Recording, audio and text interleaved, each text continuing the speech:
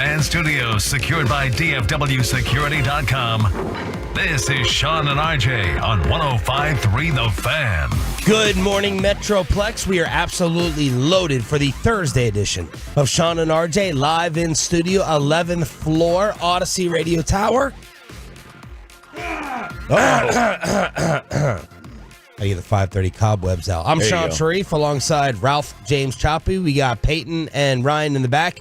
We are live on the FanCam, Twitch, and YouTube, and we have the biggest story in the sports world taking place congruently with the second game of the Major League Baseball season.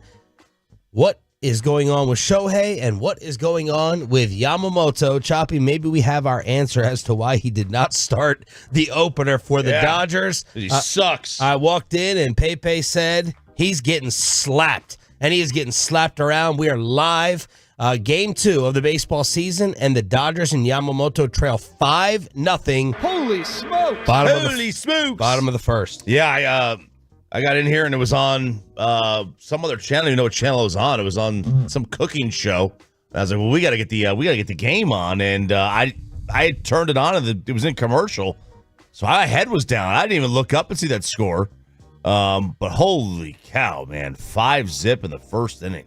Giving up a 5 spot. Yes. Woo! $300+ million. Meanwhile, the Shohei Ohtani scandal that broke yesterday. I walked in here. It looked like you were working on a book report. What is going on over on that legal pad, Tony Kornheiser? Well, yeah, no, you gotta have the legal pad, right? You gotta work on your handwriting every now and then. It's tough when you don't write very often. Yeah. And the handwriting gets worse and worse. And mine was never any good to begin with. But this Shohei thing, this ain't over by a stretch. By a long stretch, it ain't over. You sure? You sure they're not their fall guy? I mean, they got the fall guy, but someone's going to be investigating this. The Dodgers, that's $700 million. I mean, it may be going to a gambler for all we know. What happened? What happened yesterday? So Ippei Mizuhara is the interpreter for Shohei. Before yesterday's game, he had a 90 or so minute conversation with ESPN, who had been tipped off that there was this big time gambling controversy in California. So sports gambling is illegal in California. Everything else is legal. I mean, Texas and California, one. Yep, that's right. That's it. 1 and 1. Texas and California are the only thing they agree on at all. Is no gambling. Now you can gamble, but you can't gamble on sports. All right, so you can't do sports gambling in California. Because they do have some casinos there. So they still have bookies. Which is so freaking ridiculous. Isn't that crazy? Yeah. You go like they have casinos, you can go play blackjack. There's poker rooms. I mean, there's right behind these car dealerships in Oxnard, as Jerry would say, there's a room you can play blackjack in. It's crazy. So some gambling's allowed, but not sports. And his interpreter places a bunch of bets with a bookie. And he tells ESPN, I just got in too deep. Shohei did me a solid. Apparently him and Shohei are best friends. They're best friends.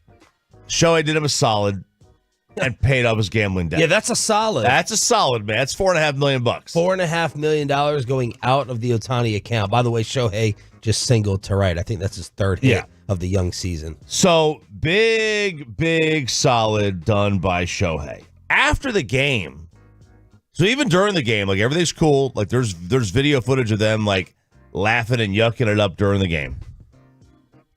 After the game, the Dodgers hold this like players only meeting. And Shohei's in there, but Shohei, like, he doesn't really speak English, but he does. But he also doesn't. So there's a lot that he doesn't understand that's going on in this meeting. Andrew Friedman comes in, some of the execs come in, and like Shohei doesn't really understand what is going on. And I guess they tell him something, and then he says, okay, this guy's got to go. This guy's fired. And now the latest is that it wasn't that Shohei did him a solid. It's that the account was directly linked up to Shohei's account, and they were just drawing money out of it. Theft. Fraud. Fraud's another one that was saying. So you're telling me that this guy was taking $4.5 million out of Shohei's account without him knowing. Yeah, now it may not have been $4.5 million all at once. It may have been 100,000 here, 500,000 there. Which, if you're Shohei and you make $50 million a year, like, how much do you notice? Like, let's just break that down for us. $50 million a year, put it to 5,000. Yeah, and you're out $400. Do you really recognize it? Right. I don't know. I have no idea. Right. I've never earned $50 million, so I don't know what it's like to lose 4.5. We'll know after the Powerball and absolutely. Mega. Absolutely. Powerball. Is it Powerball? They're both. Both. One's almost a billy. Mega, I think is close to $1 billion, and Powerball is at like $750 million right now. So that was like, okay, so now it's the theft. But I do think it is a stretch to believe that this guy just had a $4.5 million wire to a bookie without Shohei's knowledge at all. So now the speculation is this guy just a bad gambler who was lucky enough to have a multi-million-dollar friend, or is he the middleman for Shohei and the bookie? Like, that's what everybody's starting to ask themselves now. And that's where we are. And then my follow-up questions, was this guy placing bets for Shohei Ohtani? Yeah, is he the middleman? Was he the middleman? Yeah, is he placing bets for Shohei? Because apparently he stood up in front of the Dodgers in that team meeting and said, I'm an addict. I have a crazy over-the-top problem. I can't stop myself. Yeah. That's what the reports are. But in the conspiracy theory world that we live in, right, is this guy being set up to take a fall? I don't know. Yeah, is he placing bets for Shohei? Like, I want to know, like, where does this guy go now? Like, if this guy stays in L.A., all right, if he just stays in L.A. and he keeps getting, like, then he's the middleman that's for Shohei and the bookie, right? Why? Because, what is his job now? He doesn't have a job. Well, he might like Los Angeles. He might like L.A., but I've seen 90 Day Fiance. It's great. A lot of times they like to come over and stay. Yeah, he might get a new job somewhere else. I doubt he's going to be hired as an interpreter for anywhere. Did you check out Dallas Braden's timeline and compare it to your own? Yeah, I was trying to find out. I couldn't see the exact breakdown timeline. Here we go. A rough timeline. Dallas Braden, former Major League pitcher. Ohtani rep goes on the record with ESPN. How did that interview get set up, by the way? Apparently, this was really in depth. This guy has never said anything since Shohei Ohtani's existence in Major League Baseball. His job is to be short and generic. That's it. As Pepe said yesterday in the group chat, this moron screwed up the greatest gig in the entire world. He had the greatest gig. You don't have to say anything specific. You just say a bunch of generic Jason Garrett, Dak Prescott responses, and you are good to go. You're living in Los Angeles on Shohei's coattails. Ohtani rep goes on the record with ESPN saying that $4.5 million was transferred to himself to the bookmaker. Ohtani's spokesperson then goes to ESPN, says Ohtani never bet, feels bad for him, paid off his debt, so he would never do it again. Then spokesman for Ohtani says that the interpreter is lying after he gives his 90-minute statement. This feels like the Dodgers went to Ohtani's reps and they're like, look, this is what needs to happen. This is conspiracy theory, right? Because that meant Ohtani lied. That meant Ohtani lied about helping him pay off the debt. Now, maybe Ohtani knew that he realized the money was stolen and he didn't want the guy to get in trouble. Like you said, if they're boys. Ohtani's lawyers then claim massive theft. The translator says Ohtani had zero knowledge of his debt or his gambling habit in general. That is the rough timeline. Yeah, and that creates a problem for Shohei if there was a wire transfer that was or a link directly to the account. I mean, that creates a problem for him. It's like, all right, does this interpreter have access to your bank account? Right? Like all that stuff. He's got access to everything like that. Okay, that's. And why did you say you sent it to him? Yeah. Now, if he's doing versus getting robbed. Right. If he's doing him a solid, then okay, great. They're best friends. He's helping him pay it off. It just makes no sense. I mean, it makes sense as a friendship, but I don't know culturally I don't know any friend that I'm going to be going out and $4.5 million paying off their debts for them. Maybe if you have $500 million. Maybe give $500 million, you might, right? You might. You're right. And you're right. If it's $5,000 and somebody's in $400, it's like, yeah, sure, I'll help you out.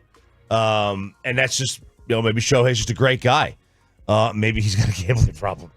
We don't know. Like this is scratching just the surface of this. Pete Rose is trending for a reason. Yes, he is. There you go. So where do we go from here? And what type of investigations are going to be launched?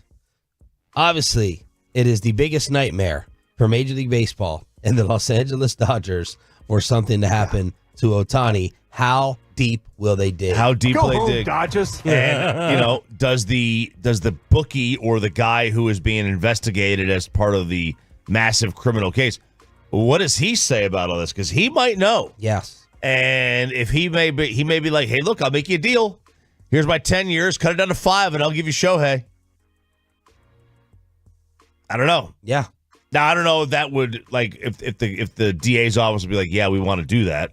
I don't know what that would do for them. Like they're not going to arrest Shohei Ohtani, but I don't know. This is crazy right now. Whew, what do y'all make of this? 877-881-1053, 877-881-1053, the Ohtani scandal that broke early yesterday evening. The Dallas Stars broke it open against Arizona. The Rangers have a new pitcher, and RJ gets you set for day one of the madness. A loaded Thursday edition with Sean and Choppy just getting started on The Fan. Coming up in the next G-Bag Nation, we are now 1 week from opening day.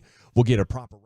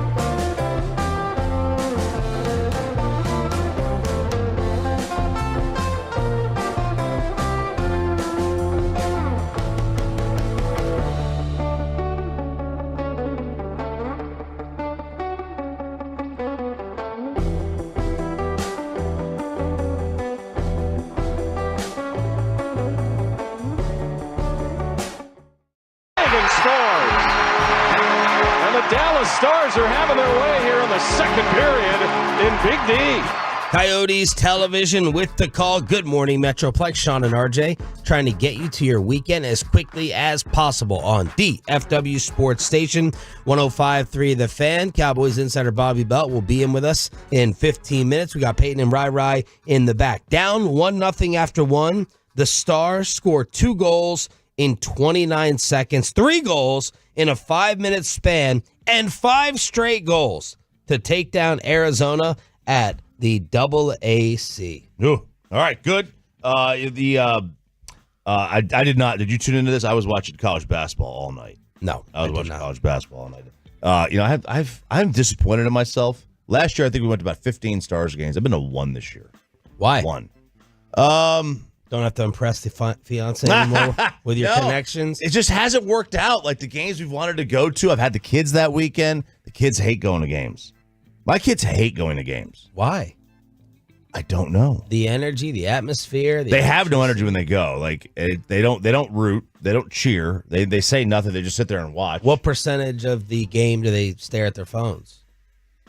I try to take their phones. I try to take the phones from them during the game or tell them to get off their phones. You physically take the phone? I physically will take their phones. Yeah, I try to keep them off the phone as much as possible. Can you still run old man strength on both? Oh well, yeah. I mean, the younger one, he's tiny still. Yeah, and Luca's problem is that he's now taller than me, and it's hard to get the leverage up top. Yeah. But all I've got to do is just push him against the wall. I outweigh him by 100 pounds.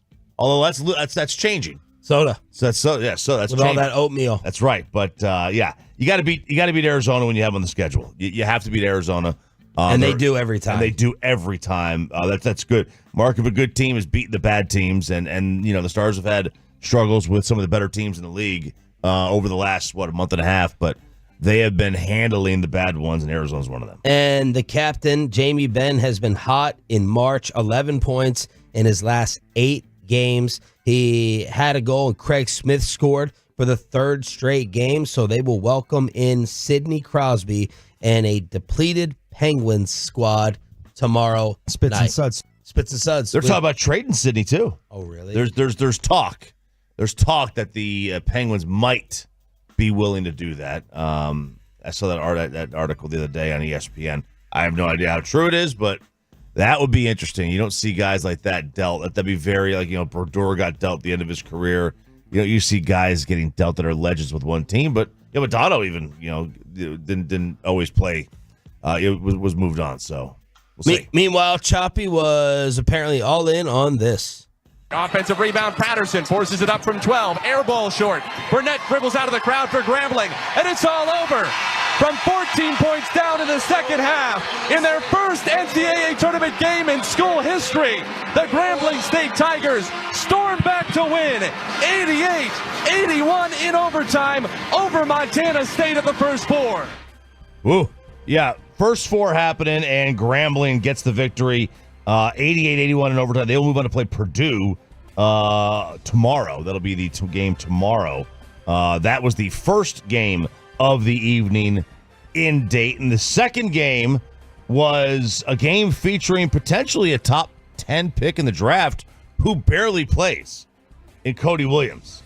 He played 11 minutes last night. Guy can't get any run on the floor. Last 5 games, he's got only 23 points, 2 assists, 5 turnovers. No made threes, 3 free throw attempts. Played 11 minutes. Daniel Gafford problems. Why doesn't he play? Well, he was wearing a mask for a couple of those games. So finally he got the mask taken off. He must have mowed his lawn. Yeah. No, it was one of those face shields. But yeah, he hasn't played a lot in the last 5 games. Maybe the breakout's coming because they got Florida next. But Colorado comes from behind slightly. They were down 3 or 4 points in the mid of the second half, and they win 60-53 over Boise State. His name's Cody Williams, and Tankathon has him right now as the 6th overall pick going to Memphis. Are all the selections in for the morning show? Not Bobby's. Okay. Bobby's got to get his in. Peyton's got his in. You have yours in. I have mine in. At first glance, without ruining it, we'll do the total unveiling later. have you been able to get a feel for like the biggest differences or trends with our selections? Are they all hopefully not the same? Between ours, I've noticed. I've noticed some sides of the bracket are all the same. Ugh. All right. Then I've noticed others like the Midwest. I think we all have somebody different in the Midwest. My lower left bracket has like a ton of my upsets. Lower left. Okay, Yeah. so the West. Yeah, the West is it could make or break me. I don't All right. know. I'm. But you got to do that. You do. I think. I mean, as someone who usually comes out on top in the morning show bracket challenge, you have to do that. You got to come up with some crazy upsets here and there. But when you're getting ready to write that team in like to the third round, and you're like, all right, I already had them with the round 1 upset, and then I'm gonna have them in the round 2 upset. That's when things get scary. It does. And you're like, am I gonna be a wuss? And am I gonna chalk out right here? Yeah, and I'll tell you, Peyton and I have the identical West bracket. Everything's the same. Every game is the same in the West. Wow. And who was the number 1 seed in the West? Carolina. I'm looking. I think we have everything the same in the East as well. I think we have every game the same in the East. I'm pretty sure of that. Give me everyone's final 4 that we have. Actually, you know what? We'll save it because we got a little bit of controversy playing out from the tournament. Other game that we need to get to last night. That was it. That was Colorado over Boise State. So today it starts. Okay. This is happy birthday, Merry Christmas, whatever you want to call it. And it gets going today. Not even 6 hours from now. A little bit more than 5 hours from now. 11:15 a.m. on CBS from Charlotte. It'll be Michigan State and Mississippi State. All right, that is going to be the opening game of the tournament. Big channel, Channel 11, Michigan State, Mississippi State, Mississippi. Boy, you can't do this. On ESPN, it says MSU minus 1.5. Which one's MSU? Oh, I love this day. I'm going to have lunch with the Frankels. Well, and then go home and just have it on. The Virginia athletic director has apparently been caught liking tweets that was roasting the basketball team's pathetic play-in performance. Pathetic play-in performance. And you don't see ADs come out and do this, but and Bennett, Coach Bennett is, he's got a championship there. Yeah. But he's also got 2 embarrassing losses. He was the first 1 seed to lose to a 16, and then this game where they went 51 minutes of real time without scoring. Like, those are embarrassing tournament performances sandwiched around a national championship. You probably can't fire him, but he is in charge of putting those players on the floor, and those guys are terrible. And some of these tweets that the AD apparently liked after one half, which will go down as the worst in tournament history, everyone's laughing at your horrible team. Like, thank you, selection committee, for putting in the insufferable, untalented 2023-24 Virginia Cavaliers in the NCAA tournament over other schools that genuinely deserved it. And someone else was ranting over UVA the other day, Peyton? Yeah, this was the CBS in-studio analyst, Wally Sherbach. He goes all the way. I think that's how you say his last name. Jeez, Peyton. My gosh. Wait. That's not who I think it is, Yes. Right? Oh, no. Ryan, get that on the IG. Peyton. Yeah. Former Minnesota Timberwolf played with Kevin Garnett. Oh. Miami of Ohio. Wally's World. Yes. My first college basketball game at Tennessee I attended was against this guy. All right, go ahead. Set up the clip. All right, so he goes off basically saying the committee screwed up by putting Virginia in the tournament overall. This performance matters by Virginia. Mountain West completely blew them off the floor. Mountain West, we've been saying, has been completely underseeded. And the way you perform in this tournament, it puts the committee on notice. They made a mistake putting Virginia into the NCAA tournament. Every bracketologist was saying it. They go out and play like this. It's unwatchable basketball the way they played today on national TV. St. John's is sitting there like, we've won 6 out of 7. We're scoring 90 points a game, playing great basketball down the stretch in the Big East. Seton Hall beat Marquette and UConn. They're sitting at home or in the NIT. You know what? Cut it off. I don't even care. I don't care what he's saying. Peyton. I blocked out. Peyton made my week. Wally Sherbach. Zerbiak. Wally Sherbach. By the way, there are 7 games. There are 16 games today. 7 of them involve 14, 15, and 16 seed. So 14-3, 15-2, 16-1. That's which it's like I think it's one more than would be the entire field or half the field. So it's a little bit more of a dud day than maybe tomorrow might be in terms of the high versus low seeds. Are the Dallas Cowboys interested in this Longhorn running back? Have we learned our quarterback drafting lesson? And where should the Cowboys be looking for all the positions they need? Bobby Belt joins us for all that as we go inside the Star on 105.3, as Peyton would say, the Fiend. Always a welcome sign for this clubhouse. Featuring breaking sports news, inside info, opinion, with laughs along the way. Turn it on, leave it on. The Fan and the Odyssey app. This is Boomer Esiason with an Odyssey Sports Minute. All right, folks, it's now time for Boomer's Bracket.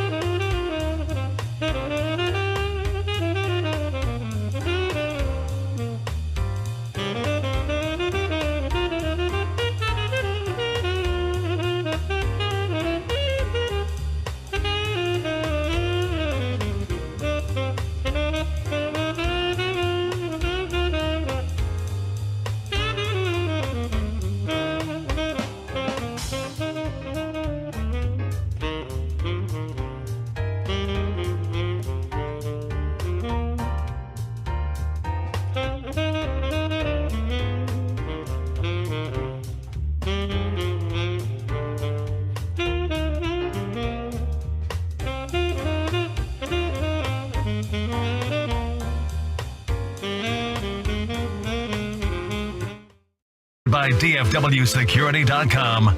This is Sean and RJ on 105.3 The Fan. From news and notes to the coaches and players for America's team, let us go inside the stars on 105.3 The Fan. You must have gotten reloaded. Hump day. Judging by your Facebook activity yesterday. Any person wants me to like, I'll set up 19 different pages. He's fist pumping at 6 a.m., trying to get Choppy to go along with him. Bobby Belt is I'm just excited about what the Dallas Cowboys have done this offseason. It is a championship program. Mike McCarthy was right. And when you accept that fact, when you accept that reality, you just see colors are brighter, sounds are sweeter. That's all. But at least they were not too busy to attend some different workouts. They were out and about yesterday. So this actually got a lot of criticism. Albert Breer went off yesterday about all the different schools that were doing pro days yesterday, because Ohio State, Alabama, and Texas and USC were all on the same day. Why do they schedule? Who schedules those, by the way? I don't know. And that, like, the schools schedule them. And that's the problem, is that Breer had said, like, teams are not totally thrilled with this because they feel like they're spread too thin, or they can't send somebody everywhere they want to be. Like, for instance, maybe Mike McCarthy would have liked to have been at the University of Texas yesterday. He couldn't because he was at the University of Alabama. McCarthy was at least he was at one of them. Yeah. I mean, I don't know if he was watching things or if he was just off to the side. You know, it's just like anything. And then in Texas, you had Brian Schottenheimer was there. And so Brian Schottenheimer went to Texas. No job title, really. He has a job title. We just don't know. We don't know what he does. Yeah, don't totally know what it is where was you Jerry? Do here. I don't know where Jerry was. I imagine maybe he was at USC or something. But Brian Schottenheimer's down at Texas. I did not see that Mike Zimmer was at any pro days yesterday, which was interesting because a lot of people feel like the players you would think Dallas would have a lot of interest in at Texas would be potentially those defensive tackles they have there. Byron Murphy and Tavondre Sweat. And they didn't have representation there on the defensive side of the ball. So the focus for the Cowboys was the offensive side of the ball at Texas, apparently. Okay, real quick, just a sidebar here. We all think offensive line is the one they would target, but how likely is it they would target a defensive line in the first? I mean, they've lost 4 of them. They've lost 4 defensive linemen this offseason. Oh God. Osa Odigizua is entering the last year of his contract. DeMarcus Lawrence is getting near the end. Parsons still doesn't have an extension. Not like Parsons is at risk of going anywhere. Mozzie Smith has been disappointing. So, I mean, it's not exactly stable. They could, I know you don't love the value, which we'll get into here in just a sec. I know you don't love the value of defensive tackle in the first round necessarily, but, I mean, I don't think I'd be floored if they thought the best available player at 24 is a defensive tackle for us. I mean, look, if it's a guy who they have as a top 12 player and he falls, I mean, then it's a different story. But then again, Byron Murphy is considered by a lot of people to be the top defensive tackle in the draft, the defensive tackle from Texas, and they didn't have a defensive line coach or a defensive coordinator present for his workout yesterday at Texas. So it was all on the offensive side of the ball. So you immediately start saying, all right, who's on the offensive side of the ball? Well, you got A.D. Mitchell, the Texas receiver. The other Texas receiver, Xavier Worthy, who ran the 40-yard dash in record time, 4.21. Man, is his PR team doing a lot of work, sending things over to reporters like, this is not just a 40. This is a joystick. He'll do this on everyone. And I'm like, well, yes, Pepe, I think you were out what you thought of Worthy while watching him. With the game tape. Oh, I think Mitchell's much better than Worthy. I think Worthy is, you see the speed. Like, that was not a total surprise. I mean, breaking the record might be a little bit of a surprise, but you knew that's probably a guy who runs in the 4.3s, 4.2s. Like, he is a blur.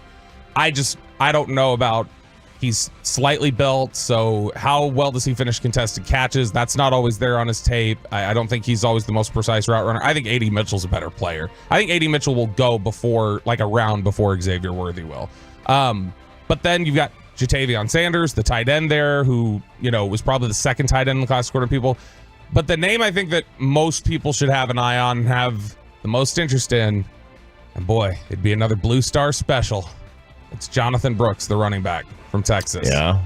And Jonathan Brooks. D-tackle running back, first 2 rounds, let's baby. do it, man. Championship.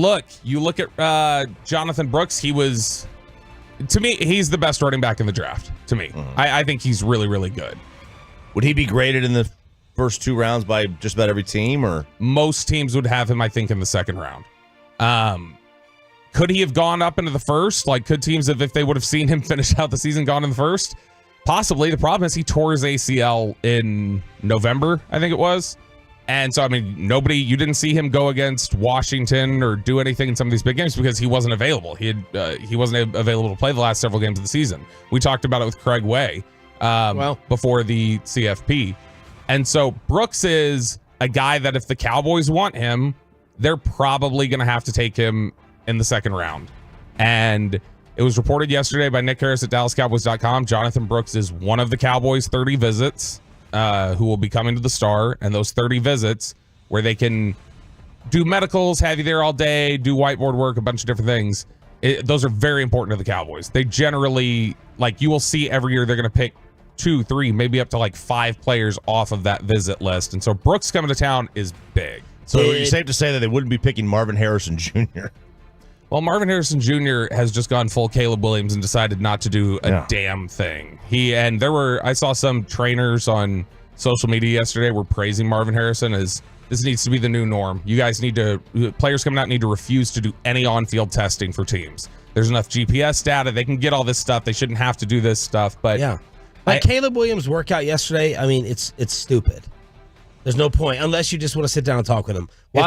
Watching him work out is totally, completely worthless. It's one of those scout things where you want to hear the zip on the ball as it flies. You know what I mean? I'm serious. Like, you want to hear the catcher's mitt pop. Yeah. In live real time. I mean, I'll say for some teams, I think it matters to them when you show up. I'll give an example of this. Trayvon Merrick from TCU had a tight back or something at his TCU Pro Day a couple years ago, and he ran the 40 anyway at his Pro Day, and it wasn't a good time. And one of the scouts was standing there. It was not a Cowboys scout, and I was chatting with him, and I was like, what do you think about when like a guy like Merrick runs a 40 when he's like banged up? Like, how do you look at that? How do you adjust it? Yes. And he's like, look, we already have our evaluation of him. Like, we already think what we think about him. If he comes out here and does that, nobody's going to hold it against you if you don't run. They understand it.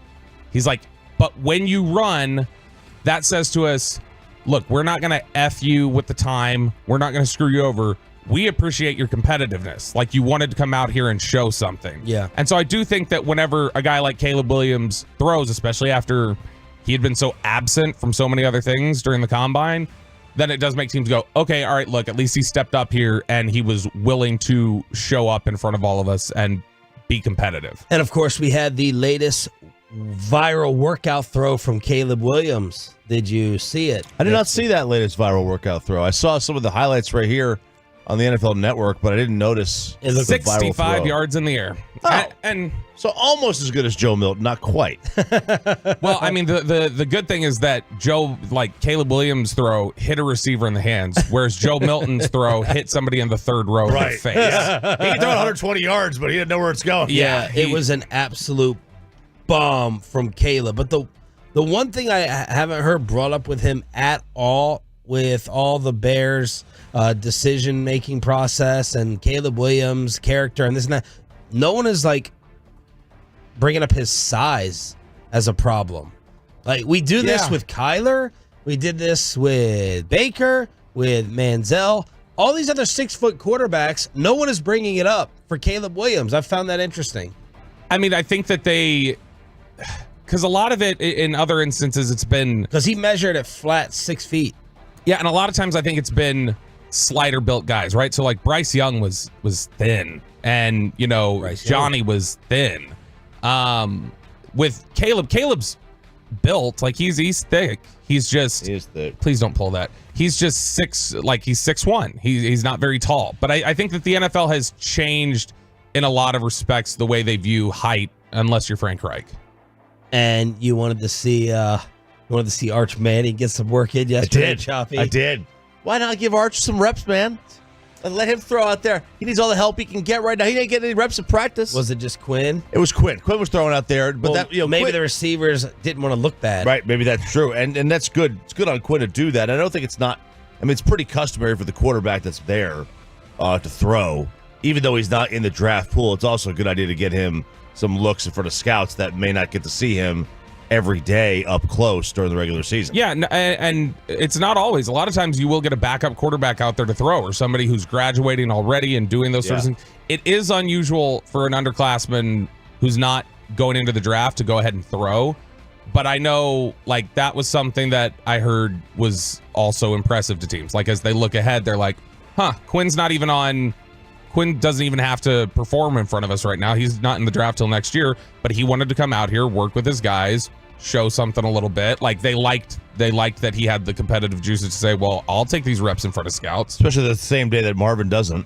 And I wonder if Marvin not doing that was because he didn't like the quarterback that was going to be out there for him. I have no idea. And Michael Irvin had texted us the other day. Well, he feels like, some of these teams not so happy maybe with Marvin and his strategy here. His strategy of skipping the combine and then skipping the pro day. So there's no 40 time on him with at either one of these days. There's no bench press reps at either one of them. You got to trust other people's numbers. Let's see how much people step to him though with Pops. I wouldn't.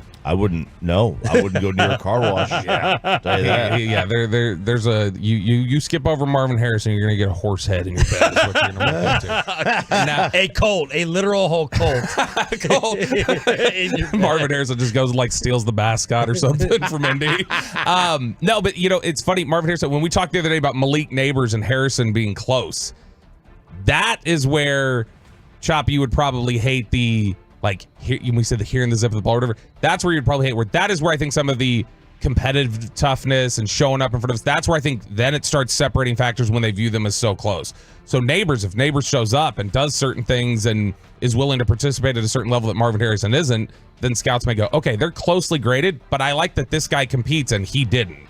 Couple of wide receiver visits to tell you about. The Carolina Panthers are going to meet, the Baltimore Ravens are going to meet with Michael Gallup. Makes sense. They sign guys past their prime. And former Baltimore Raven Odell Beckham is going to meet with the Miami Dolphins.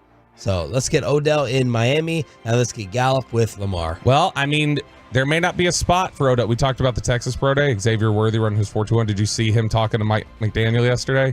Mike McDaniel loves speed. McDaniel walked up to him and he goes, he's like, why didn't you run the 40 again? And Xavier Worthy goes, I didn't want to break it by too much. The guy has Waddle and Tyreek loves speed. He loves speed. Yeah. So, but Odell Beckham, honestly, I think that'd be a great fit. You're a third receiver with those guys, and that's where you want like your aging vets that are smart, good players or whatever that can't. We think they're bums against ones, but against threes, it's a completely different ballgame. I would absolutely take a look at that. The Texas Rangers signed the no-hit specialist. Do we have a new starter to talk about? Guess who went deep again yesterday in surprise? And the Ohtani scandal that is breaking all over Major League Baseball's face next on the home of the World Series champs with Sean and RJ. But I'm days away from the new security system with DFW Security. And DFW Security is loved so much, my realtor said, would you mind just leaving the older equipment that you had in the home? Because we are sure it's so nice. We're shocked that you're not taking it. That's because we're going to the new home and get just brand new equipment. They're like, we're sure that the new tenants would absolutely love to keep this awesome, fantastic alarm monitoring system. Find out what they're talking about with alarm.com, the all-in-one app, and DFW Security, where you can upgrade the force field around your home, business, or large commercial facility. If your system is older than 5 years, you're overdue for an upgrade. Embrace cutting-edge technology that's reliable, convenient, and affordable with DFW. They have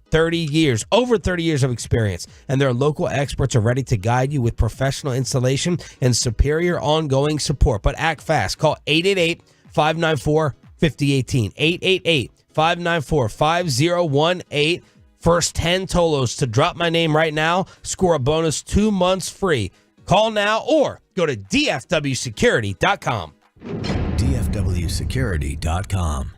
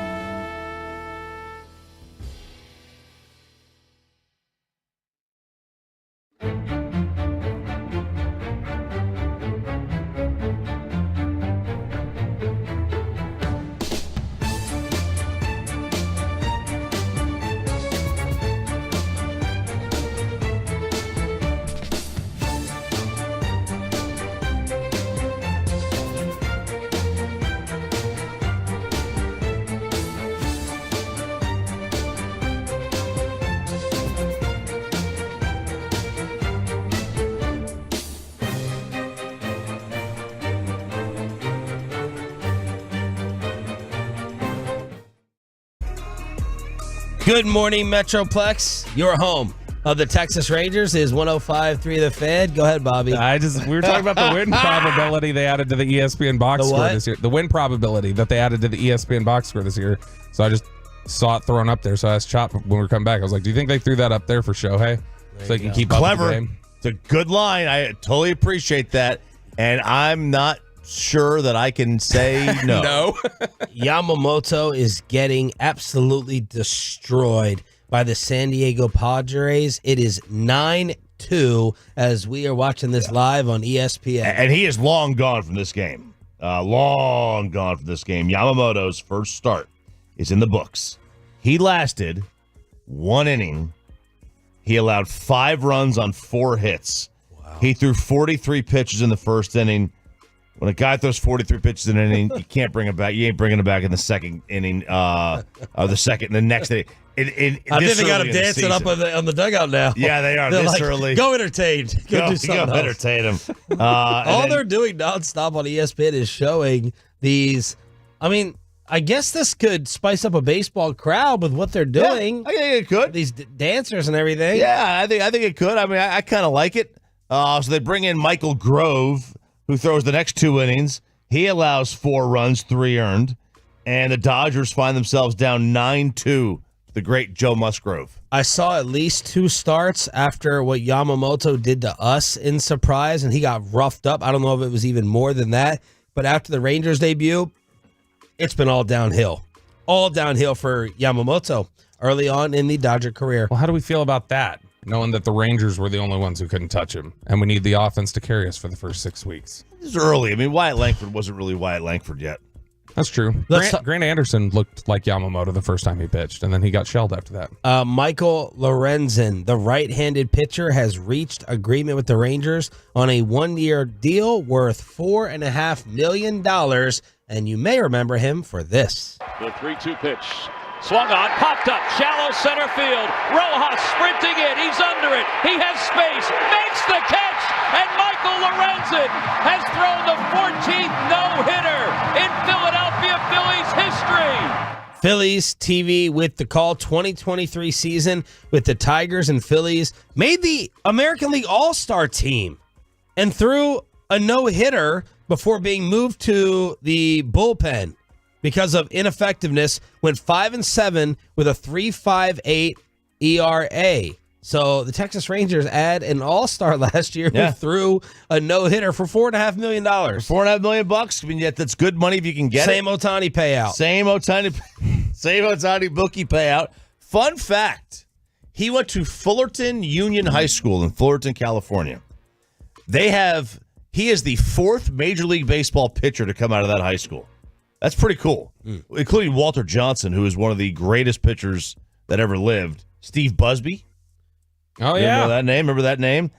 He also came out of that high school as well. But it's a good little pickup. I mean, this is a very late season pickup, or late spring training pickup. And if he can, get his stuff going, I mean, he can obviously do great things with throwing a no-hitter and stuff. But he's got good stuff. Is this into the starting rotation?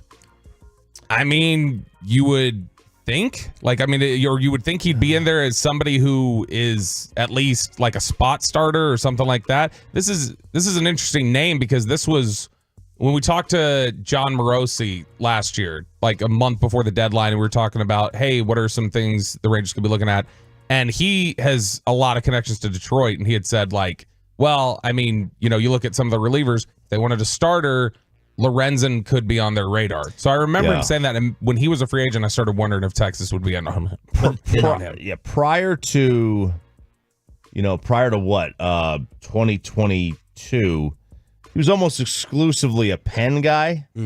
But I mean, that's changed over the last couple years. I mean, I think you can slide him in. The risk you got to run is that, when you start having a guy, well, we're going to start on the bullpen, then we're going to move into the rotation, and then we're going to move back to the bullpen, then back to the rotation. I mean, that's how guys like Scott Feldman would get hurt. They would lose their mojo a little bit. So, I mean, whatever they decide to do, that's probably what they're going to stick with. So, in his debut, he threw 8 innings of 2-run ball for the Phillies, and then his home debut, 124 pitches for the 14th no-hitter in Phillies history. He struck out 5 and walked 4 in that 7-0 win over the Nationals. But then he went 2-2 with a 7.96 ERA over his next 5 starts, and he got dropped out of the Phillies rotation. You talk about being ready after being signed this late. Blake Snell, is he going to be ready, Bobby? Well, that is what he's saying. So, or at least that's what he's optimistic about. So, Choppy had been bringing this up about the idea of Montgomery and Snell. Like, hey, at what point are you're signing them and, writing off the opening of the season? Well, Blake Snell met with reporters yesterday and said, hey, 9 days to opening day, but yeah, you better believe my goal is to make sure that I'm ready to pitch in the opening series against the Padres. And I wouldn't write anything off with, you get the opportunity to go against the Padres, who you're probably a little upset with, and just upset at the market in general. Like, I would imagine he's tried his best to stay ready so that he can have an impact. That would be impressive if he did, because, I mean, you see a lot of guys, you'll see players that aren't with teams, they'll work out with college teams. They'll try to throw to live hitters. It's obviously different than spring training games, different than any kind of game. Wyatt Langford went yard again. You ready for Wyatt Langford to be Freddie Freeman, Ryan Zimmerman, no, Addison Russell, Justin Upton, and maybe Mike Trout? As Bassett keeps saying, Langford went deep to left yesterday in the Cactus League. He now has a Cactus League leading 6 home runs. He's got 18 runs batted in, and those are the list of hitters to hit 6 or more home runs in their age 22 or younger spring since stats were officially tracked in 2006. He joins that list. Yeah, a lot of those guys, I'm not interested in him being those losers. But Mike Trout, I am interested in him being. The other spares that you mentioned, including Freddie Freeman, who wears his pants too high. Hey, I like him. He just wears his pants too high. They are high. It's very, very high. I can't get down with that. That's good company to be around. I mean, seriously, that's really, really good company to be around. Maybe that is like a spring training observation you can make when it's like, oh, you can't really take, everyone's working. Well, maybe if you dominate to this degree, it means something. Yeah, it means that you can see ball, hit ball. Now there'll be scouting reports, and we've seen this with Mike Trout, right? You can there's spots where you can get him. You get him up and on the hands, and it's tough. Yeah, get him on the IL. Get him on the IL. Another place that's hard for him to hit from. But tell you what, this Dodger game, by the way, this is not over. They were getting blown out. It's not over with them. So it was 4%. Win probability now says 7% for the Dodgers. It's 9-4, 2 men on with Mookie coming up. Anyway, go ahead. Yeah, so it's just like you get to that point where you are just dominating at that level, at that degree. Again, these are still good. They're still major league pitchers. They still have good stuff. Now, whether or not they're trying to get you out or they're just trying to get you to get their work in, we have reached the point of spring, though. To me, I think where guys are actually trying. They're not. It's not just hey, I'm working on my curveball today. No, I mean, dude, this is their dress rehearsal game. All these pitchers, this is their final game before the regular season, most likely. Bobby, your initial thoughts on the Ohtani scandal as his interpreter was fired yesterday after he apparently admitted to having a gambling addiction, and now the story has gone from Ohtani letting him borrow where's that going? Where's that going? Oh, it's off the wall. That was about to be 9-7. That was a few inches away from 9-7. Instead, 9-6. We're getting 9-6. You could just see they were hammering this pitcher right here. Musgrove, man. Mookie, he's doing early work in his season. Bobby, you had one more follow-up on Langford before we get to Ohtani? Just what I was going to say about Langford was when we make the comparison to Mike Trout, I was going to look at Trout's first full season in the major leagues. If we're trying to look for a comparison, remember, Trout was 20 when he got to the major leagues first full year. Langford's older than that. But Trout's first full year was 30 home runs, 83 RBIs. He hit 326 and had a 963 OPS. So if that's your comparison, we do have precedence for getting to the majors and spending the first full year up here and making a massive impact. How old is Langford? 22, I think, 23, something like that. Let me look at it to be sure. But I believe he's 23, actually. Well, the man at the plate right now, he just tried to make it a one-run game. Shohei Ohtani is all in the news because apparently his interpreter has a gambling problem. He was in debt $4.5 million. Ohtani apparently let him borrow the money first out of the bank account. Well, then the story got turned into it was stolen out of the account. The interpreter gave this big, wide-ranging interview yesterday, went in the Dodgers clubhouse, apparently admitted to it being all his fault. He's gone, and now we have this casting a shadow over L.A. Yeah, the way this is being presented, like the details of the case, like here's the timeline of everything that's occurred in the last 24 hours and what they thought was the truth or what was being presented as the truth or whatever else. It's something's not right. Either it's like you said earlier at 5:30 where it's a Dodgers decided they didn't want that being the narrative, so they came out and said, nope, we're flipping this story after the players meeting, or new information came out there, or Shohei's lying, or this guy's lying. Yeah. The police are on their way, mofo. I find it insane that this guy would grant an on-the-record like interview to ESPN saying something that if he knew it was false, like if he were to say, yeah, Shohei was doing me a solid, gave me $4.5 million.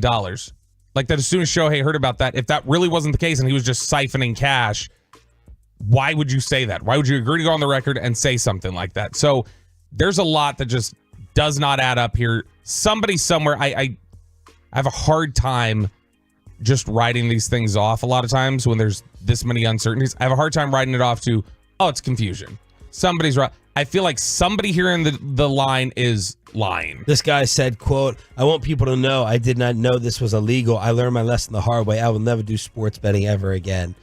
Yeah, I have no idea. I'll just turn off my $4.5 million habit. Is sports betting a normal thing that everybody does all the time in Japan? I have no idea. No idea. California, it is sports gambling somehow is illegal there. The bets were made on international soccer, the NBA, the NFL, and college football. But this is the Dodgers trying to get a hold of this real quick and be like, Shohei doesn't even bet. Shohei doesn't even like betting. There's no way Shohei bet. But see, that's the thing. If you are... and he never bet on baseball. He said, I knew that rule. That's 100%. We have a meeting about that in spring training. Yeah, I got to meet These are quotes. Yeah, you got to meet it in spring training. Absolutely. Listen, I would not have thought like that, Shohei's interpreter. I figured soccer, okay, bet on soccer, bet on baseball. I did college football. LA, there's no college football in LA outside of USC. Well, that's it, right? UCLA. Nobody even cares about USC. They don't even go to the games. The number one pick coming out of California. Yeah, they can't win. They don't even go to the games. You know what? Those quotes you just read there, those sound like really old quotes. Those sound like about 40-year-old quotes that came out of the mouth of Pete Rose is what those sound like. I knew not to bet on baseball. Didn't do that. Don't look at that. I promise. But the thing to me is, let's assume that he came over here and it wasn't a cultural thing that he didn't pick up till he got here. If he's supposed to be in Shohei's hip pocket all the time, how did Shohei not know about any of this? How does he get this close to this world without Shohei knowing? Naked workouts in the future of RJ Choppy. What would you do if your wife wanted to be called the B word and Peyton Russell has a problem? He's getting a little bit too much fan mail. Oh, no. The payload on a Thursday is next. Let's get you over to Platinum Chrysler Dodge Ram Jeep. It is, of course, a Stephen Gilchrist-owned store, Gilchrist Automotive. They are going to hook you up on that brand new Chrysler, Dodge, Ram, or Jeep at PlatinumCDRJTexas.com. Head on over there. Go see Stephen Gilchrist and his fantastic team. It's located in Terrell. It is worth the short drive to Terrell to save a lot more on that brand new vehicle right between I-20 and Highway 80. Go check them out online, PlatinumCDRJTexas.com, where you can start the process during Ram Truck Month, boys and girls. That's right. Ram Truck Month happening all month long. You can get 0% APR for 72 months on select Ram 1500s. They've got crew cabs, quad cabs, Lone Star, Bighorn, Laramie Edition. Of course, the 2500, the 3500s as well. You can get them all online, PlatinumCDRJTexas.com, where you can start the process and customize it.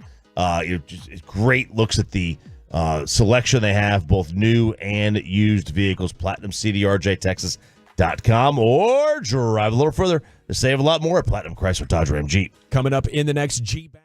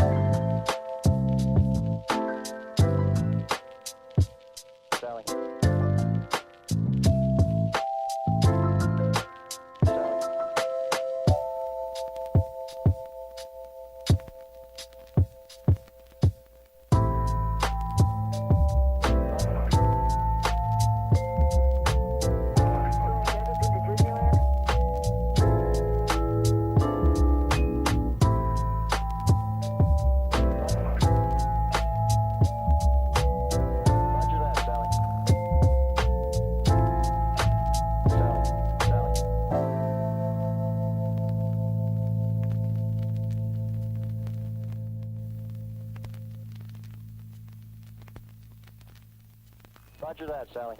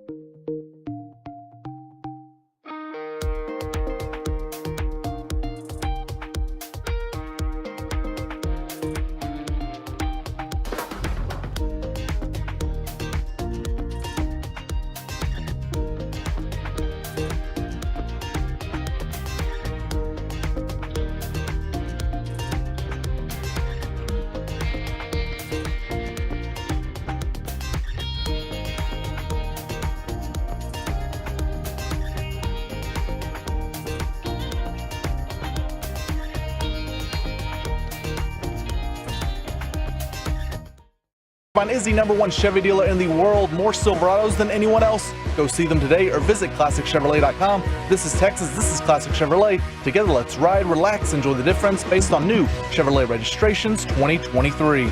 Okay, am I hearing this right? The morning show is letting Peyton Russell have his own segment? I just don't get it. We've known Peyton for years. He's horrible on the mic. I mean, gathering the foreigners, this is going to be a train wreck. Daddy does work, and Peyton just does board hopping.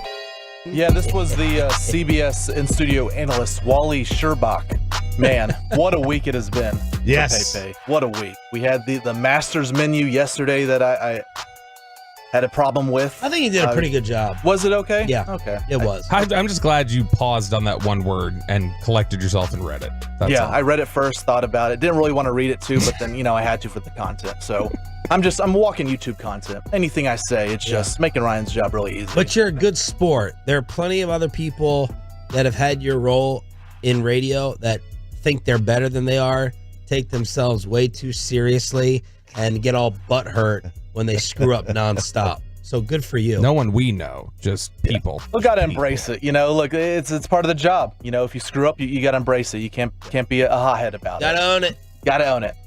But you know what I did own now? Now I do have a big head because I got my first ever fan mail sent right to me. Wow, look at this, Peyton. We've been sent stuff, to the station that we all gather, but this one was sent directly to me. This is Tolo Gather Rod. the merchandise. He left me a nice note saying that, hey, ChatGPT doesn't know you, but I do.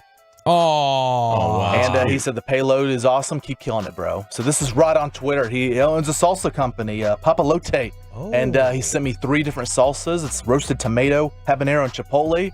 It's like a creamier salsa too. It's kind of like a dip, but more salsa based.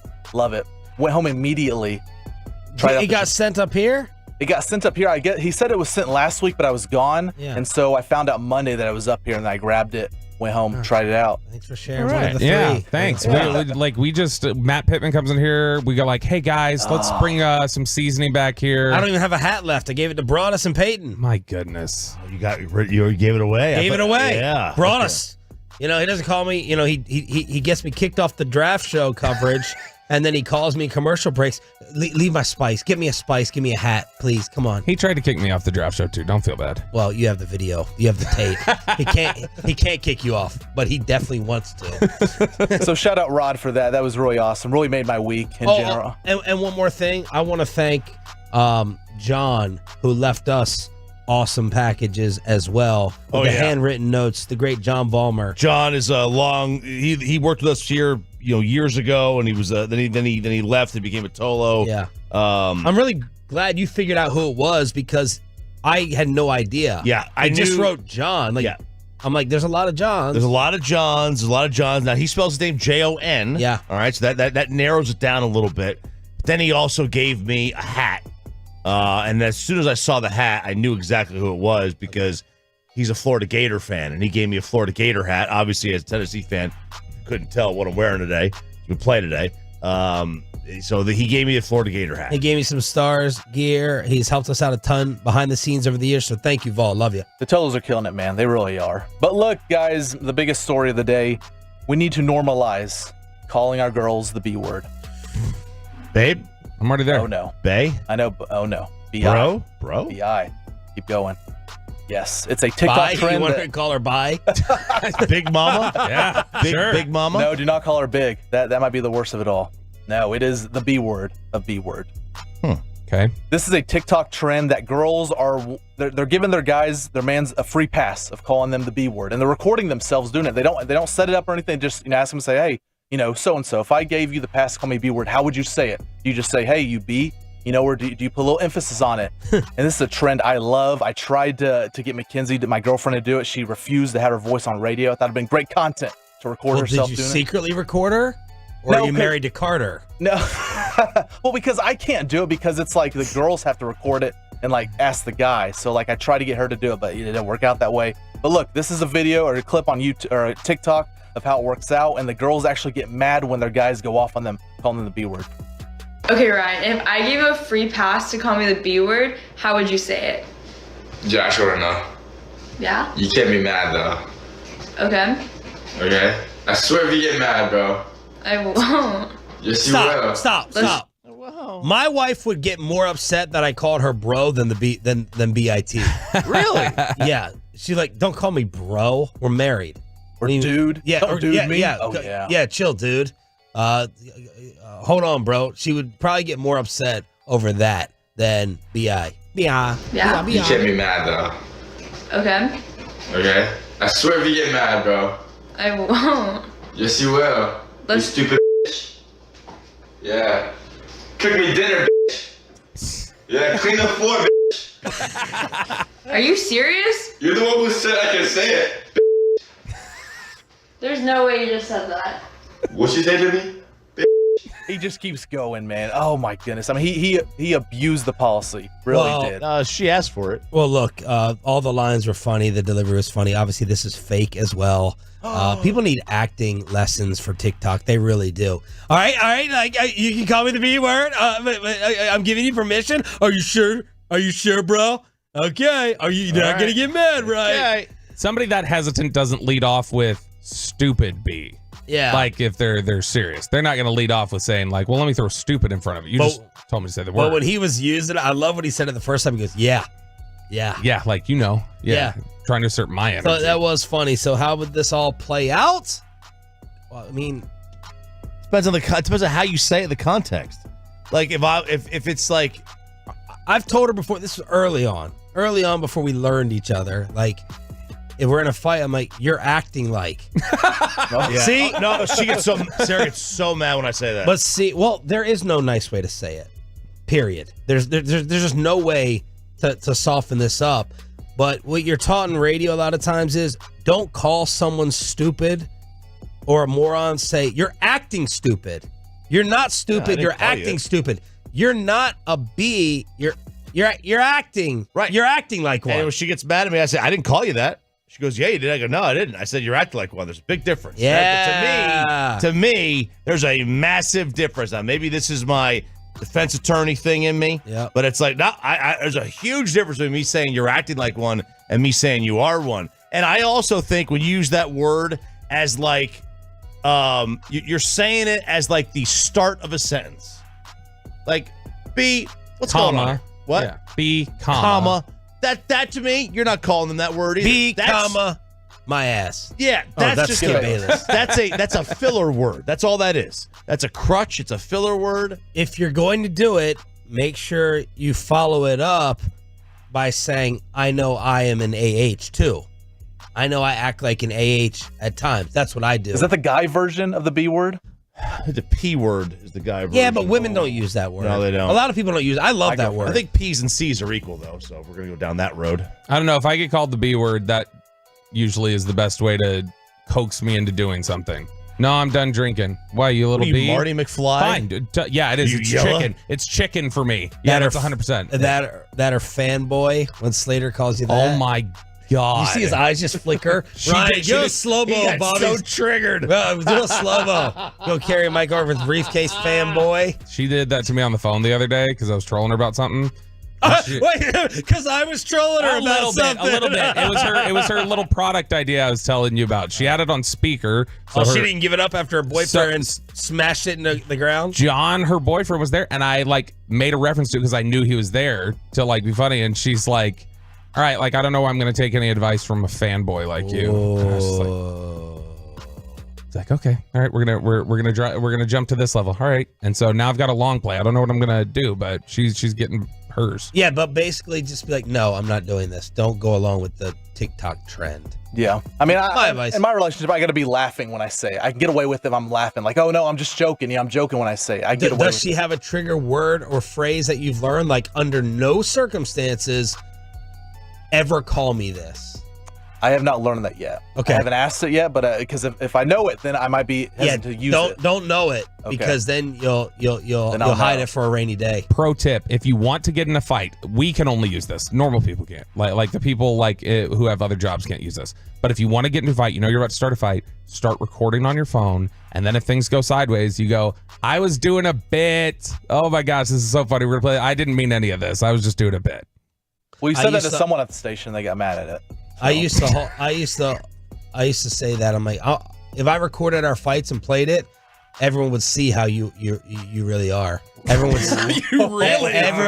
Everyone would see. I would always ask that. I'd be like, tell your parents about this argument. See whose side they take. Ask any other person in the circle. Ask your friends. Explain to them both sides. I'll record. I'll play it on the radio, and then I'll expose you.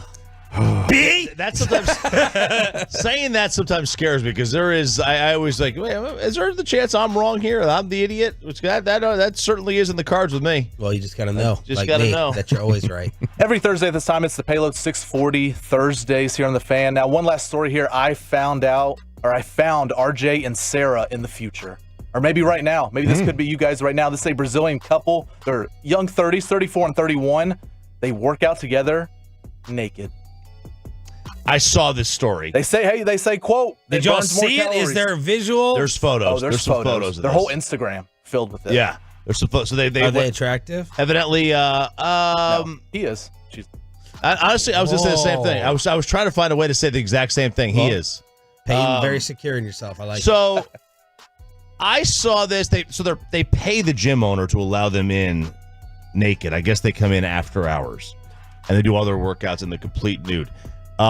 Which is, first of all, there's zero chance they haven't engaged in activity while completely nude at the gym, which is a goal of Sarah and I. We do want to do that. What would be the machine you'd be able to still rep out while? I think the easiest machine to do that would be on the. Do you know the heart rates? The low back extension machine. I think that would be the best way to go about it. The heart rates that are increasing throughout gyms right now. Jay Ochoa right now is putting up 500 pounds on the leg press. Yeah, he's putting up those Slater Fitbit numbers, man. Slater Fitbit numbers. The low back extension, that's the one to go with. The easiest one that you could be able to perform some kind of an act on if you were in there. I would totally be down with this. This would be so much fun. Now, you might get things caught. It feel very, very odd. Those benches can be quite cold. They can be quite cold if no one's been in there. Of the gym, they keep the gym cool. You might slip. Got to have a towel, though. Got to have a towel down because you might slip off.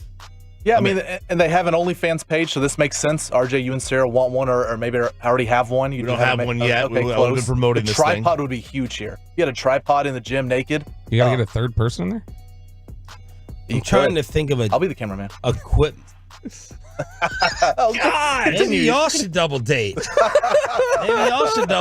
Right there. Yeah, getting Mackenzie into the mix. Do you think she would entertain? No. No? Have you broached that subject? A little bit, but no, she's not. He's Mr. Jealous. There's no way he's jumping into that. Well, no, it has to be another girl, of course. Yes. Right. Another guy. Come on. Yeah, he's not getting. You just said the guy was better looking than the. And that's why we gotta go with the ugly girl. We got to go with the ugly girl. We don't want the attractive guy in there. You want the ugly girl in there. Because then, you know what? Then he's competing with me. He's competing with me. Get Shar back in it. Get Wally Shar back in it. Oh, Choppy gosh. tells you the 10 upsets you better have in your bracket starting today. Next on the Fan. But let me go ahead and.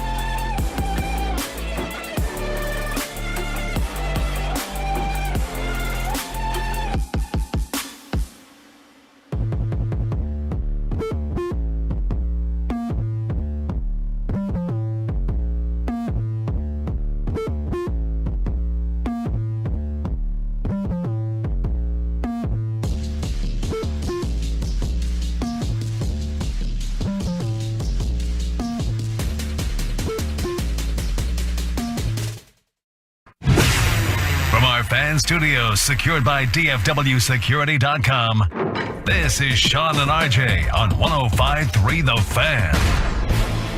The Colorado Buffaloes have won 25 games for the first time in program history.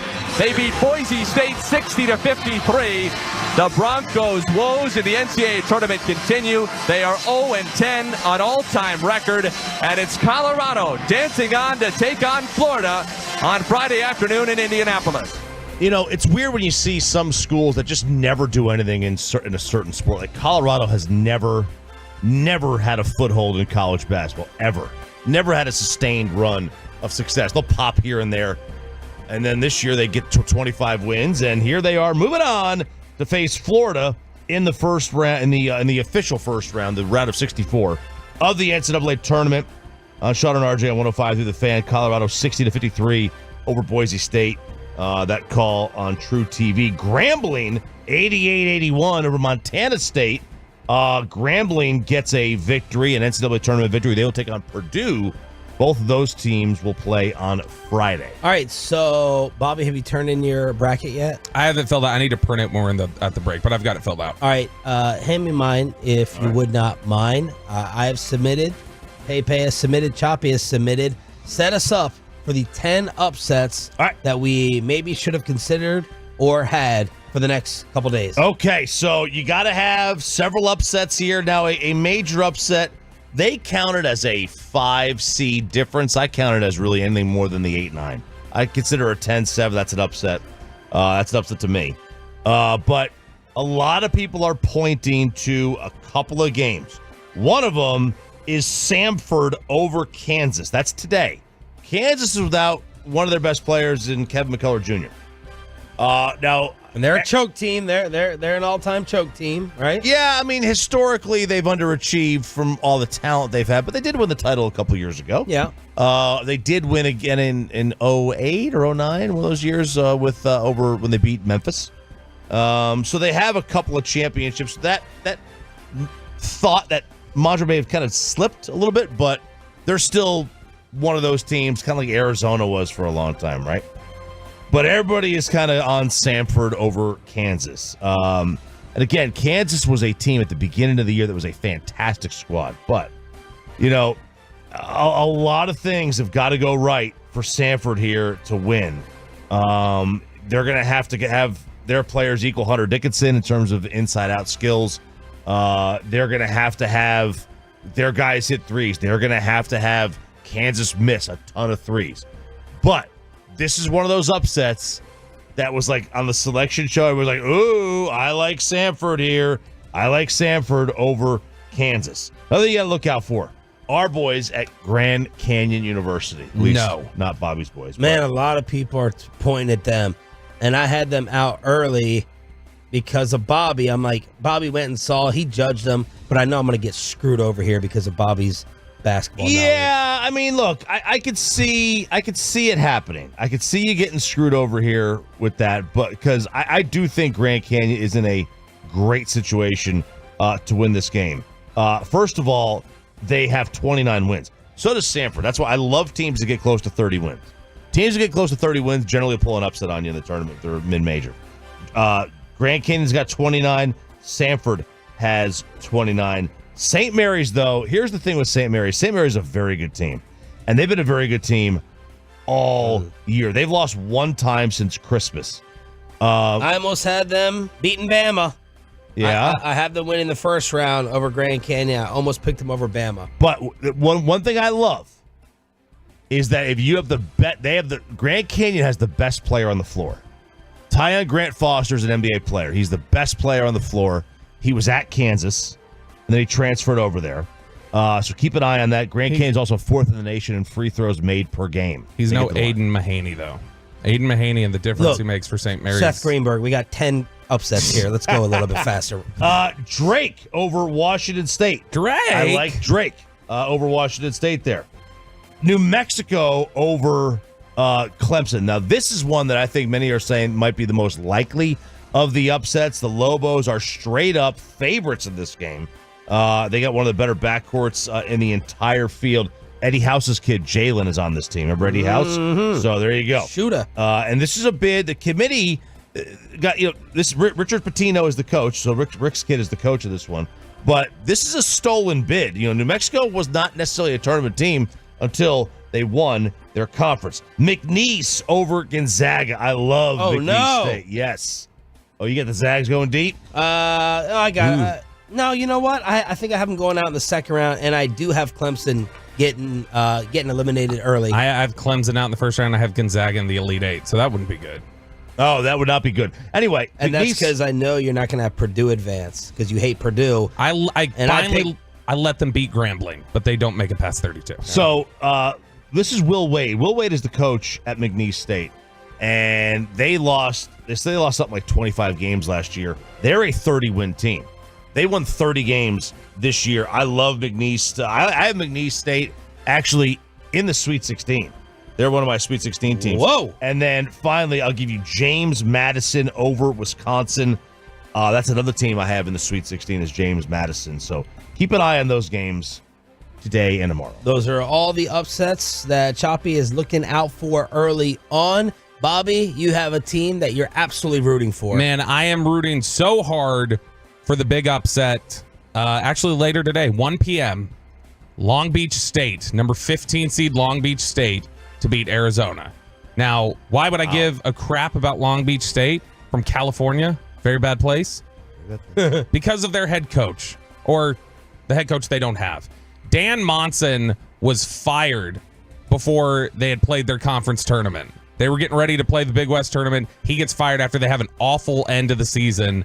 And he lets his players know, like, hey, as soon as the season's over, I'm done. Like, this is out there. I'm done. And the players are all upset. They rally. They win the Big West tournament. Now they are in the NCAA tournament. And he technically doesn't have a job while he's coaching them here in the round of 64. And this is cut 20. This is him talking yesterday about how he feels like he's living a Seinfeld episode. I don't have to answer anything I don't want to because I'm working free today. So it's like you guys see the Seinfeld when George Costanza was trying to get fired and couldn't lose his job and still going to work every day, and that's me. I'm a Seinfeld episode going on right now in real life. Wow. And I love it. Just dropping right in and telling them, like, having it all out there, full transparency. Like, I'm fired. I don't have to answer your questions. This is good. And I mean, they're going to get their ass kicked probably by Arizona, I would guess. Wasn't Arizona one of those 4 teams you told us about, Chop? That was the top 25. That can win. And, yeah. So he started off with something funny, but he had a great, about a minute after that where he had like finished this opening statement. And Dan Monson talking about getting fired was completely worth it for him. It's worth every job I've ever had to have the experiences I've had this week with my players, with my family, spiritually, everything. It's just been, it's been awesome. I mean, the Monday of the decision, was the hardest thing professionally, you go through. Then to go to the locker room and tell the players, it was super, super hard, obviously. But to see their reactions, as a parent or as a coach, you're always disciplining your kids. You're always holding them accountable, you're pushing them, and you don't really know, how they're taking it until they tell you they love you or they show you.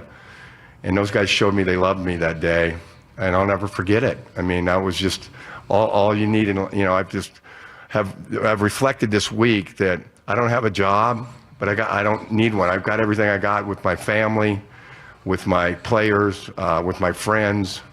It's been a life-changing week, and in a good way. What are we doing? We're just parading out men's and women's coaches who are canned? Basically. Putting them up there at the podium? Putting them up there at the podium. That happened at Utah State a couple of weeks ago. Dan Monson, though, he is one of the most unheralded. He is the most unheralded dynasty builder in sports. He built the Gonzaga dynasty.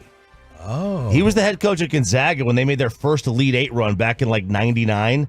And then he leaves and takes the Minnesota job, kind of like the Boise State head coach before Chris Peterson. He left for the Colorado job. He kind of built that Boise program. And then he leaves, and all of a sudden the program takes off. Same thing with Monson. He leaves, and Gonzaga takes off after he built the program, took him to the Elite Eight, and Mark Few takes over, and they haven't looked back. He goes to Minnesota, didn't really ever do anything there. and then goes and spends the next 17 years at Long Beach State.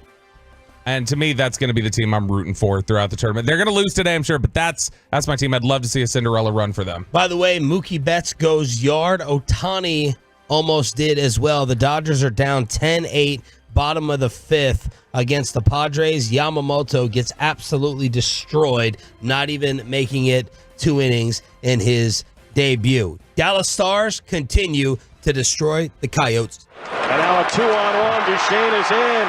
Little drop. Sagan scores. And the Dallas Stars are having their way here in the second period in Big D. Coyotes television, what they call it the Stars, have won their last 6 games against them. They have a 19-2-1 record against the Coyotes dating back to March 2016. That from the hockey hawk Gavin Spittle. They've also won 18 of their last 19 games against them at the AAC. That dates back to March 2012. That's the second longest active streak of its kind in the NHL. Stars just exploded after being down 1-0. 2 goals in 29 seconds, 3 goals in a 5-minute span, 5 straight to win 5-2. And then tomorrow the Stars are going to welcome in Sid the Kid. Can we still say Sid the Kid, or does that have to He's age? old. He's old. Yep, it's the last of their 5-game homestand, like you said, and then they go on a nice little 4-game road trip, including one to Arizona on Sunday, and it should be the first 2 games could be a much easier kind of road on that road swing. But how old does it make you feel when someone like Sidney Crosby has gray hair? I don't know how my hair is not getting gray whatsoever. It's like a miracle I'm not taking advantage of. It's one of those things I can't make any money off of. But like I'm sitting here at 42 and I'm looking at Sidney Crosby, Ovechkin, and some of the other ones that we've covered for a long time. Getting a little. Meanwhile, my beard is as gray as it gets. Oh, my beard's gray. I see a little bit. I see a little bit there. Not. You still got good coverage. Not though, happy about that. Of the dark. My dad always told me that gray hair doesn't fall out. Your goal is to get to gray hair. You never see a silver fox that's balding. Like their hair is already fallen out. You get early gray. That early gray hair is there to stay. I found 3 gray chest hairs the other day. I'm getting gray all over. This is not good. It's been rapidly declining for the last 6 months. The Dallas Mavericks are hosting the Utah Jazz tonight at the AAC. They're 13.5-point favorites. Josh Clark, web team, hit me up and said this weird schedule of all back-to-backs is because of the Warriors assistant coach who passed away. So that's why we're kind of going Utah, Golden State, the little mix that's in there. Kendrick Perkins on the McAfee show, he said he's a big fan of what the Mavs have going on right now. If I tell y'all that there's cheese on the moon, damn it, you better pack your crap. Okay? And I've been telling the world this for about 2 weeks now. Outside of Jokic, Luka Doncic is the most dangerous player in the Western Conference. What a hot take. And we've seen what Luka has been doing to the league. I mean, he's been averaging a triple-double for damn near a month now, giving everybody their work. But on the flip side of that, when you look at his other half and Kyrie Irving, it took for Kyrie Irving to hit a left-handed, I mean, if we want to call it running hook over Jokic for a game winner, it took that for us to actually wake up and say, you know what? Kyrie Irving has been balling, right? His numbers are similar to Anthony Edwards, and Anthony Edwards is the number 1 option on the team. That tells you how great a basketball that Kyrie Irving has been playing. I'm looking at the Dallas Mavericks, led by the duo of Luka and Kyrie. Watch out for them. I'm telling you, watch out. Okay. Man, I'm going to tell you, and I've been saying this for weeks, Sean. Outside of Tom Brady, Patrick Mahomes is the best quarterback I ever seen. I've been saying this thing for weeks. If you've been listening for the last 2 weeks, you know how good we've told you Shohei Ohtani is. This should not be surprising you. We've been talking about it. Your crackers? If I tell you there's cheese on the moon, pack your crackers. I do love that saying. I love his sayings, and I love his delivery. I do. Sometimes, every other time, he kind of dismiss what he says. All right, that's everything you need to know for your Thursday as we start the madness today. It's Sean, RJ, and Roberto. We have another celebrity golf giveaway during the Expressway as we go commercial free. And RJ says, Jerry Jones, you better be paying attention to what's happening with the massholes in Boston. We'll explain it and go around your hood with the Neighborhood Watch. Commercial free after this on the Fan. But let's get you to Boomer Jacks today, 11:15. That's the tip time of the first game. You want to be there at Boomer Jacks. You absolutely do. Any locations around DFW, it's your official game day headquarters and the place to watch all the tournament action. All your sports action, really, no matter what sport it is, they've got it on at Boomer Jacks, best TV setup in town. Guys, if you're looking to watch a day like today where you need every game on, Boomer Jacks is the only choice to make. It is, without question, the best TV setup in town. Wall-to-wall TVs. They're even in the bathroom, so you never miss a second of the action. Boomer Jacks, your official game day headquarters. Happy hour all day, every day. Find yours online, boomerjacks.com. Wake up, wake up, wake up, wake up.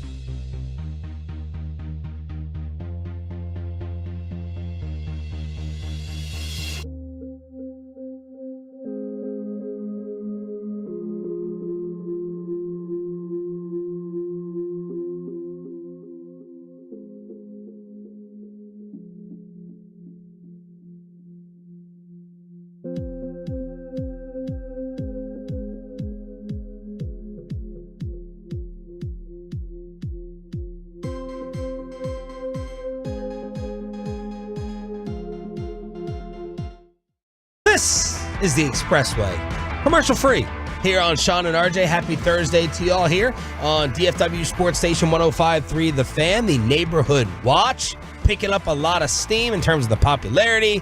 Everyone says, just bring the 7:30, 740 segments. I guess 640 as well, Pepe, with the payload. But we appreciate you turning it on, leaving it on. DFW Sports Station, we have a celebrity-invited golf giveaway that's coming up today, and then the final giveaway tomorrow to thank you. Another way to say you're appreciated. You're appreciated. Choppy, you looked at the Boston Red Sox. A little problem that they're having as a warning for Jerry Jones. This is the scariest video I have ever seen that didn't involve blood. Okay. And Jerry Jones, you need to see I thought you were going this to talk about this video Tolo sent me yesterday. He said, this is the Cowboys with home field advantage. And it has like this jaguar walking to like drink some water. And all of a sudden, boom! Freaking crocodile comes up, gets him, takes him in the water. You see the tussle, and bam. Kristen can't watch that stuff. The cat emerges, kills the alligator, drags it to the woods. And it's like, that's what we think. The Cowboys have that advantage. Yeah. Jumping out of water and catching. Anyway, it was just a way for me to talk about a scary video. Yeah, so I don't even know if it applied to the Cowboys. So this video is from NBC Boston, so Channel 10 in Boston. And, the Major League Baseball season, I don't know if you heard about this, it starts next week.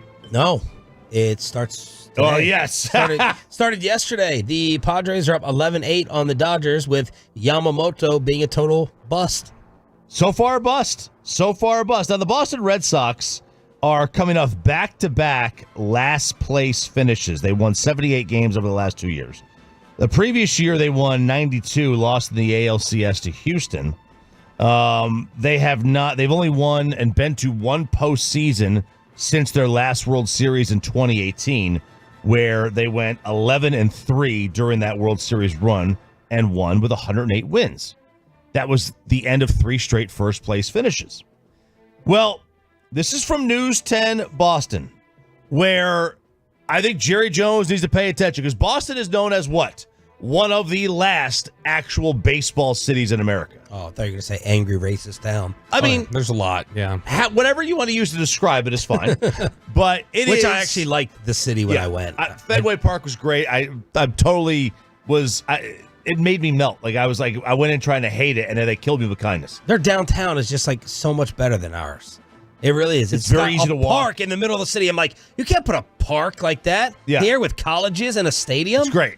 It really is great. The train's fantastic. It's very easy to get to everything. So, I melted when I went there. But Boston and New York, St. Louis, I mean, this is some of the last real, true baseball towns in America. Yep. And this is what happens when you have had And now Boston has a history of winning lately. Yep. Okay, they've won, 4 World Series since 2004? They didn't win a single one for 86 years. They were the most expensive ticket in the sport. The most expensive ticket in the sport by far. 2 years ago when I went there, I was almost 2 years ago, not even. It'll be 2 years in July. They wanted $250 for a ticket. $250. That was the cheapest one I could find. You have one of the great baseball towns, and just because of a couple years of not spending, they've already forgotten, and they're apathetic, and this video should scare the crap out of Jerry Jones. Spring and opening day is right around the corner. However, no one seems to be talking about the Red Sox. We sent our Mary Marcos out to Fenway Park to find out if anyone cares. Mary? Well, if you walk around Fenway Park here and talk to people, you'll find not only are they unaware of opening day, many of them can't even name a current Red Sox player. How many current players can you name on the Red Sox? None. Current? Danvers? That's probably it. Damn, I'm blanking right now. It's the camera.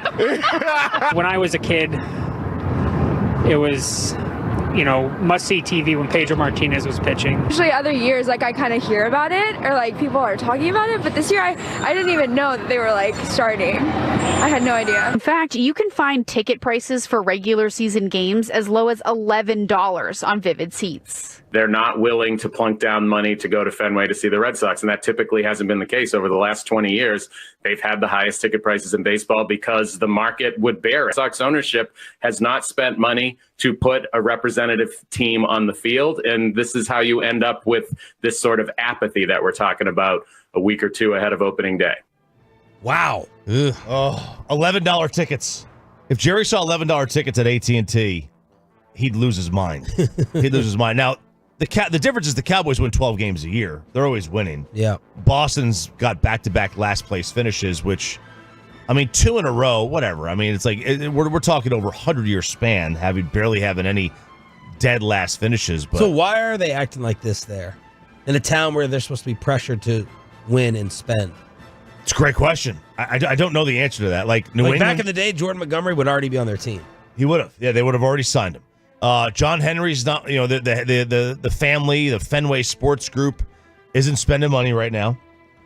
They're buying soccer teams. They're spending money, but they're not spending money on Boston, on the Red Sox. Oh, just like Jerry, right? Right. Yeah, Jerry just apparently spent $100 million more on Comstock Resources, one of his investments. So it doesn't seem like it's a cash problem. He's got cash. Right. He's got cash just tied up elsewhere. Maybe that's the problem with the Red Sox, that they buy a soccer team, a European EPL team, and then they buy this and that. They buy a racing team, whatever. The Fenway Sports Group is continuing to buy all these things, and they're just not getting either the return on it, or they just want to wait until they're more cash, not poor, cash rich. But you have to be. They won a World Series 6 years ago, guys. 6. Yeah. And the fans are already apathetic. Well, here's the billion-dollar question. Could that ever happen here? What would it take? And when's the last time you all on the fan text remember it happening? When was there apathy with the Cowboys as of late?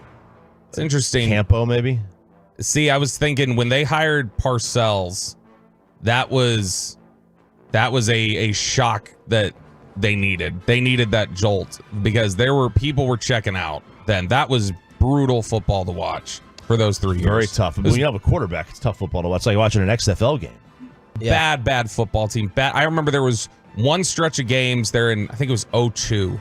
The first 4 weeks of the season, they had 2 touchdown passes, and the 2 touchdown passes were literal trick plays where the receiver had laid down on the play and looked like they had gotten hurt and then jumped up and ran the route. So they had to trick people into throwing their 2 touchdown passes in the first 4 weeks. That was bad football. That was probably the closest. Last year, I think, was pretty apathetic. Last offseason. I actually think people are kind of mad now. It's not just kind of I'm ambivalent. I nothing that I felt like they were that way last year. This year, I think they're just mad. And I don't know if that's Is it going to do anything to the attendance, though? No, they'll always. And attendance and then TV ratings. TV ratings, no. That's the thing, like the Red Sox have, TV ratings around here have gone down compared to our first 5 years. They have, for the Cowboys, they have. Now, Obviously, there's a difference between. Because last year we led the league in attendance with 93.5. Yeah, and look, there's a difference between 9 home games and 81. Yep. Right? You got 81 home games and you're bad. It's tough to sell those things out, man. And it's tough to tell people they got to buy tickets. When you only have 8 or 9 home games, depending on the year, that is something that you can obviously, and it's a destination stadium and it's a destination franchise. People come all over want to see this franchise. You're going to sell out. But it's not like the Red Sox are the Cincinnati Reds, Kansas City Royals. Like, they are like a legendary franchise. Yeah, the last time the Cowboys, I remember it being a story that they were in danger of a blackout was 02. 02, near the end of the season, there were 2 home games at the end of the year that it was getting coverage. I believe they still do those. They still do blackouts. I don't know. Back in 02, it was a thing though, where it was like, hey, you got to sell this much. You got to sell out this percentage of the stadium, otherwise it's blacked out locally. And so I remember it was one of those things where it was like all the way up until Friday on those last 2 home games. It was like, oh, they just crossed the threshold. If they hadn't done that, you wouldn't have been able to watch the game here. So that was as close to stadium like ticket sales apathy that I can remember. Franklin Franco, injury attorneys text line. Chan Gailey, Dave Campo, years before that, the late 80s. I'm there right now. We won't have a winning season this year. It's hard to compare MLB and NFL. Absolutely. I would dance naked for $11 Cowboy tickets. This season workout choppy. Yeah, there you go. And let Peyton film it. The Celtics are the best basketball team going. It's keeping fans occupied through opening day for the Red Sox. I mean, that's true. But the hockey, the Bruins are great and the Celtics are, but the Pats stink and the Red Sox stink. This is a town that was. I mean, they were winning championship after championship. I mean, how many? What do we say that they had been to? Like, the city had been to like 35 conference or league championship games since the year 2001. It's insanity. Very, very disappointed in our Vegas buddy Mark Schlereth, who came out and he's crushed the Cowboys in the past. He's got the Stinkin' Truth podcast, and he's telling all of us, y'all are freaking overreacting in DFW. Like the Cowboys are a good football team. They're good. But now, one, don't overvalue your running backs.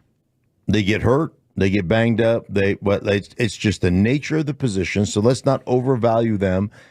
Tell me the last team that you can remember that won free agency that actually was worth a shit during the regular season. Right. So this may be an addition by subtraction deal. Like, we're not going to spend a bunch of money. We're not going to spend A+ money on B- players to bring them into this organization. We like what we got. And we're just going to focus on the guys we got. I'm not mad at that kind of philosophy as an organization. So I'm not going to sit there and look at the Dallas Cowboys and go, boy, they've really screwed up. Now, for me, yeah, if anybody would love to take a gratuitous shot at the Cowboys, it's easy for me to pile on the Cowboys. Absolutely. But I kind of agree with the philosophy. Most of the time, when you spend big time money on free agents, you usually, you more often than not, those free agents don't really pan out the way you hoped or anticipated they would. Well, Mark, I love you, but you need to listen to Sean and RJ on the Odyssey app during your commercial breaks in Denver, because we brought you the stats that the highest spending free agent team of the last 8 seasons all won more games, sometimes 5 more games. Now, going from really, really bad to 5 more wins, probably easier than the Cowboys going from 12 wins to the Super Bowl. But my follow-up to Mark Schlereth would be, okay, that's fine. You don't want to overspend, blah, blah, blah. Okay, I agree with a lot of things you're saying. What are you going to do to get over the hump? What's the difference? What's the next step? How are you going to get to the next step? What are you going to do? Get a new quarterback? Well, that is that's what but he's not messing. No, he's not. That is what Dan Orlovsky has been saying, and a new head coach on ESPN. Yeah, I mean, I said I would have the day after they got absolutely smoked at home in the playoff game from Green Bay. I had said I would blow the whole thing up and start over again, both at quarterback and at head coach in Mike McCarthy and Dak Prescott. Here's the reality in Dallas. There are going to be Super Bowl expectations without Super Bowl support. Because you can say, the truth of those guys are going into the last years of their contracts. They're also going into the last years of their contracts with hey, you have to go win a divisional round or get to the NFC Championship game or you're getting fired, without the necessary means to go do so, if we're being honest. And those two guys, Dak being the main of it, will get blamed. They're down 5 starters. They can't afford new people because of the money that Dak is making at $60 million and obviously the need to pay a CeeDee Lamb and a Micah Parsons. And they don't have enough draft capital to replace those 5 starters. So there's going to be this expectation to go get result, but they don't have the support roster-wise to actually go do that. And that's why I had said, like, the Cowboys are content with being good. They're content with, I guess, a little bit above average or mediocrity. And I would have moved on from both McCarthy and Dak Prescott after that Green Bay game. Just tell us, I don't understand what the salary cap is, how teams maneuver it, what being broke actually means in the NFL, how you're able to maneuver things. Just tell us you don't know that. But then again, it is one of those things where maybe you don't know what you don't know. So when he says stupid things like that, we've gone over. We've done entire segments on you don't have to touch Dak's contract. You can do all these things to get cash to spend. Right now, there is nobody spending less money than the Dallas Cowboys in free agency by a wide margin. What is the number? Do you know the number? Is it 20 So this million? includes re-signs. It's $8 million. They spent $8 million. The next closest is $14 million. That's pretty and good, that's and those are all outside. That's Kansas City doing the 14. In comparison, you look at some of the other teams here, already spent on free agency. $233 million by Atlanta, $223 by Carolina. Some of these teams are spending to a floor as well. They have to, but it's like, come on, you need. What are you doing to get better against San Francisco? San Francisco spent $54 million, and everybody's talked about how broke they are. Yeah. Wow. Right.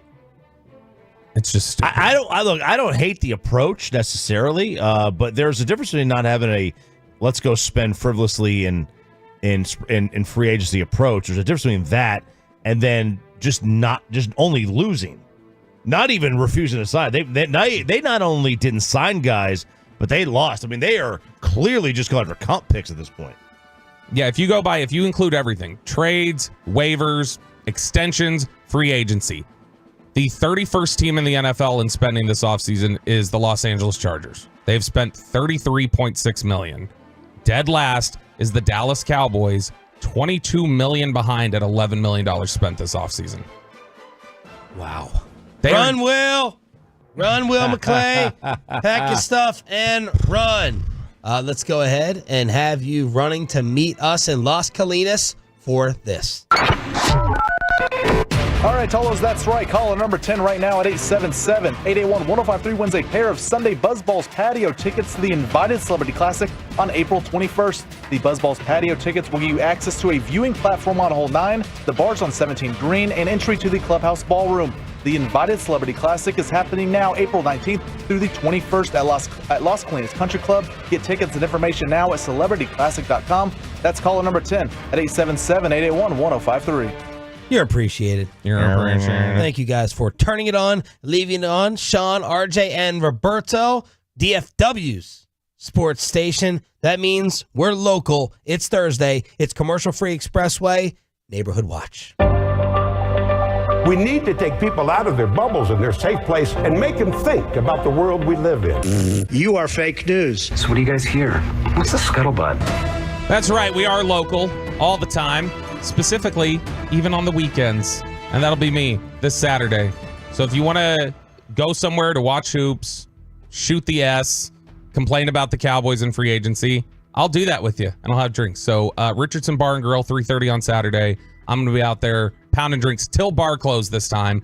Maybe pass just to prove a point to Kristen. Wow. But I will be out there. 3:30 till close? Yep, 3:30 to pass close. I'll go 3:30 to 6. We're not working the next day. So are you also going to Texas Live Friday with Will? I'm going to pop in at Texas Live. I got a lot of stuff going on. I'm not going to be there all day at Texas Live, but Will be at Texas Live on Friday watching the games, and then I'll be out there probably around 3:30 at Richardson Bar and Grill because we want stuff we're doing with the kids earlier in the day, but that'll be a couple games that'll have been played. But Richardson Bar and Grill, 1411 East Campbell Road in Richardson, RBG, as they call it, if you want to come out and hang out. All right. Our Facebook community group post of the week comes from none other than RJ Choppy. Oh. A member of his community group, I'd like to point this out, anonymously posted this. This is on his tight-knit little community group. Yeah. Like his subdivision. Right. There's only like 100 homes. So, and everybody knows each other. That's why you got to go anonymous if So you're this going to complain. person went anonymous to complain. This is what they wrote. Hey, neighbors, just a friendly reminder. If your yard backs up to neighbors, if you put your pups outside and they bark nonstop because they're not used to being outside alone or they miss you, your neighbors are experiencing every minute of their distress. Thanks, a neighbor who has 2 pups too. So Choppy, set this up. Do you have an issue with this? Is this Karen behavior? Do you think she's right? Is she just hurting for the dogs, or is she whining about the noise? What tone is this striking here? I have a couple problems here. First of all, put your name on this. Yes. You're going to make a complaint. Put your name on this. This is a small... We can all handle it. Apparently not. Because the last time you did something like this, it became a scandal. It did. On the radio. But we are now on good terms. Okay. Yes, we are in good terms.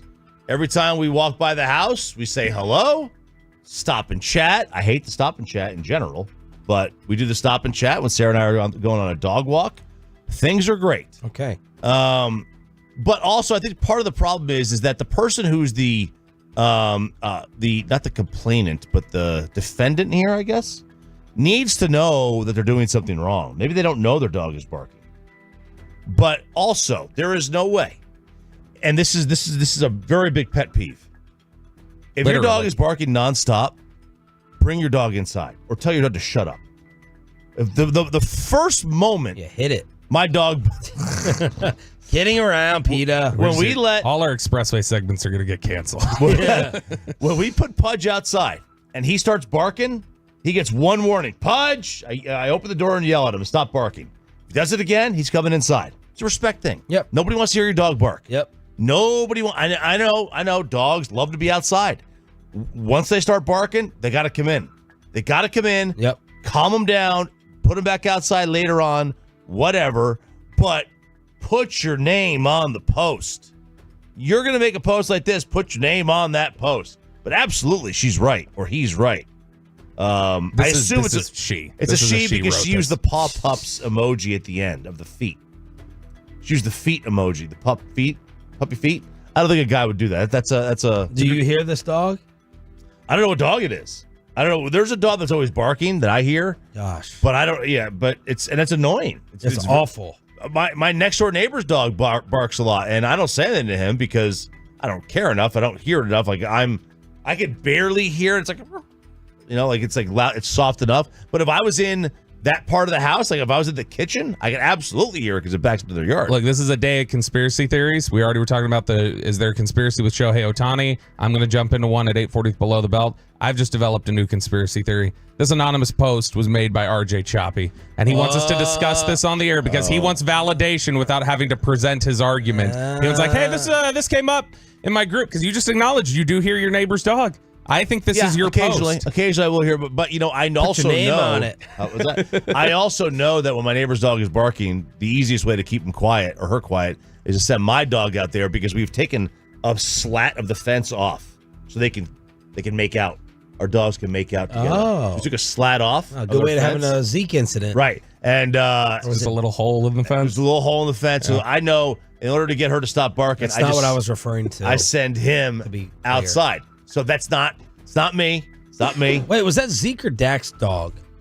Both of them had dog issues. Oh, okay. All right. I think that's where you mix it. Okay, so Sean, my thought on this is, this sounds to me like when she says the line at the end, we're experiencing every minute of their distress. This sounds to me like a bleeding heart who's just like, oh my gosh, I hurt for these dogs so much. It doesn't sound like a complaint about noise as much as just kind of like, this sounds like a Peyton complaint. Peyton, who loves dogs more than people, as he's consistently told us. Yeah. You have said that. Mm-hmm. This sounds like something that like Peyton would just hurt for the dogs back there. That's how I view the whole thing. All right. Great news. If you are a fan of the king of country music, Peyton, hit it for us. A concert was announced this week. No. Amarillo by morning, up from San Antonio. Is this his best song, George Strait? It's my favorite. Everything that It's just so easy. One of my favorite things, one of my favorite experiences at a concert ever was Garth Brooks came to the AAC. It was the day Romo broke his collarbone against the Eagles, and he did a straight acoustic set playing this song, covering it, and it was awesome. But George Strait has announced his his single Texas concert for the year. Hasn't he retired like 5 times now? Isn't he at like Jordan levels with the retirement? But he's Remember when announced. he called his wife? I think I spoke to his wife. Did you? Oh my God! Someone gave me their number to try to get him on, and I called, and his wife picked up. So much nicer than that soccer player. Who was the World Cup? I called them the morning after. She was. Was it? It might have been Abby. Was it Megan Rapinoe? It could have been. It was one of the captains. But George Strait's wife, lovely woman. She was great, and he's great. It was Abby Wambach. Yeah. That's right. Now, he is, you can get pre-sale tickets for the single concert starting tomorrow. Goes on sale to the general public on March 28th. But he will be performing at Kyle Field. Whoa! The home of the Aggies. Wow, finally a winner there. It's a concert titled "The King" at Kyle Field, and he'll be doing this concert in conjunction with Parker McCollum. You know him. He'll be out there singing. So this will be the one concert that he does. He's never performed out there. It's on June 15th, my birthday. So the King is back. I do remember this was something he played at AT&T Stadium 6 years ago, and it was supposed to be like, this is it. Nothing ever again from George Strait. All these luminaries are coming out here. And now every year he does about one. But still, I've never seen George Strait. I'm going to say something a little controversial. I love him. He's great. He's a legend.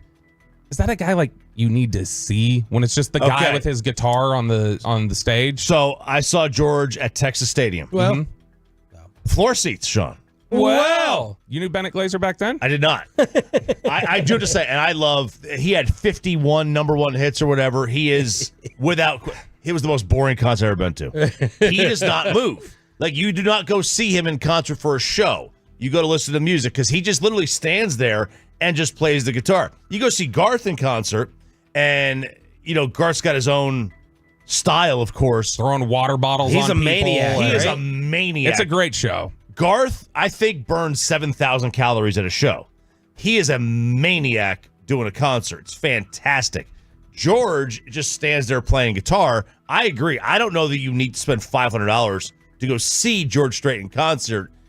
It's no different than just listening to a live album. I'm going to play more George Strait on my Spotify than I will Garth Brooks. Absolutely. But if you're telling me I get to go to a Garth Brooks show or a George Strait show, I'm going to Garth Brooks. I'm not even thinking about it. It's not even a question. Dude, Garth did 7 or 8 concerts in 5 days here. He was doing 2 a night. Yeah. It's phenomenal. Yeah, it sucked because when we saw him on Sunday after he'd been performing Thursday, Friday, Saturday, his voice was shot. He was just like, hey, everybody. He sounded like you after Movid. Yeah. It was not good at all.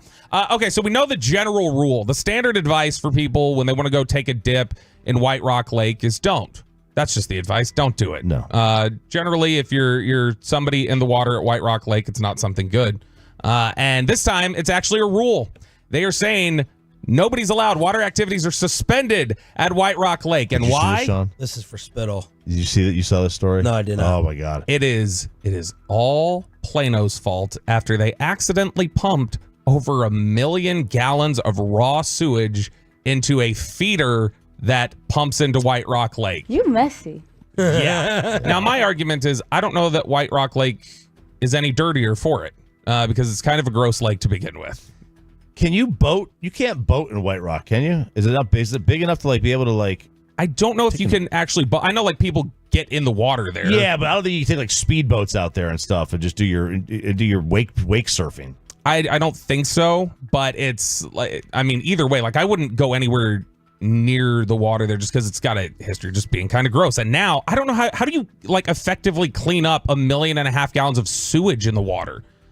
If they say all right, we got it all, are you gonna be like, oh, okay, I'm gonna go in the water now? I mean, there's already sewage in the water. I mean, the animals poop in there. Do they not? Do fish poop in the water? They have to. I don't think they can go out of water. I don't think so either. I think they're not going to the side. No. They're not going to the rocks and then just dropping down. No pool courtesy people. No, there's no pool courtesy. Get back in. It's disgusting. You're going to get pink eye if you go in there. I would stay out of that water. Yeah, this says this is from NBC DFW. I've never been on or in a Texas lake. I'm trying to remember Richie's house party. Well, though. the house party. Except for that. That was in the fan boat with the fan counter, the fan girls. Lake Ray Hubbard. But did we not go? We had a fan boat for the first summer we were here. Did you not go on that? I don't remember. One time, I think I've been on the lake once, and I love going on the water. Dude, like, I mean, thanks for the invite, Broadus. I might have gone to Broadus's, like on his Dewey or whatever, for a lap, maybe real quick at his lake house. Dude, it's such a good time. You go to Louisville, like you can get some decent rates for like renting a boat for like certain windows. Go out there, hang out, party. It's nice. I love it. You got any boat connections in Rockwall, my new hood here? No, I do not. No? I still have not. You haven't made boat friends? No, man, no, because I don't. He tries to get over that bridge as fast as he can. You know what? I don't do boats. Why? Why not? I don't do not like sailboats. I'll go on, but like yes, but like right. but like the fast jet ski boats. No. Do you know what a boat is, Peyton? Like I like the water. A jet ski boat? Like you know what I'm talking about. No, I don't. Like I'll go out on the water, but not fast or anything. So you do a pontoon boat? Is that what you're? Sure. Yeah, I'll do that. But why? Yeah, whatever you say next. I'll agree to. Why won't you go fast? I don't know. It's not my thing. It's too jumpy, too wavy out there. It is jumpy wavy. You know? Look, I agree. On a Saturday, there's no chance you get me on a boat on a Saturday unless it's like 8 in the morning. The day to go. I know, but it's too crowded. Like, you go 8 in the morning. That's Shout one out Dave thing. Swavey. Yeah. I have not accepted one of Dave's awesome boat offers, but I don't know. I want my own boat, but I don't want my own boat. You know, I don't want to have to rely. I've heard it's a nightmare. The line I've always heard from people is they say, don't buy a boat, make friends with someone who owns one. Because they're like, you don't want to put up with it. It's a pain in the ass. But If we'll you're do in that this Rockwall year. with an awesome boat, hit me up. No, Louisville Lake. We're going to do that this summer, Sean. We're going to do a show outing on Louisville Lake. It has to be the most dangerous lake in town. Can't we go to like Eagle Mountain? White Rock Lake is also in town if we're talking about most dangerous lakes. Well, Wouldn't be that's Louisville. for perspective. Taylor, no one swims in White Rock Lake. The water sports consist of kayaks, small sailboats, and rowing. Sup B, S-U-P-B. I don't know what that is. Maybe we should just say, what's up? Sup B. Sup B. Yeah. Shout out Taylor. The new drink-centric McDonald's spinoff, Cosmix, with an MC like McDonald's. McDonald's has developed this different like Starbucks, pseudo Starbucks type of concept that they launched in New York a little bit.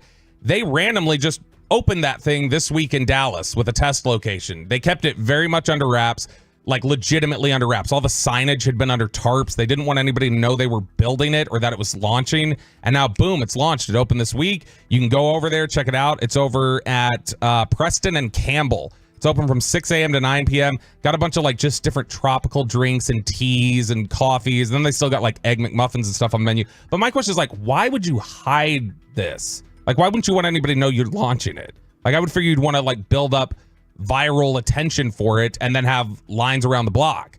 But they didn't do that. They were literally covering things up and then it just popped up and people were like, oh, okay, I guess this new concept is here. It looks kind of like an IKEA if you're looking at it, but it does. Yeah, look at that. The yellow and the blue. Yeah. I can see it. It's a little bit different. I've been craving McDonald's now after we've been talking about it because my wife has packed up every cooking utensil I have.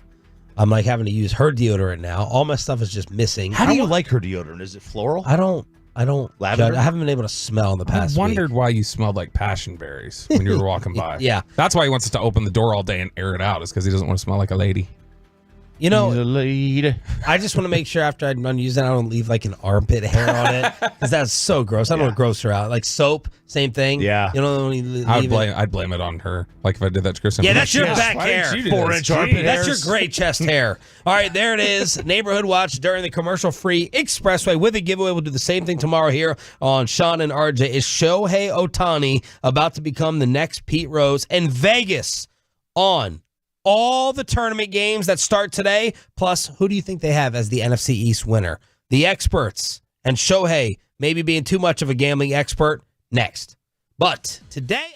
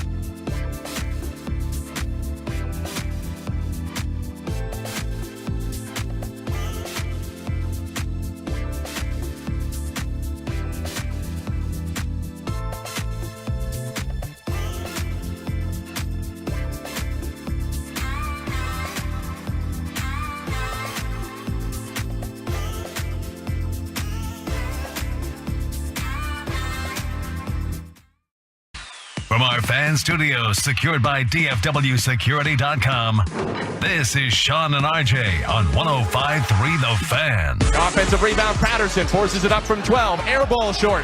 Burnett dribbles out of the crowd for Grambling, and it's all over. From 14 points down in the second half, in their first NCAA tournament game in school history, the Grambling State Tigers storm back to win 88-81 in overtime over Montana State at the first four. First four action on Westwood 1. The real stuff starts today. Did y'all take off of work? Where are you watching it? How are you watching it? What are you doing this weekend?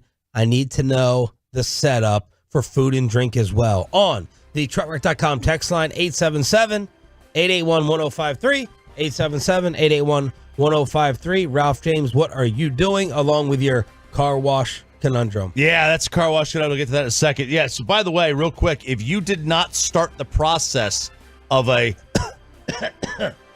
yesterday, you've already missed the boat. Movid? No, yesterday you should have at work all day been oh, yeah. Just like you did on, what, Tuesday, was it? No, he did it on a Wednesday. I think he mixed up what day the tournament was supposed to start. I'm pretty sure I knew. But, yeah, you should do that. Also, yesterday, the largest vasectomy day of the year every year. It's the largest, and the second largest is the Wednesday before the Masters. Shout out Chiafalo and Chicaline. Yeah. I don't know whether I should have. I don't know whether Chicaline's is public, but don't text him if you're listening. Yeah. So, yeah, big shout out to the vasectomy boys. But, so those are the two big days. Today, I'm just going to sit my butt on the couch and watch some sports. I'm just going to watch the games today. Tomorrow, a little bit different story. I may head up and meet up with Will over at Texas. I've got to do a podcast tomorrow. Oh. Wait. Yes, I still might do. I got the Dallas Golf Expo tomorrow right after the show. And so I'm going to go from the show to the expo. And then I'm going to go to, I think, Texas Live and say hello. Oh, that's fun. I'll be out there for a little bit. Tomorrow's going to be tough for me to be in front of the TV all day just because there's a bunch of stuff going on. Today, it's I get down here, I'm going to the draft show, and then as soon as the draft show's over at noon or whatever, I'm just on games the rest of the day.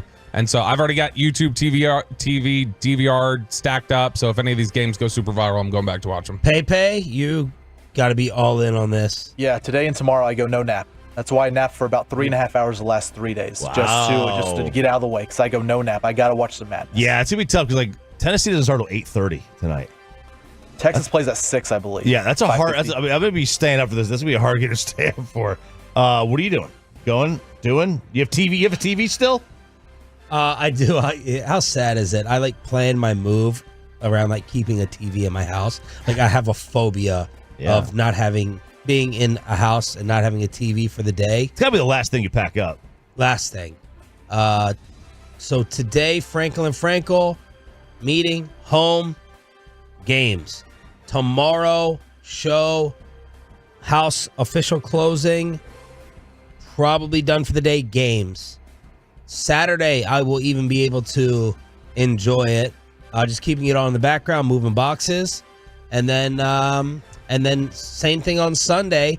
And then Monday, it actually will work out perfect. I just won't be able to party with you all. But Monday is the actual moving day. So I should be good to go. Taking in all the game action. Movers all lined up. Oh, they're coming at 8 a.m., I got 7 a.m. Tolos everywhere. Everywhere. Tolo, Eddie, moving. Get a deal? You get a deal? You get it on the arm? Is it on the arm? What's that mean? I think it's called free. They say it's on the arm. Oh, nothing I get is free.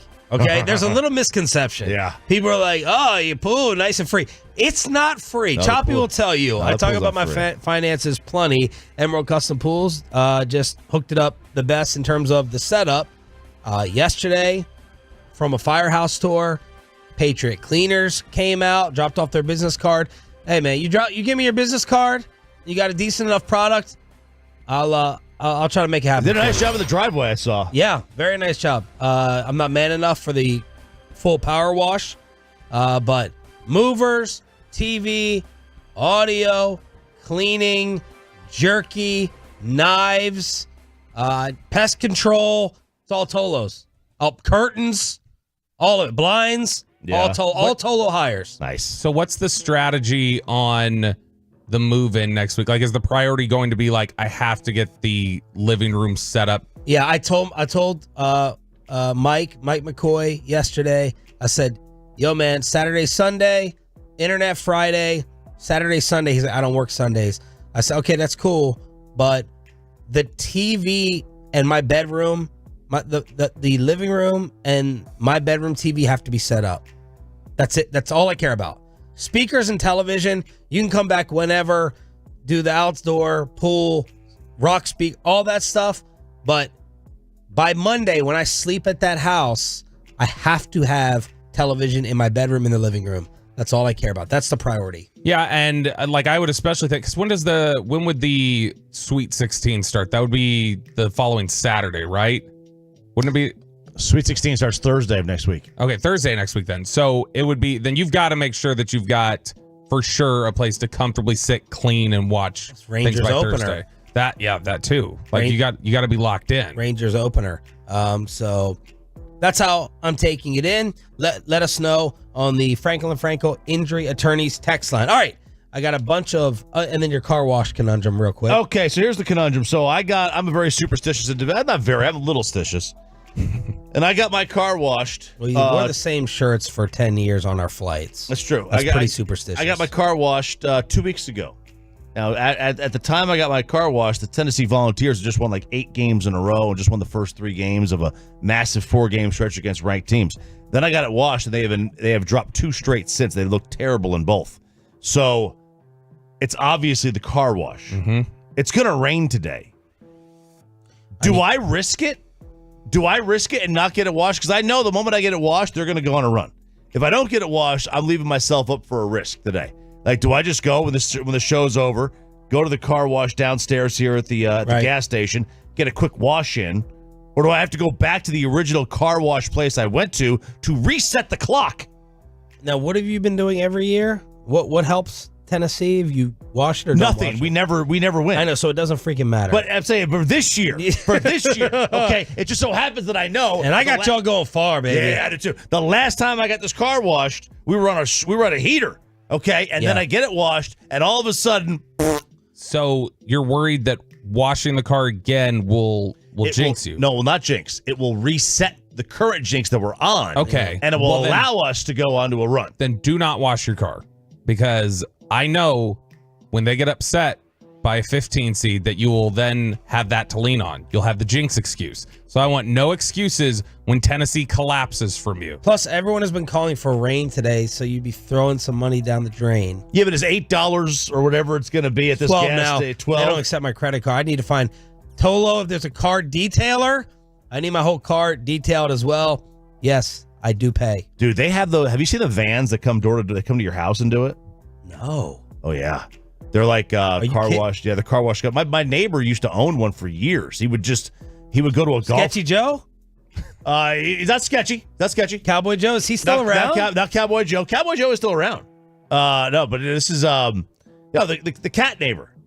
Oh, the one who put the guy who put the brakes on Sarah's car for me. Oh, I thought you were going to say put the cat in the freezer. Well, he did. But, that wasn't the way I was expecting you to finish that sentence. But anyway, he used to own a company where he would like hit a van and he would just down by the river. He would go to golf courses and just like wash cars for the members of the country club. Dude, all right, whoever does that drive-by car detailing, hit me up on all the socials. All right, bet online with the different odds. Y'all see why I have no money left? I could see. No money left. I could see. Yesterday, someone came to my house. He's like, "You're not taking that pool furniture." I said, "I'm taking all the pool furniture." Pool furniture is expensive. It is. That's why we don't have any. I did get it's expensive, but I will say for everything, Nebraska Furniture Mart, and they're not even a sponsor of mine. Nebraska Furniture for everything. 2024 NCAA champion will come from what conference? 2024 NCAA champion will come from Big East will be the favorite. No. Second, barely. Well, not the Big Ten. Big Ten's third. ACC. Nope. SEC? Nope. Oh my God. Big 12. Yep. Big 12. Peyton waited for all the other conferences to be eliminated. So 11-5. Big 12. All right, we're going to keep moving on. You got to stay with me here. We got to roll. How many number one seeds will reach the Final Four? The over-under is 1.5. How many number one seeds will reach the Final Four? Shouldn't we be taking the over? I mean, history says take the over. History would tell you heavy over. Bob, this is for you since you said this is the way that you are going to. Did you do your Big 12 research to figure out why that would make sense? Yeah, because you got a 1 seed in Houston, you got a 2 seed in Iowa State. So there's plenty of teams there. Bob, this is for you. You said this is the way you're filling it out. Last mascot eliminated in the NCAA tournament will be which one? The last mascot eliminated? The last mascot. So the champion. How are they defining that? Well, not confused. The champion. Not necessarily the champion. Loser. So like if the you loser of the championship game. Then it will be a Cougar if my bracket's right. There you go. 3-2. Cougars, Wildcats, Tiger, Eagle, Bulldog, Wolfpack, Aggies. Last mascot eliminated in the 2024 NCAA tournament. Now, that's not necessarily saying, right, all of them will get to the championship game. How many animals or whatever, figure it out on your own. Height of the tournament MVP, the over-under. Oh, gosh. So you got Zach Edey there. It was like 7'4". Let's do the tournament height of the tournament MVP. I'll just give it to you. 6'6.5". 6'6", well done. 6'6" over-under. Guess who's 6'6", boys and girls? Y'all's white boy? Dalton Connect. That's right. His last name's Connect? Yes. That's bad. K-N-E-C-H-T. Most points scored in a game by one player. The over-under is 35.5. Will anyone drop 36 or more the entire tournament? Ooh. You can bet on that. Okay. Total games that go into overtime. The over-under is 1.5. That's it? I would say the over. For the whole tournament? Whole tournament, round 64. Over. Okay. Game-winning buzzers. What's the favorite? Game-winning buzzer beaters. An over-under on it? No. Just the number. How many? 1. Yeah, 2. 0 is the favorite. There will not be a game-winning buzzer beater. Oh, man, we might see one today. Will the number one... Thanks, Kendrick Perkins. Will the number one seed be losing or tied at the half? What's the favorite? Now, when they say round 64... It's today. Okay, it's just today? Today and tomorrow. Today and tomorrow. Yeah. All right, y'all. So let me just clarify. The things I gave you, most points scored in a game by one player, total games that go into... That's today and tomorrow. Oh, okay. Just not the whole tournament. All right. My apologies. Will the number one seed be losing or tied at the half? No, minus 400. No, minus 200. Still partially right. Will a number 14 seed win? No, history says 14 seeds only win about 14% of the time, so I would say no. No is slight favorite, minus 180. Will a 15 seed win? No, minus 500. Will a 14 to 16 seed beat a 1 to 3? Will a 14 to 16 beat a 1 to 3? The favorite is yes, minus 220. Wait, a 14 to 6? Wow. So they're saying... So you'll get one of them. So they're saying individually the odds aren't as great, but if you group them together, you will get one out of the 14 to 16. I'm still surprised that's the favorite. I would be too, because like the heavy underdog was no that a 15 was going to win and a 14. Will Matt Painter be fired, Bobby, if Purdue loses before the Sweet 16? Yes. Slight favorite is no. Which round, man, this is harsh from Bet Online. Which round will Purdue choke or be eliminated in? What's the favorite? Round Elite 8. Sweet 16. Sweet 16, then Elite 8. Will a play-in team advance to the Sweet 16? Anybody? Yes, slight favorite. No slight favorite.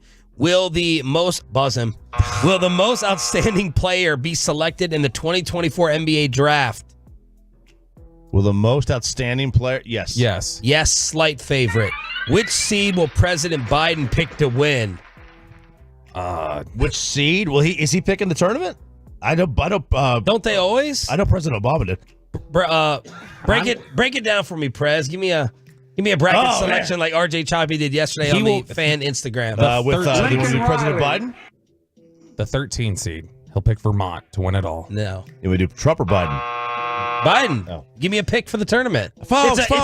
The favorite is he will pick a 1 seed. So give me a 1 seed and why President Biden would pick them. Folks, when I was a little boy, there a guy came out with chicken, and his name was Purdue. I think Purdue is gonna win. And the Zach and the Eddies, and he's gonna win, and the MVP and the MOP and all the P's, and we're gonna win the championship. Well and done. I'm gonna win Indiana in the election. Well done. And then finally, which will be higher, Biden's approval rating or most points scored by one player? If any player scores more than 10, Biden it'll be higher. Why? Biden's approval. It is Biden's approval. Well done. Stop stepping on his impressions. He's the star of the impressions. Why is the G-Bag Nation involved in a food fight? We have one person who can settle this next on The Fan. Let's get you over to BlueChew.com. Promo code RJ.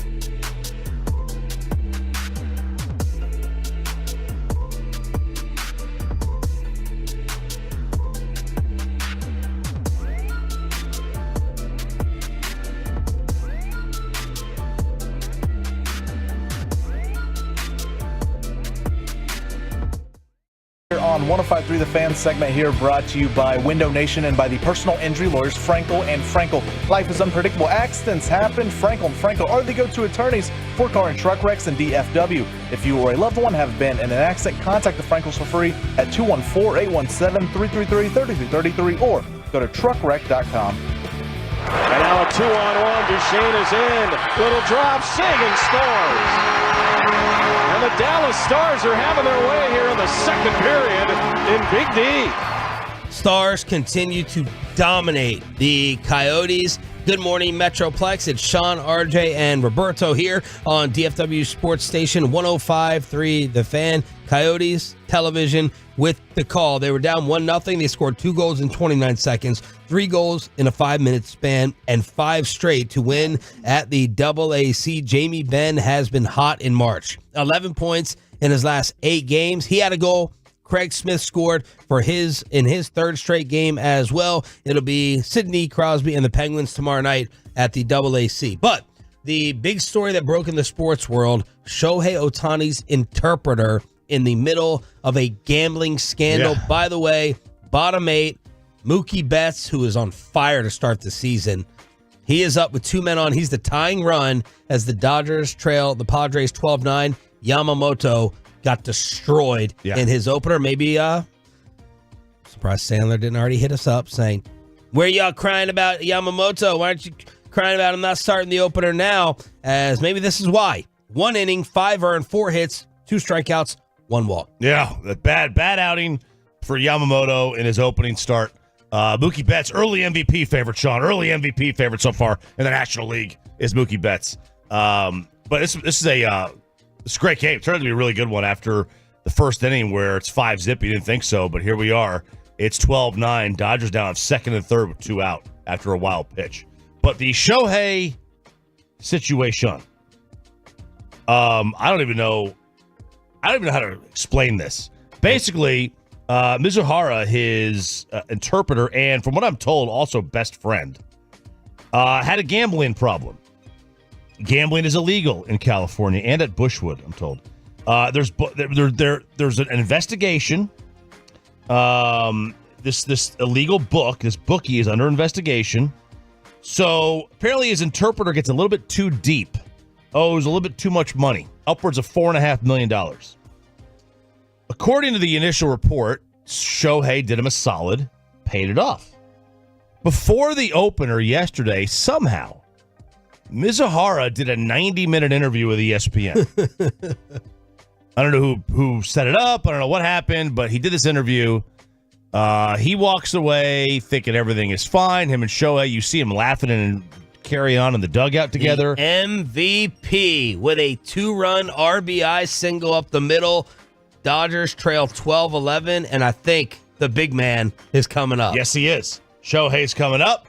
Go home, Dodgers. I wonder if his best friend is live betting this or not. We don't know what's going on there. But so he does this, he praises Shohei. He says everything is good. Shohei, he did me a solid. He paid off by bets. Well, then, like I said, they're laughing and carrying on in the dugout, having a good time. The game is over. The interpreter thinks everything is fine. There's a players-only meeting. Shohei is in the players-only meeting, obviously. Now, Shohei does not speak a ton of English. He speaks some, but not on the level of, somebody who doesn't need an interpreter. He doesn't really understand everything that's being said in the meeting. Andrew Friedman and some other executives go into the meeting. They talk to Shohei. He's like, guys, I need somebody here who could tell me what the hell is going on. And they basically tell him, and according to the reports, Shohei is like, okay, let's fire this dude. And that's where this thing started. So now it comes to find out Shohei didn't do him a solid. Now apparently the reports are that the bank account was directly linked and the money was wired directly from Shohei's account to this bookie. And now they're asking questions. Either this gambler, the interpreter, is the worst gambler in human history and was lucky enough to have a great friend who paid him off, or Shohei's the one placing the bets through the interpreter as the intermediary third party, and now this creates a problem for Major League Baseball. So instead of letting him borrow the money to pay off the debt. Now they're trying to call it theft. Yeah, this guy did this without Shohei's knowledge. It just feels really hard to believe. Everything about this is just really odd. The fact that I can't imagine that this interpreter is a bigger idiot than we would have thought initially if he granted this 90-minute interview to ESPN without any knowledge of the Dodgers or Shohei. You would think somebody would have reached out to the Dodgers. Like the way these stories go a lot of times is that somebody's usually communicating with the Dodgers and letting them know this is what we're doing, this is what we're pursuing. But the fact that he was able to sit there, have that discussion, think everything's fine, and then come out of this meeting and all of a sudden everything's changed, it feels like something from the Dodgers. Like the Dodgers wanted to, structure a certain narrative coming out of that, and they're like, well, no, we're not doing this. This is not going to be okay. Even if you guys thought it was, it's not, and we're moving on from this. But it's completely bizarre, and I can't imagine this just goes away with this story. It better not. It shouldn't. It should be a ton of investigations. I know baseball wants it to go away. What a nightmare. Yeah. What a nightmare for Major League Baseball. Here you are. You make your changes last year.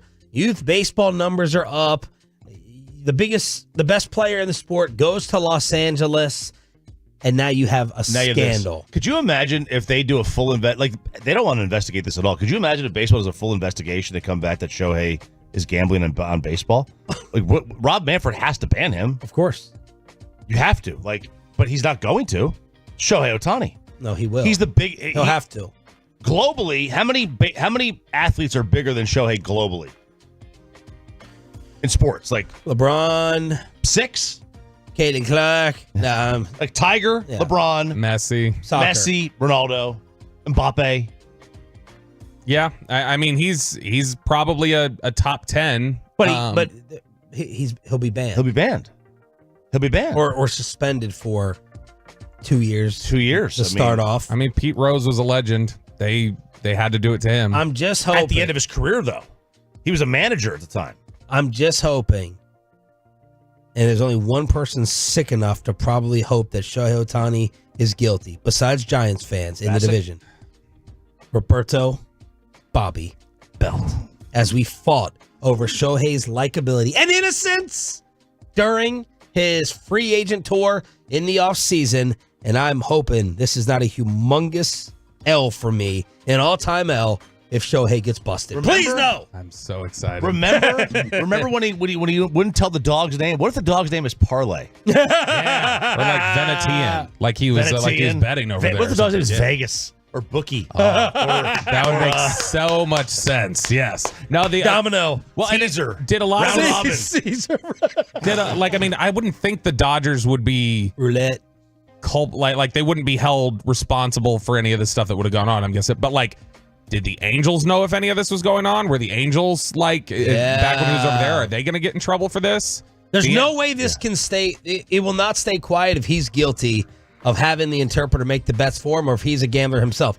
Someone in LA will talk. Yeah, the Dodger player only meetings though, they're like the Roman Congress at the Gladiator Arena. Joaquin Phoenix? No, yeah, with a thumbs up, thumbs down. I mean, the last 2 player only meetings they've had, they got rid of Shohei's interpreter and Trevor Bauer. What? Right? Yeah. I mean, out of all the possibilities here, the least likely one is exactly what's being presented to us right now, right?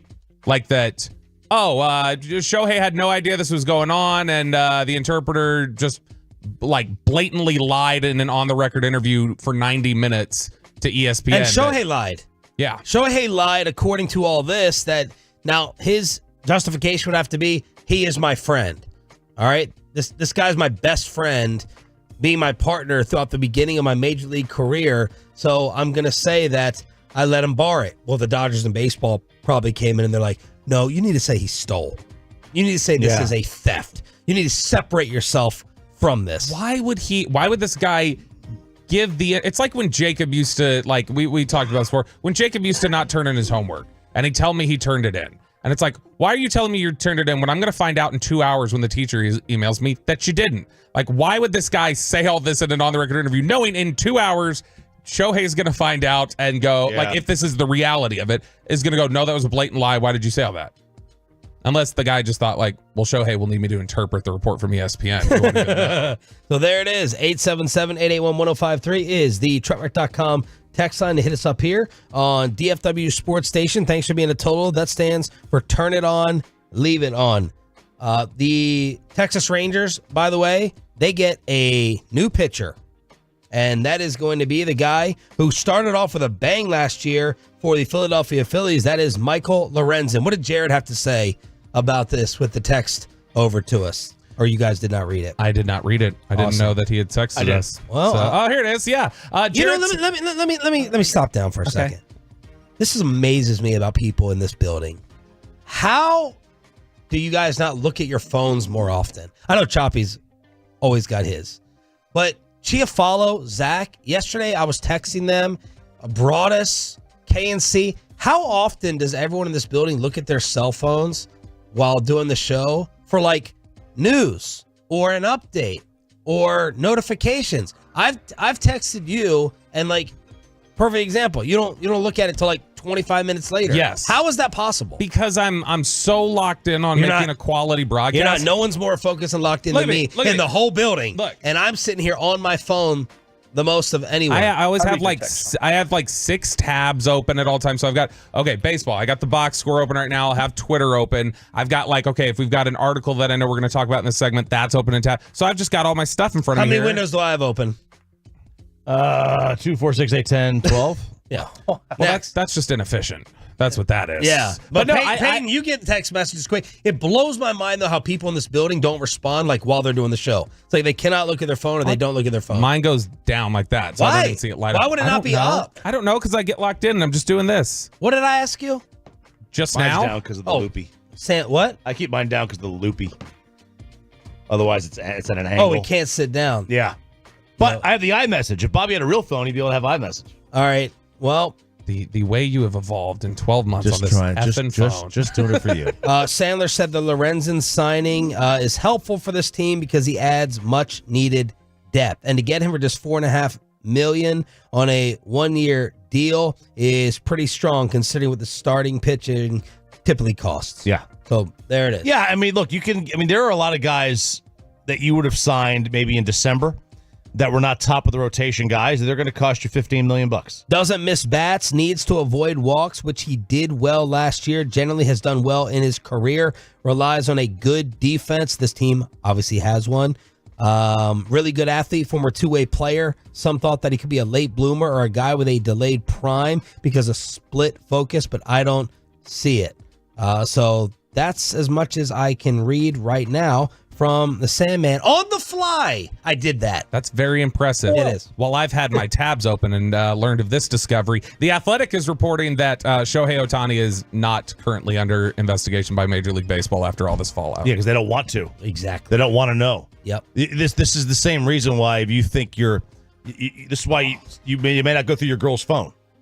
You don't want to know. You're going to find something in there if you really want to find something, you'll find something. What? Big Manny Machado 3-run homer just expanded to 15-11. Dodgers are done. He's had a great resurgence of his career. Night. See you later. All right. So Yamamoto is going to be 0-1. Speaking of, it's a conspiracy theory Thursday. Why won't the Cowboys be more active in free agency? Bobby Duchovny has his theory. Do you know who that is, Bobby? Yeah, David Duchovny, X-Files. Good job. Yeah, Fox Mulder. I should ask Wally Sharback over there. Below the belt is after this. And this is Hurtado Barbecue, the official barbecue of the morning show. And, of course, your World Series champion, Texas Rangers. Man, Jay Ochoa, I love you as a Tolo, but also screw you, man. Because as soon as I came in this morning, at 5 o'clock, Jay had went ahead and sent a tweet when you're in the gym listening to Sean and RJ at 5 a.m. and you're just thinking of those sides at Hurtado. And Jay's just going in there. He's trying to keep it light with the workouts by just thinking about those sides. You can go ahead and get them the Hatch Chili Mac and Cheese. You can get their specialized beans. You can go kale salad if you want to be a little bit lighter. And, of course, if you want the mains, the incredible brisket, the sausage, 2 different ways, and of course, the pork ribs. You can go with the Mexique options as well with the Texas Twinkies or the best tacos in DFW, the Burrilla Tacos. 3 different locations, brand new one in Mansfield, and now a second location in the ballpark. Tell them Sean for the Fan sent you to the queue at Hurtado Barbecue. Coming up today on the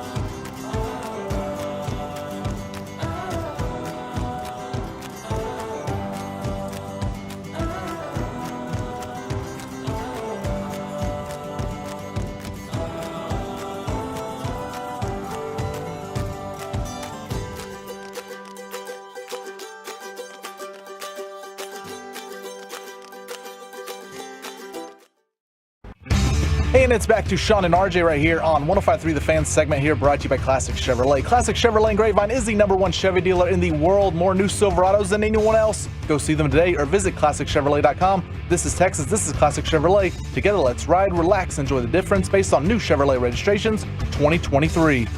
The great Bobby Belt. You ruined the morning show. Don't make me take off my belt. Don't make me take off my belt. We're not.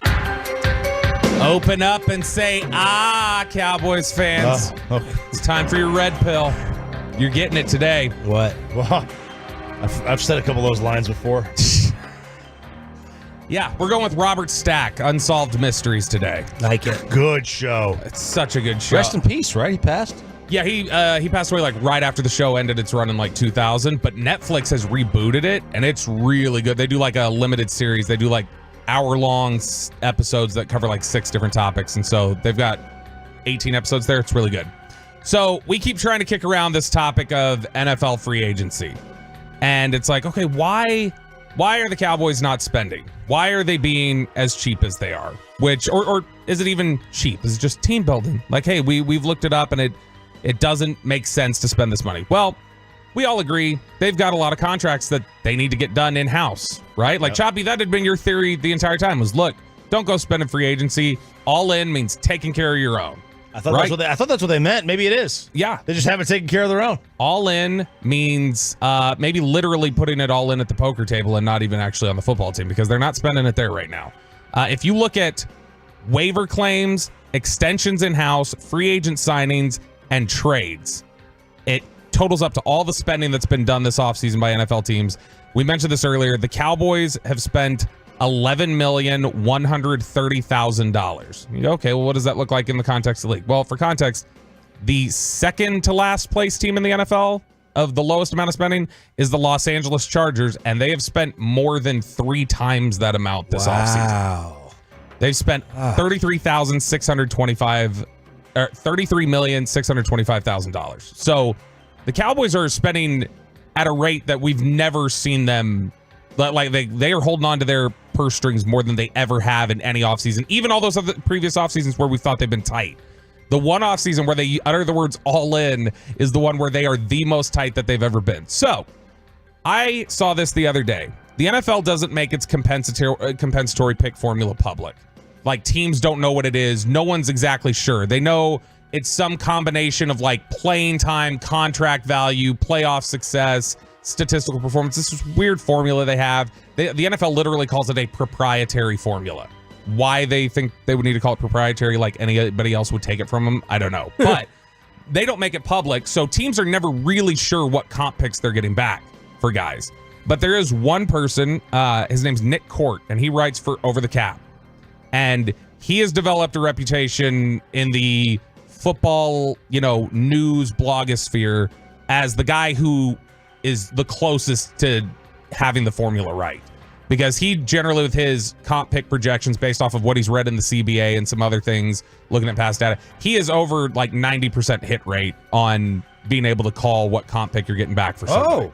So he's really good. And he caught my eye the other day because he was talking about the Tyron Smith contract that was signed by the Jets. He says Tyron Smith played 71.5% of the snaps in 2023. So the second split here, remember the first playtime incentive and then the second playtime incentive we talked about, is that the first set is classified as likely to be earned under the CBA, and the second is not likely to be earned. That means that for comp pick purposes, his annual pay, the CBA would look at it as $12.25 million. That's how much Tyron is looked at as costing to the league. And because of that, that means that around that comp pick, and if he plays at the available snaps, the Cowboys will get for his departure, the comp pick will be a 5th rounder. Because as a player that has accrued 10 or more seasons, the round this contract generates is capped at the 5th round. So you can't get any more than the 5th round pick. Okay, hey, we got a 5th rounder. Not bad. You don't just have one. Because he then recaps where the Cowboys are at right now. They get a 5th next year for Tyron Smith. They get a 5th next year for Tyler Biadasz. They get a 5th next year for Dorrance Armstrong. And they're getting a 6th for Tony Pollard. Man, the whole day 3 is just the Cowboys. I know. I mean, they may have every pick. And you know what jeopardizes those picks? Those picks are not set in stone. You could still lose them. Yes. You know what jeopardizes? Signing somebody. The whole formula of the entire comp pick formula is based on okay, if you've lost somebody in free agency, we're going to give you resources to replenish it if you're not signing veterans. Okay, question. Mm-hmm. If I lose a left tackle, yes, in free agency, mm-hmm. do I? But and the only person, if I lose one left tackle, but I sign one linebacker, does that offset the left tackle, or do I have to sign a left tackle?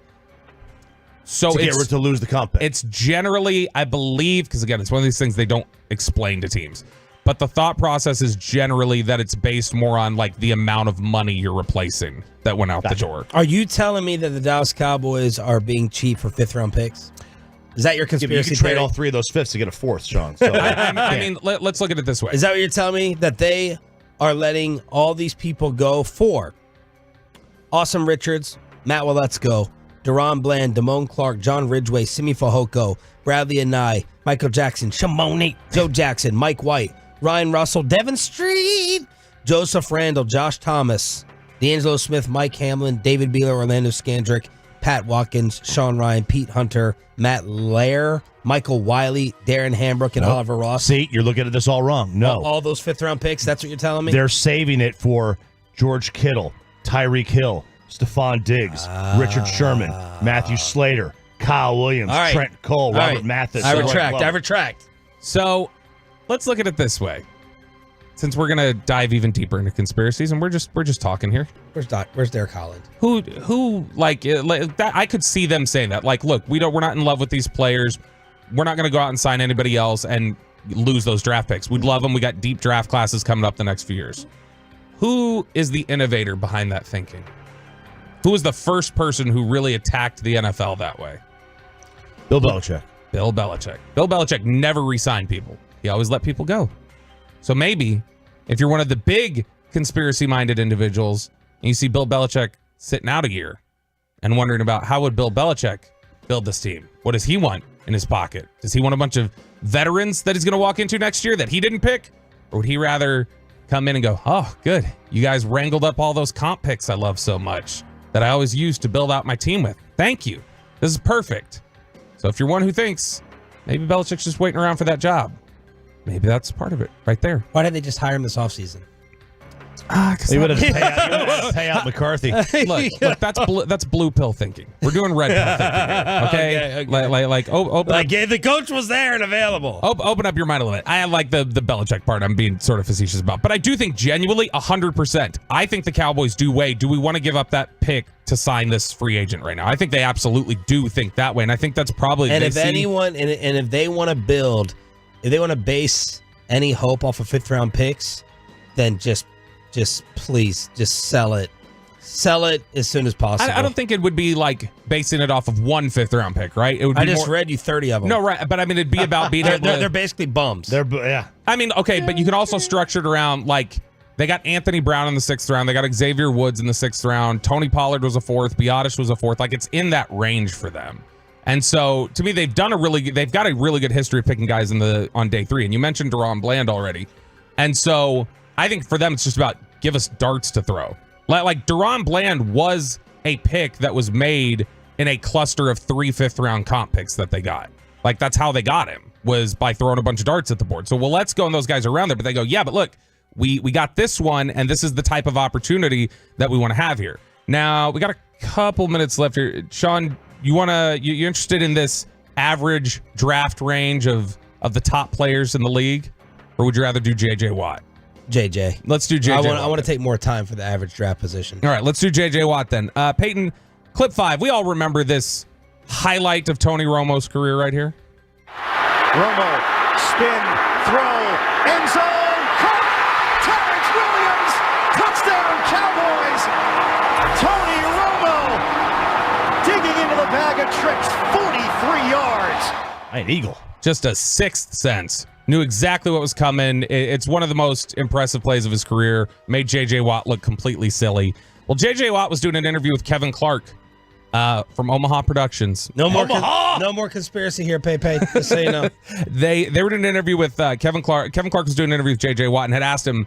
He asked a bunch of different guys some of these things. He asked him, what was the one play that you would want to get back in your career? Like if you could do it over again, get an opportunity to do it over again. And this was his answer.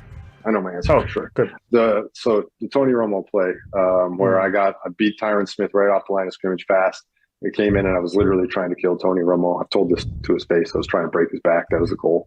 And he, no idea how he knew it, but he felt my presence coming from behind. He spun out of it through a 57-yard touchdown. And that ended up being the game-winning touchdown.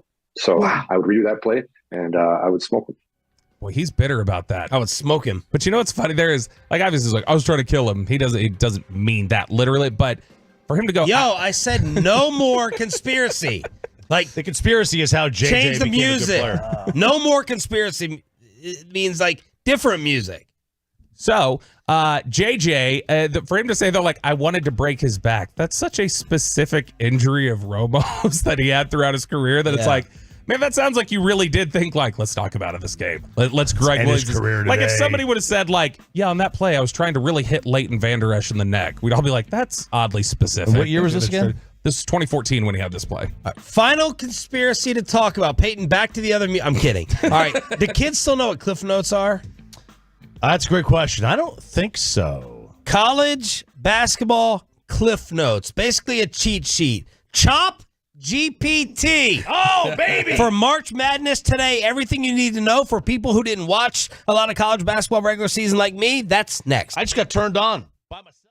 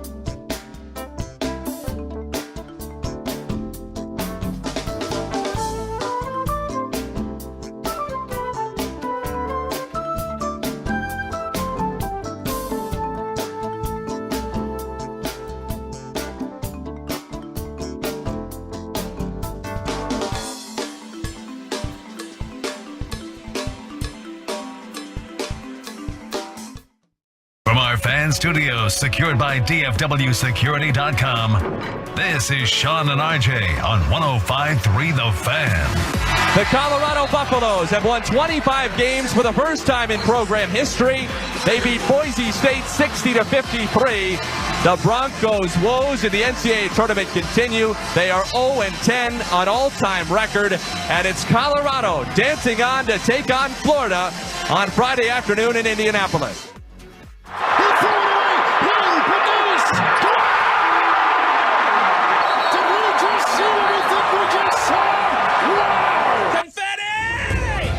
Oh, listen to that. Listen to that music. It's my favorite theme music in all of sports. It's the March Madness NCAA tournament today, starting at 11:15 on CBS.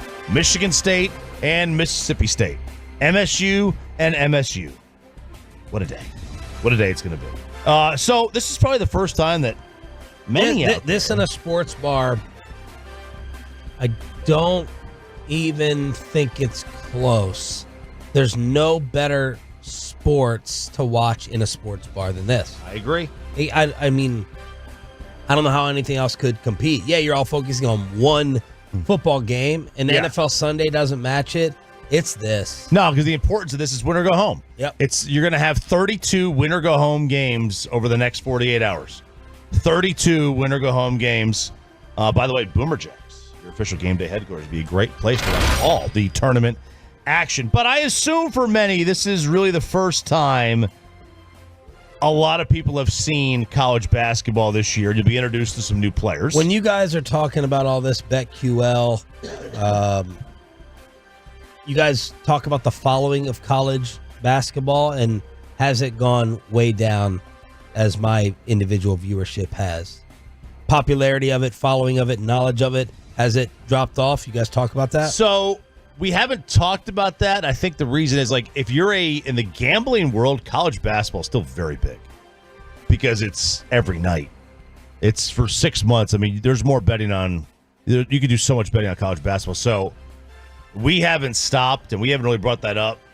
And if you watch, like, most gamblers really are into college basketball because you can bet on it a lot. Whether or not that's good or not, that's the reason. And some of these gambling shows are so Northeast based. I mean, the college basketball, just look at all the TV networks they have. I mean, all those guys are Seth Davis, John Rothstein. They're all very Northeast based anyway. So there's that part of it. If you have not seen some of these players, let me introduce you to a few of them. First off was the Player of the Year, Zach Edey. He's going to win back-to-back Player of the Year awards. It'll be the first one since Ralph Sampson to win back-to-back. Wow. He's 7'4". He puts you in foul trouble all the time. He's made 265 free throws this year, far more than any other player in the country. He's dominant on the offensive glass. They get more second-chance points than anybody else. He's a force. He's also a projected second-round draft pick. Second? So that ought to tell you the difference in the two leagues. 7'4", second-rounder? Second-rounder. If you look at Tankathon, has got him as a second-rounder. ESPN's got him as a late 1, early 2. It's going to be hit and miss on where he winds up going and when he goes, but there is no doubt. I have no idea how he fits at the next level because he is a interior player. All but 4 of his shots this year were from inside the paint. He's taken 4 shots outside the paint this year. Wow. He is the absolute quintessential interior player. There's no doubt about that. Do you know if that's like where he's projected to be or how he's thought of with his pro prospects? Is that about like, well, we don't know how much he translates as a real NBA player like Eric Crouch back in the day or somebody like that? Yeah. Or is it more about that type of player just doesn't get picked like this anymore? He's a little slow. Obviously 7'4". Has he got great like post moves? Like, is he skilled? Not right. I don't think he's very skilled. He's just big. He's just bigger than everybody else. All right. It's like watching Wilt out there. But he plays with a ton of power. A lot of power. Wide shoulders. I mean, he takes up half the lane. He's a big guy. Okay. But I just don't know how he fits at the next level. All right, another player to watch. And this is the guy who's also probably going to be number 2 in Player of the Year. It's Dalton Knecht, my guy. First-team All-American. It's hard to describe his game. He's projected to be a top 12 pick. He's got a really good mid-range jumper. He's slow, and he's methodical like Luka. His offensive game's like Luka minus the passing. Oh. Right? So it's just like He'll use his body to slow himself down. He's creative, but he just can't. He's not a playmaker. Like he can't help other players. Okay. He doesn't pass the ball well. If you double team him, he can't really get out of the double team. But if one-on-one, I mean, he's 6'6" as a 2-guard. He's big. He's big. UConn and Kentucky have two guys that are massive standouts. Kentucky's got Rob Dillingham and Reed Shepherd. They may be the first two college players off the board in the draft. Ooh. They're very, very good. They're freshmen, and they're fantastic. UConn has got Donovan Clingan and Tristan Newton. Those two are just dynamic as well. They're tremendous players. Their team will absolutely, both of them absolutely are forces, UConn especially. I think Kentucky, I have them going to the Final Four. I think they're a great team. You do? Yeah, I think those two together. It's like they're sophomores now. Like they're freshmen, but they're sophomores now. They're fantastic. They don't guard anybody. You and I could score 50 on them, but they can light up the scoreboard. Houston's got a kid named Jamal Shed, might be the best two-way player in the country. I love Caleb Davis at Arizona. He was at Carolina. Caleb Love. RJ Davis is at Carolina. Caleb Love. He was at Carolina. Yeah, I was going to correct you. Yeah, he was at Carolina. And I don't know what to expect from him on any given night. He could put up 35, and he could have a 6 turnover day. Like you just don't know. RJ Davis could put up 40 at Carolina on any given night. He is a tremendous scorer. He doesn't have many off nights. Of course, there's the Samurai Steph Kesey Tominaga of Nebraska. Of course. If they make a little run, he'll be a very, very fun player to watch. Jonathan, is it Givony or Givoni? Givoni. His top 3 I'll give you his top 10 in the draft. He's ESPN. He's ESPN draft analyst for the NBA. Rob Dillingham, number 1. Reed Shepherd, 2. Donovan Clingan, 3. Dalton Connect, 4. Jacoby Walter at Baylor at 5. And then Cody Williams at Colorado at 6. And Cody played last night. He only played 11 minutes last night.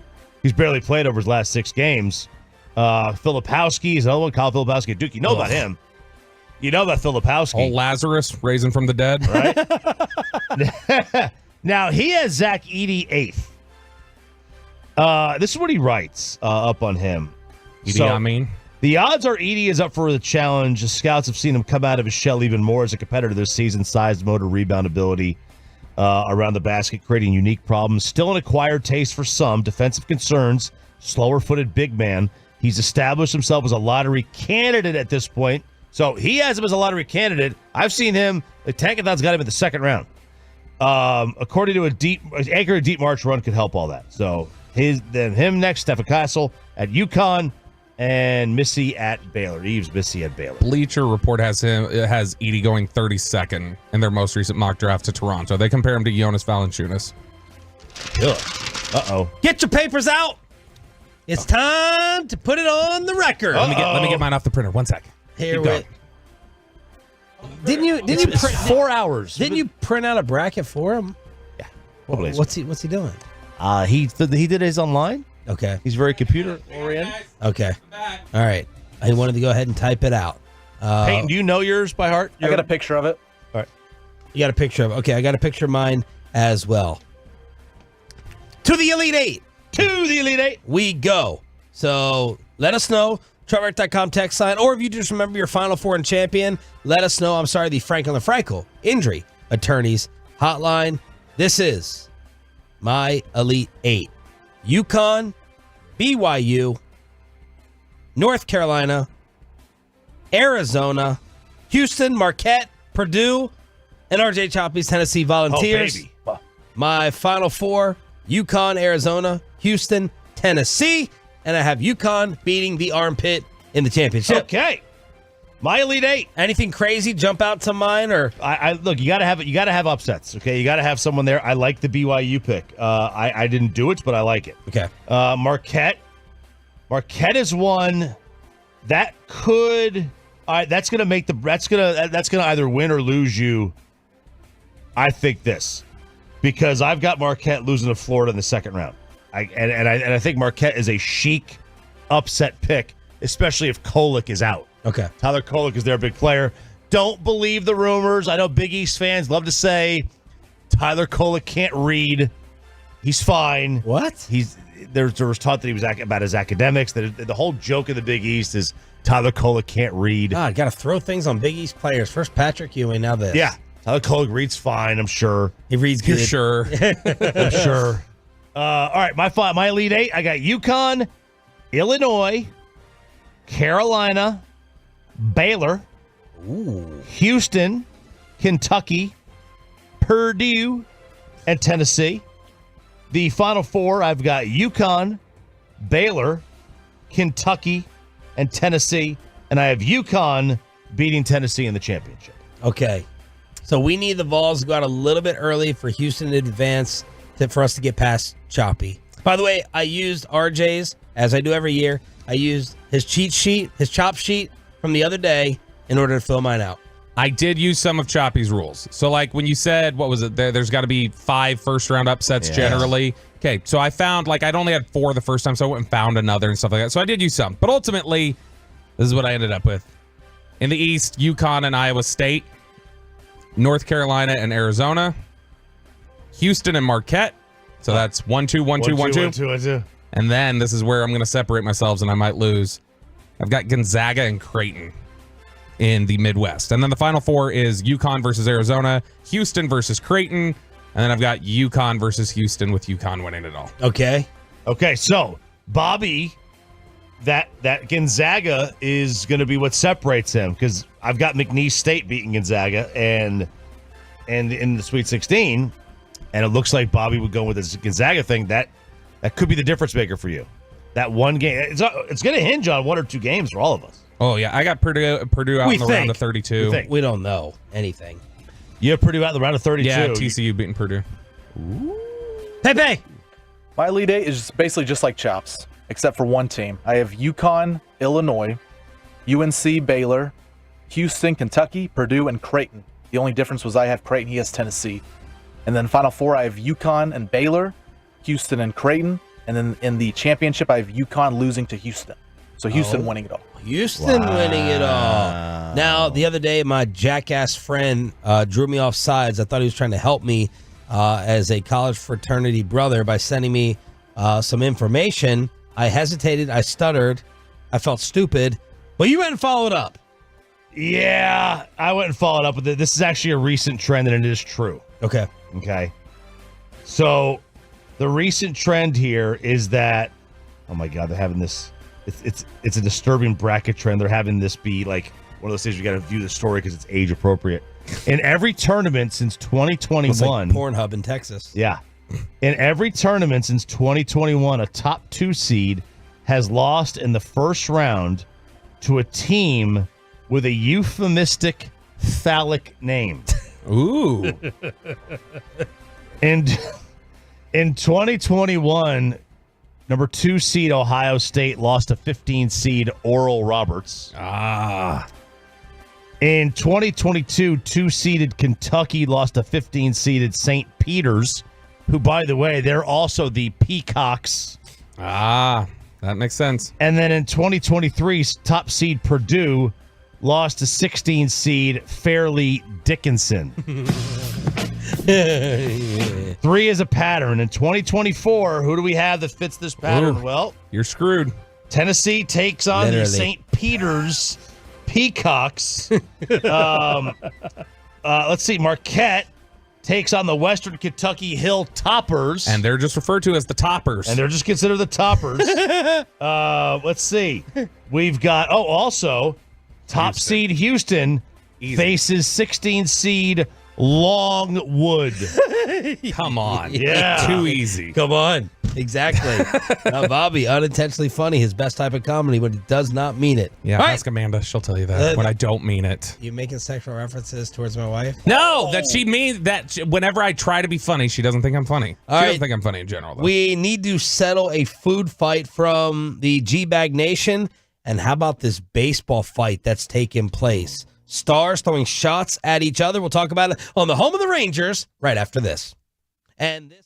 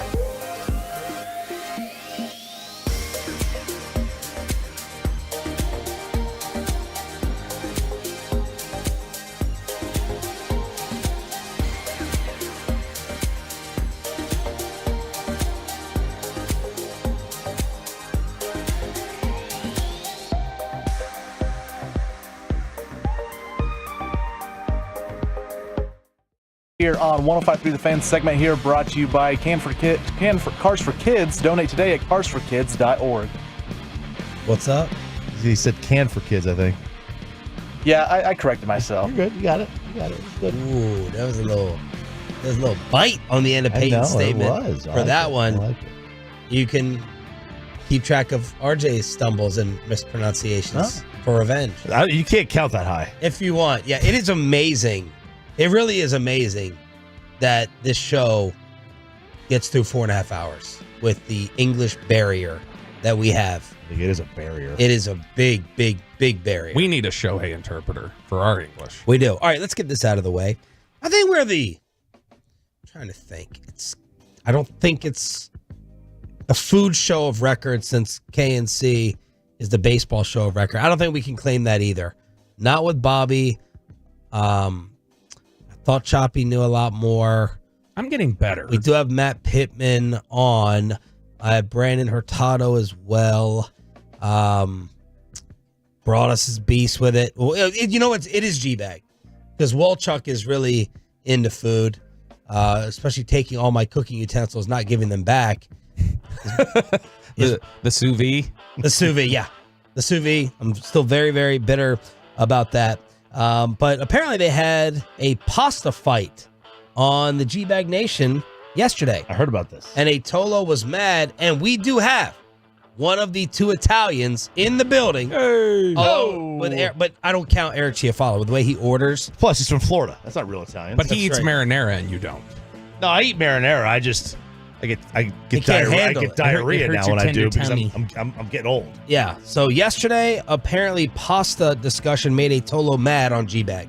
Apologies to authentic members of the Italian food and Italian community out there that we may or may not have offended. I love this. It's awesome. You can't seriously. She's saying about and she's saying about heavy sauces on angel hair pasta. Yeah. So we've got some Tolos in Pittsburgh, and from the 412, he's texting, and his wife is absolutely triggered by the pasta segment. She's Italian, and the no heavy sauce on angel hair pasta really got her. She says that we are failing at our pasta game, and she says teaching your kids to cut their spaghetti is ruining them.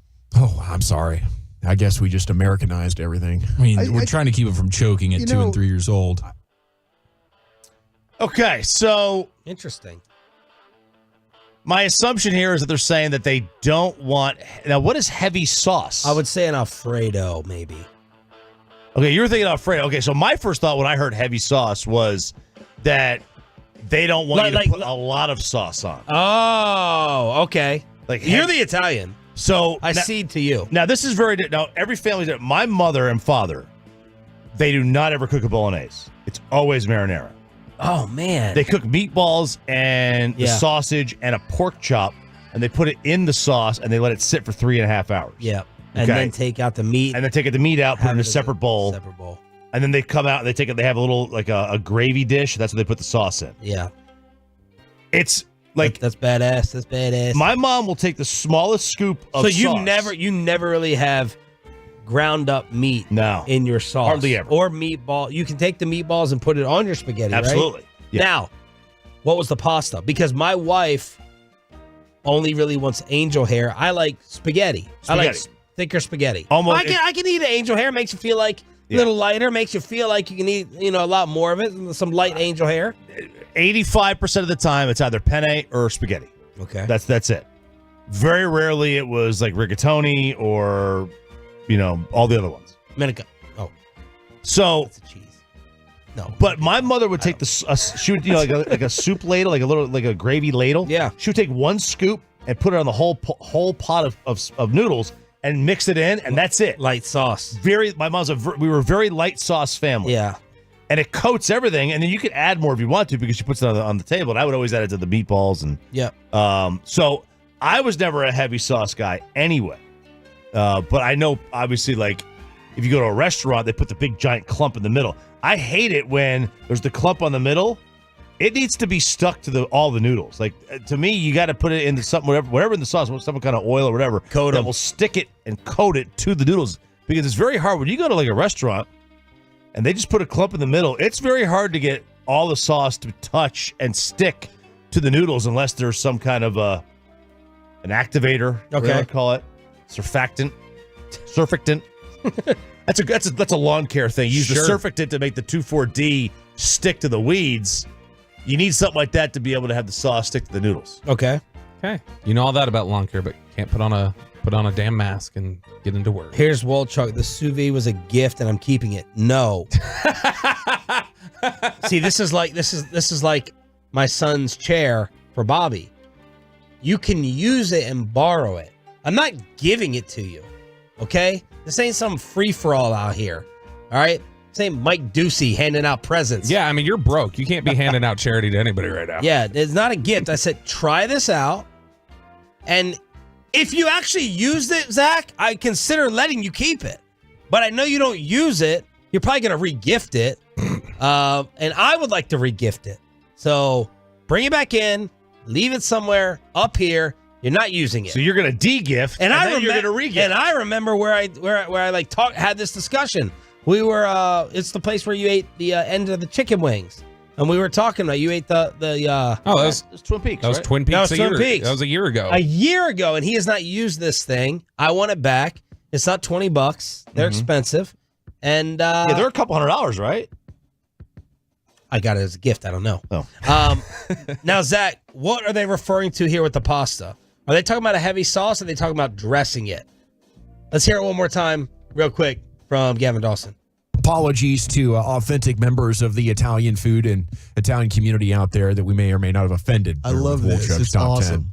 10. You can't seriously. She's saying about and she's saying about heavy sauces on angel hair pasta. Yeah, so we've got some Tolos in Pittsburgh, and from the 412, he's texting, and his wife is absolutely triggered by the pasta segment. She's Italian, and the no heavy sauce on angel hair pasta really got her. She says that we are failing at our pasta game, and she says teaching your kids to cut their spaghetti is ruining them. Oh, I'm sorry. I guess we just Americanized everything. I mean, we're trying to keep them from choking at 2 and 3 years old. Yeah. Are they getting on to Eric for being a bad Italian for cutting up their kids' Cut spaghetti? up, no, listen. But I don't know if they're talking about heavy sauces or heavy saucing.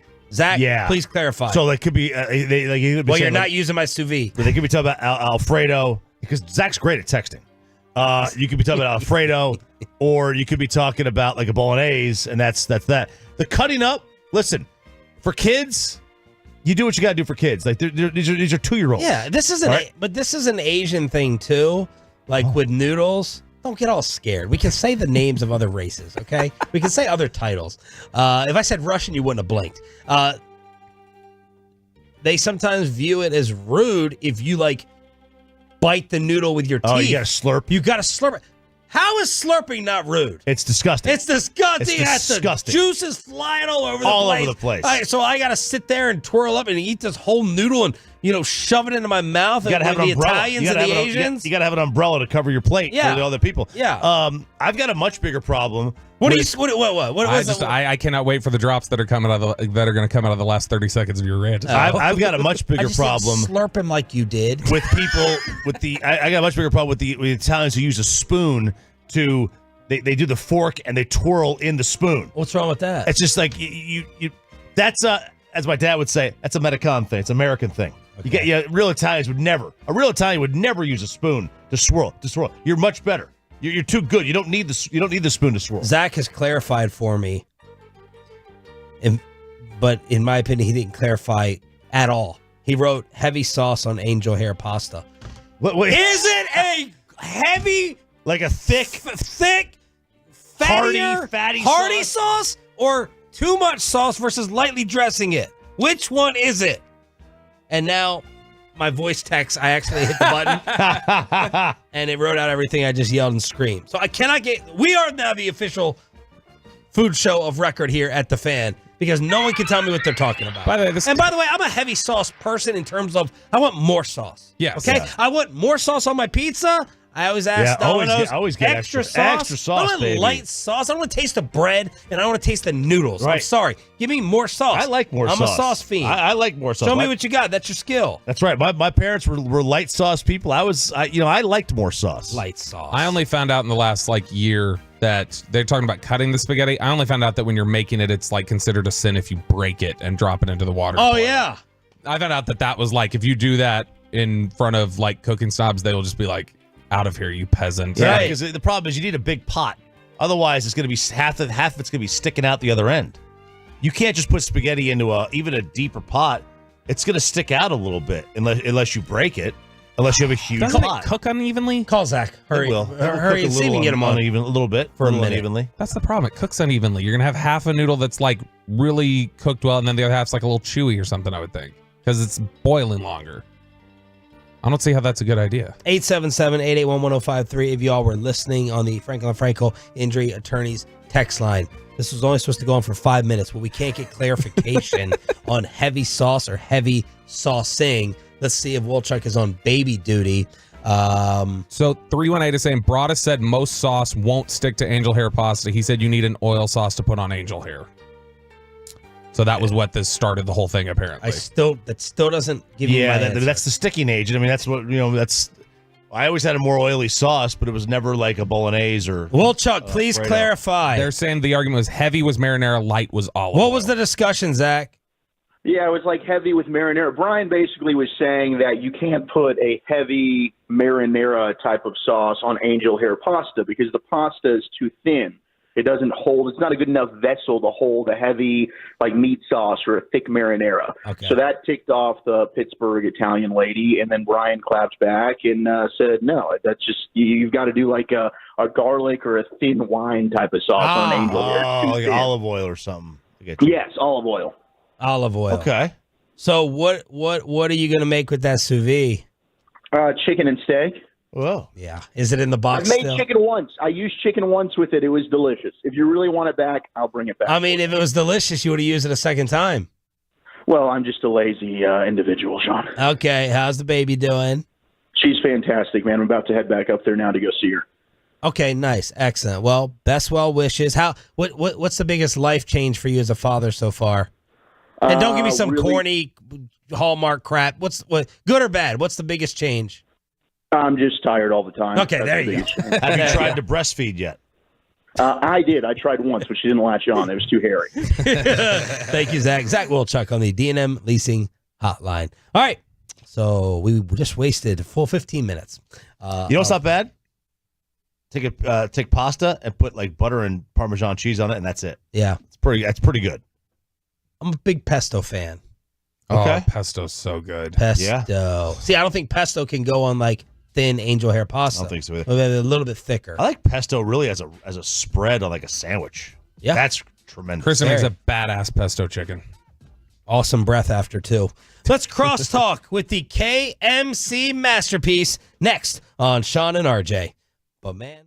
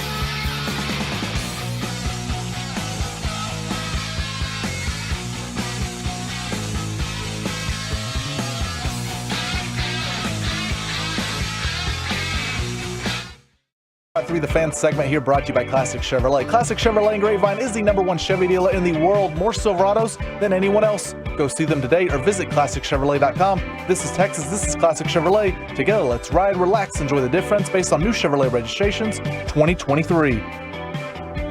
What's Mike doing? Boycotting? What is he doing? He thinks somebody got riled up. He's boycotting, sitting out crosstalk. Mike's not here? Second straight day. What are you talking about? Was he not here yesterday? Oh, he decided to schedule therapy up until 9:50. Did you say something mean about him then? I said a lot of mean things about a lot of people yesterday. Oh, no. Yeah.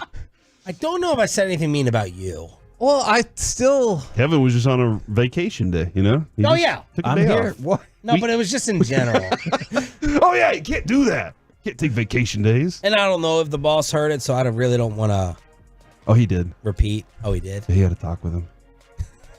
After the show. Oh, he did? You know how he had that talk with Bobby a while back? Well, clearly which one? Gave him the like, I always knew it was you kind of thing. Kind of had one of those yesterday. Well, clearly it had an effect because he's sitting in the bullpen. You know, someone that you thought is going to be missing a lot of shows, you'd think would be like participating when he could. Oh, my God. But I guess that's not the case. Anyway, Corey Majors, what's coming up on the show? Right out of the gate, all the madness. KNC Masterpiece. That's Coming right. Up with That's the right. next KNC Masterpiece. Kevin's back, but is the Cowboys' willingness to get new free agents back as well? We'll find out. The fun starts at 10 and goes all the way to 2 on the KNC Masterpiece. Actually, that's not even on the show today. The Fan. You had a good repeat tease today. Oh, it did. It went twice. Pepe. Do it again. Coming up today on the KNC Masterpiece. Coming up on the next KNC Masterpiece. That's what you're supposed to do, though. You know, Is that an Alec? Is You're that supposed to what? That was an Alec. Do both intros. yeah, you don't have to do the same thing we do. Oh, that's what that was. Yeah, so it's supposed to be two different teases. Alec yesterday did give me a hard time. Sean is walked off. He's trying to block Mike. He doesn't want him in his He eyesight. doesn't want him in his line of sight. He's put the cornhole board on top of a chair to block Mike from seeing The it. only problem is that there's a hole in the cornhole board, and Mike's kind of tall. He might be able to look through it. It's on the Oh my God. There you go. All right. He is blocked out. Man. He is blocked out. Holy moly. This is amazing. This is fantastic. I mean, Mike's been in here. He was doing yoga. He the last was. segment in here. He was on the fan cam. Yes. Ryan got him on the fan cam doing his stretching, his Oh no. Is he going to come in here and knock that stuff down? his or just come pilates, in here? pilates. If we're not talking about Ramadan, he don't want to participate.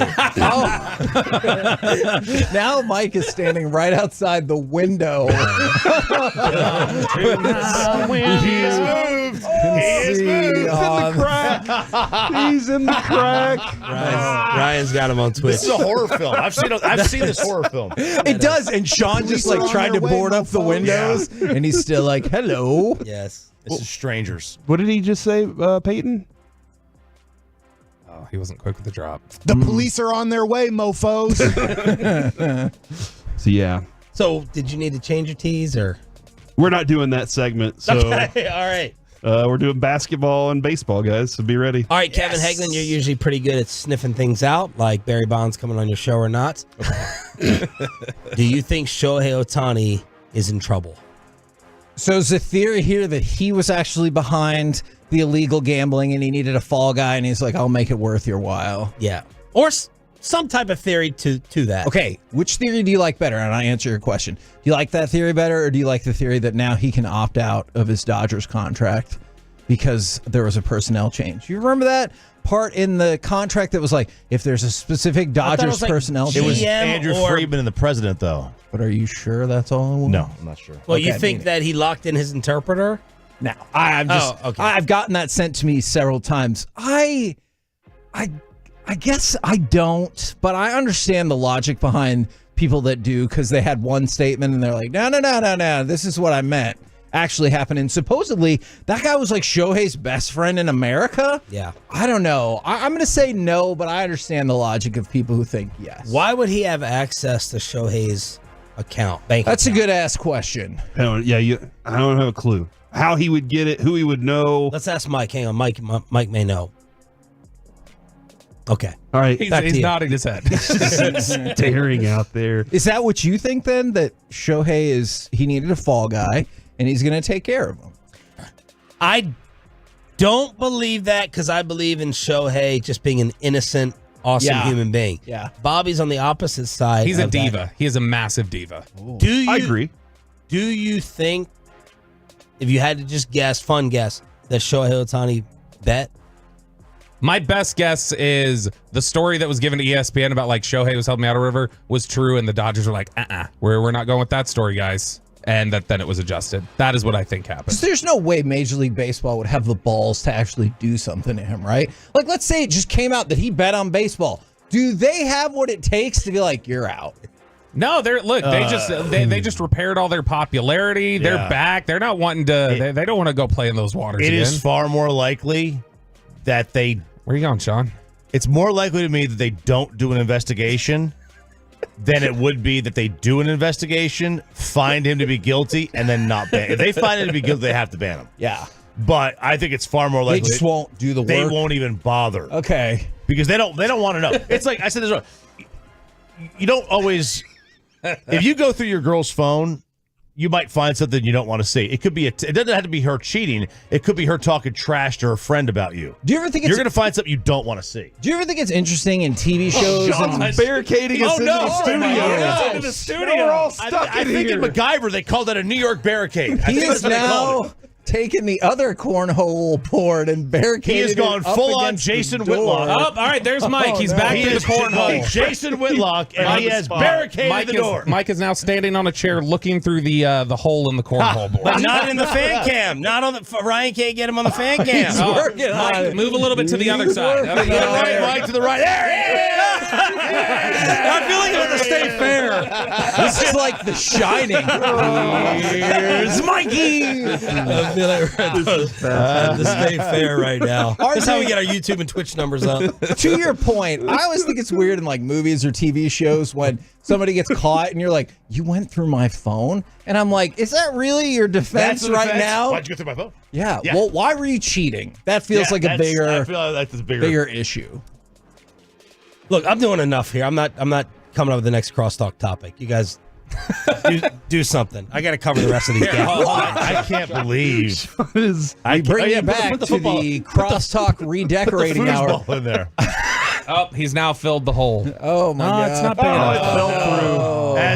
As is typical, it was too skinny. Oh, now he's going with the Was it too skinny or was the hole too big? The hole was too big. Okay, that's that's not a me problem. It's not on me at all. Yeah. All right, now he's blocked out completely. He is fully eclipsed. There's only two more cracks here. There's only if we two can more get this cracks. level of effort into all aspects of the show. No, that's his. Oh, there he is again. Sean is now putting Sean is trying to cover the window like this. Yeah, this looks very much like a post-apocalyptic world where you're boarding up the window. It's a real world. What I don't understand is why. He's like cousin it. Why won't Mike just go into Studio B where there's a whole window wide open? Yeah, that's a good him? point. That is a very good point. Or you could just go stand behind Peyton where they have a camera that can go on Peyton as well. Like there's lots of crosstalk. This is Wisened up. The biggest question is why? Why, Mike? That's what I think Sean's really wondering. So that is a good question. I feel Why? like I know. Look at the that one answer. eye. I see one eye. I feel like the answer. He looks like Wilson off Home Improvement. He's just over the fence line there. Jeez, who do you guys have in the Final Four? I have Duke losing in the first round of all my brackets. I have Purdue. Because that's what you think's going to happen, or out of spite? Because I mean, Kyle Filipowski, I don't want anything. I don't know how he's going to be able to play. To be honest with you, old Lazarus he rose from the dead. He was supposed to be dead after they stormed the court, and there he was. He came back to life. I would really like it if they could win 2 games and then they play at the American Airlines Center, even if they get worked by Houston. I would enjoy it. Will Chambers is already just like, oh my gosh, we're going to get a Kentucky game at the AAC. I'm going, and he's just like all amped up for this now. As bad as the Kentucky segments are, when you get like 6 Kentucky segments in the rundown on a Saturday from Will, it's going to be way worse if they actually end up playing here in Dallas. I got Houston, Purdue, Arizona, and Illinois. All right. You don't have, because you hate UConn. I do hate UConn. So you left them out? No. I agree with that Even logic. though Choppy is like, you go ahead and give them the title, about a month ago, They've right? probably been the best team in college basketball all year. I get it. I got UConn, Purdue, Houston, and Baylor. Ooh. So I went with 2 Texas. That's dumb. Yeah. Like, you go with 2 Texas teams. Sean did it. He managed to find enough things around the studio to cover every. Is Mike trying to hit the window so some of that stuff falls over? I feel Sounds like he is. I got. He did! He knocked the football out. Oh my goodness! I'm not responsible if he breaks those cornhole boards, knocks them over. He's back. He's back. So, who do you have? I just said it, Bobby. I just got distracted. We were all distracted. Okay, that reminds me of a time we had Devin Harris on. This was years ago. Well, and he was giving us his Final Four picks. And then he goes, so in this region, and all of a sudden in my headset, it goes, hey, Henry Melton just signed with the Cowboys. Henry Melton just signed with the Cowboys. And I was like, oh, cool. And then we go back to Devin Harris, and he goes, ooh, which bracket am I forgetting? Let's see. Oh. Which one did I leave out? And I'm like, crap. I have no idea what he said, so I don't know who to leave out. So I casually was just like, quick shooting teams, and eventually we got one and figured it out. But that kind of reminds me of what just happened as Mike is banging on the glass. Sean, I can't tell. Do you love Mike or do you hate Mike? It seems like I think the answer is yes. Because you're always like, you guys are so lucky to have him on your show, but you also have to deal with him on your show. Yes. And, so much effort Sean is putting in. This is so much effort. This is amazing. Hold on, did Sean and Mike just work a way out for Sean to not have to do crosstalk for a segment? Oh yeah, as he heads out they're on both vacation sitting out next crosstalk. week? That's what Now it he's is. just gonna walk through the door. Question. And look how lost and hopeless you guys are without it. How long will that be like that? I'm not fixing it. Is today. Spittle here? Yeah, I'm not fixing it. If Spittle's here, Sean did it will be like that Till for just like 11:30? 2 more minutes. Yeah. Because I'll have to take it down. After all this, Mike figured out there are 3 more windows. There he is. There are lots of different studios here. I was just waiting for you to like tilt the couch up or something. That's right. All right, y'all. Enjoy the first day of the madness. K and C masterpiece, depending on whether the M comes, is next. What? We have you covered. Corey.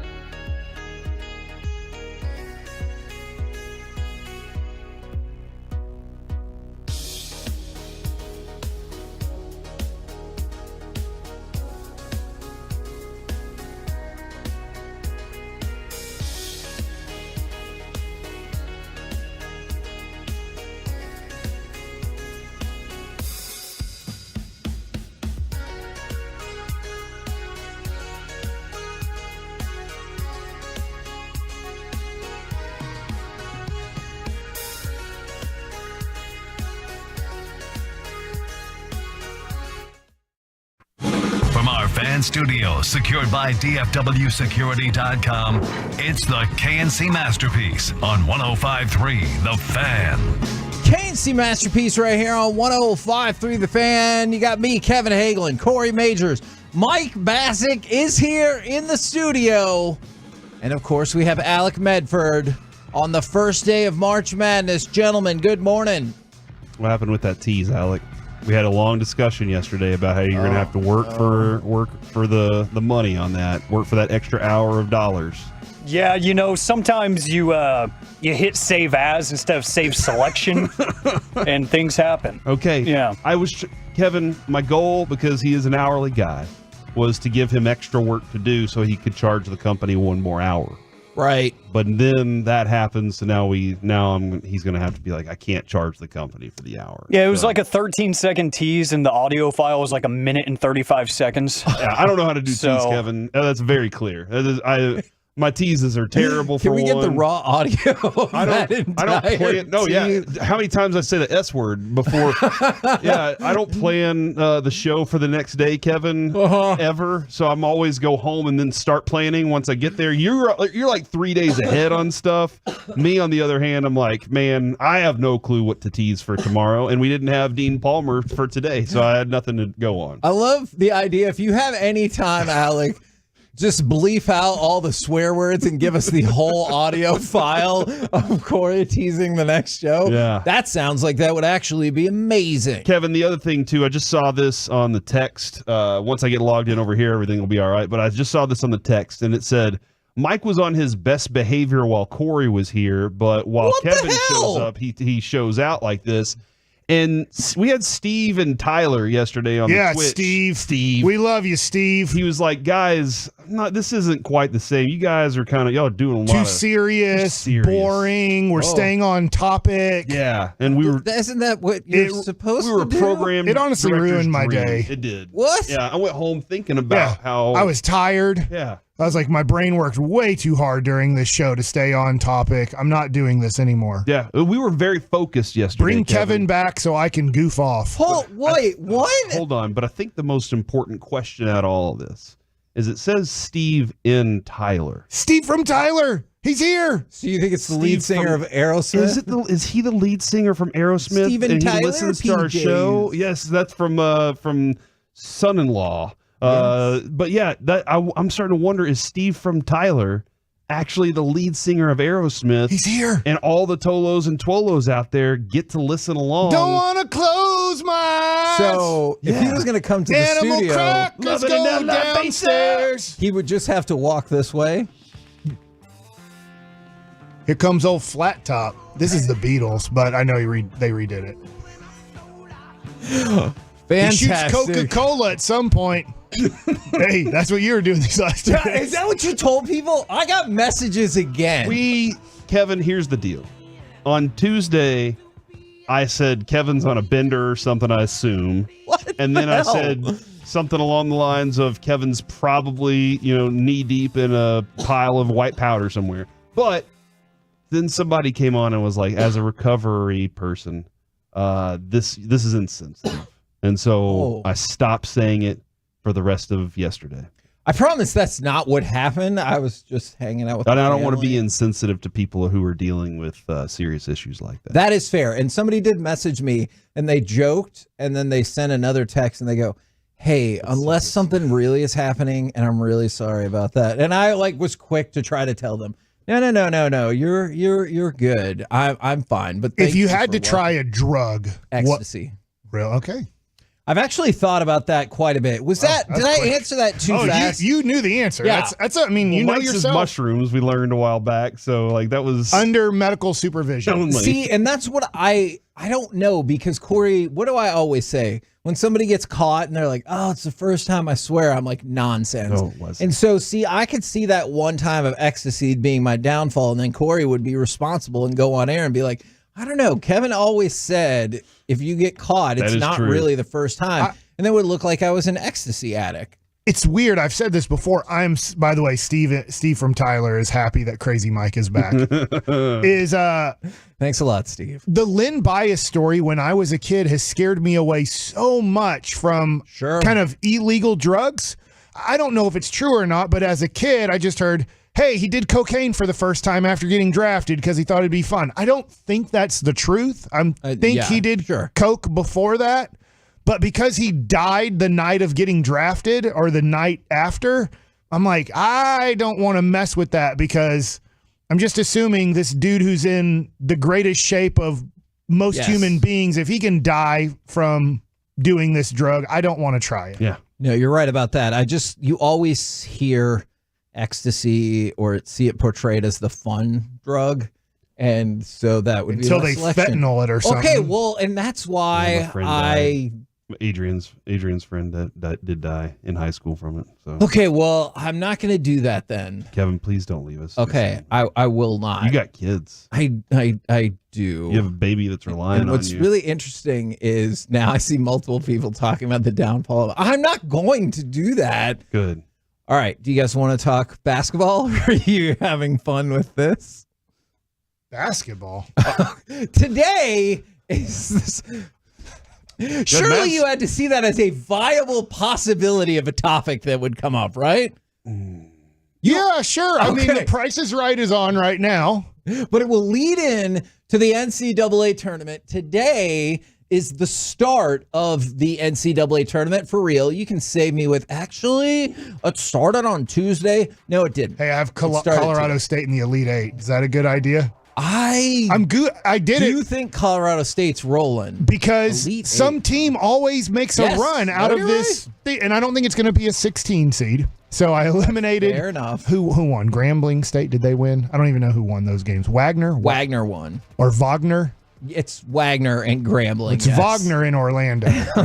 Well, yeah, Wagner wins. We're talking basketball. Because Howard missed 3 straight three-pointers at the end of their game. That was insane to watch how that finish went. And you're like, any one of those shots, dude, any one of those, they had 3 opportunities to put that one down. But I don't know how well. It wasn't their shining moment. Yeah. That is very fair. And then we get this from the 214 when I say I'm not going to do it. Don't be a pig. So that's the level of encouragement to do go along this line. All right. Stephen from Tyler just said, now that's how you start a radio show. Okay. Fantastic. I would argue, though, that like staying on point and focused is like ideally what you're going for in a radio show. I got my password. Yes. How many brackets do you guys fill out? Do you take off of work? This is for the other people. I know you guys. I thought about taking off work today. I know. I remember. Why? Just to not come to work. Because last week I was off for a couple days. There'd be stuff on TV, and I knew, I'm going to be honest here, I am wore out when one of you guys miss. There's way more responsibility on me, and I don't like it. Right. I honestly do not like doing a 2-man show for 4 hours, and I feel drained. On just I was tired minutes. yesterday, Mike. See? I was pretty exhausted. But Mike, when you dip out for like a couple consecutive segments, do you see how that could be more straining for Corey and I? I feel like you guys love that, though. Like in my brain, I'm like, this is like when Luka stops dribbling the basketball. Like Luka doesn't sit out a lot, but when he sits out, 5 other guys really get to touch the basketball. So I'm thinking, man, you guys enjoy your moment here. I'm not going to touch the ball. I'm sitting out, man. I'm getting my Gatorade. And I'm just kind of chilling until it's my turn to come back in. Okay.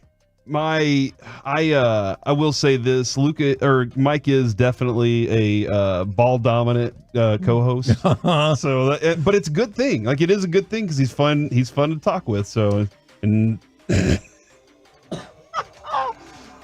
feel the same way sometimes. What are you reading? Me? Yeah.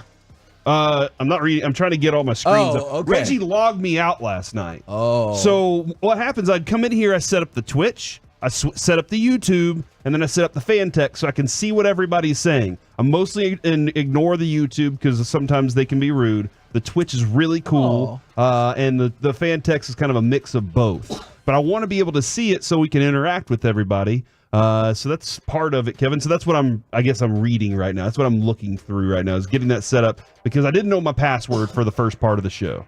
And I'm still not sure I got it. I think I just might have accidentally typed in the right words. Oh, okay. So, well, you take that win. So my question is, for the Tolos YouTubers listening, Do you take the day off of work? Does your production just suffer? How do you attack the next couple of days? Because tomorrow, I know at least some of Mike's production is going to suffer because basketball is on. Plus, we're going to be at RJ Duke's card shop in McKinney. And so there's going to be cards. There's going to be basketball. You'll be distracted. 100%. And I'm hoping Tolo's bring us good food at RJ Duke's too. Okay. There's a McDonald's if you're looking for it. There's a McDonald's that you can really see right off of. Is that the 75? Yes. Yeah, off of 75. That is the 75. I always forget if it's 75 or the tollway. But I don't need to go to McDonald's if I know Tolos are bringing food tomorrow. And just so you know, there is a McDonald's right there, though. Just in case. They're going to do a $200 mini bracket challenge. So the Thursday games will be over, but if you want to predict the Friday games, I'll predict them. Yeah, I have to pay $200. No. You can win a $200 gift card. Plus, Corey, I don't know if you want to tell your kids this, but they better be in school. If you spend $20, you can get a team bag to fill with as many cards from their 10-cent bin as possible. Are you serious? Yes. The 10-cent bin? And so there's going to be some fun stuff going on for sure tomorrow at RJ Duke's in McKinney. I'll tell you what, man. I keep looking at my Wyatt Langford autograph card, and I have no clue what it's going to be graded or anything like that. I have no clue. It's doing well. Trust me. It doesn't matter. I'm excited about it right now, man. That was the talk of the Dallas Card Show is Wyatt Langford. And you know what? Might actually have interesting collectible Wyatt Langford news coming up at some point. Oh, my gosh. Coming up at some point. All right. How many brackets do you guys usually fill out? I feel like I've asked that question several times. One and sometimes two. I filled out two, but the number 2 doesn't count. It's just for fun. So when it's against my sons, and usually daughter and wife, but daughter is in Texas, is at Texas. She doesn't care at all about sports anyways. And so my wife filled one out this morning too. I know where she goes to chart in the morning. So I put a bracket on her computer. Nice. So before she started charting, like fill it out. Obviously she's a tech alumni. So she has tech in the Sweet 16. I like that. But then she doesn't believe in her school after the Sweet 16, which I'm like, if you believed in them this far, just keep rolling with it. Okay. But so I filled out another one just for fun, just to see if my a little bit wackier bracket does better, but it doesn't count in the standings for the Bassick family. So I don't know if y'all have ever considered this. This is usually what we do with our bracket from the 903. You guys should just improv an entire show. That's what we do. Sometimes you'd be amazed at how much of it is. I haven't looked at the run sheet yet, to be honest. But from the 903, yesterday I discovered that Corey and Mike are the mature ones and Kevin is the immature one. The show was so organized yesterday. Mike, I actually am proud of that. Thank you. I don't support that. Boss did say, really good show the last 2 days, guys. He was very proud of us. And today he's going to be like, Kevin, the hell did what you happened do to in that this opening show? segment, Kevin? Thanks a lot. Is my family, so me, Jess, and Brandon, we do a draft. And so all teams are available and you just start drafting off. So everybody gets one of the teams and it's just winner take all. Okay. So we'll also fill out a bracket and see who does the best from the more like standard point by round system. But we also do a draft and it's super fun. And then there's always one team left over and we give it to Noah. So I think Noah has maybe Wagner. He has one of the 16 Wagner. It's not. So how do you pronounce it? It's Wagner. I just said that. Well, the W, Kevin, is actually in France. It's pronounced W. In the playoffs, when Orlando's playing, are they going to say Wagner with the make, or are they going to say Wagner with the basket? They're going to say Wagner, but you do acknowledge that a school is different than a person, right? I acknowledge that. Okay. I had to think about it, but yeah. Thank you. A school is different than a person. That's a thing versus a person. Hence the different pronunciation. It's a what and a who. But isn't the school named after a person? Yeah. But it's not named after Franz Wagner. You don't know that? What about Moritz? Named after. What about Moritz? I don't know. There's 2 Wagners. I don't know. I learned that this year. They're on the same Wagner, team. Weird moment. Franz Wagner. I don't know who the School of Wagner is. Why do you care so much about this school? Are they any good at basketball? From the 682, I agree with this so much. Kevin is already planning his next day off. From the 903. What about Houston? It's rarely as though you guys have any clue what's going on, but it's rather enjoyable. What the hell? I feel like I do know what's going on. I'm pulling up the run sheet. What's up next? Because Kevin, I did look at this because last year I had a perfect bracket, and this year I'm not quite sure that's going to happen again. I didn't even remember who won last year. It says right here that the odds of filling out a perfect bracket are about 1 in, I don't know, that's a bit, 9.2 quintillion. Okay. Like, so everything in the world could happen to you besides filling out a perfect bracket. So can I tell you this? A couple of things. Did you guys read the story about the dude from several years ago who got the first... like they got it to the Sweet 16? All the way perfect? Yeah. And so they disputed that number because they said that's assuming every game is a toss-up. And it's not, but it's still ridiculous. But they said the odds of getting all of those first 4 days of games right are the same as winning the Powerball twice. And I'm sure that guy was like, I wish I would have won the Powerball twice. Has anybody won the Powerball twice? Sure. I'll try. From the 806, wow, 16 minutes back from Kevin, and the show's already off the rails. There's a common denominator. I don't even know what our topic was, to be honest. Kevin from the 682. Corey and Mike had a great show yesterday only because of Kevin's leadership and example for those two misfits. Yeah. Hey, when Carter has to label this, what is he going to label it as? Hey, Carter, Just a shrugging shoulder emoji. If I can tell you, here's what the theoretical subject was. Wagner and basketball. Yeah, shut up, Mike. All the madness. How many brackets did you fill out? Did you take off work? What are the upsets? And, of course, who will cut the nets down? Or it could just be labeled, shut up, Mike. You should ask those questions to start the segment off, to really, like they say, hit it hard. Hit it quick. No, I know. But then instead you get what makes one a Wagner and what makes one a Bogner. Boss always says get to the meat fast. Yeah. Eat the meat first. And the sides, if the sides get eaten up, I've always they get done it eaten up. I've always eaten the sides first so that I can save the best for last. That's what they say. Who says that? Who says that? Kevin, we gotta shut up. We gotta go. Coming up next, Purdy and Spittle. The Rangers got a guy. And what is exactly going on with Shohei? Plus, whatever weird non sequitur we take. Oh, we got to focus on the next on the fan. Hey guys, let's get focused. And if you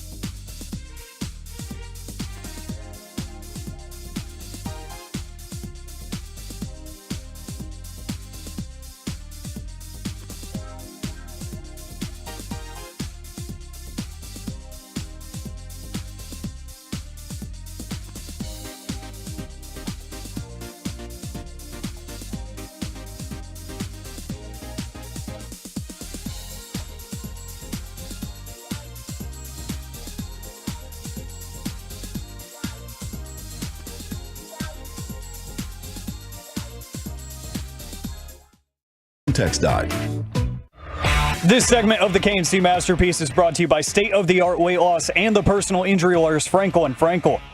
If you've been injured in a car or truck wreck, call Frankel and Frankel first, 214 or 817-333-3333. With Frankel and Frankel, there's never an out-of-pocket cost. They only get paid when you win. Frankel and Frankel, the go-to truck wreck attorneys here in Dallas.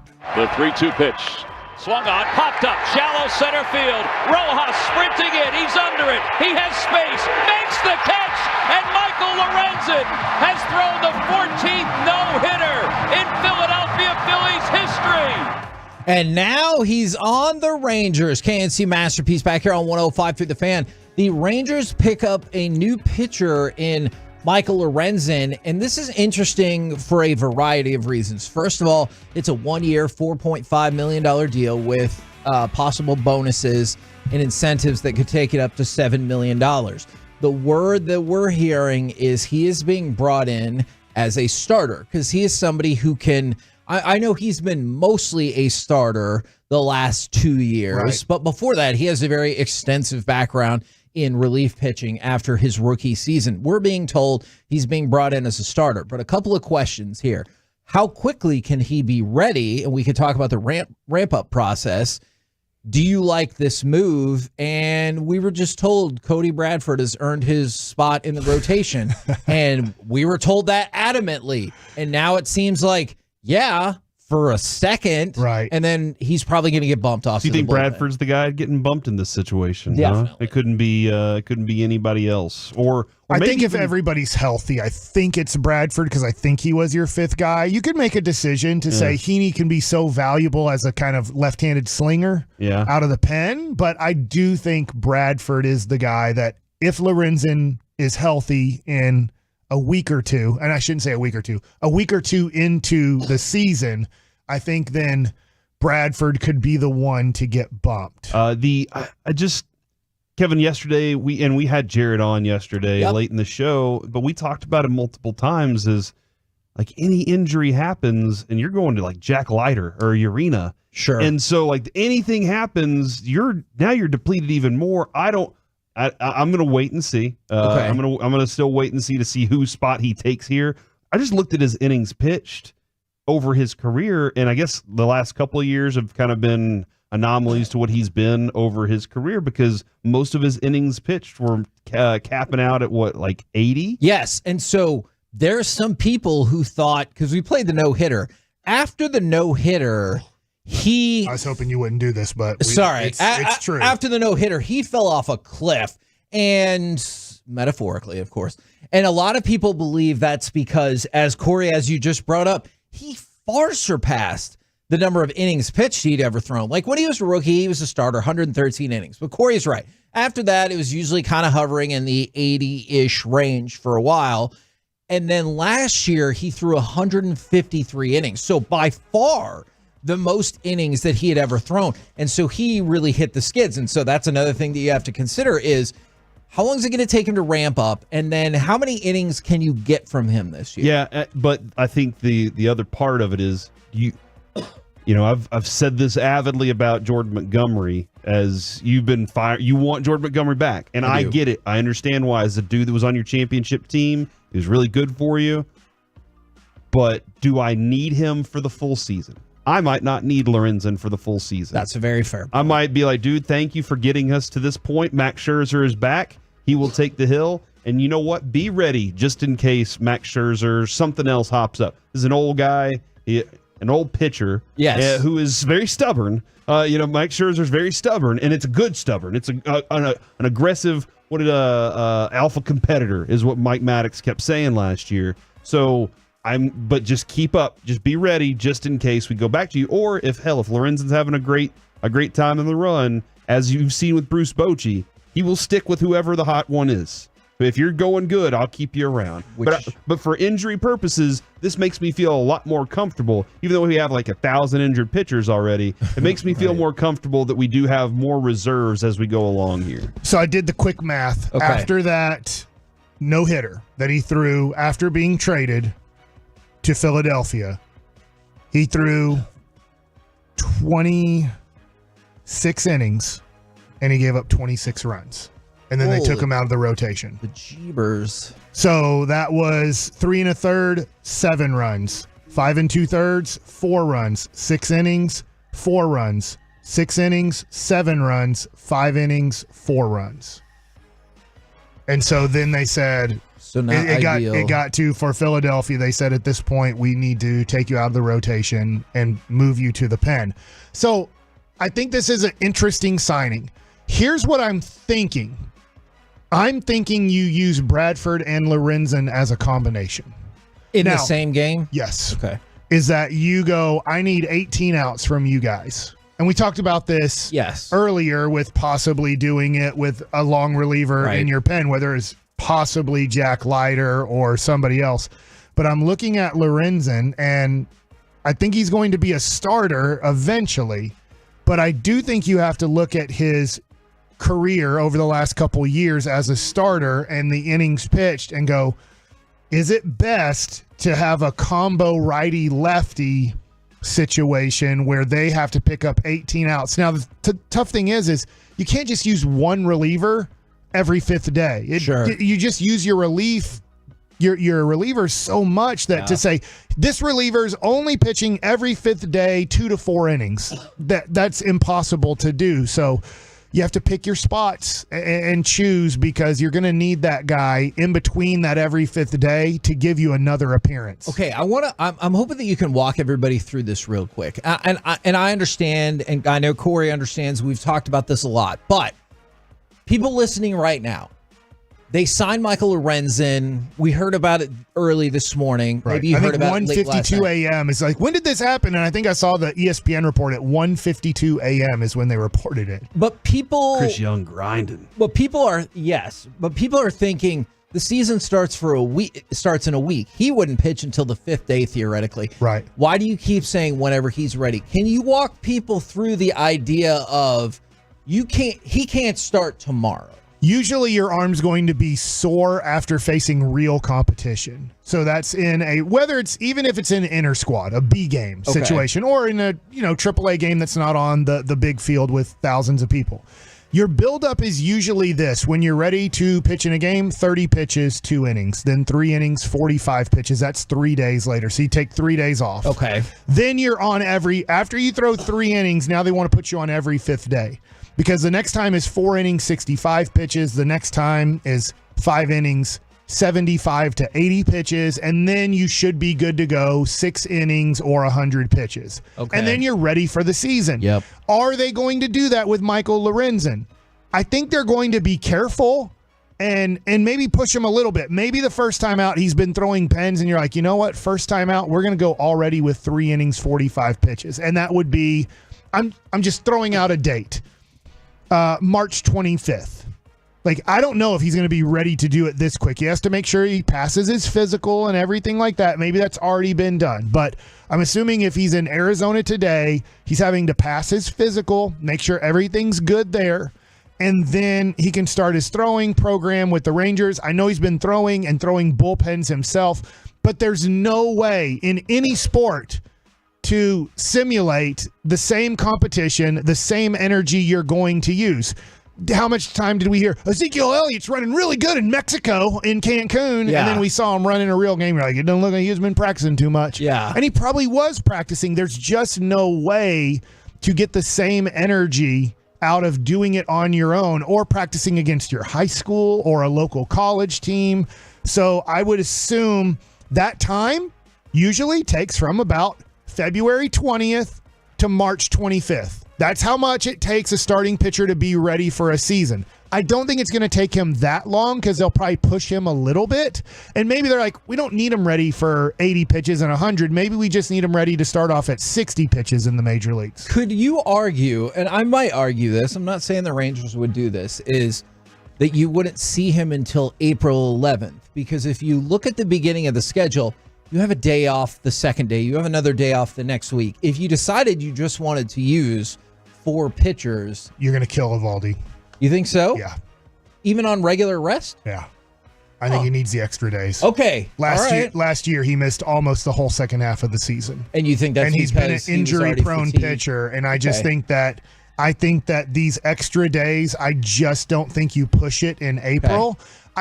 Now you get to August, September, and I'm just throwing this out. You're 5 games back of a wild card spot, or you're 5 games back of the division. You're like, we got to push it here. We got to all hands on. It's deck. like if we don't push it, we're not going to make the playoffs. So if we, and I'm not, this is too strong of a word. If we kill somebody, if somebody's arm fatigues and they have nothing left September 15th through the 30th, I'm like, hey, we had to.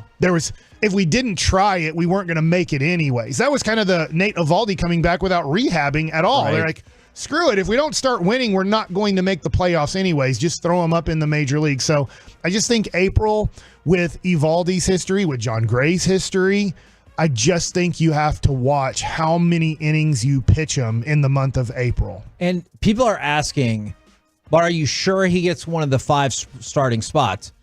I think we're going off of what some of our folks have been telling us is they made this signing for him to be a starter. Now, to your point about could he eventually go back to being a reliever when the troops come in, I'm not disputing that at all. But do you not understand it the way I do is that this signing was made for him to be the 5th starter?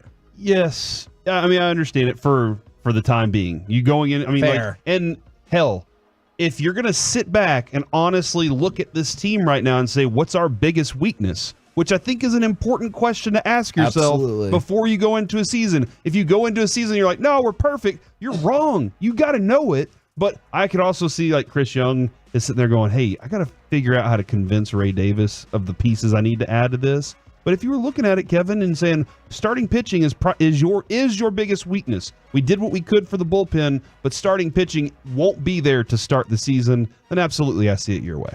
Now, he had a really good season last year, and I'm sure we'll talk about it more leading into the season. He had a good season last year outside of, we talked about post no-hitter. He really fell off.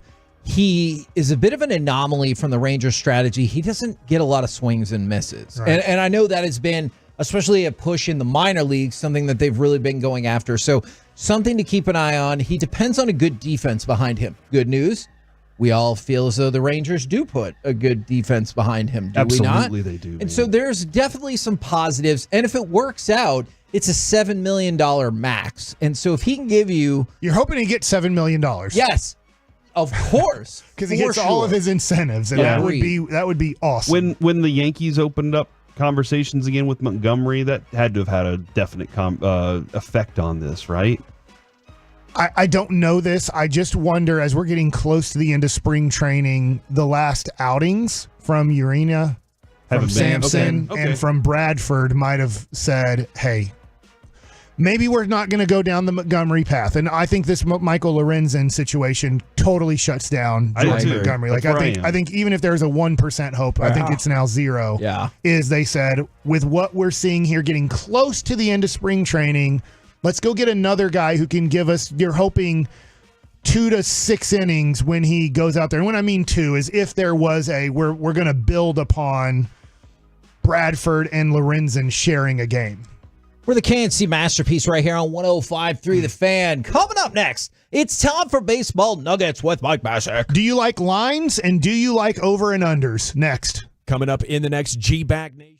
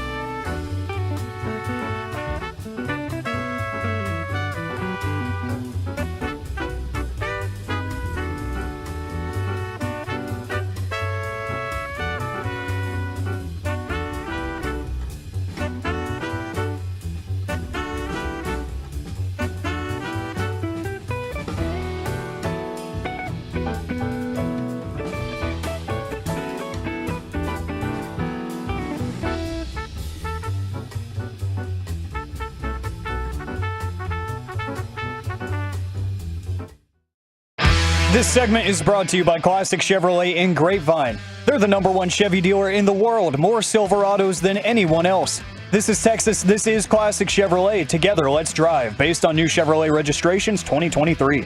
KNC Masterpiece back here on 105 through the Fan. March Madness starting up in about 20 minutes. But right now, it's time for Baseball Nuggets with Mike Bassick. All right, so today, Corey let us know 2 days ago is the day. And then one of our Tolos, Michael, texted me because he got out to Globe Life Field, right? Yes. Globe Life Field. Right. The park field thing always gets me, but Globe Life Field, he showed us pictures of the line. I showed you guys the pictures, and it went almost out to the street before they opened the doors.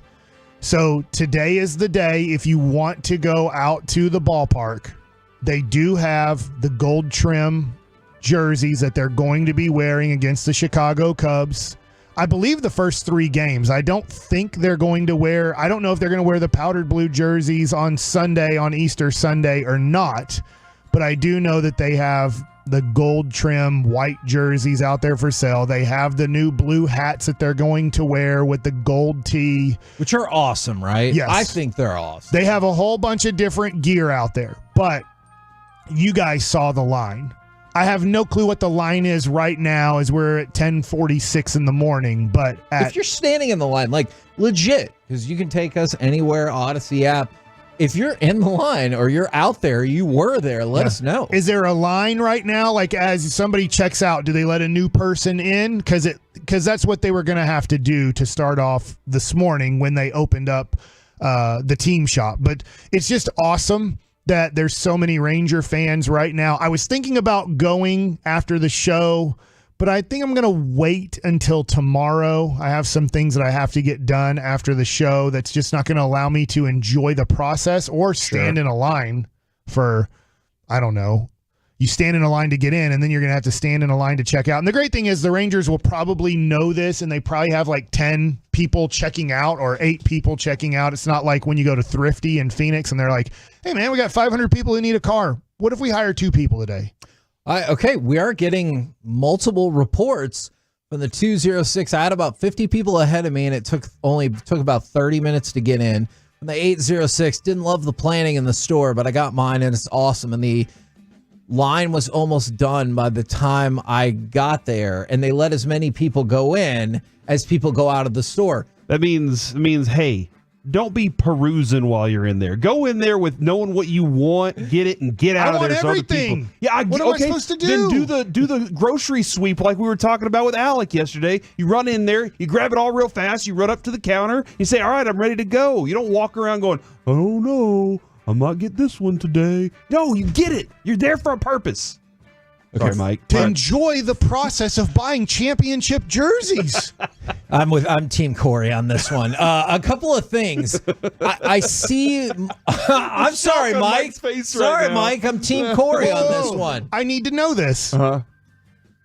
Kevin, I'm looking at you, Corey. I love sitting and waiting for my Whataburger. I love the Whataburger line. What if you could go to the shop right now today? Yep. Yes. What are you going in? You're grabbing because you know it, and you're getting out of there. Agreed. 2 hats and that championship title if they have it there. The WWE legacy title. Yeah. The belt. The strap, if you will. Well, Vince McMahon's not here, and I guess he's not ever coming back. You just called it the title, so yeah, you could say belt. I'm getting a batting practice hat, and I'm getting a championship hat. Nothing for your kids.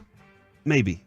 See, now all of a sudden you're going to be perusing. Well, but no, I'm not perusing. I'm walking in with going, all right, do y'all want one hat, kid? And they're going, yes. And I'm going, all right, I'm making my list, checking it twice on my way in. Okay, so this is a good idea. I have not asked my kids what they want. Okay. But I do know this. My 15-year-old's favorite player right now is Nathan Eovaldi. Okay. I believe my 14-year-old's favorite player is Adolis Garcia. Okay. But I demand that they wear Evan Carter, too.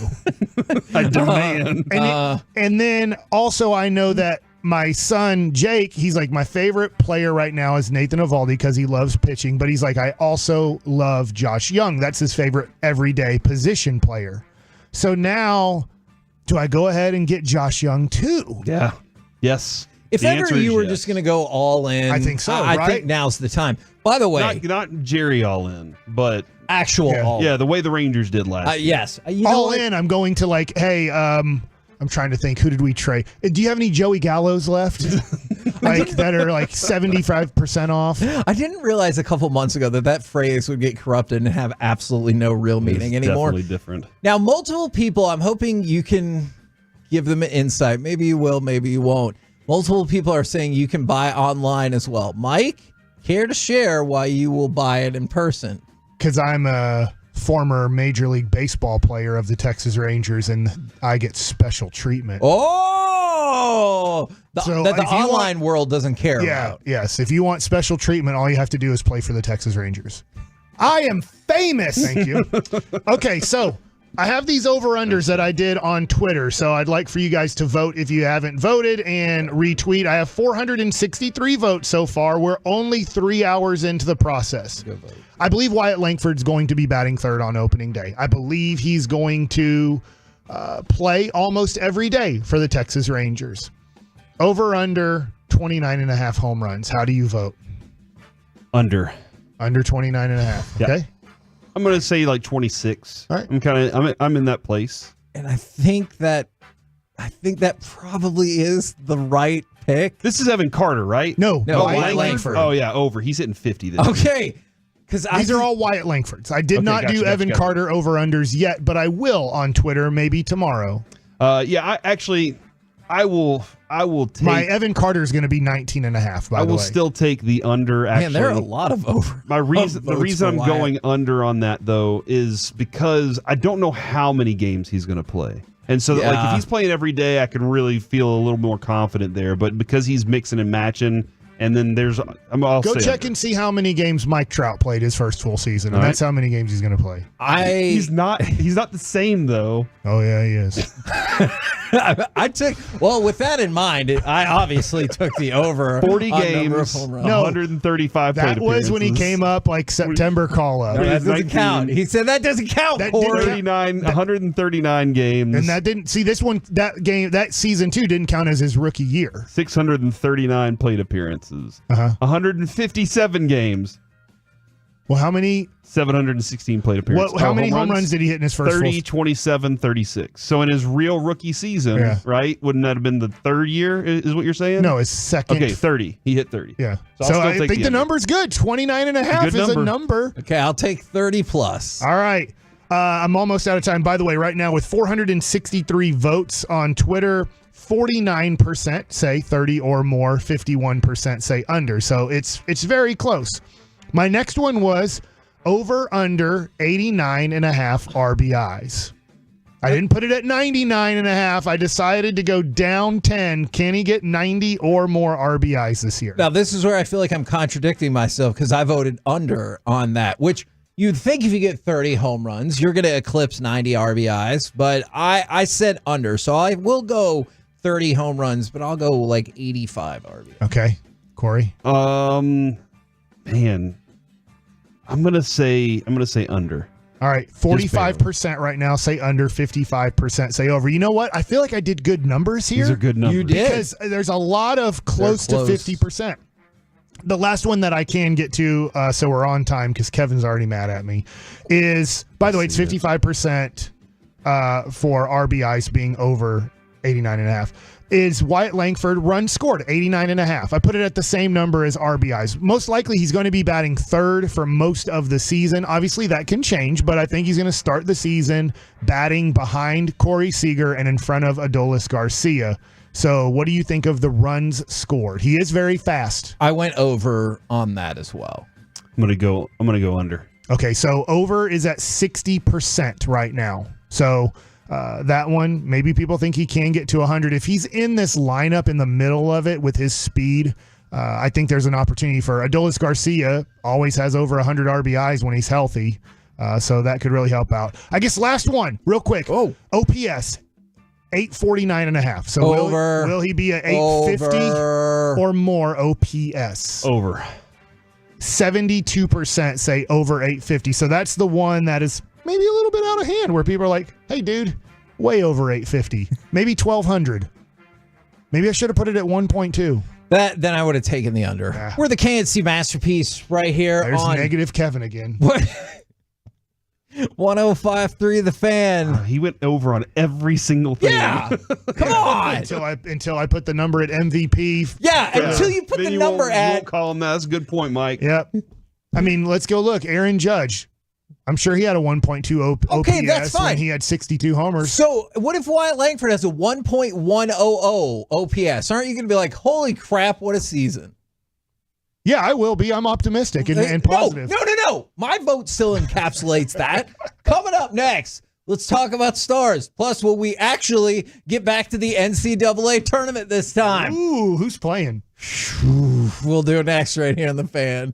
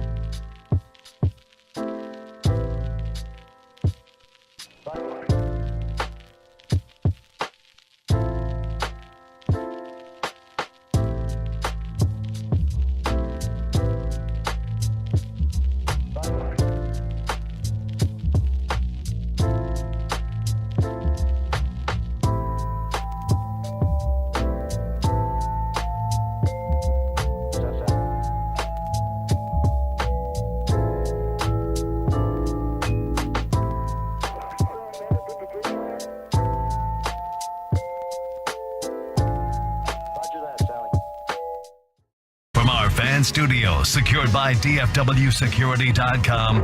It's the KNC Masterpiece on 105.3 The Fan. KNC Masterpiece right here on 105.3 The Fan. March Madness is here, and the first game will begin in just a few minutes. I think today and tomorrow are the most fun days on the sports calendar. I know there are plenty of people who have their favorite days. Maybe we'll Mavs Jazz? No, I mean, I will watch that. You're not a big fan of Mavs Jazz basketball? I will watch that. I just think these first 2 days of the NCAA tournament are so freaking cool. Now, if you don't know, Mike, Kevin used to take the days off, these 2 days. When I was both of them? Yeah, when I was at the newspaper. He'd order a pizza, and I think that one pizza, you just make it last 2 straight days. Exactly. And then he would watch the games, and then I would be stuck all by myself building newspapers. And you know what happens whenever I'm alone. I don't know. I'm not alone with you. No. Like, you're alone by yourself. Nobody knows what happens when you're alone. You'd have to explain to people. I would turn our little TV up at the newspaper. I'd turn our little TV on. And one day the boss came through and was like, "Why are we watching this?" And I was like, "Are you kidding me right now? This is a sports section." Yeah, come on, bro. We'll get back to that in just a second. In the meantime, cut number 1, if you will. And now a 2-on-1. Duchesne is in. Little drop. Sagan scores. And the Dallas Stars are having their way here in the second period in Big D. Tyler Sagan back in the mix. He made his return from, I think it was about a month that he was out with an injury. He's back, scores a goal. The Stars win 5-2 in a game that got out of hand very fast. That is true. After a first period in which you're like, you can't lose to Arizona because they're terrible. Yeah. And this felt almost like a must-win to me. I realize statistically it's not a must-win, but it felt like a must-win because to me, you had to get 2 points against a team that is this poor. Kevin, I'm not sure about this, but Gavin sent over a little note this morning, and it said they're 19-2-1 in their last 22 against Arizona. Good. Dating back to March 31st, 2016. I think that's the game we were at when Jamie Benn broke his stick. Oh, yeah, that's right. I think that's the one where we were there and we were like, oh my gosh. So dating back to then, since then, they've gone 19-2-1 against the Coyotes. So congratulations on that. The first period was something not to write home about for sure. That Sagan goal was amazing. It was. The Duchesne, like the pass to get it to Duchesne. I'm not the douche. Well, you're right, Mike. Duchesne, he's fast. Did you see? It was a no-look pass behind him, and Sagan, he just kind of slides over to middle ice and puts it right on the. It was beautiful, and it followed up a Jamie Benn goal that I thought looked too easy. The Jamie Benn goal literally looked like 30 seconds early. Yes, it literally looked like Jamie Benn accidentally skated into a goal, but it was awesome. I'm with you on that, and Lundqvist was involved with a couple of those assists that helped give the Stars the lead, and then you talked about Sagan getting them the lead, the 3-1 advantage. Around 4-1, Kevin. You dip out? I watched the whole thing last night. Around 4-1, though, I tweeted out, is it okay at 4-1 for me to say that this thing's done? Against that team, for sure. Everybody was like, don't test this. And then they scored again. But I will say this. This looked like a pro team against a college team. The way that the Stars were physical, until the end of the game, they were putting people into the boards. They were physical all across the ice. And at one point, you could see that Arizona was just like, I'm just ready to go home. Y'all are hurting us. So that I don't know if the Stars just said if they went into that game last night saying, hey, guys, they aren't going to be able to handle y'all physically. So we're going to go ahead and do that. Or if the Stars are like, you know what? We got to start ramping it up right now. Yes. And when you watch a bad team play hockey, like Arizona. Yes. Man, they turn the puck over a lot. Like, they do. Wow, we got it again, and they didn't even clear the blue line. And so you're just like, this is awesome, another attack. And then I did notice this. When Robertson scored. Robertson. Why do I always want to say Robertson? Because people call him Robo. Okay. he unintentionally scored. You know, he was around the goal, and so it kind of hit his skate and went in, and he kind of put his stick up like it went in. Yeah. Like I was like wondering, it was an accident. Do Yes. most people, especially in regular season, when they get the goal because it bounced off of them? Yeah. But they're like, I didn't do it. Like, it just hit me and But you went in. appreciate that, right? I did. I liked it. Like, it's kind of when the cornerback celebrates an incomplete pass when he was 5 yards away from the ball and the quarterback just missed through it or the receiver dropped it. It's like, look what I did. It's like, you did nothing. Yes. Yeah. But in hockey, they're Robertson's like, yes. it counts. It's mine. But I just thought that was funny. Because it feels so much better to bury one home. Like that's a much better feeling, is to know that you put the stick on puck and put it in the net. That's the better feeling. Now, a few encouraging things out of this. I thought Oettinger looked solid in that. Again, we've talked about this for a while now. This is another in a slew of games in which the Stars have been more offensive. They've got more traffic going in front of the net. They've got more shots on goal. And I think that's always going to be a positive. He looks solid. We talked about Sagan coming back and his spectacular goal.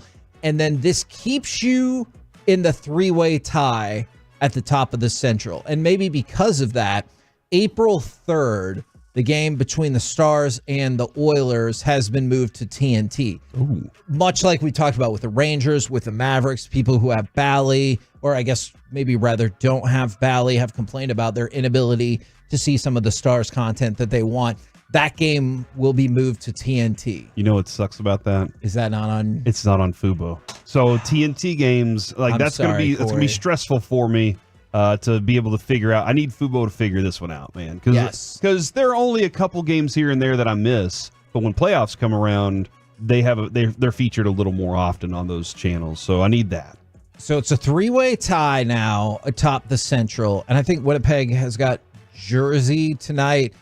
New Jersey, not a really good team. I guess they're a fringy, if we really stormed the league in the last couple of weeks, could make the playoff, but probably not. You'd love to see that upset there tonight because Stars have played 2 games more than Winnipeg. They played 1 game more than Colorado, so theoretically that puts them at a disadvantage going down the stretch with just, depending on the team, 12, 13, or 14 games left in the regular season. Yeah, that is the way you're thinking about it. I don't know how much the Stars think about it that way. It's probably best because they don't. But I see where you're handling with that. But they do have to think about it in this way: is that those games are missing still.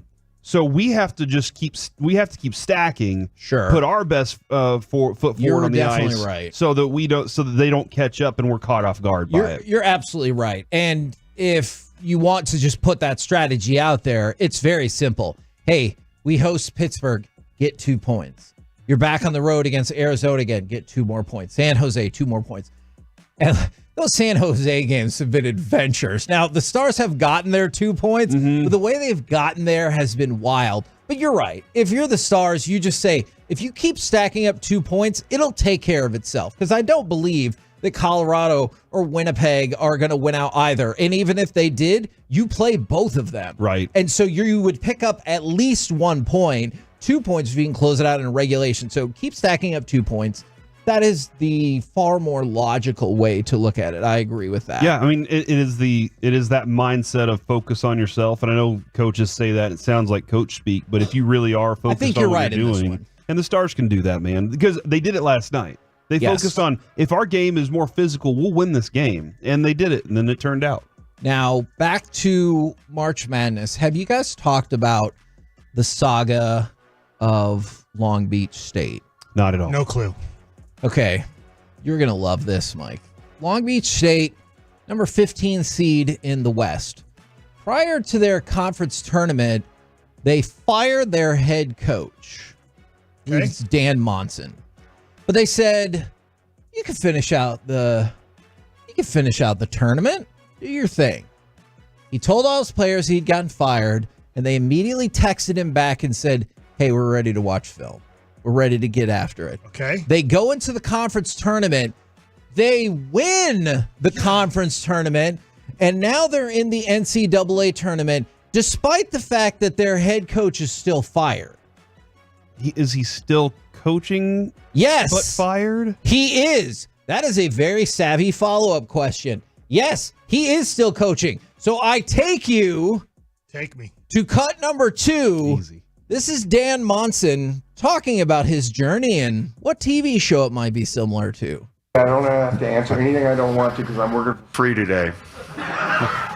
So it's like you guys see the Seinfeld when George Costanza was trying to get fired and couldn't lose his job and still going to work every day, and that's me. I'm a Seinfeld episode going on right now in real life. Now they're 20.5. This is amazing. It is. They're 20.5 point underdogs against Arizona. I'm not doing a bit. I'm really asking. If they won 2 games, do you have to unfire him? Hey, Long Beach State just made it to the Sweet 16 and they won their conference tournament. You have to, right? Yes. No? No. What did he do? They're firing him because they thought he was not a good basketball coach. True. Because sometimes you get fired because other things. Mm-hmm. And they finished 5th in the Big West. I don't want to make it sound like they had an incredible season. But I do think if you make a run here, I would say even if he wins today, that game starts in a couple hours. I would have to reconsider, especially I don't know if they have a senior laden team. There you go. That's why I say no. Because I don't know. Again, I don't know the roster either. But if they have a bunch of seniors on that team, why am I bringing him back? But if you have juniors and sophomores, and I mean nothing against Long Beach State, they do produce baseball players. I don't remember them producing basketball players. Maybe Sweet Lucius Harris came from there. I can't remember what school he went to, but they are mixed. One of their best players is a junior. 5 or 6 seniors on the roster, and then a mixture, a good mixture of the rest. This is probably what stinks though, as being a Long Beach State. If they make a run to the Sweet 16 or the Elite 8, don't all the major schools just call up all their sophomores and juniors that are going to be juniors and seniors and say, guess what? You did great at Long Beach State. You want to come to UCLA? You want to come to Arizona? You want to come to University of Texas? And they're like, yes, I do. See you later, Long Beach State. Good luck in your baseball program. And we did get confirmation that Lucius Harris did go there. So I can remember. You're right. Like you're that, right. Huh? So I love their logo, by the way. The Long Beach State logo is pretty dope. I could see that. They went into the postseason tournament kind of spiraling. They lost 5 straight, 10-10 in conference, but then they win their 3 conference games to win the tournament, go to the NCAA tournament. Like I said, they are massive underdogs. But if you needed Corey, they're going to win the tournament. Corey, I know you love the storyline. So doesn't this get you far more invested in Long Beach State, Arizona than you could have conceivably been before? I don't even know why I picked Arizona now. Now I'm like, why did I even do that? This is ridiculous. I should have known this story, because the stories of inspiration are the ones that win the most.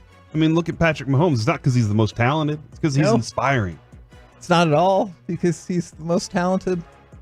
It's not because the Rangers were the most physically gifted teams. Because they were inspired by Bruce Bochy's speech at the beginning of the season. Maybe. I like how you said physically gifted. I don't know. Yeah. They were I think they were physically gifted. I don't know. I don't know who is the most physically gifted team last year in the playoffs. It's got to be the Yankees. It's always the Yankees. But if you were to say the most talented, you'd probably say the Braves, right?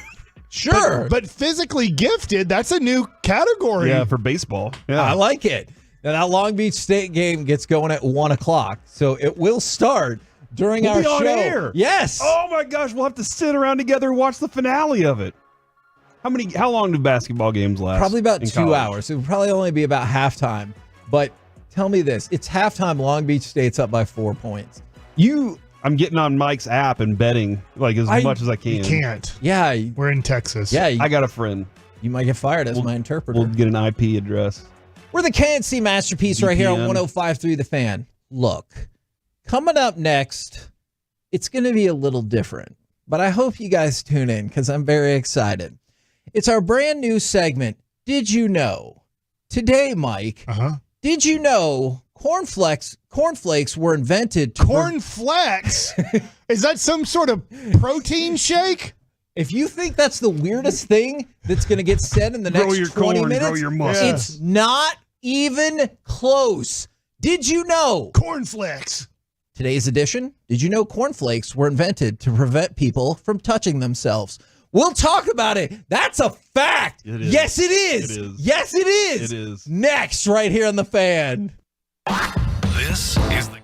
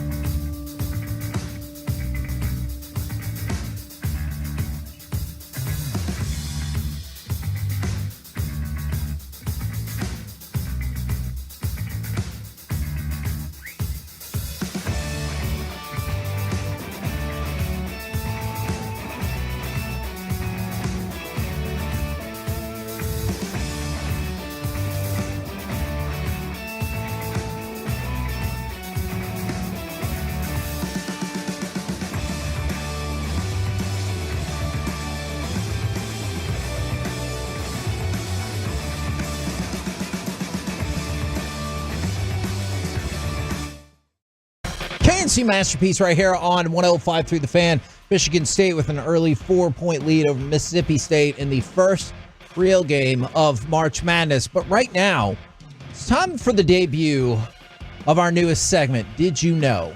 Today, the inaugural edition. Did you know cornflakes were invented to prevent people from touching themselves? Now, Mike has already expressed skepticism. Corey looks worried. I know this is real because you sent me this over the weekend, I believe. Like maybe it was Friday or something. I can't remember what show it was. What about Frosted Flakes? Ooh, actually, you'll be shocked to know I have information about that as well. This story is going to take some crazy twists and turns, but I hope you'll stay with us. I can't remember what show my wife and I were watching, but they made a reference to something like that, to which we both looked at each other and were like, what did they just say? And so I started investigating. Here is the story of John Harvey Kellogg. He was a doctor, okay? That's important. For Kellogg's cereal or Kellogg's whatever brand food? No, he was a real doctor. I know, but I guess did it spot? Is that why we know what Kellogg's is? Yes, it's his name. Yes. So correct? Or is it? Oh my! We will get to that. I'll stop asking questions. You just give me the answers. The doctor had come to believe that sex, including, let's say, solo player mode, was detrimental to physical, emotional, and spiritual well-being. He abstained from it and never consummated his marriage. He spent his honeymoon working on an anti-sex book. He and his wife kept separate bedrooms. They adopted 8 children and fostered 34 other children. Dang. All right? Alec. He gets it. So in his book... How many children? 40? 8. They adopted 8 and fostered 34 other kids. So yes, 42 kids in a row. But they never had sex. In his 1877 book, Plain Facts for Old and Young, Embracing the Natural History and Hygiene of Organic Life, Kellogg said there were 39 different symptoms that would affect you if you went solo player mode too much, including defective development, mood swings, fickleness, bashfulness, boldness, bad posture. Hold on. He just said boldness and bashfulness is a problem. That's right. So he's just naming off dwarfs at this point. Okay. Is that word still allowed? Stiff joints, fondness for spicy foods. I love spicy food. Acne, palpitations. What does that mean? Like heart palpitations? Probably. Okay. And epilepsy. Now. Okay. Don't worry. Yeah. The science gets more questionable from here. But that wasn't all 39. But you know what I didn't hear there? Blindness. Which isn't that the one we were always told is you're going to go blind? True. From the 972, I've tested this theory and can confirm. Only serial killers want to have kids without sex. That's an interesting point, especially when you're younger. That feels like one of the worst possible outcomes. And he's like, no, let's get kids and get married, but no sex. All right. Again, that doesn't seem worth it. And like all the things, that's the best part of Fair. having kids and being married. Fair. Now, you might be wondering, what the hell does this have to do with cornflakes? Yes. That's a fair question. We move on. Dr. John Harvey Kellogg's solution to all this suffering was a healthy diet. He thought that meat and certain flavorful or seasoned foods increase sexual desire. Which is why Kevin doesn't use salt or anything like that. That's right. I can't have all these problems. And that plainer food, especially cereal and nuts, could curb these temptations. With that in mind, he created something that it had a similar name to another product that already existed. So he changed the name of this product to granola. He invented granola. We continue. This was another one of his ideas, and I swear this is a real thing. Look it up. Another one of his health innovations was developed to clean out one's guts of impure materials. An enema that ran water through the bowel and then followed it up with a pint of yogurt. Half of that pint you ate. The other half, you did not. I will let you figure out what happened with that half a pint of yogurt. You Snort it. Yeah. Nope. Put it in your ears. Lower. There are only so many orifices. Yep. Go a little bit lower. Toes. Toes Doesn't are the your biggest skin, pores. Your skin has pores. Yeah, toes are your biggest, or your feet are your biggest pores. It's between the toes and the ears. Maybe about in the Belly middle. button. A little bit lower. You really think that And on the anything other can side. get into your body through the belly button? Because I have a deep belly button. Well, don't we have, what is it called? Umbilical cord. Oh, yeah. But you When don't did we stop still eating have through that. our umbilical cord? When you're not in the womb you anymore. imagine- What is the Guinness Book of World Record for keeping your umbilical cord on your body? Just like That is a shriveled good up question, Kevin. We got to know and the like answer. dry and How it's long just how long could we live out here? I will look into Still that. attached to mom. I don't. That's a good question, actually. I'll ask a doctor. I don't know. So that leads to the development of cornflakes. Our fan text. Dr. John Harvey Kellogg, he developed a few flake-based cereals, including cornflakes. You say porn flakes? Corn Okay. flakes. No, he would be very much against that. When was this? What year was this? 1877-ish. Good job. Like that's innovation. Yes, true. But then you'll find out how that destroyed his family. What if I turn this corn into flakes? He wanted it as a healthy, ready-to-eat, easily digestible morning meal. Now, some would argue he made the cereal for the people at the sanitarium that he ran with his brother. That also is true. Look it up. Sanitarium, that's a place where people stay clean. Sanitation. No, it's for people who... It's where you see fish, right? No.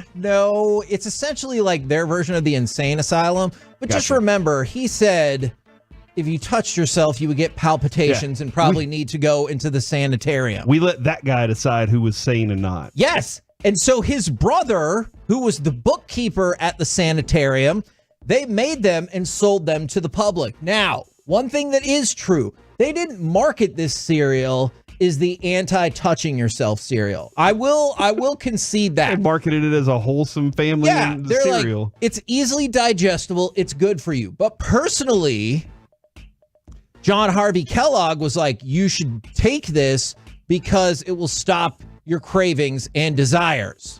Were we having problems back then digesting? Well, it's not only that, but think about it. They used to classify nymphomania as a disease. That's a real thing. Oh, look, we've gone too far. If we're going to get in trouble for this segment, might as well finish it out. Or if I'm going to get in trouble for this segment. Kevin's back. With authority. Yeah. So this is what you did for your 2 days? You found a cornflake story. And I was like, really? Actually, he found this on Monday. I have our text chain. I was really interested in this. Okay. Does he know that I just don't look at it so he doesn't do it? It was just me. It was just me. Thanks for leaving me out. But okay, yeah, because you would have read it. Well, it looks long. What about cornflakes? So his brother, Will, said, that's all fine and well. Okay. But what if we added sugar to them, aka products like Frosted Flakes, although that would take a little bit longer to hit the market. What if we added sugar to make them more palatable? To which John said, I will not hear of such blasphemy. So his brother, Will, eventually started his own cereal business, which is what became known as the Kellogg Company. So not even the guy who invented cornflakes to make sure that you didn't touch yourself. No, it was his brother who was the bookkeeper at the sanitarium who said, what if we also put sugar on it and made it more marketable? That's who actually started the Kellogg Company. And the two brothers feuded for decades and decades because of putting sugar on cereal. So he created Kellogg. Yes. His brother created Kellogg. Yes. And then the other one said, oh, fine, I'm creating General Mills. And then they were just back and forth with each other the entire time. I do not believe that's the case. Wheaties whip cornflakes' ass, Kevin. Because Wheaties is terrible. But for some reason, we were all like, we got to get it. Because they knew how to market better. They were like, hey, be a champion. Do whatever it takes to become a champion. And the other one's like, hey, don't touch yourself. Which one are you eating? The one where you become a champion? Exactly. The right? one where you win a gold medal. Wheaties taste so bad. They do. But They it tastes do. just like cornflakes. How do they keep selling them? No, cornflakes taste better. Really? I think so. But you're gonna get Wheaties because you can be a champion. No, I tried that. I tried it when Michael Jordan was on the box in the 80s, and I was like, I guess I just don't have the commitment to be Michael Jordan. I like his McDonald's and Gatorade commercials way better. Gatorade is good. From It's the Thursday.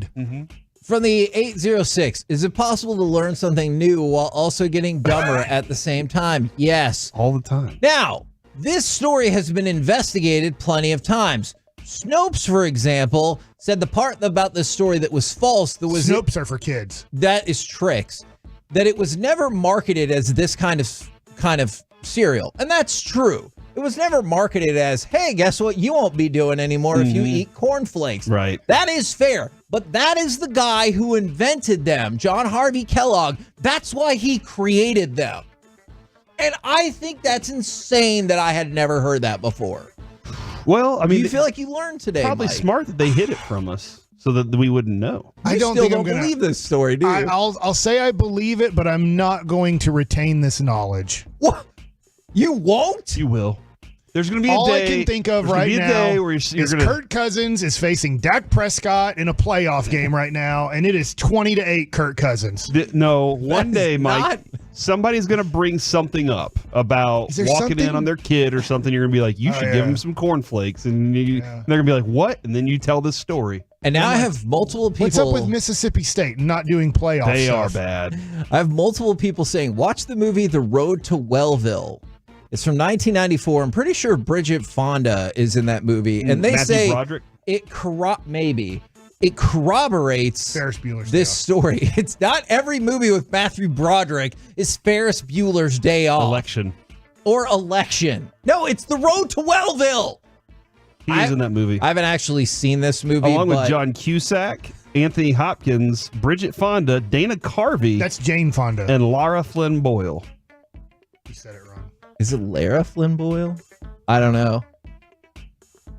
But thank you guys for engaging with me. And I'm really concerned that somebody just said, I like the idea that Kevin has gone down the dark path and is now involved in nonsensical topics at all as well. From the 817, LMAO, y'all have me dying of laughter in my work truck. Kevin was really a couple of days spending looking at cereal stories. It was just the one day, but I retained that information because it was shocking to me. Ooh, Godzilla 1998. It's What's in Godzilla? Matthew Broderick is in Godzilla. Oh. All the movies he's naming now are Matthew Broderick movies. No, Wasn't he in Chicago?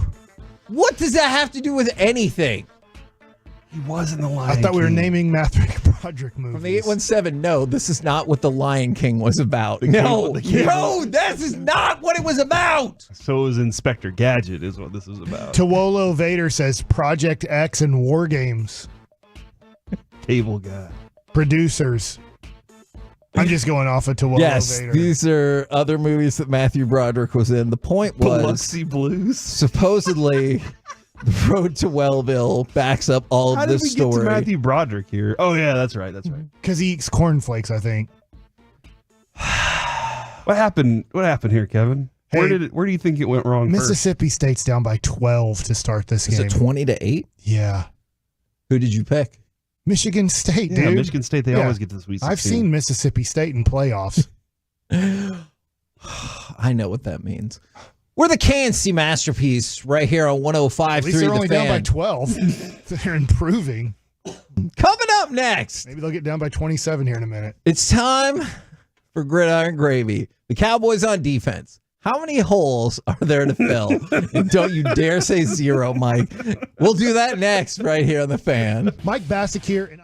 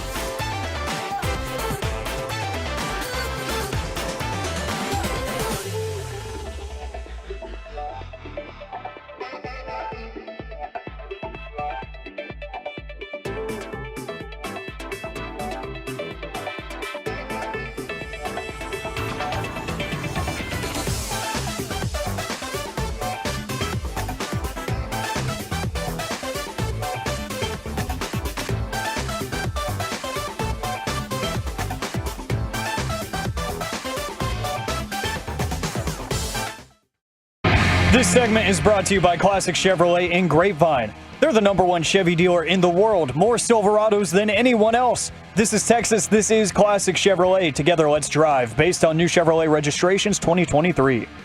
KNC Masterpiece right here on 105.3 The Fan. Right now, it's time to go around the entire NFL and dip into some gridiron gravy.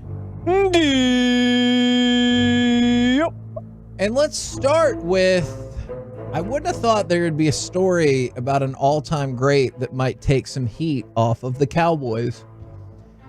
Aaron Donald said, talking about his retirement, "I'm burned out. The passion to play football is no longer there for me." Corey, immediately did you think about the Cowboys and talking about how they were burned out going into that playoff game? That was the quote that was in the headline. Yeah. Was "I'm burnt out." Is that DeMarcus Lawrence? It was DeMarcus Lawrence during the Super Bowl, and I guess he was talking with Stephen A. Smith, and there was no follow-up question to that, and we're still kind of perplexed by how did that show not ask the follow-up on that, but I get it. But it was the headline, Kevin, on NFL.com, "I'm burnt out." And I was like, you're kidding me. And then the rest of it was, "I am complete, I'm full." And that's a better explanation of burnt out. Like, I am done. I've done everything I need to do. I've won all these awards, individual awards. I've won a Super Bowl. And I just can't see myself getting ready, putting my body through what it takes to get through a camp and then a full season. And while he loves the game, he loves playing, but the preparation it takes each week to do it, he said, "I'm burnt out." And I'm very interested to know how many older players, like back in the 80s and before, would ever say something like that. That is fair, and I will tell every single Cowboys player, once you make it to 2 Super Bowls and or win multiple Defensive Player of the Year awards, that's fine. You can say you're burnt out. Yeah, because it feels like Burned any out. older players from back in the day would be like, "What are you talking about?" Yes. But I also see that their money was very different than the money now. And I feel like when you're making $100 million and you have that money in your pocket and you're sitting on it, you can be burnt out. And don't you think people probably felt that way? You just never voiced it. Yes. Well, you're like, what other job? I don't know. Yeah. Randy White's salary. Let's just say Randy White near the end of his career was $500,000, which was probably a lot of money in the early 80s playing football. I'm guessing, I have no clue. Randy White might be like listening going, "Dude, I made $150,000 as my most money ever in a season." They were like, "Hey, can I hang on for a couple more years and get a couple more $100,000 to kind of have as a little bit more of a nest egg, because I'm about to have to start real life work." And where now players, if you do get in, I'll say as an NFL player, if you get to a second contract and somebody gives you a second contract after playing out your 4 to 5 years, you kind of, as long as you're somewhat smart with your money, don't have to work the rest of your life. Sure. That is very fair. And so that's probably way different from players that played obviously in the 60s, 70s, and 80s. Now, I wanted to throw this out on the draft front, and this is interesting to me because I was thinking something else. Other people are interpreting this as a quarterback thing. The Cardinals have said that phone calls about trading down from pick number 4 are starting to pick up. My assumption when I first read that was teams view it as once the 3 quarterbacks are off the board, that gives them their pick of literally any non-quarterback player in the draft. Marvin Harrison Jr. Yes. There are other people who now think perhaps more teams are enamored with J.J. McCarthy than previously known, and they would jump up to 4 for that. That seems bananas to me. Who's going 1, 2, 3 quarterback for you? I think it will be 1, 2, 3. But who? And it's Caleb, Drake May, and Daniels. You think he's going 3rd? That's interesting. I think he's a fantastic prospect. There's a lot I love about him. I can't. If you're a team, okay. There's a lot of things I want to say here. If you're a team that needs a receiver, Marvin, you have plenty of options here too. Absolutely. So you're not going to try and jump up to just get him because you could take any of the other guys. Malik Neighbors might be one of the best in the thing. Yes. But to go get McCarthy because you know the Giants at 6 are interested in him, man, that would be. Or because you just think he's the dude. It seems cost worthy to do it though. But what if Kansas City traded the 32nd pick and next year's first, and they got Marvin Harrison Jr. for the next 5 years? I don't think that's enough. I don't think that's enough. But could you imagine? The other part, though, is to read the rest of his quote does sound like, look, man, we're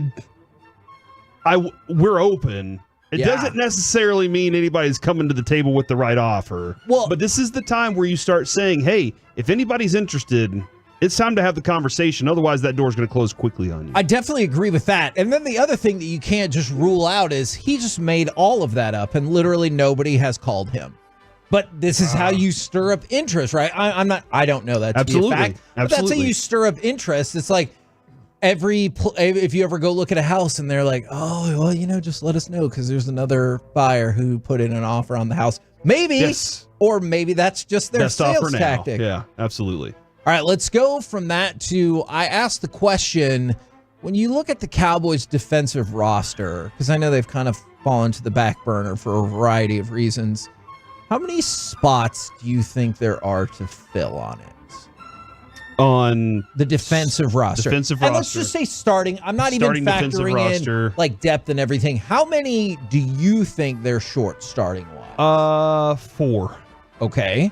I still think you need a defensive tackle. I think you need 2 linebackers, depending on what you're doing with Micah.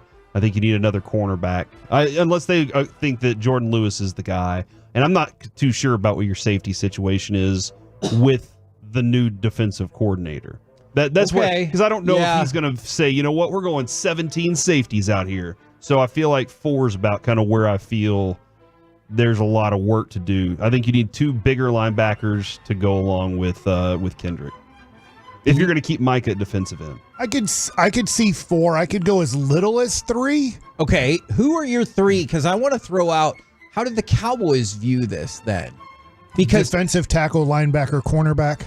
Do you think the Cowboys are going to argue that their defensive line is Tank, Mozzie, Osa, and Parsons, and they're like, we're set? Unless you're 50-50 on Parsons, like if he's bouncing only in linebacker. But then I guess you'd say Sam Williams or somebody like that. Okay. So yes, I think that's what they would argue. I will bet you $100. Jerry's going to say this is the best team I've ever seen in my life on the first day of Oxnard. Yeah. He's done it since 1990. I think so we already know what he's going to say. I have a feeling that Micah may be more linebacker than he is defensive end. Okay. Just my feeling based on history of Zimmer, but yeah, I could totally see them walking into it saying, we drafted these guys. Now it's time for them to do some work. Kevin, I threw out the Tyron Smith progress stopper. Yeah. Like that line's going to get thrown our way at some point is, hey, we got Tyron. He's our guy. Tyron was a progress stopper for Tyler becoming our next left tackle. Easy to say, I promise. From the 469, I exchanged a glance with somebody this morning, and maybe it was this person. I just saw that. Somebody was looking at me, and I looked and just kind of was like, what's up? And they might have been like, why are you looking at me? I thought they were looking at me first. Kevin, if you drive a black Chevy Equinox, which I do, I was next to you this morning on 30 headed downtown. I was going to see my oncologist. I yelled Tolo out the window, but your window was up. If you are the person I'm thinking of, I definitely saw you, but if I didn't hear you, I appreciate it nonetheless. And yes, indeed, that was me. From the 469, they're like, no, that was me. Okay, I did see you. Thank you very much. I didn't hear you yell Tolo, but I saw you, so thank you for that. All right, so you say 4, you say 3. I think both are viable answers. I just didn't know if the Cowboys were going to try and trot out, DeMarcus. Let's even go with your linebacker idea. Then we'll say DeMarcus, Mozzie, Osa, Sam Williams. I'm not saying that's what should be put forth, but I'm wondering if that's what they would say, and then they would go, we got Kendricks, we got Micah, we got Overshown, we feel okay. And just like on the offensive line, just like Jamal Mashburn, we got him. Just like the offensive line, they're going to say we're fine there. Yeah. We're going to draft. We're going to continue to try and grow here. And Kevin, I said there's a topic of like, I heard Bobby say negligence the other day. It almost feels negligent to do what they're doing right now. Yeah. And there's also this part of me that's just like, maybe Jerry does mean all I have left are these chips. I'm all in. And if that isn't good enough, then we're starting over. Like that's the only thing I can think at this point is I would say, yeah, right. Yeah, I know that, but I just wonder if you're looking at the quarterback and their contract situation and your head coach's contract situation. Bill Belichick is still out there for next year. Like, there's all these things that are like, all right, go get it, guys. And if that's not good enough, we did our best. My MGM app just opened up. I would like to bet you $100 Dak Prescott gets a contract extension this offseason. I don't want to bet $100 on Mike. What are the odds on this? I gotta Is it keep an some even money bet? Well, if you say that he's chips all in, as in if we don't do well, I'm letting go of Dak Prescott and the head coach. I don't think that's the case. No, I think you're probably. It would be right. more likely that the head coach is gone and Dak is saved here. Dak's getting his contract. Yeah. It just hasn't happened yet. Yeah, sometimes I feel like I talk myself into not to believing that is untrue. It's just but you're probably right. Whenever this type of offseason happens, you're like, what is the thing though? Like what are we really doing here? And you start making up these wild scenarios in your mind. Do you care at all that Michael Gallup is visiting the Ravens or any Best other luck to team? him. You're like whether or not he was used properly here or he was done here, nothing was happening. Yeah. His money, good luck to him. I hope the best for him. He's a great dude. I hope the best for him. And if all else fails, if it is a better situation somewhere else, shove it in everybody else's face back here. Coming up next on the KNC Masterpiece, by the end of the season, or perhaps even sooner, will the Rangers have 3 of the top 20 outfielders in Major League Baseball? We'll do it next right here on The Fan. You are officially a masterpiece.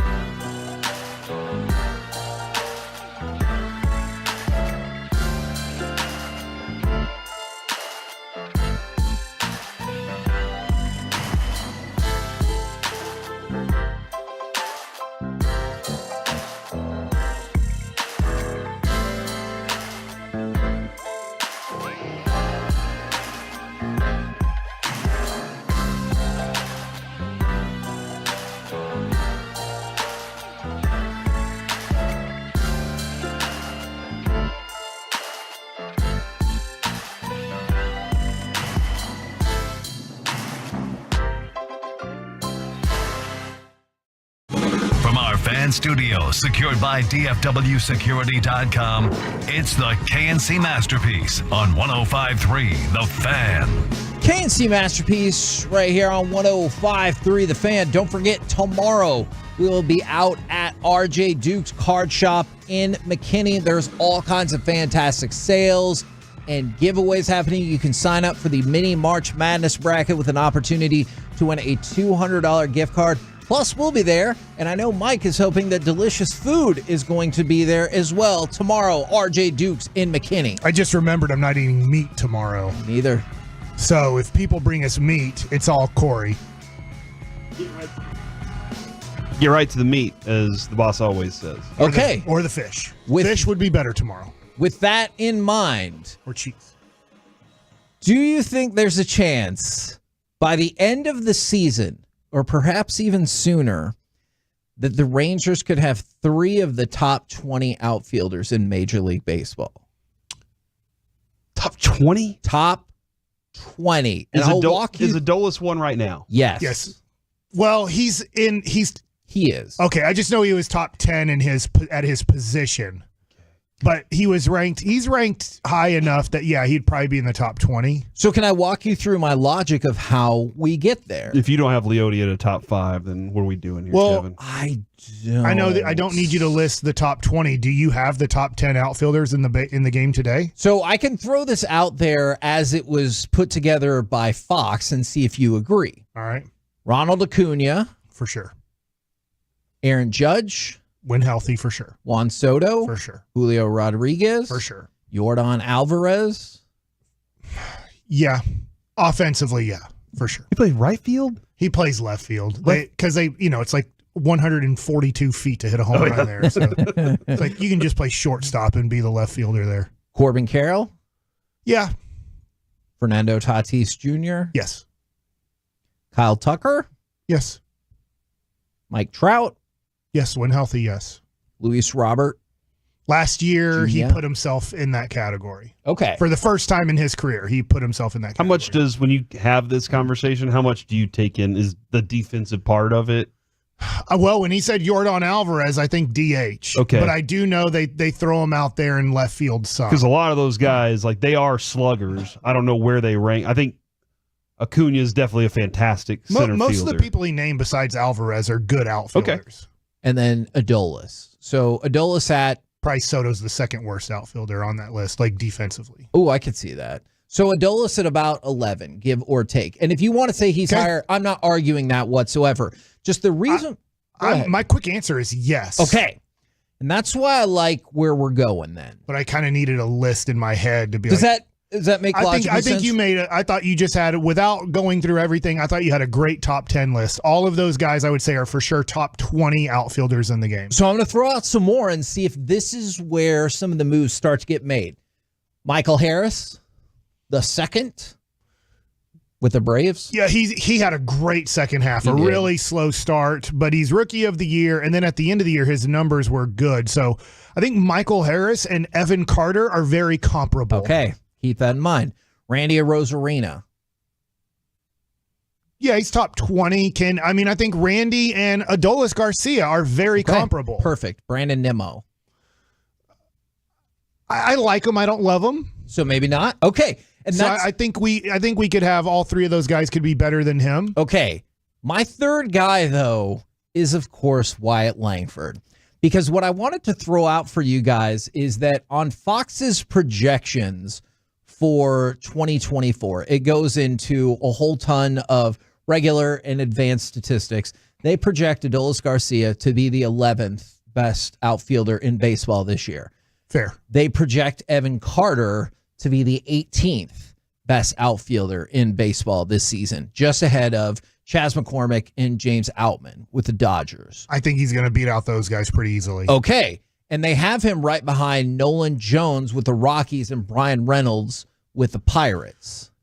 I'm optimistic he'll be better than those guys too. Okay. And since you said that, though, but you feel good that Adolis Garcia, if logic plays out, he should be a top 20 outfielder. Yes. Okay.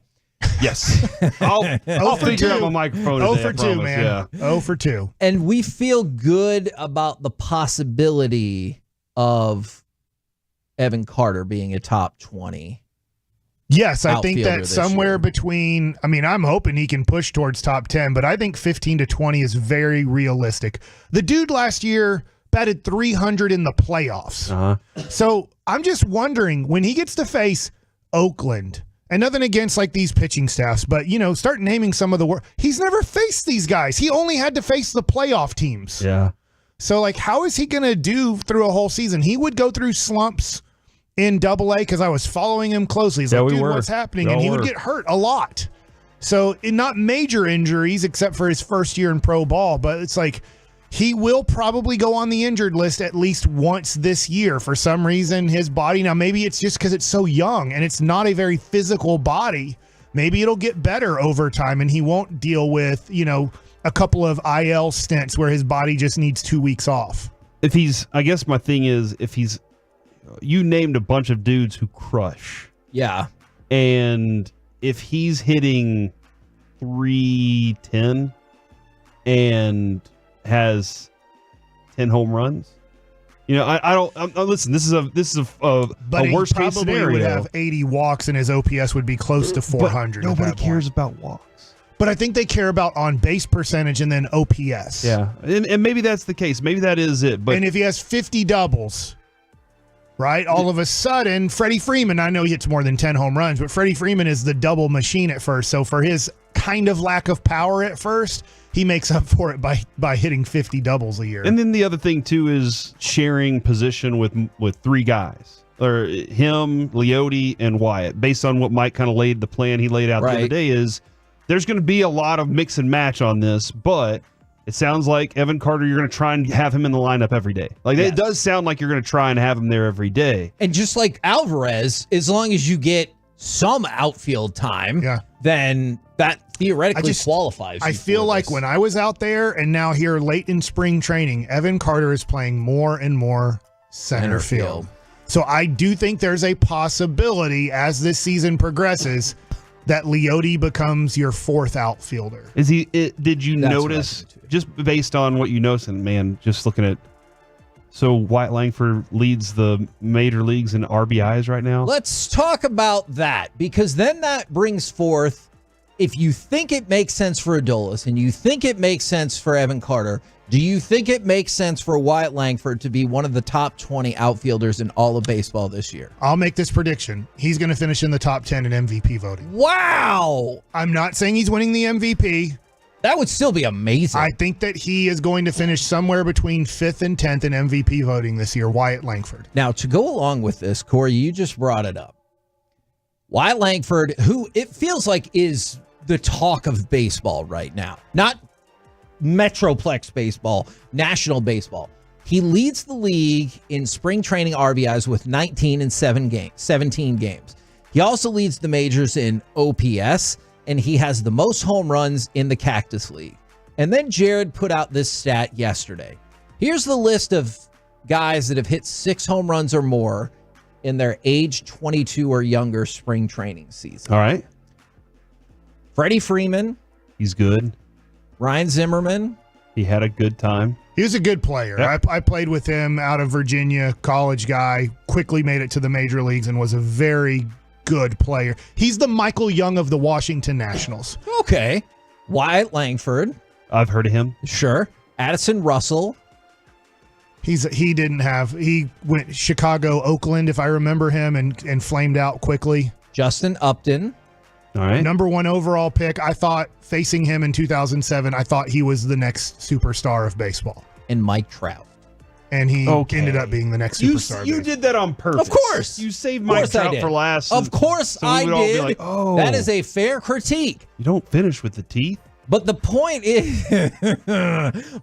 is there's 6 people on the list. Yeah. You take out Wyatt Langford and just examine the other 5. And you have people like Russell and Upton who did not achieve the heights that maybe a lot of us thought they would. But the other ones are Washington, Michael Young, and Ryan Zimmerman, and then Freddie Freeman and Mike Trout, who I feel like a lot of people would argue for a while have been 2 of the best players in the game, and Wyatt Langford is in that group. And so of the rest of them, 2 amazing amazing. 2 disappointing and 1 very good. Where does Wyatt Langford fall on this? Because if he's very good to amazing, it's not hard to think that he is a top 20 outfielder this year. I'm going to have him as a top 10 outfielder at the end of this season.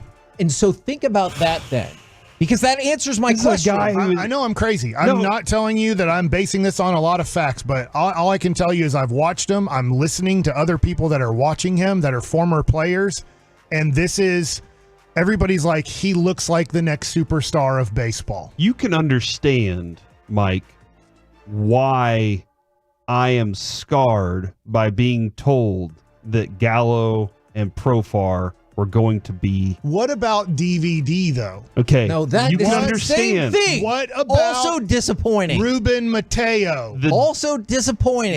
The only difference is the people that told me that then didn't know anything about baseball, and last year had no clue who Evan Carter was. You're telling me, I trust your baseball knowledge. So you're telling me? I knew you So were you're gonna do telling that. me I knew you that were gonna do Wyatt this. Langford, you're telling me that Wyatt Langford, not only is Evan Carter going to be a top 20 guy because he's going to be doing all this stuff, but you're telling me without him ever stepping foot on a baseball field in the pros other than spring training, that you feel like the people that have told you this are not just blowing smoke up your butt. Right. Okay. I'll tell you what I think. Since I asked during Baseball Nuggets, I'm going to tell you what I have his numbers in my head as. 32 home runs, 110 RBIs, 105 runs scored, a 280 batting average with a 910 OPS. That's an amazing season for any player. And that is a top 10 outfielder. That's a top 10 outfielder, and that is MVP consideration. I don't think he'll win it. I think there'll be other players with better seasons, not many. Maybe even his teammate. Hopefully Corey Seager has a better season than that. But I do think we have the making of a superstar. This is tough to say, but we have, whether you like Micah Parsons or not, I know there's been a regression in his likability. Sure. He's a super stud. He's a top 5 defensive player in football. Luka Doncic is a top 5 player, obviously because of his offense in the NBA. Yeah. I do think we're about to have, for the next decade or so, we're about to have arguably the best player in baseball. Okay, and then think about that for a second. And if he starts off this hot, my contention at the beginning of the segment was, could the Rangers, by the end of the season, if not sooner, have 3 of the top 20 outfielders in baseball? I know that's a big thing to ask, but that sounds like that's a yes from you. Yes, I think offensively, I said this on Monday. I got to talk to some Ranger fans. It was really fun. And I said that this offense, we just had on Dean Palmer yesterday, and Dean was talking about how unbelievably fun it was to be in that offense. That was a cool part of that interview. I think we have this offense again, and nobody's going anywhere. Simeon's going nowhere. Seager's going nowhere. Langford's going nowhere. Adolis has at least 2 years left. He's the closest one to being gone. Young. Evan Carter's going nowhere. Young is going nowhere for 5 more years. Heim has 3 years left, I believe. First base is Nate Lowe for now, and he's not going anywhere. So if he comes back healthy and has a good year, he's not going anywhere. And then do you put in that other spot, do you put Leote there? Do you put Justin Foscue? Do you put, I don't know, but that person's probably not going anywhere either. And that's your number 9 hole hitter. Like this lineup, which is constructed to get 5 or more runs per game, has no free agents anytime soon. So, Corey, you've heard all this. 3 top 20 outfielders. Yay or nay? I want to go on record with this before I get to my joke. I say top 30. Okay. And I still feel that's really good. But having 3 in the top 30 is phenomenal. And then from the 817, if that happens, I'll definitely have to have some Kellogg's. Well done. Am I optimistic, Mike? Like, I'm not usually this. No, you're not. You are extreme, I'm telling Mike. you, I have seen something like I've never seen before. I did not see Mike Trout in 2010 or 2009 in spring training. I did see him. Obviously, I bought a whole bunch of rookie cards that I ended up not having anymore. I bought a whole bunch of his rookie cards before he blew up because I said, this looks like something different. I'm not telling you I'm perfect at this. I've been wrong at this in baseball before. I remember seeing Justin Verlander's first ever start in 2006 against the Rangers because I was released out of spring training and I was sitting at home depressed, and I saw this young dude named Justin Verlander pitch, and I'm like, that's the next greatest pitcher I've ever seen, and he ended up being that. So I'm telling you, Wyatt Langford, I might not be perfect on this. I'm telling you, this dude, and I don't know how much they're going to allow him to run.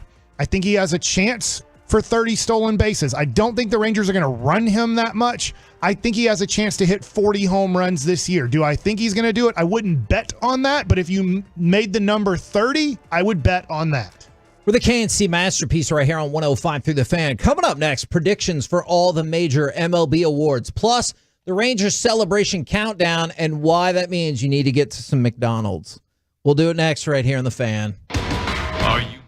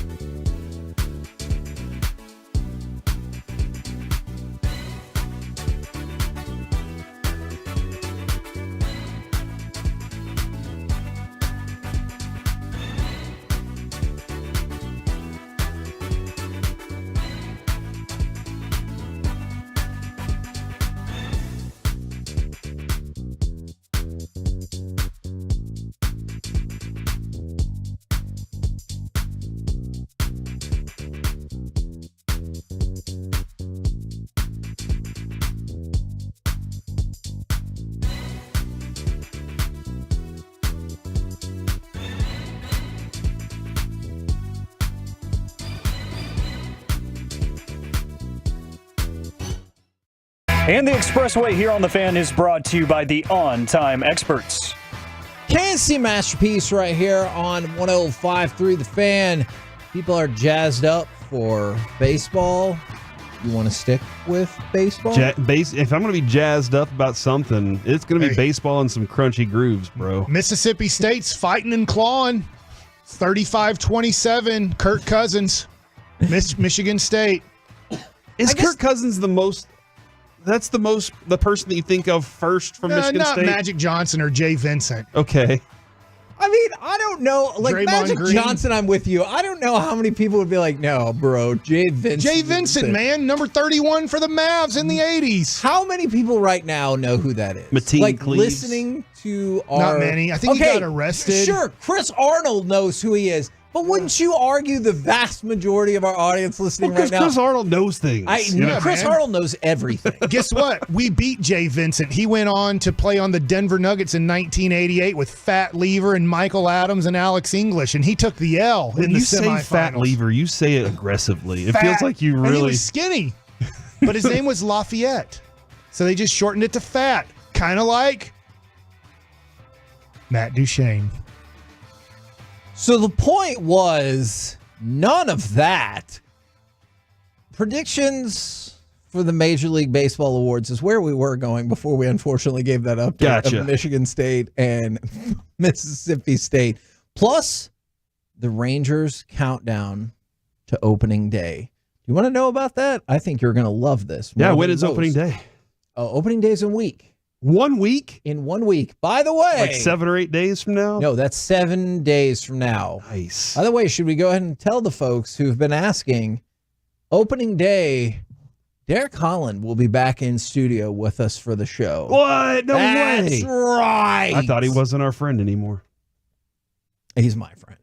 All right. I'm just kidding. I'm kidding. He texted me back. So tomorrow, they're having signings at all these different McDonald's day by day on the weekdays to lead into opening day. Tomorrow, if you go to the McDonald's in Waxahachie, also go see our buddy Paul Worth at Worth Collecting, off of Meat Church. That's true. Good point.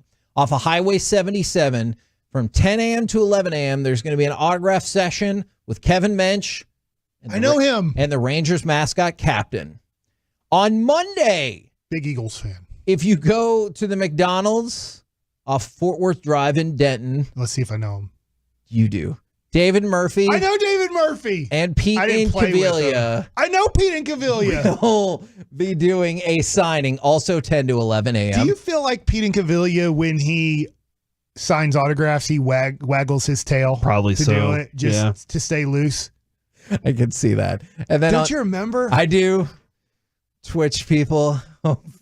You're enjoying this. Is that the character from Major League 2? That is the character based on him? Remember that guy would get up there and waggle, and everybody would be like, all the ladies would swoon over him and everything. Ladies yeah, he's the swooning catcher, over and then he Pete? ends up going to like the White Sox or something. Where he changed was it the Dominator, that wild thing Yes, named? he And then changed it to the cornflake. Yeah.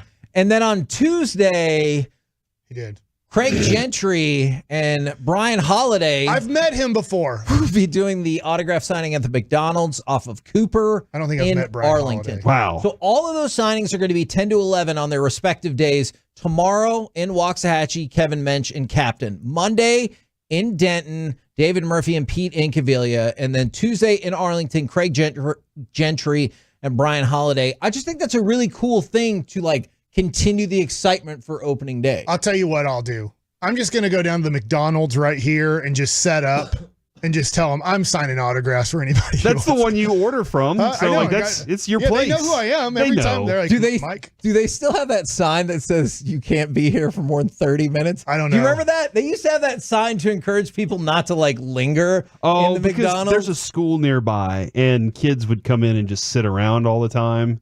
North Dallas, right? Yeah, High school. Yeah, and there's also another school around the corner. Okay. So, people would just go in there, and they're trying to keep the riffraff out, if you will. Hey, that Duquesne team is beaten Duquesne by you.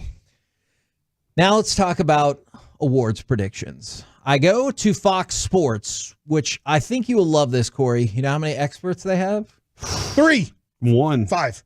3. Yeah. That's fine. That's acceptable, That's like right? us. Yeah. You compare that to ESPN, where today they said our 73 experts, and I'm not kidding about that number, weigh in on who will win March Madness. 73. So this one only has 3 experts. All right. Who do you think will win the American League MVP? Wyatt Langford. Corey Seager. Just said maybe top 10. Yeah. I'll tell you who I think a good dark horse is Gunnar Henderson.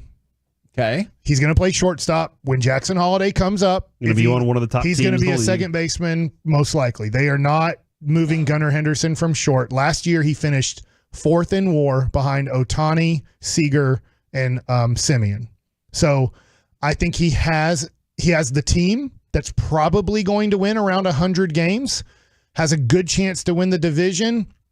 So I think Gunnar Henderson has a good chance to win the MVP. And by the way, real quick, multiple people asked and said there are lots of McDonald's on Cooper. It's 4300 South Cooper in Arlington. Okay. For folks that How many want McDonald's are there on Cooper? I mean, they said multiple. Yeah. All right. I think Corey Seager has a really good chance to be it. Now, obviously, health is going to be a big factor there. Yeah. 2 of their experts picked Juan Soto. The other picked Julio Rodriguez. I think J-Rod, if Seattle wins that division, and it's really our division, then I think Julio has a really good chance. There's nobody competing with him. The thing about Gunnar Henderson, the thing about Corey Seager, is there's going to be competition within their own team. Does that make sense? Right. Julio Rodriguez, they don't have anybody else. You could argue maybe Cal Raleigh, their catcher, might be their second best offensive player. I don't think he is, but he's the one guy who has maybe a chance. But you have Adley Rutschman and Gunnar Henderson, possibly Jackson Holiday. I don't think MVP, but another guy taking headlines. And then for the Rangers, I think Wyatt Langford and Evan Carter and Marcus Simeon. Not saying that Corey Seager's not the best. He is the best right now out of those guys. But you start going, oh, should I or shouldn't I vote for him? Like Mookie Betts and Ohtani. Like that, they could split some votes there with LA Dodger fans, and then all of a sudden somebody sneaks and wins the National League over him.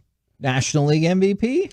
Well, this is easy. Mookie Betts had 74 hits today and 300 RBIs. Yeah. Interesting. If we're going to judge things off of today, we'll talk about that more a little bit later. Yamamoto's off of my board right now. Ohtani could go to prison, so that's a... No, he can't. We'll get to that as well. You can bet. For paying off games. You can't.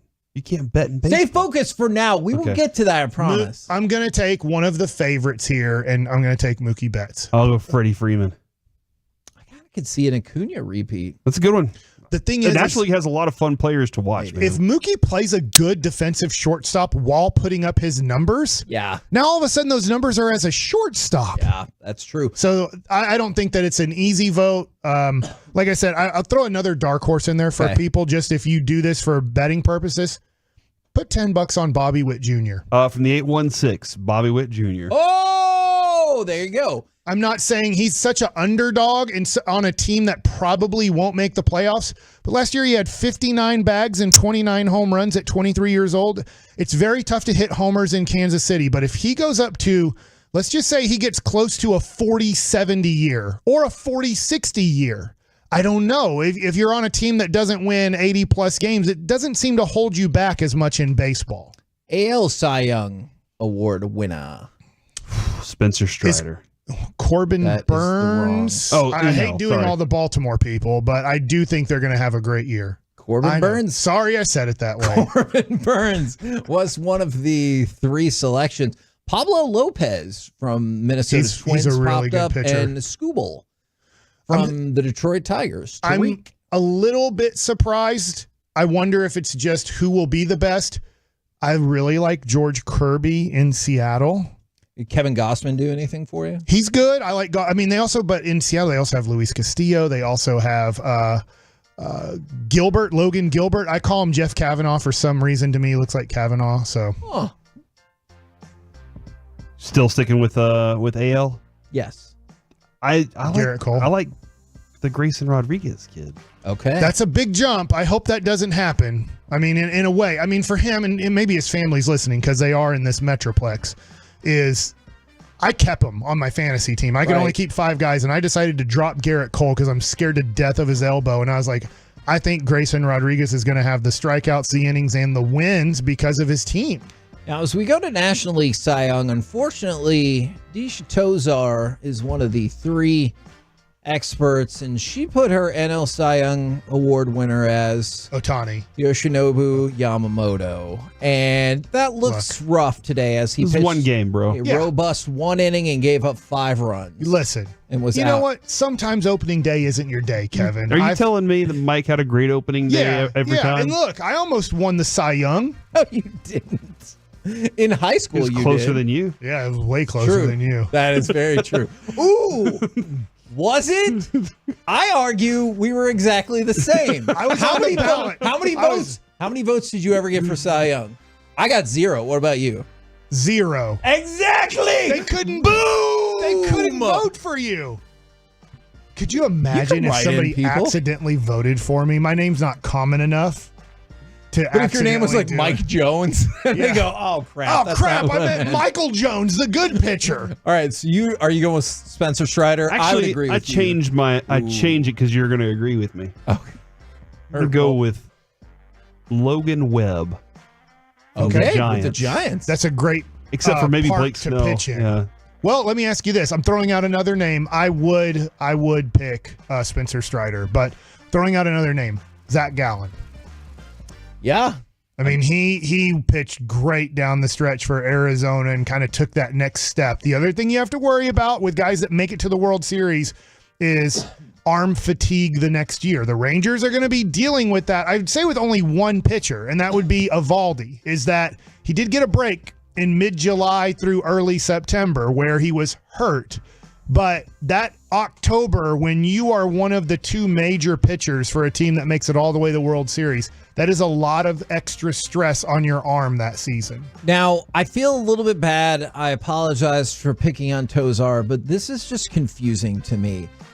She picked Yamamoto to win the Cy Young, but not to win NL Rookie of the Year. Right, because you can't have both. No, you can. No, you can't. And another one of theirs Kavner picked Yamamoto. I just feel like if you won Cy Young and that's what you think is going to happen, you would put that person in for Rookie of the Year. Kevin, I think it's pretty clear that pitchers don't win MVPs and They MVPs don't win Cy Youngs. All right, that's just the That's just the way that it is. So this makes a lot of sense on her part. Okay. That you also can't win Rookie of the Year if you're a pitcher, because that is a fielder's award. Let's go. Oh, to all of that. Let's go to American League Rookie of the Year. There can only be one. Who is your pick for American League Rookie of the Year? I hate doing this because I have a zillion of his cards. You're not picking Evan Carter. I'm picking Wyatt Langford. Wow. Evan Carter is my pick.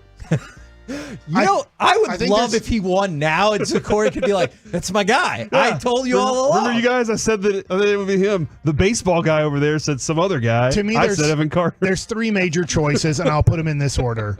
Wyatt Langford, Evan Carter, and Jackson Holiday. Interestingly enough, that's how the vote went.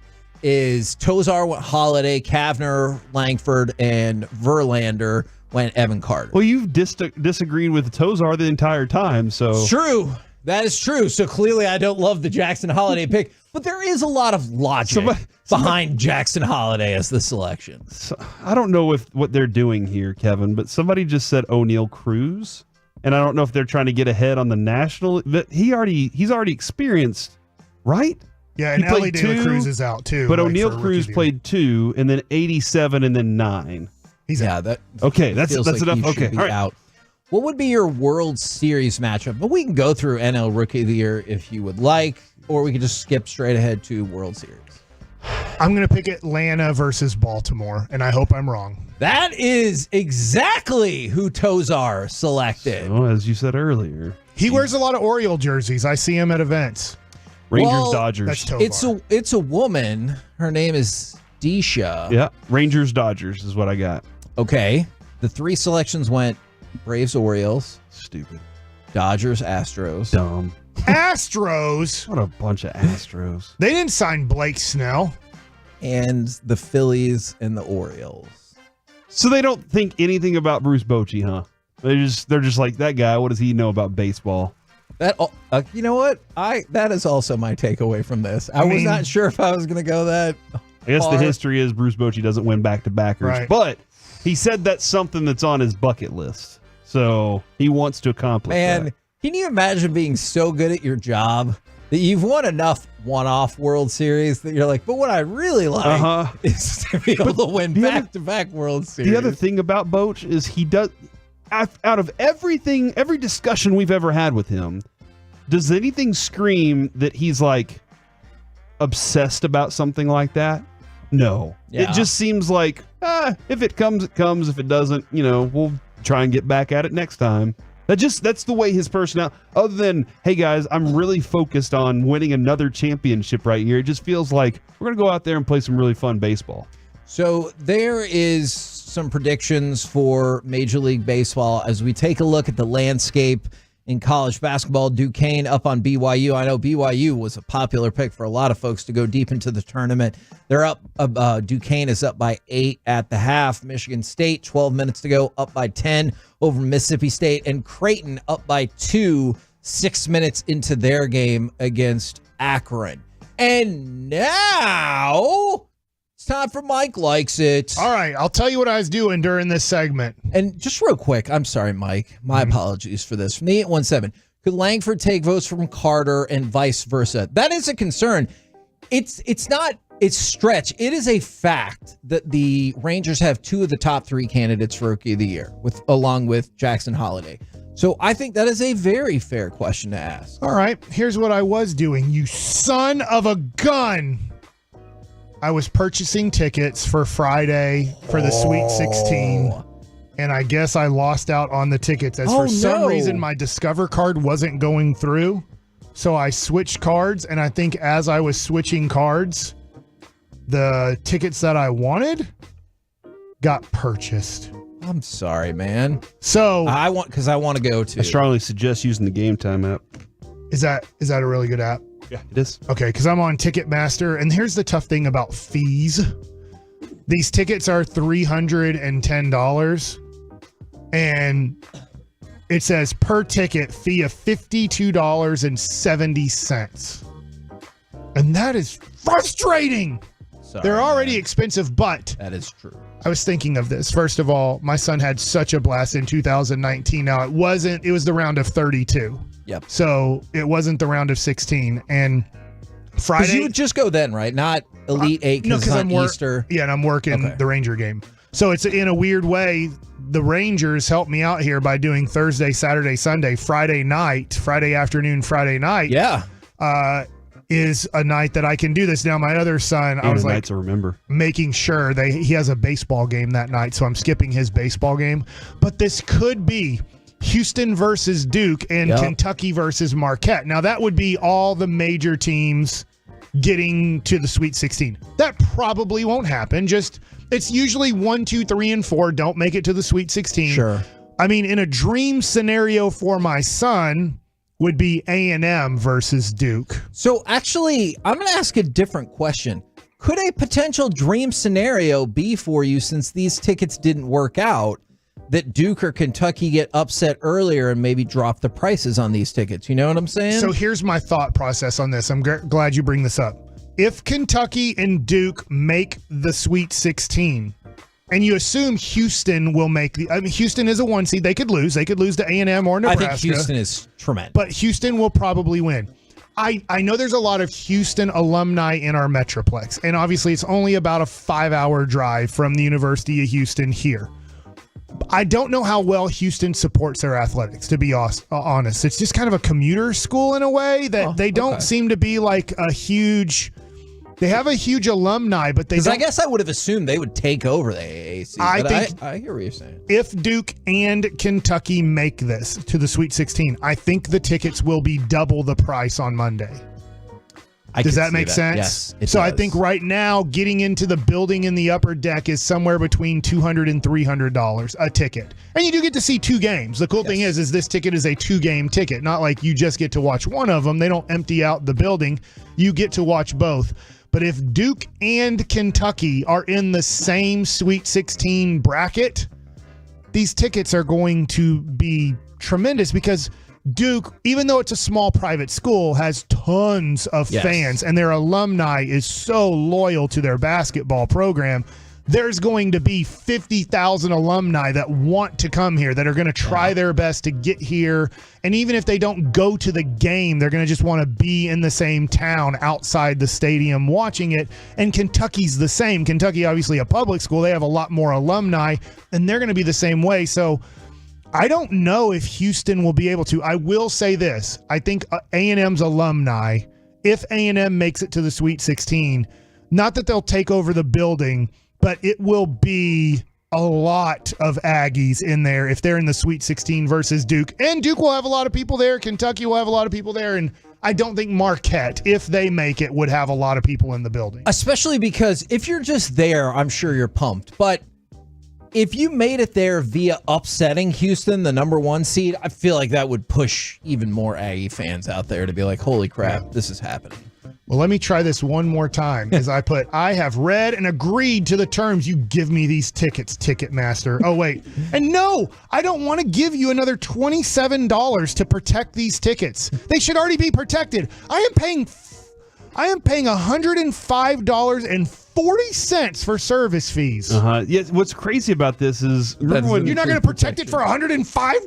Remember when Ted Cruz came on? He didn't say he wanted to lower the fees. He just wanted to know what they were. He didn't say, "Hey, I'm trying to get these guys to actually fix the fees because it's stupid." He just wanted we just want transparency. I can't remember. There was one app that now has just taken away your ability to know what the fees are going into it. But there was an app that used to list, would you like to see the prices with or without fees? And I was like, why in the blue hell would you want to know what the prices were without fees? And you're like, yes, I would like to know theoretically how much I would pay for these tickets before I actually pay for them. Somebody did suggest, Mike, to make sure that to check your credit card to ensure that it wasn't you that actually got those tickets on accident. So just... Oh, no. You will need to select new tickets for this event and try again. An error has occurred. I don't know what I'm doing wrong. Maybe these tickets aren't available, but they say they're available. You son of a gun! So maybe I'm not going. But now I move on. As Kirk Cousins is still winning over Dak Prescott. Or is it Magic Johnson over Eric Dampier? Is that where Eric Dampier went? Yeah, I think that might be the greatest Mississippi State basketball player of all time. I'm not sure who else went there. Will Clark and Rafael Palmeiro don't count, or Bobby Thigpen. Justin Foscue. Dak did go there, though. Yeah. And that's why you keep saying that. Yeah, and Kirk Cousins went there. They're on the same tier of Michigan quarterbacks State. in the NFL. And so I agree. I move on. We were talking about Wyatt Langford. I found this story very interesting. So people ask us about cards all the time. Tomorrow we're going to be at RJ Duke's, and I don't know if they're going to have any Wyatt Langford rookie cards. I'm sure they are very tough to hold on to in the Metroplex right now if you're a card shop. So I bring this up because Wyatt Langford, at the end of January, early February, a guy opened up a box of Bowman Draft. In that box, there was a redemption card. They didn't even want to put it in the pack because they felt like this would be the most expensive non-autograph card. Okay. It is Wyatt Langford's Bowman's first, Bowman Chrome first, Super Fractor. That is one of one. That will be considered in his lifetime his most important rookie card ever made. So as Wyatt Langford makes the major leagues and they put out rookie cards this year in Topps and all the other sets, most people consider the Super Fractor Bowman Chrome first the most important rookie card of a player. So this person was super pumped, but also knew that's a life-changing card if I can move it and sell it for money. So this person put it on Instagram. Somebody saw it that pays a lot of money for cards and said, how about $27,000? Oh my God. And the guy said, done, but it's a redemption card. And the guy buying it said, I don't want the redemption. I'm just afraid, not knowing you. You're not a big time seller on here. It's not like you've sold thousands of cards on Instagram with a major backing. Once you get the card back in, once you mail the redemption or put in the code on Topps website and you get the Super Fractor back, I will then send you the $27,000 through like a Venmo or PayPal situation, and I will get the card. Okay. This was before spring training. Oh, goodness. Well, guess what Wyatt Langford has done in spring training? He has become the best baseball player in the world. Let's see if that continues.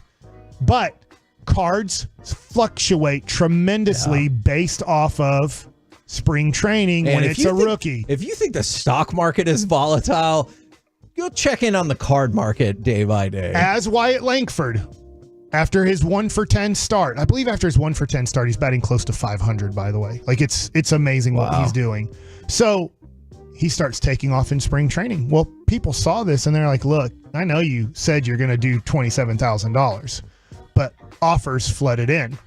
And somebody came through with an offer after the card was getting sent back from Topps to this person and said, I'll do $50K. So he then said, $27,000 is out. $50,000 is in. So there's what do you think about that? Just to start, like your word is your word. So I think this is where our discussion goes. He did sell the card to the person for $50,000. He backed out of the deal for $27,000 and said, look, I'm sorry. I just got offered $23,000 more for this card. And I'm taking the $23,000 extra dollars. So I throw this out to you for morals, ethics, however you want to put it. If you had agreed for $27,000, no money had been exchanged. You guys really don't know each other at all. And then somebody comes in with a $50,000 offer and they are able to PayPal you through like a business transaction where you're protected. Do you say, I can't take the $23,000 extra dollars. I agreed to $27,000 before this kid started playing spring training baseball. Is there a legally binding thing here, Kevin? I don't think so. All it was Instagram. Then I appreciate your time, sir. I'm going with the other offer. I know like there's this like, oh, and all that, but the dude said, I don't know you. I'm going to wait till later. And that's probably the right thing to do. By the way, Wyatt Langford's 1-for-1 card is going for $50,000. Ooh, so by the way, people are saying now that they think as he looks like he's going to make the opening day roster, that card might be closer to $60K now. And the 469, my mortgage don't take morals. Yeah, and I do see another version of that from the 682 is F that hoe, take the big money. It would just, because I could see, like, if you have all of the money and you're like, my word means everything. But if you're thinking, I got kids that are about to go to college or whatever the case is, I could see how from a logical standpoint you would take the money. Would you consider going back to that person and saying, all right, I need the money now. I'll agree to our deal, but I need the money now. Watching this on YouTube with 4 very, I won't say high rollers, but they'll spend some good money on baseball cards where I struggle to get close to 4 figures on a card. People will ask me, what's your most expensive card? And I'm like, I rarely go over $500, and I'm not going over $500. I'm not even getting to $500 a lot. I'm usually in that kind of $10 to $250 range is where I like being in.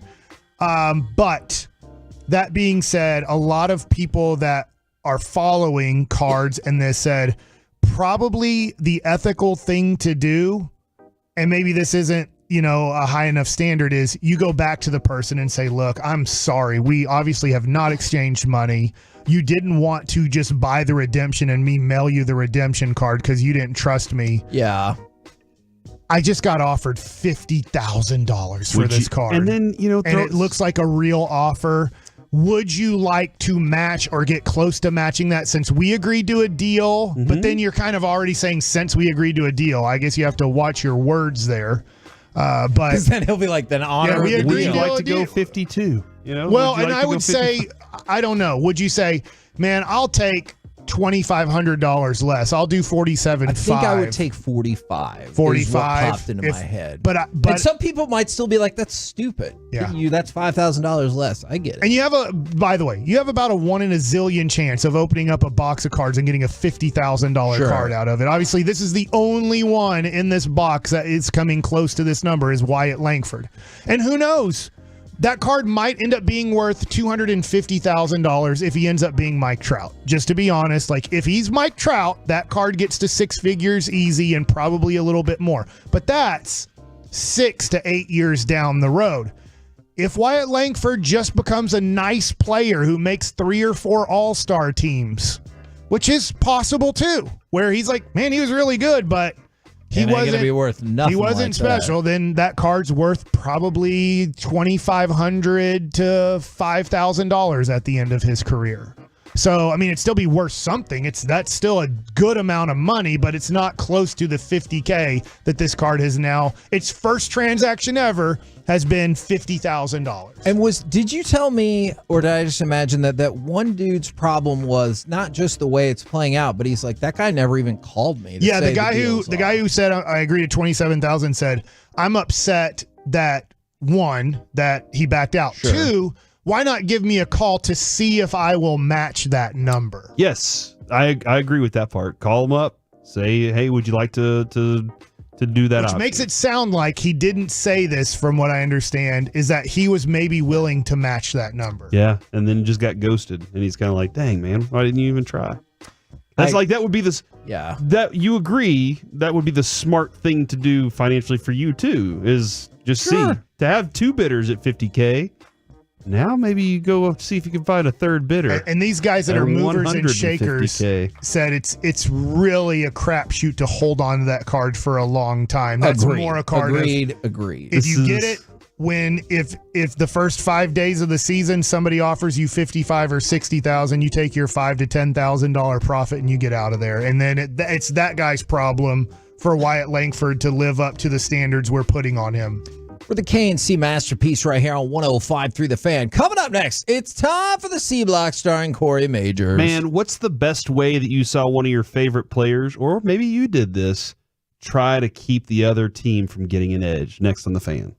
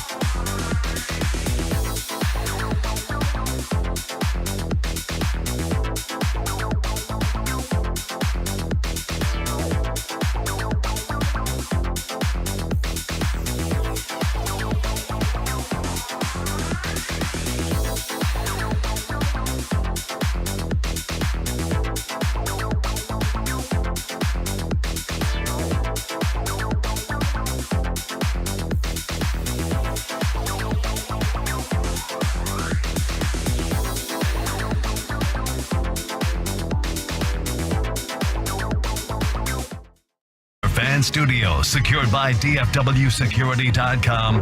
It's the KNC Masterpiece on 105.3 The Fan. KNC Masterpiece right here on 105.3 The Fan. And right now, it's time for the C Block starring Corey Majors. Thank you very much. How's Mississippi State doing in playoffs? I don't know, man. It's not going well. They're down by 16. But they're showing great energy at the end of the game. It's just they figured them out late. My bracket's busted already. No, it's not. Okay, really quick. Corey, it's not. It's Duquesne. My bracket Kesney. is already busted. They're beating Jimmer. I had Mississippi State losing in this round. If you have a team that you had losing in the second round, lose in the first round, your bracket is not busted, so shut up. Upset alert. Long Beach State is up over Arizona. I mean, obviously, I hope Long Beach State wins that game, even though I picked Arizona. Mike. It's 2-0. Who's winning? They Long are Beach technically State. winning. Upset alert. Fired coach. You can't say upset Now alert. it's 5-3. When it's 2-1. Akron Creighton's actually a really good 5-3. game right now. So there's 31-all in that one. Bob Gibson having a good one. So He went to Creighton. I think I picked Duchesne to go far in this one, or like 2 or 3 rounds. It's not. The team is not Matt Duchesne. Lead the league in assists. It's Duquesne. I'm not the douche. Yeah, Mike said so. LeBron's team, Akron. All right, Corey, get a hold of this segment right now. You guys have some options here. Okay. Do you want Missoula oblongata? That's your brain. A paralyzed man. Oh, no. Or the positions in the NFL most likely to get brain damage. Oh, no. I'm going to go with Joe Missoula. All right. I don't trust Mike on the second one. I don't want the brain damage thing. All right. So Missoula. Missoula Yeah, oblongata the other one was it is. paralyzed. That one's a dope story. We're getting to it. Okay. Just we're doing Missoula first. You know who would really make me nervous for that story is Bobby. But oh man, Bobby, I would like to say off air he's a lot different, but he's not. He's the same. He's just darker off air. Man, on air he's still pretty dark. He's off air even so darker. Off And air. I do want to point out you are appreciated for listening to the morning show, listening to our show, rolling into the G-Bag Nation, and then giving Reggie a shot too. Hell yeah. Really appreciate. And then on the weekends, really appreciate you. You're appreciated. That's as where you they get say. AM on the FM. Or sometimes whenever Good Kevin's point. out and we have to be serious, we say, you know what, Alec, help That us out a little segment is bit. not serious. That's what I'm saying. Sometimes. We ask Alec to help us out because we can't do it. We can't be goofy and fun, so we have to be serious. Okay. It's a big burden. During a game, On the FM, though. during Not the a XM. a game, the Celtics were up one. They actually won 127 to 112 against the Phoenix Suns. But during this game, Joe Missoula, the head coach for the Boston Celtics, stepped out onto the court after he called the timeout and jumped up to block Royce O'Neal's shot. Now, mind you, Joe Missoula is the head coach of the Boston Celtics, not a player on the team. It was a funny bit. Who was the Ohio State coach that stepped out on the field and tackled a player? Oh, yeah, but that was like in the run of a game. And then I know Mike Tomlin stepped out in the middle of the field and just was looking the other way on I don't remember. on Yeah. purpose. Yeah. Schembeckler, maybe. Was it Bo Schembler? I don't know, man. It was one of them coaches. I mean, you have the Cotton Bowl, too, where, I don't know, back in like 1742 or whatever, somebody tackled a guy from the bench. And he was on radio in Boston, and they were discussing this. And he wouldn't say who gave him the directive, but did say, I don't think it's a rule, but I'm sure it will be within the next 24 to 48 hours. But I love what he's saying here. Okay, this is huge. This is important. Guys don't shoot shots in front of our bench to go back to their bench to feel good about themselves. If I'm going to ask the guys to contest, the staff's got to do the same. At the end of the day, gosh. at the end of the day, it's about the mindset and the approach that we bring, and it's within the rules of the game. It's about setting a tone, and it's just that. One of the biggest pet peeves is thinking that a guy is going to get a free shot, and that's not the way it works. If we're going to hold our team to a standard, we hold our staff to a standard as well. What? So that feels a little ridiculous. That being said, this is wild to me. But I guess in a shooter's flow, there is something about this, because Dirk used to do this all the time. Dirk constantly, if somebody called a timeout or if there was a foul or anything, if the ball went up in the air from 3, Dirk would run up, and he didn't care if he put his hand through the rim. He was trying to keep that shot from going through, because I guess there's some mental, and Mike, you played a level of basketball, a higher level of basketball I ever played. I didn't play varsity. Yeah, I didn't play varsity basketball. I wasn't too busy with football. When you're shooting, there's this feeling, the sense of hearing the swish, seeing it go through, revisualizing that, and knowing your mechanics are on. Yeah. And once that shot gets blocked, but I loved when Dirk did that. At first, I didn't understand. I was like, why is he expelling all that energy? It doesn't make any sense. But then again, it turned out that from Garnett, right? Did you say that he's the first one? I didn't to know do that. I think Garnett was the first one to employ this tactic. Woody Hayes, by the way, Kevin, was the one that stepped for Ohio State. So I didn't know Garnett did that. Okay, that's really interesting to me. I think he was the first one to say, I'm not allowing dead ball situations for guys to get their rhythm and see that ball go in, because the only way you know, just like, I don't know, you play a little bit of golf, Corey, the only way you know you had a good putt is to see it go in the hole. It can feel good, you think it's going in, but if it just, gets close but lips out, you're going to feel not as good. You're going to think, dang it. Like, I thought I had it the whole way. I felt I had the right pace, everything. And so I think for shooters, especially if they're struggling, they want to feel that rhythm of everything, and then that goes in, and now I did it right. That's the right feel right there. That's not long, it's not short. Obviously, left or right really quickly out of your hand, but that's what the shooter wants to feel, and I get not allowing them in dead ball situations to get that feel for the right shot. I loved when Dirk would do it. It really was a lot of I was like, yeah, man, don't let them have that. Don't give them an inch, dude.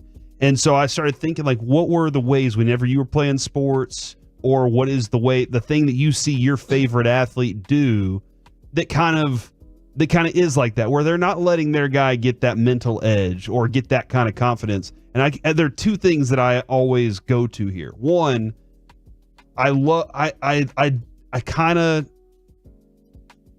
love whenever a defensive player will just tap the quarterback. Just, hey, I'm getting my hands on you somehow. I'm letting you know I'm around. And I'm not trying to break your back every time I see you, but you're going to feel my presence throughout this game. Sometimes it is a late hit.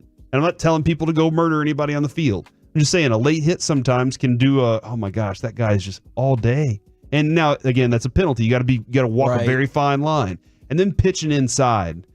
And the other thing, I guess, for hitters is they'll call time. Right as a pitcher's getting ready, they'll call time just to break it up just a little bit. He's in a groove. I got to figure out I need to recollect my thoughts for a second. I get a timeout. Let me break it up. But when pitchers, we watched it against Houston. Whenever they would get too confident, the Rangers would throw high and in on them. Not to hit them in the face, but they would throw high and in to say, you need to back off just a little bit, and then they'd go away on the pitch, and it broke up the Astros' confidence at times. So I don't know if Mike, have you ever seen, is there something else? Is that one of those things that you would do on the mound to try and break up a hitter's groove? I was taught, it was funny. I was sitting with my dad Tuesday, and my son was pitching, and he had a great game. And the batter called timeout late. He had already started his motion, and the umpire gave the hitter timeout. And so my son just I've told him, do not stop your arm when you start going as fast as you can. You can hurt yourself. Go ahead and throw the ball. If you don't want to throw it where you're going to throw it, but go ahead and throw it. And he slowed down his arm and kind of tossed the ball and threw it away a little bit. And then my dad was like, days are different. If guys called timeout late there, you throw it right at their face. Oh, really? Wow. Like, hey, it's fine. You called timeout. I'm not going to throw a strike, but I'm not going to let you see what I was going to throw. And guess what? Duck and cover, and that was just the way the game was played for a long time. And then the next pitch, my son almost hit the kid in the head. And I was like, good for you. I don't think he intentionally did it, but I was like, all right, call timeout late on me, and maybe you get to go to first base for free. Yeah. Like, holy moly. But that's, I do love the attitude of, hey, if you want to mess with my rhythm, I might mess with yours. Get out of the way. Yeah. No, And if you don't, it's your fault. Hey, hitters don't like this. Michael Young would completely and totally disagree with me. But I'm like, it's your responsibility to get out of the way, not mine. You get to go to first base. If it hits you, because there's times where, guess what?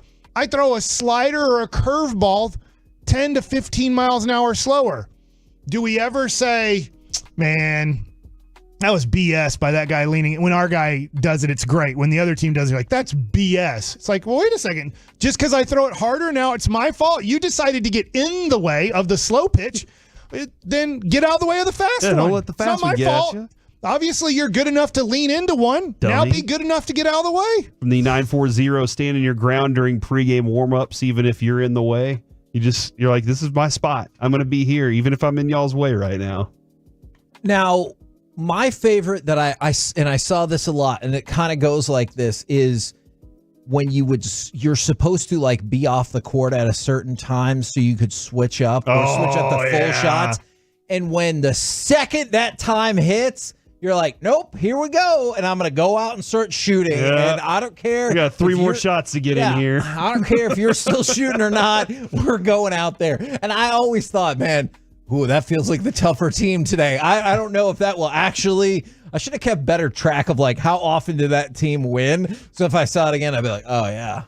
Hebron's going to win today or whatever the case might be. From the 6'8" as a cornerback, even on run plays, I'd jam the receivers just to let them know that I'm going to be here all day. I love it when Micah doesn't talk to the media and saves it for his podcast. From the 6'8".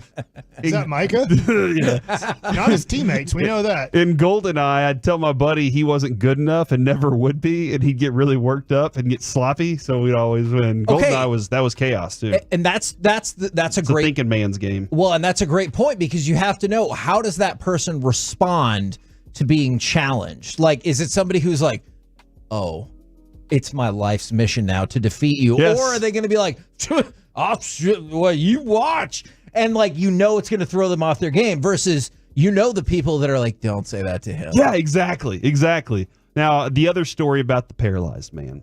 Okay. The first human Neuralink patient who is paralyzed is able to control a computer and play chess just by thinking. That's right. This dude, they have installed Neuralink. Cool. And he can legit, like a Jedi, if you will, Kevin. That's awesome. Move chess pieces on a computer board just by thinking, I want to move the chess piece. And I do believe that Elon Musk did throw out just the beginning because Neuralink is part of what they're doing. Yeah, obviously, there's a lot of fear about all the things that technology is going to do. It's pretty cool, though, that you watch the video on this. It's on Twitter to watch this guy like do this. He sees it. He's excited about it. I don't know how much more, what else they're going to do with this, but seeing that technology is pretty fascinating. There are so many cool things about the advancements that we've made in medicine and medical science. One thing that this just reminds you of is how many cool advancements we've made in terms of helping people who have lost limbs or lost mobility to try to help their quality of life and their ability to get around and everything. So, man, good for them. Do you ever think we'll get to the Luke Skywalker situation? I don't. It's like they mechanically also put it into kind of the nerve endings. And so you can use it as an arm. I thought you were meant in terms of people being able to use the Force. Oh no! I was talking about how they kind of mechanically were able to he was able to almost have a real hand. Absolutely, I do believe that. Okay. I do think you'll get there. Yeah, do I think you're going to be able to pick up an airplane with your mind? That's what I was asking. That's what you meant. That's why I hesitated. We were talking about limbs and stuff being replaced, I wanted to know if you think that we're going to be able to use the Force. Corey, I apologize for the shenanigans I brought to this segment. That's why I hesitated. Dude, he made himself really... a hologram to Kylo Ren, and he was like, "Yeah, keep shooting me, you dummies." I've said dumbasses a lot, so I wanted to kind of hold back on it. I really was confused, and I was like, "No, I don't think people will have the Force." I took away my eyes from Mississippi State. Did they make the comeback? No, they lost by 18. Oh, not again. They ran out of time. It's all that they figured it out. They just ran out of time. We're the KNC Masterpiece right here on 105.3 The Fan. Coming up next, it's time for My Buddy's an Idiot. Does your friend have a terrible sports or pop culture opinion, or do they still think the Cowboys just ran out of time? Let's talk about it next right here on The Fan.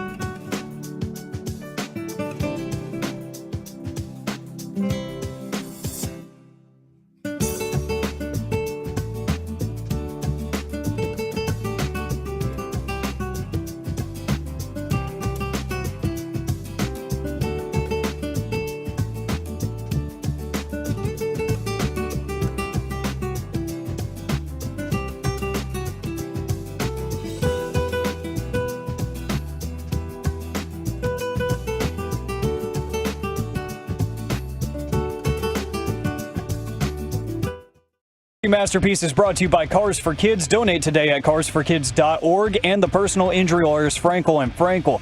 If you have been injured in a car or truck wreck, call Frankel first, 214 or 817-333-3333. With Frankel and Frankel, there's never an out-of-pocket cost. They only get paid when you win. Frankel and Frankel, the go-to car and truck wreck attorneys here in Dallas. Driven to right on a line, and that'll get down. Around from second base comes Campusano. He will score, and the Padres put a 5 spot on the board in the first inning. KNC Masterpiece back here on 105 through the Fan. And it's time for My Buddy's an Idiot. 877-881-1053. Does your friend have a terrible sports or pop culture opinion? Or did they pick BYU to go to the Elite Eight? Let's start with... Jimmer's about to get going, man. I'm telling you. This is when he fires it up. It's not Jimmer Fredette What that about they're Danny playing Ainge? against. Danny Ainge is ready to go.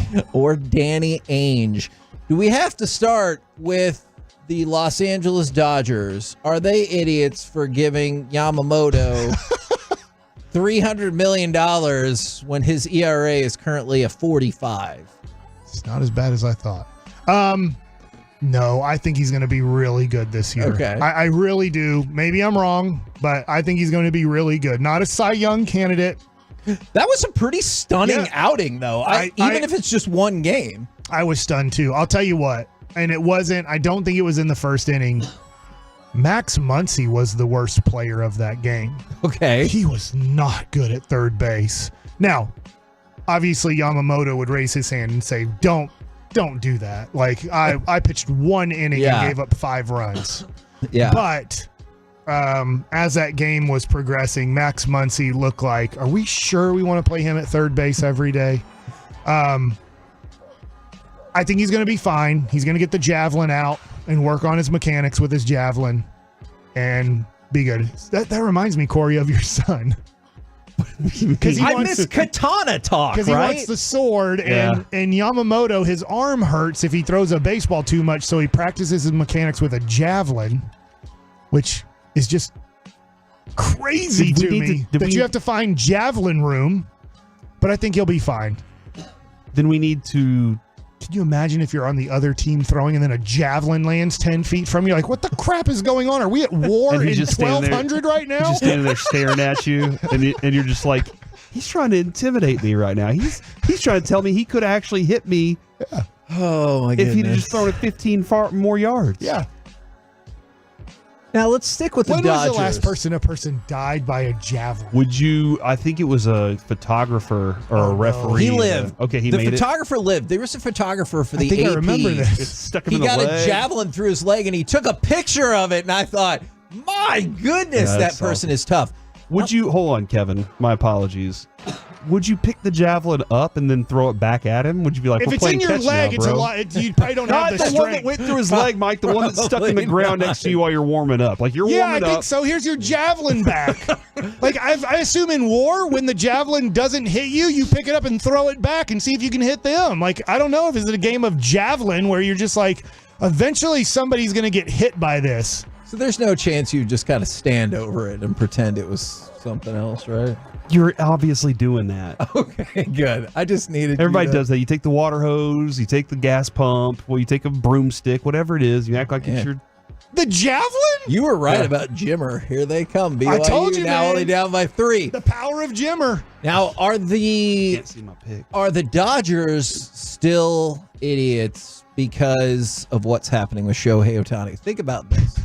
Just hear me out for a second. I know. They spent $1 billion on what, after one start, looks like a horrible pitcher and somebody who, are they involved in a conspiracy of illegal gambling where they had to throw their interpreter friend under the bus to avoid investigation?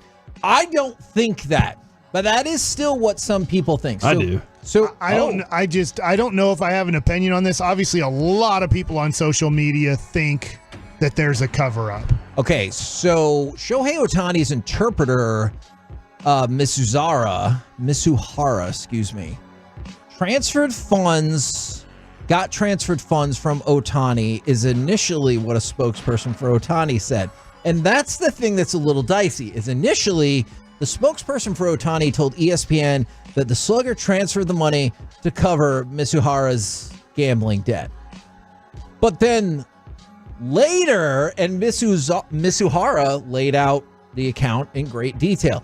Then later, when they were about to publish the story, the spokesperson for the Dodgers and Shohei was like, no. That's not what we said. We heard his account of what happened. We would now like to say that we discovered Shohei had been the victim of a massive theft, and we're turning the matter over to the authorities. Could they have learned more information along the way? Of course. But Corey, that look on your face leads me to believe that perhaps that is not what happened. I mean, I just think it's a little weird that 4 hours after he found out his buddy had stolen all his money, they're still in the dugout together, hanging out and talking. You know, like, this is a lot of money that he. Now, I saw that. Shohei has $700 million, right? But not yet. Yeah, he's got a lot of money though. But that's a lot New of money. Balance finally got a logo for him, and then the next day this comes out. And the fact that MLB at this point, Kevin has said, we're not going to investigate that. Which is weird, right? But I guess not. Especially this quick, right? Yes. Yeah. Like how long? No. How long has MLB known about this? And if MLB knew about this, to your point, Corey, how long did Shohei know about this? It is his money, and he's like, just wait till my checks start coming in, then I'll. It is a weird story that I feel like we need a lot more, not evidence, information, but information and. It looks like Major League Baseball is going, we don't need any more information on And that's this. exactly what I think is happening. By the way, Bob Nightingale swooped in and pointed out that Mitsuhara had not only become Ohtani's closest friend since he came to the U.S., but was well-liked by the Angels and the Dodgers. And so that just puts a little bit more into the people think that something happened with Ohtani and Major League Baseball doesn't want to investigate. And to that point, I think the cover-up would be very massive. Be like, we can't lose him. I guess they were afraid this story would come out, so they had to send this out. Yeah. But if there was something here, why wouldn't you just quietly let the... I'm going to be honest. I mean, once they showed his picture, I'm like, oh, I've seen that guy go to the mound and stuff like that. But if they would have just got another interpreter and we would have never known, who would have known? Maybe Angel fans... like really hardcore Ohtani fans would be like, hey, where's the interpreter? And I guess they were worried about that. Yeah. Hey, how come you have a different interpreter this year? I don't know. And then especially because he was with the Dodgers in spring training. But yeah, was the money bet on baseball?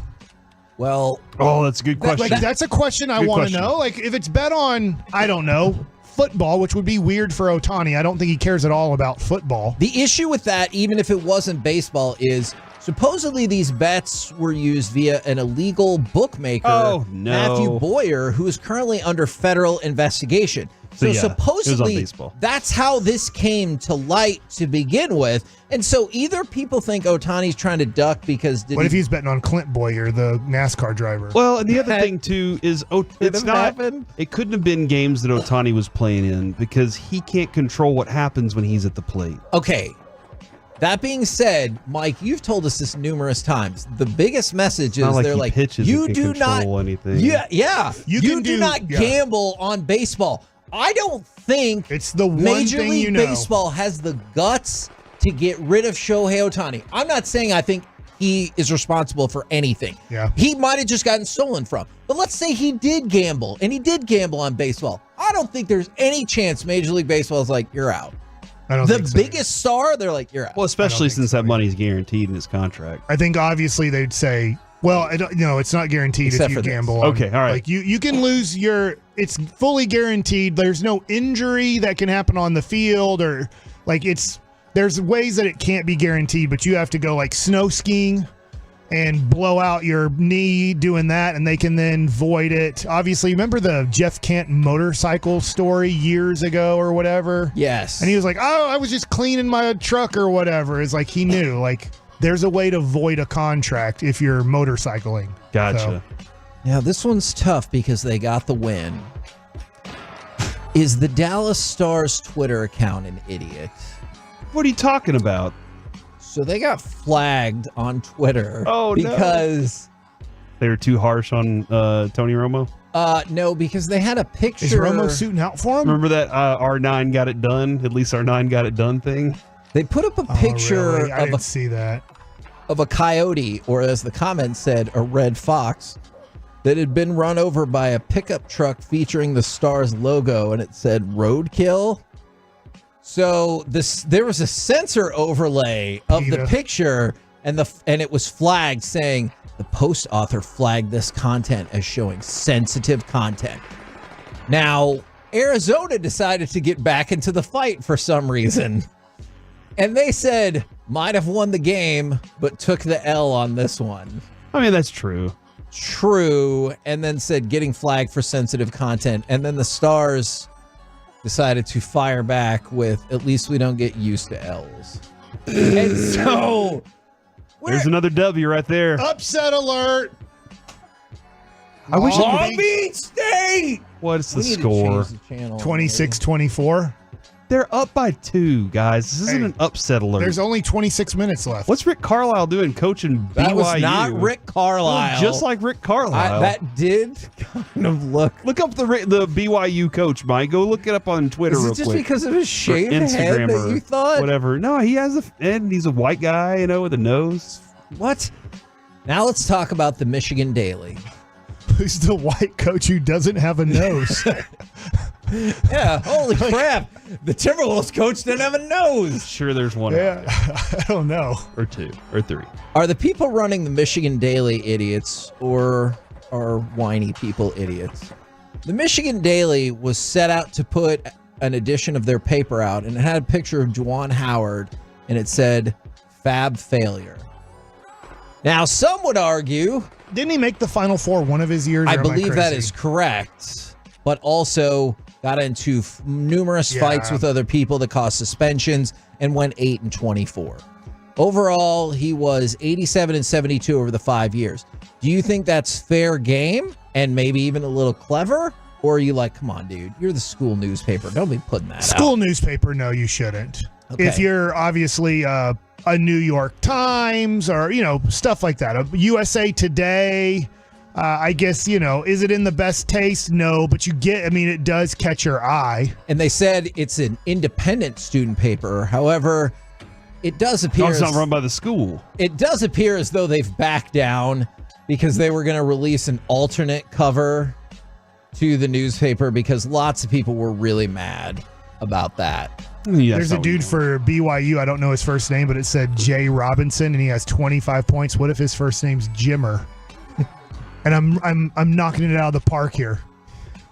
I don't want to discount. Upset alert. That could be the case. 31-28. And keep in mind, Long Beach State. 3 points. But Long Beach State, you're supposed to be rooting for. They got the coach who already got fired. He's still there. Why? He's working for free. Why? Because Upset he knows alert. with 2 wins, he's back Dude, in. if he... Upset alert over. It's it's all tied. 31-31. Kevin, you're right. If he wins, that dude can coach anywhere he wants.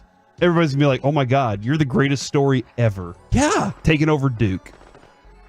Duke might need a new head coach. That's fair. One that ever shows any modicum of emotion. I think you're onto something Needs there. to recruit a point guard. By the way, the Timberwolves had an analyst that was fired, and the allegation we're now hearing is that they stole strategic NBA information. What? Oh, what kind of strategy? What is this? I'll tell you. This is a story I feel like we should have been doing in the noon. Like it's fixed or something? So Somak Sakar had previously served as a coaching analyst for the Timberwolves, is now in custody and facing a hearing today in Minnesota. So there was another employee, Sachin Gupta, the Timberwolves executive vice president. On CNN. No, that's Sanjay, who oversees the team's analytics department. Sachin left a hard drive connected to a laptop in his office. It had personal financial information as well as private information for the team, including employment and player contracts. When he returned, the hard drive was missing. And subsequent surveillance review found that Sarkar was the one who took it after going into Gupta's office twice.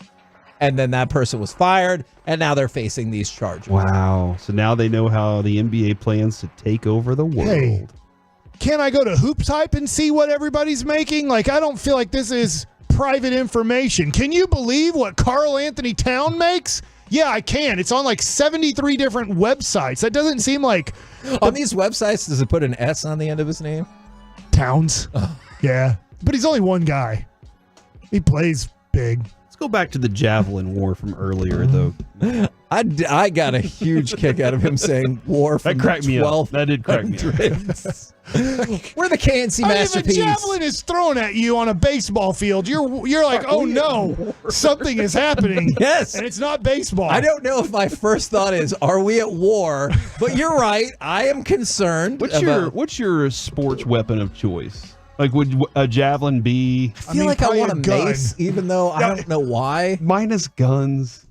That is a fair point. Yeah, they say you don't bring a knife to a gunfight or a javelin. Shut up, Mike! Thank you! Coming up next. Our show's almost over? Yeah, I can't believe it's upset alert. So Somebody said I'm going to need Mike to live tweet these upset alerts. I know, it's 2-0. Upset alert! Every time a point scored. Tomorrow at RJ Dukes, I'm just going to yell upset alert. Coming up next, let's chit-chat with those fellas from the G-Bag Nation right here on 105.3 The Fan.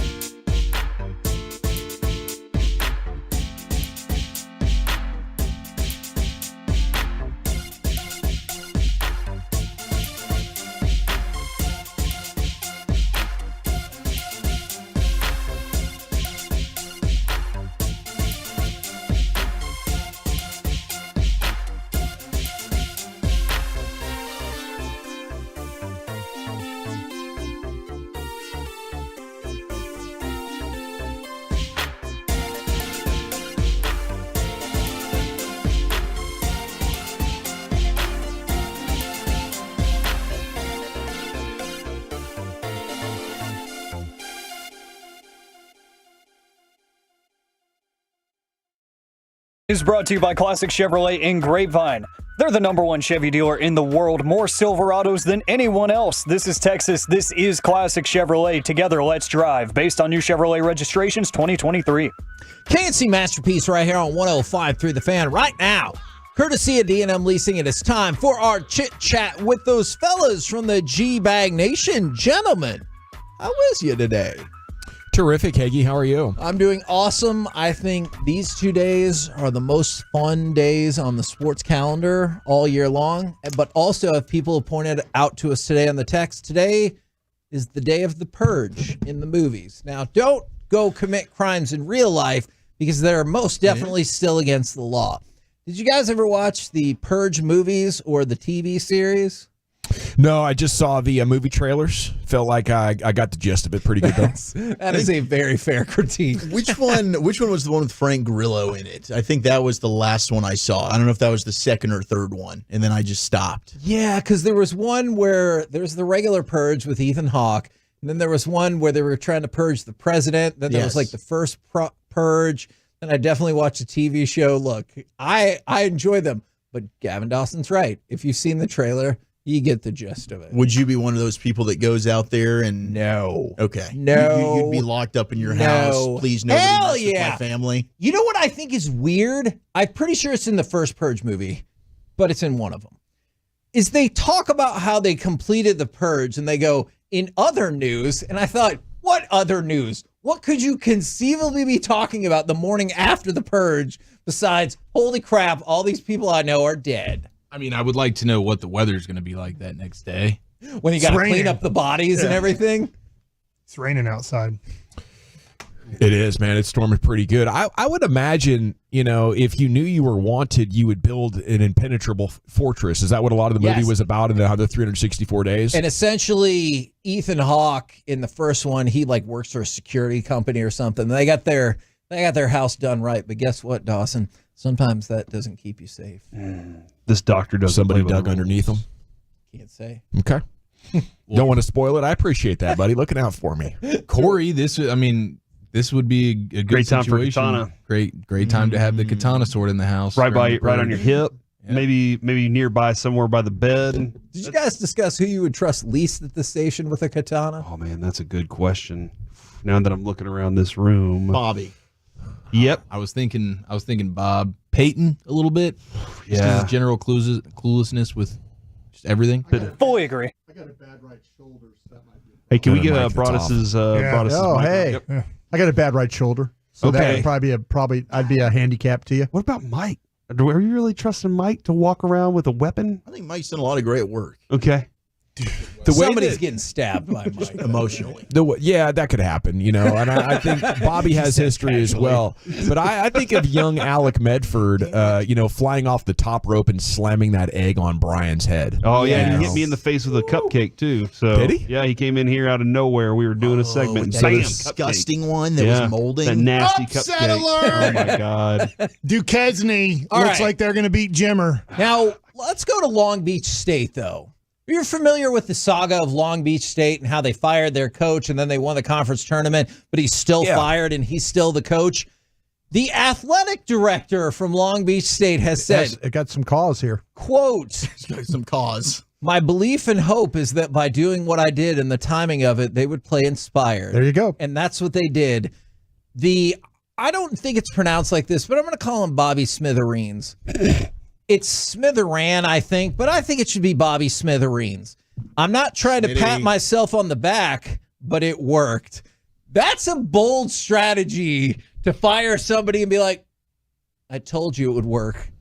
Is your BS meter going off like mine for is? sure. Of course it is. Here's my next question. If they beat Arizona, where they're a 20.5-point underdog, does he keep his job? What if they make it to the Sweet 16? Do they reverse the decision and be like, holy crap, we're in the Sweet 16? They're only down 6 at half. I think if this works, it's brilliant. I just wonder if it's actually happening, because now that they're winning, would you have second thoughts? Would Dan Munson have second thoughts? Yeah. Now, apparently this was part of his idea to be like, it might be time for me to step down. AD ran with it, so he's kind of taking credit, I think maybe doing some tongue-in-cheek there a little bit. But, I mean, once it's worked out to this extent, if I'm the coach, I'm feeling like, man, maybe we actually got this. You know, you just have to fake fire me every couple of years. Yeah, and I'm we go on a run. I'm talking to another team right now that needs a coach. Okay. They're trading up. I'm using this to my advantage here. Yeah. They didn't want me here. I did some of my best coaching here. You know, here's my resume. And I would recommend everyone check out the morning show tomorrow. I do believe when I was listening this morning, Bobby Belt had BYU in his Elite Eight. Is looking like they're about to lose in the first round. That's tough. And did you guys by chance hear our 11:20 segment about the origin of cornflakes? Yes. I did catch this. Was this information you were aware of? No. Learned something new today. Thank you. What happened here, Higgs? I missed it. Could have really used those if you get a cornflakes in like chance- 7th, 8th, 9th, Yeah. 10th. Maybe the last few years. I don't know. If you get a chance, cornflakes were invented by a person who wanted to create some food that would help people stop touching themselves. And I know that sounds like something that's not true. It is definitely true. And then when his brother, they worked in a sanitarium together, encouraged them to add sugar, he said, no deal. They split off. No deal. And the sugar guy eventually is the person who started Kellogg's. Frosted Flakes. Yes, but his brother, who came up with granola and cornflakes, was like, never. And apparently they feuded for decades after that because he wanted to put sugar on there. They were going to great lengths back in the day to stop you from J.O.ing. Man, no kidding. Yep. Hey, don't touch yourself. Okay, that's a great note. Go medieval on it. It's a great Walk it off. Just go ahead and end the crosstalk with that. Hey, why didn't the hot sauce people come along? You know what I'm saying? Maybe the Tabasco people could have got involved here. Get this on your hands. Yeah. You heard what he touch said. your face. This show's clearly going to be amazing. Yes, Pure Gold as always. Thanks for asking. Scott Spinelli, Chicago State assistant, talking tournaments with us. Spicoli. Yeah. Yeah, baby. All right. It's Duquesne. Roll home with What's Mike K-Bag on? Nation. What is Mike doing today? He's doing Mike. I'm He's back. on upset. that Charlie Kevin Sheen. finally came back, so I didn't have to be so serious and listen the whole time. You killed it, dude. You entertained me all day. Truly, your job is the hardest. Roll home with the G-Bag Nation. Come back with KNC tomorrow, or come see us in McKinney at RJ Dukes, 10 a.m. to 2 p.m. right here on 105.3 The Fan. Good night, Kevin. Good night, Kevin. F that hoe. Take the big money. Miss any show segments?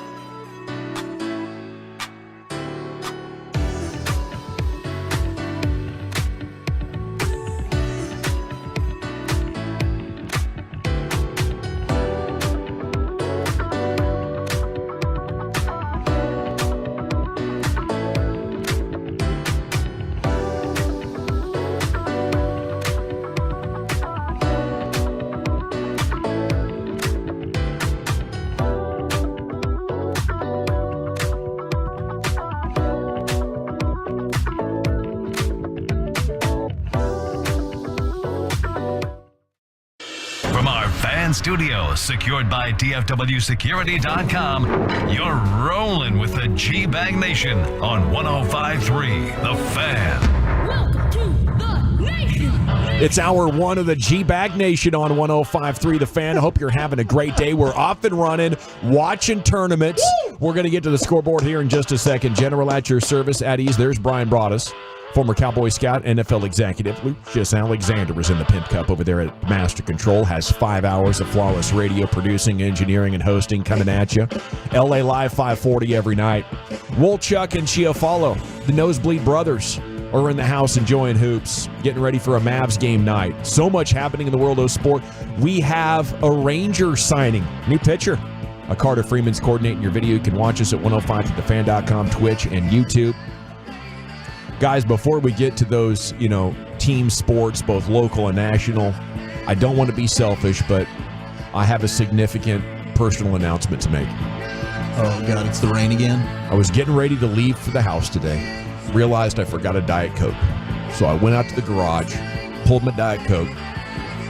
I looked at the garage door track, okay? And I said, I haven't tried to do a pull-up for about 5 weeks. Let's see what we got here. And I didn't. Yeah! That's right. That is right. Gavin Dawson! Gavin Dawson! Okay. Dude, that is awesome, man. Almost got a second. Almost got a second. Now I don't believe Now it. I got to go. That's going You took it too far. Thank God you weren't playing ball for Duquesne today. No wonder you walked in singing "I the Tiger" today, dude. You're feeling great. You barely had to jump up on that thing, A right? little pep in my step. You and Duquesne pulling upsets today. Seriously. How about Duquesne? Dude, they've done it. They've realized the dream that every team does, every underdog does. 12 over 5. Is that what that is? 12 over 5? Yeah, 11 over 6. Duquesne over BYU. That's their first tournament win since the 60s. Wow. An iconic program. How about that? Known as the Dukies for a long time. You guys, of course, using their full name, Duquesne. Yes, Duquesne. Oh, hell of a program, Brian. You know that. Absolutely. It's got a lot of players from Duquesne. I'm glad you guys corrected me because I thought it was Duquesne this whole time, and I've been sounding like an idiot. Could be Duquesne. A storied program. You go back into Brian's time in the 70s and 80s. Yeah.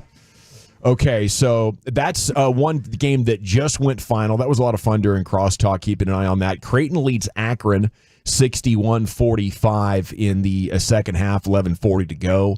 Arizona does lead Long Beach State there in Dan Monson. It's 41-35 at half. North Cackalack 18, Wagner 15. That game 8 minutes gone in the first half. And tipping off shortly is going to be one of my favorite universities, Morehead State, against Illinois. 2:10 on True TV. I went ahead and picked that upset. I figured you would. Wolchuk, you've been a big fan of that program for a long time. Morehead State. I applied, and they rejected me. Of course, Texas and Colorado State at 5:50. They're on TNT. If you want to check that out, I'm sure you will enjoy it. Didn't meet the size requirements. I think there was an issue with the transfer. He tried to get into Longwood, too. Yeah. Longwood said you're good. Yeah. Because I about St. Peter. So St. Peter say no too? No. St. Peter said come on down. Ball State said no too, huh? Ball State definitely rejected me. Wow. Top of his head over here. I didn't know this joke series went on. How about this? Do continue. Yeah. That's what you get for working in college scouting. Oral Roberts was trying to give the Wooly Bully a full scholarship. They don't have a football program at Oral Roberts. They were my fallback, but I did not apply for that very reason. They were disappointed that your skill set was left somewhere else. Texas Tech and NC State at 8:40 on CBS. Does that take care of our local and regional combatants so far? Yes, it does. We'll keep you updated on the tournament scores throughout the day right here in the G-Bag Nation. Hagee told you about that Long Beach State story. That's a pretty fun one, and it kind of has me rooting against Zona here at the half. I want to see this thing continue. The guy's fired. He keeps coaching on. Says he's inspired. He says he keeps using the word surreal. Twilight Zone might be part true. It has been awesome. So they're that program, that's having that Cinderella story, but they need to knock off the 2 here as a 15 to make it happen. And Arizona does have history of losing in this same situation. Okay, Rangers agreed to a 1-year deal with Michael Lorenzen. 8.01 ERA, .191 whip across his final 30 and a third. So he got bullpen duties last year in the playoffs for the Phillies. He also got rocked by Arizona. Okay, so part of that, though, might have been natural regression to his career norms. Talented guy, threw a no-no last year, was an all-star for the Tigers. He did a one-year deal for like $8 million last year, and it was considered for the first half of the season one of the best free agent signings for any team. So why the Rangers like him? Why can you be optimistic? Part of the reason for the fatigue last year or him falling apart down the stretch, he went significantly past his career high in innings, 113 and a third. He threw 153. So from 123 on, bleep really hit the fan. And I love what the Rangers are doing here. It's a cheap, really good alternative. I mean, Brian, we were talking about this. I definitely think you look at Michael Lorenzen. That's a dude that's a way better pitcher than an Adrian Sampson option for you. Yeah, I kind of felt like that watching Adrian Sampson pitch the other day. Like you feel good now about at least the option. If you feel a little more insured, this guy can be a long reliever for you, as you saw happen with Philadelphia. He did also have one of the no hitters last year in 2023. He's just been a little bit inconsistent, really up and down. 9.9 record, 4.18 ERA last year. And I know pitching's win-loss record over the last couple of years. We don't look at that as much. But, yeah, he was fantastic for a stretch, but he really, really did fall off, to your point. The final 9 games, he had over an 8 ERA. So super athlete, but I definitely think for the cost that you're getting him, it's a fantastic move for Chris Young, just to give yourself a little bit more insurance and some more depth. $4.5 million, so you have $16.5 million yet to spend until you get to the luxury tax threshold. And who knows? Maybe he's so bad he doesn't even make the rotation, but the plan is to have Bradford start in the 5-hole. And then Lorenzen's going to be building up and, maybe hitting that rotation depending on how things go in extended spring training outings and whatever he can, cobble together as far as innings. But that gives you an option, and it gives you depth, and I'm happy that our guy CY ultimately, got that done. And I think they did it in the best possible way, because if things go well for this guy, he'll be your second best starter for a couple of months. Things go bad, like I said, maybe he won't be in the rotation, but he has the potential to perform better than Gray and Dunning and Heaney. I just think he kind of matches that description. Dunning, a guy that was about to be relegated to the bullpen, came through and had some awesome starts for you. Martin Perez, you chased him out of town 6 years ago. He went and made himself a career in Minnesota and Boston, had a hell of a season for you, then went back to regression land last year. And that's what can happen with these sort of mid-inconsistent type of starters. So you're just hoping you get the absolute best from Lorenzen. He had extended rest, so maybe he's recovered from a career-high in innings last year. And, Bully, you know this. It's an established fact. You can only add so many more innings from your previous year. It's a thing where, pitchers got to go through this annual cycle of building up, and then next year you can add more innings and expect the fatigue not to get to you after the All-Star break. 100%. That's a real thing. I'm also excited to see how he does with Mad Dog. With Maddox, we've seen firsthand. He told us about the impact he's had on Jordan Montgomery the 2 times he's been with him. I think he's able to kind of find and get the best out of all these pitchers. I think that Lorenzen, some of these issues that he's had with consistency, starts really hot, maybe fades. Maddox might have a plan there. Pretty cool Jerry Jones story. He's throwing $100 million at the Frisco-based natural gas company that he controls, Comstock Resources. That's making the headlines today in the morning news. Acquiring 12.5 million shares of the company's stock. Stock closed at $8 yesterday. His purchase price represented the average closing prices. Comstock says it's going to use the money to pay down bank debt partially incurred when it purchased 200,000 undeveloped acres in the Western Haynesville shale play for $58.7 million. Can't imagine throwing around that kind of cash, but it did hit the papers, and kind of interesting, right? Big business stuff.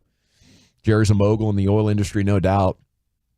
I was relieved to see last night and this morning, guys, that most of the media has had the same reaction to the Ohtani story that we did last night. Yeah. I was on thin ice thinking, man, is this irresponsible to speculate? It seems weird that there's inconsistent stories.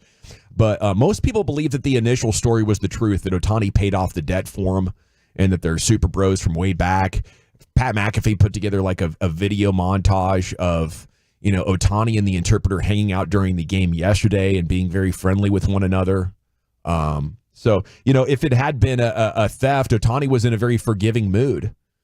For me, I just think if the truth is Ohtani paid it, just say you paid it. Just say you paid it. Yeah, I think the story's over. And if there was a misstep, if it was illegal or broke MLB rules in some way, you could just say, I'm sorry, but that's the truth. I was worried for my guy. I'd heard that, American bookies will come after you. They come after us in Japan, too. This is something you don't want to mess with. So I was trying to make the story go away and help my friend who's a family member. I'm sorry if I broke an MLB rule or I got myself wrapped up in this investigation. But I think a lawyer, an agent, maybe a PR guy for the Angels hit the panic button and said, oh, no, you can't say you had anything to do with this. We got to go into cover-up mode because cover-up mode is the culture of American sports. We're not going to be honest. Right. If you're just honest, Andy Pettitte will forgive you. Yeah. But these PR guys and lawyers feel like they need to earn their money in crisis, and they come up with ideas that you should patently ignore a lot. That's my theory on what the hell we're looking at, guys. What do you say? You don't find that suspicious? That's right. Yeah, this is a touchy deal, and I don't know. I mean, if you're Shohei Ohtani right now, you're probably super stressing out, and you hope that you're getting sound advice from everybody who's giving it to you. But I do think, I mean, that is scary though to consider the idea. Okay, like I did do this. Should I admit it? And then you're like, well, what we know as your team around you, we know what this could mean from a suspension standpoint from MLB. Like, I can understand the trepidation there where you're like, hey, this is just honestly what it is. But when it comes to these gambling things, and we've seen in the NFL, like these leagues are not taking it lightly. They're trying to make statements. Every single time somebody crosses the line, they're trying to make sure everybody understands this is not something that is allowed. So I can understand being hyper fearful of, even though it's an innocent situation, it's your dollars going to an illegal bookie sportsbook situation. What that could mean for you, Ohtani, is a lot of crap that you don't want to deal with, bro. Like suspensions and everything else from that standpoint. So I get the fear there, but because I don't know that you could trust the MLB to be like, okay, we understand your honesty and we appreciate it. You're a good Samaritan helping your friend out, pat on the back. We'll see you on the diamond tomorrow, Shohei. Yeah. Like, that's probably not going to happen. Hey, and MLB might be the ones, advising this. Like, we don't want our game's biggest star wrapped up with paying any sort of gambler. We need you to bail from this and not have anything to do with it, because we're in Rob Manfred mode now, where he was like, the truth isn't important. Keeping you accountable isn't important, as he proved with the Astros. It's putting as clean of a face on this as possible. Yeah, we need to save the face of the sport now, which is Shohei Ohtani. Who knows? It's not good. I think as long as there is no proof that it was Shohei that bet on any of this and it was him that was doing the gambling, Major League Baseball is probably not going to come with some sort of punishment, but they are going to have to do a deep investigation on it.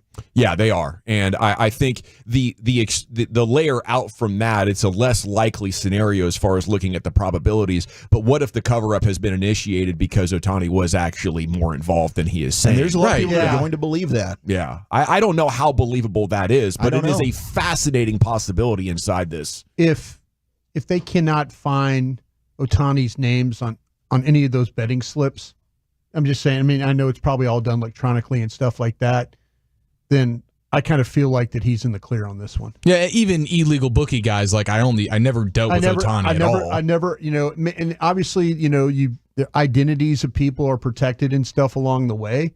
So how they know they would dealing with him, and unless there's stuff from the translator to Ohtani, like text messages that they find.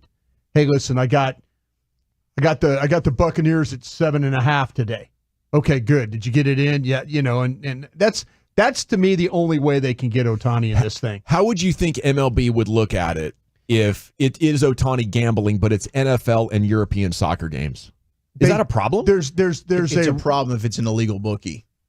Okay. That's stated in the law of in their bylaws. In their bylaws, because it does seem fairly realistic that it would be Ohtani placing wagers through his guy. Yeah, and his guy was his interpreter. And he made sure to emphasize we were not betting on baseball. It was international soccer. It was NFL. It was other sports. See, as a fan, I have no problem. I'm asking MLB, why do you have a problem with this? Yeah. If it's illegal, let the courts handle it. But just be like, whatever, dude. He's betting on soccer games. The Dodgers had the easiest thing for the Dodgers to do was to fire the interpreter. Yeah. To kind of get ahead of it that way. Create the scapegoat. Yeah, and now their hope is that it doesn't point the finger to their ball player. That's what they're probably worried about right now. And then the bylaws, it says though, if you're caught with gambling and stuff like that, that they can rid you, and they got rid of this guy. But now they're hopeful that the league doesn't come diving in there and they can find other things tying Ohtani to the gambling part of it. You have to wonder how Ohtani would be so bro-ish with a guy that had stolen $4.5 million from him in the dugout. You don't find that suspicious? Yeah. Yeah. Well, I mean, is it at this point is the story that it was stolen, or that Ohtani willfully was Stolen. like, "Hey, you get to"? Has it gone back to Ohtani new? Okay, so I guess that's where the confusion lies. Because at one point he did say yes, Shohei went and logged in and wired the money basically, which I get, because it's like, look, dude, you just went ahead and did all this. How am I going to trust you with millions of dollars? How do I know you're not going and then going to place more bets with that? But then I think he countered that and said that wasn't true. Yeah. So that guy's kind of spoken out of both sides of his mouth here. But apparently MLB currently is not investigating Shohei Ohtani. He's not being investigated by the league right now. It's an active. They're probably in the cover-up. It's going to take a real report from somebody at the LA Times or something like that. We need to get Ted Wells on the beat. That's right. What's the guy in the NFL that's always telling? Don Van Natta. Donnie. If he shows up on your doorstep, something bad's about to happen to you. Yeah, Don Van Natta Seriously. bleeping around. Yeah, he's like, hey, oh my God, it's Don Van Natta. You're like, everybody, don't say a word. Yeah, it's get off the grid time when Van Jerry's Natta like, arrives. come on, Dan, come on, Don, come on, we'll have some, we'll have a cheeseburger together. Let me buy you some stuff and ask you to leave a few things out of the story. What do you say, buddy? Yeah. They're friends. No, they are. They are. Yeah, friends. they're great friends. They are great friends. See, Jerry respects his media. He does. He does. And he knows it's just part of it. If you become this big of a celebrity as a TV show, then you are going to have people talking about you. Yeah. Boys, we are headed for the best sports weekend of the year. Let's discuss that. It's next in the G-Bag Nation. I'd love to chat with you about my friends at Twin Peaks. Before we do that, though,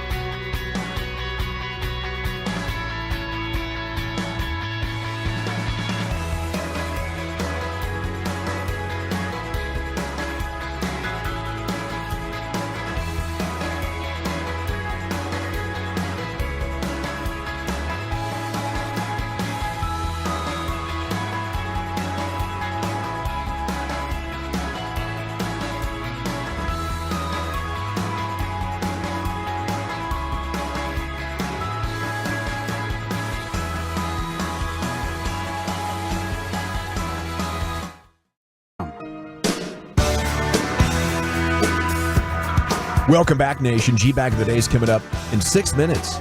Are we heading for the best sports weekend of the year, Wolchuk? I think it very well could be. 877-881-1053. Is this your favorite sports weekend, these few days where you get the first round and the second round of the NCAA tournament? It is nonstop basketball from 11 until probably 10 p.m. At night.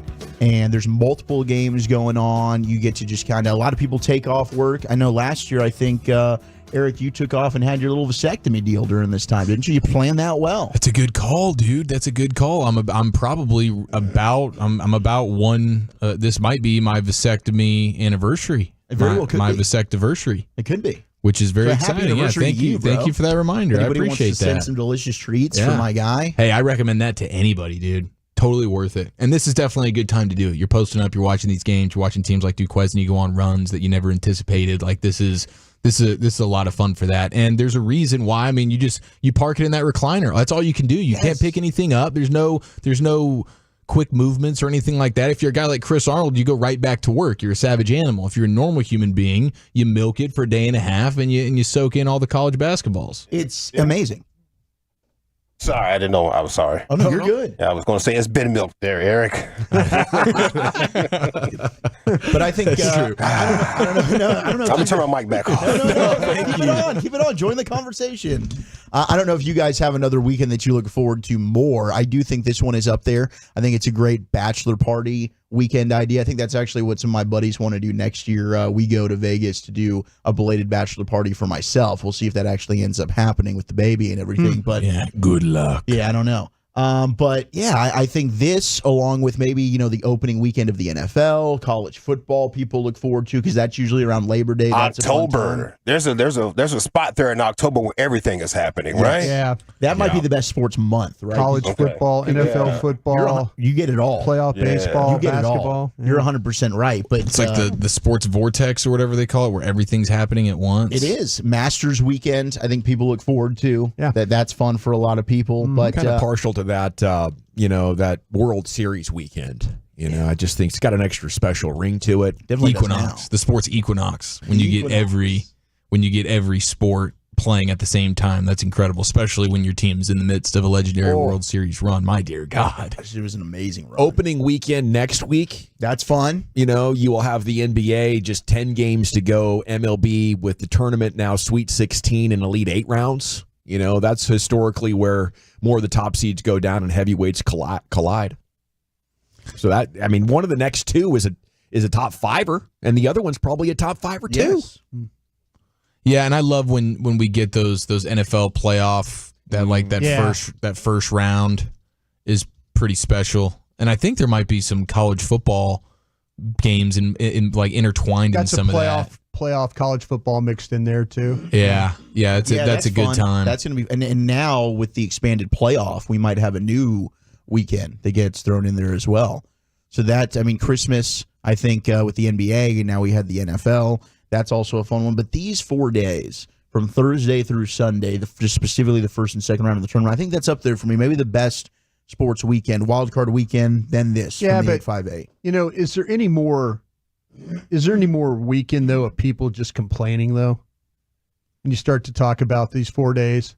Oh, with the brackets? Yeah, everybody that's true. Everybody. Pipe down about your bracket. Let's watch the games. I'm sure there are people right now losing their damn mind about BYU. I'm sure they're upset that they're like, geez, you hear for 4 days. For 4 days, you kind of like, instead of really enjoying it, that's, some of the people don't fill out a bracket for a reason so they can maybe enjoy the tournament. I haven't been that guy. I guess because I get suckered into like, oh, hey, for $10 you can be in this bracket and stuff like that. And for a lot of these, I don't even remember. I don't even complain about my bracket.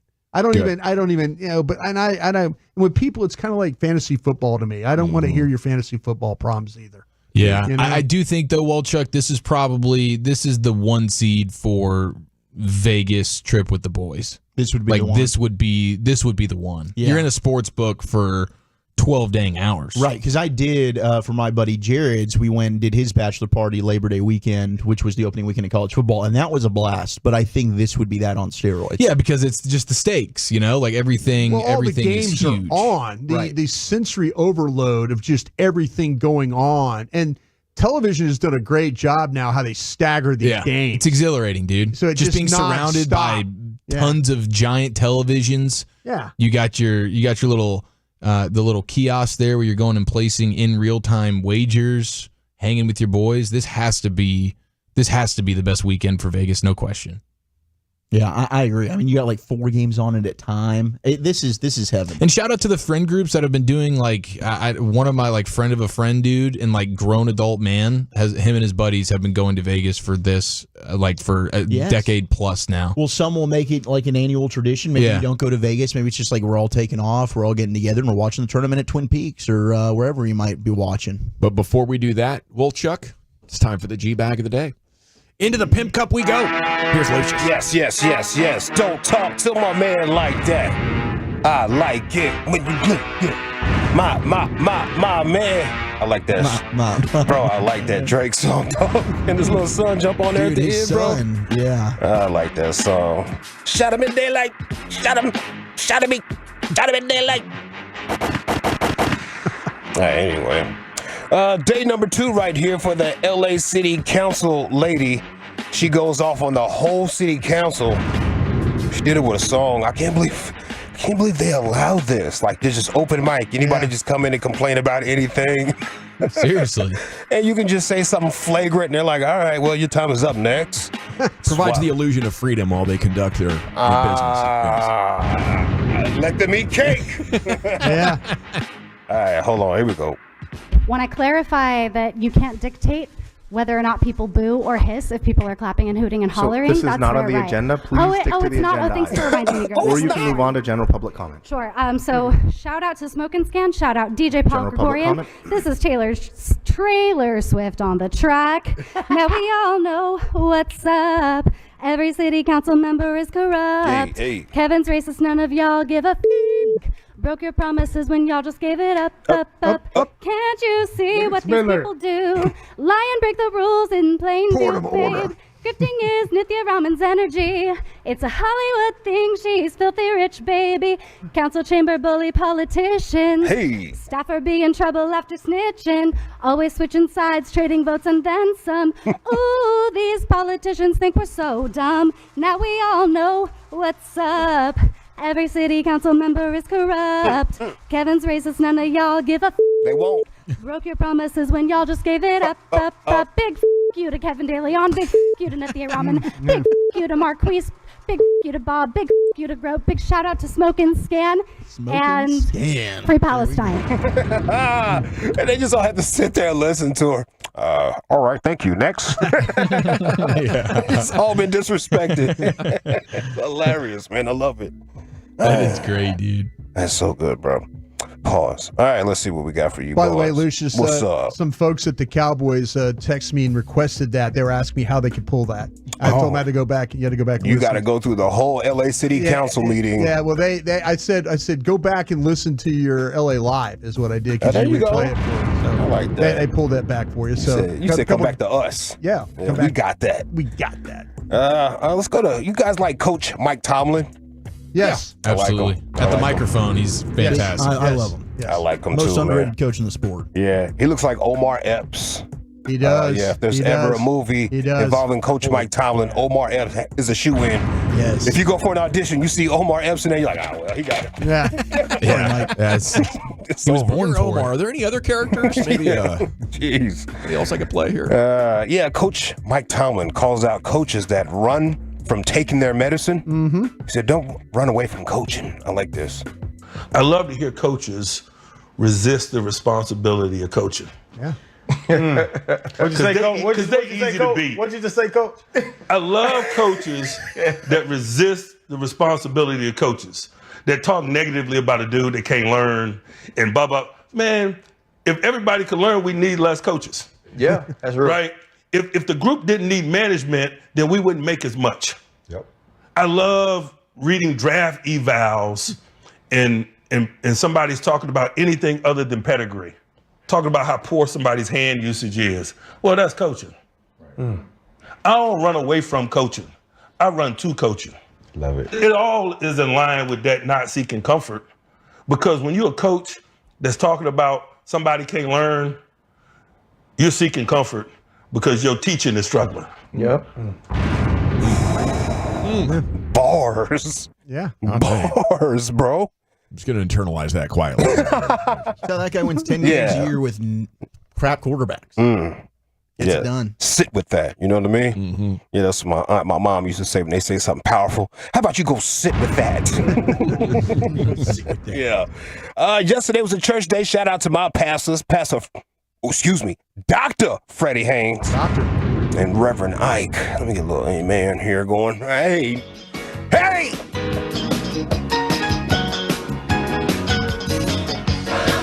Yes. R.I.P. Sherman Hemsley. We have a single pastor right here. Eric, you have any single pastors in your church that the women kind of adore? Maybe it might be your father. People low-key hitting on your pops. I'm sure some of the older ladies have made a pass a time or two, but no, I think for the most part they're all tied down. Okay, yeah, because they usually are tied down. They usually have a family. It's rare you see a single pastor out here. Agreed. Yeah, it's rare. It is. I had the musical ask. pastor at my church was tied down. The musical. Didn't stop him. Is that the show choir? Calling me. What do you mean tied down, by the way? Married. Oh, yeah. Married. Oh, He was. That's a good specification. Yeah, I had to ask you because my mother was a bishop, but nobody hit on my mom. Nobody hit on my mom. She ain't here Oh, for those that. men in her life. What She are you ain't talking here for about? that. Nobody, yeah. She too smart. She'll correct them, make them feel dumb. The single pastor right here, he's not for the foolishness of ladies hitting on him in the church house. This is a very serious announcement. If you have joined this church because you think you're going to marry me, this needs to be your last Sunday. We don't do that here. I don't run through the women. We don't do that here. So I have to say this because unfortunately we've had several situations with several individuals who have made it clear to several of our leaders that they felt God led them here to be a spouse to me. I can tell you that is a lie. Second order of business, we had an individual call the church. I don't know this person. They said they were upset because they had been in a relationship with me for an extended period of time via email, and I suddenly stopped reaching out to them. Well, that's because you were never talking to me in the first place. So to whoever that was, I'm sorry that you went through this tragic event, but that's not our fault. And I would pray that you would be less gullible in the days ahead. But I assure you that if you push this any further, we will legally take action with great prejudice. So go ahead and let it die. Repent and go find a real human. So we're not going to do none of this foolishness because you was talking to a fake page thinking it's me. So let me set order. If you came to this church and you think I'm your husband, unthink it. So let's calm that down. Look at your neighbor and say, calm all that down. Calm all. I would love to have seen that church and a bunch of ladies get up and leave. Yeah, they're about to leave here. I mean, like all of a sudden you hear them all kind of getting their bags, and banging around. Yeah. They're on the front row. Yeah, like they got shorter skirts than everybody else. Boy, you're missing out, Pastor. You're missing out, Pastor. And they're all saying they're on the way out. They're all just like Pastor talking. is just kind of low key flexing. He was. That's what I said. Several. Man, I've got so many emails from all these women that think I'm just with them. And we're going to prosecute you if you don't lay off my. But we'll also pray for your gullibility. You got catfish, ladies. This is your damn fault. I don't know. That to me might have been dude putting on a performance for his girlfriend. Yeah, I heard that too in the second part. There's an email situation going on, and I don't have anything to do with that. That's not me. It's not me. Yeah, I'm definitely not running through He might anybody have gotten in trouble. He might have gotten some trouble. Yeah. Absolutely. Quite a sermon. He got in trouble. Hey, don't call this phone no more, please. Yeah. You're gonna mess up a good thing over here, right, baby? I'm gonna have to do a sermon. Have to do a sermon on Sunday about this. Yeah. Lady, I can't help. I'm irresistible. You might have noticed it. There's some ladies at the church that, man, must be a good problem to have. Okay, opening weekend there. We got our Dealy Bopper happening with the champ from the city council. We got Mike Tomlin, coaches resisting the responsibility of coaching, and church day. He is not for the foolishness anymore. What do we have here, guys? Who are you voting for? The champ, a challenger? I'm gonna go with Tomlin because I need to hear that again. I'm gonna go with the champ. Yeah, LA. I'll go with Tomlin too. One time for my LA ladies. Okay. All right. LA Woman Sunday afternoon. Nice. Here we go. Krusty's Corner's coming up next. Where are you taking us? Yeah, I'm going to try and convince you guys to trade this Cowboy pick, the first round pick, out of the first round. We'll do that next. Coming up Friday morning on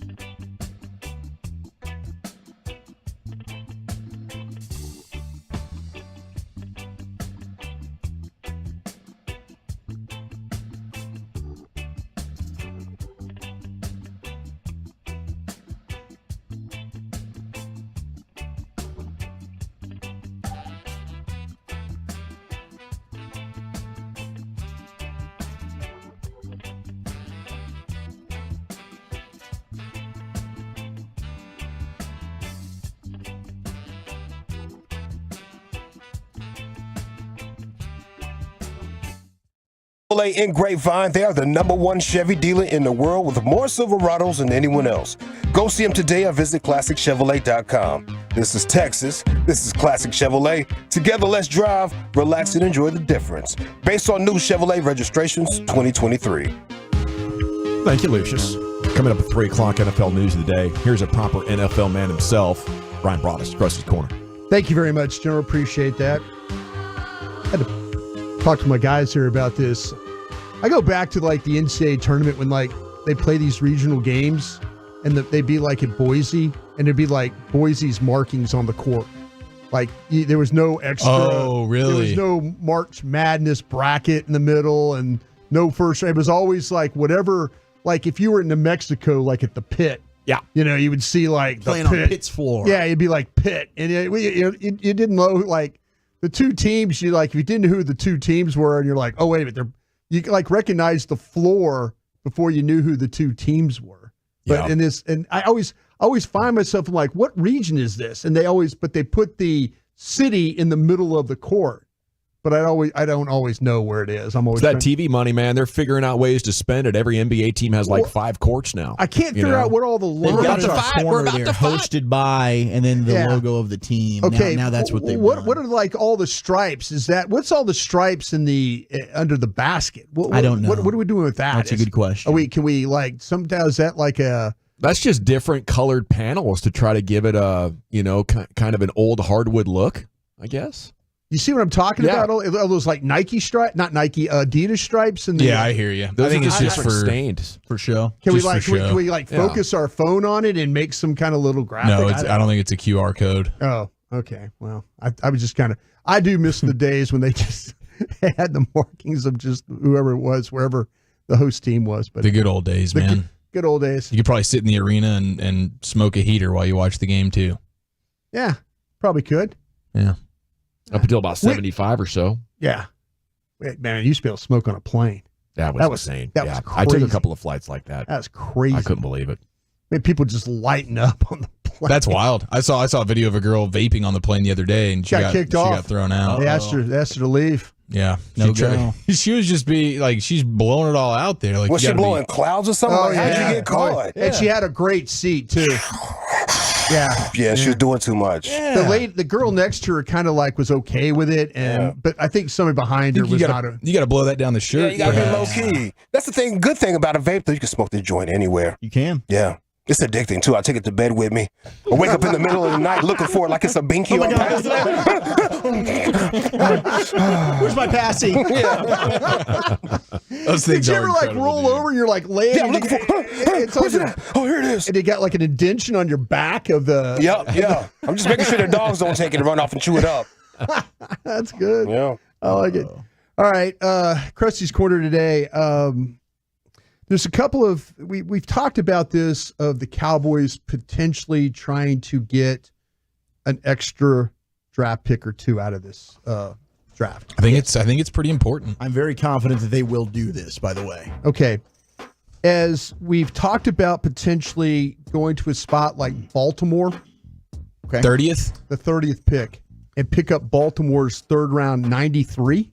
Okay. So we're okay with that, right? Heck yes. Heck okay. yes. Yeah, Wooly, probably okay. Wooly Bully, can you give me somebody? We did this on the draft show. And by the way, draft show was today for Thursday. Had some really good discussions about that.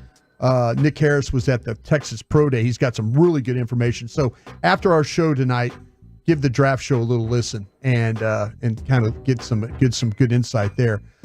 But we talked about this today on the show, is if you could trade back. Okay. Give me an idea of a player that you think that you can trade back for and you would still be there and you would be happy about that. I think certainly Graham Barton, offensive lineman out of Duke. Do you think he'll be there at 30? I think he's got a chance to be there at 30. Right now, most of the mocks have him going probably between 28 and 31. So he's going to probably be in that range unless he ends up, being elevated and some teams decide, hey, we are higher on him than JPJ, like I am. But I don't know. Powers Johnson from Oregon. Yeah. The center. So he's a guy that certainly I think you'd have a chance at. I wonder about Tyler Guyton, offensive tackle, Oklahoma. I think could be an option. At 30. Kingsley Suamatia. I think for sure. BYU would be an option there as well. Offensive lineman? Yes. All offensive linemen. Do you want me to give you a player that's not an offensive lineman? Give me somebody, yes. Give me an offensive lineman that I would not have thought about at 30. Let's Any go. one of those linebackers? Because I keep hearing about Cooper. Texas A&M. That would be, you're probably going to. He's going to be the first linebacker off the board, I think. Yeah, I think so. Can I convince you guys as a position to take a linebacker in the first round? I'm going to fight you on it pretty good. I obviously don't know all these prospects like you do. I know you don't, but I'm just talking about the position as you look at this football team. Yeah, I would be. That would not be something that I would want to do. But based on the players available, you might be able to convince me, but that would not be ideal for me. He's got to be a lot better than the offensive lineman on the board, but you could convince me. Okay. Yeah. I like that you guys are keeping the open mind about that. Okay, that's going down to Baltimore. Yeah, and why is Baltimore coming up? Are we just looking at Baltimore just to look at Baltimore, or do we feel like there's something like our team? Are we seeing them trade up, or they're a team that's talked about? They're a team that's kind of in the back of the draft that has a little bit of they're kind of maybe want to go get a guy, but they're also another team too that lets people fall. They're a let fall to you. That like good players fall to them. Yeah. Buffalo and Baltimore, two teams that kind of the gang and seven are whispering about. Well, Buffalo got aggressive last year. They jumped in front of you and went and got Dalton Kincaid. And those are the types of teams that feel like, hey, we are one badass player away from making us the AFC Championship caliber team to a Super Bowl caliber team. Right. So they can fool themselves into thinking they're a player away. Okay. Can I convince you guys to trade out of the first round? Yes, you can. To early second, sure. They've gotten good players right there before several times. So if they know it's basically the same player, 10 back, 15 back, I'd be all right with that, especially if you're picking up like threes. Okay. Here's where I'm at on the trading back scenario. I've got you going back, Wooly Bully, to the Commanders at 36. Okay. So now we're dancing with Dan Quinn.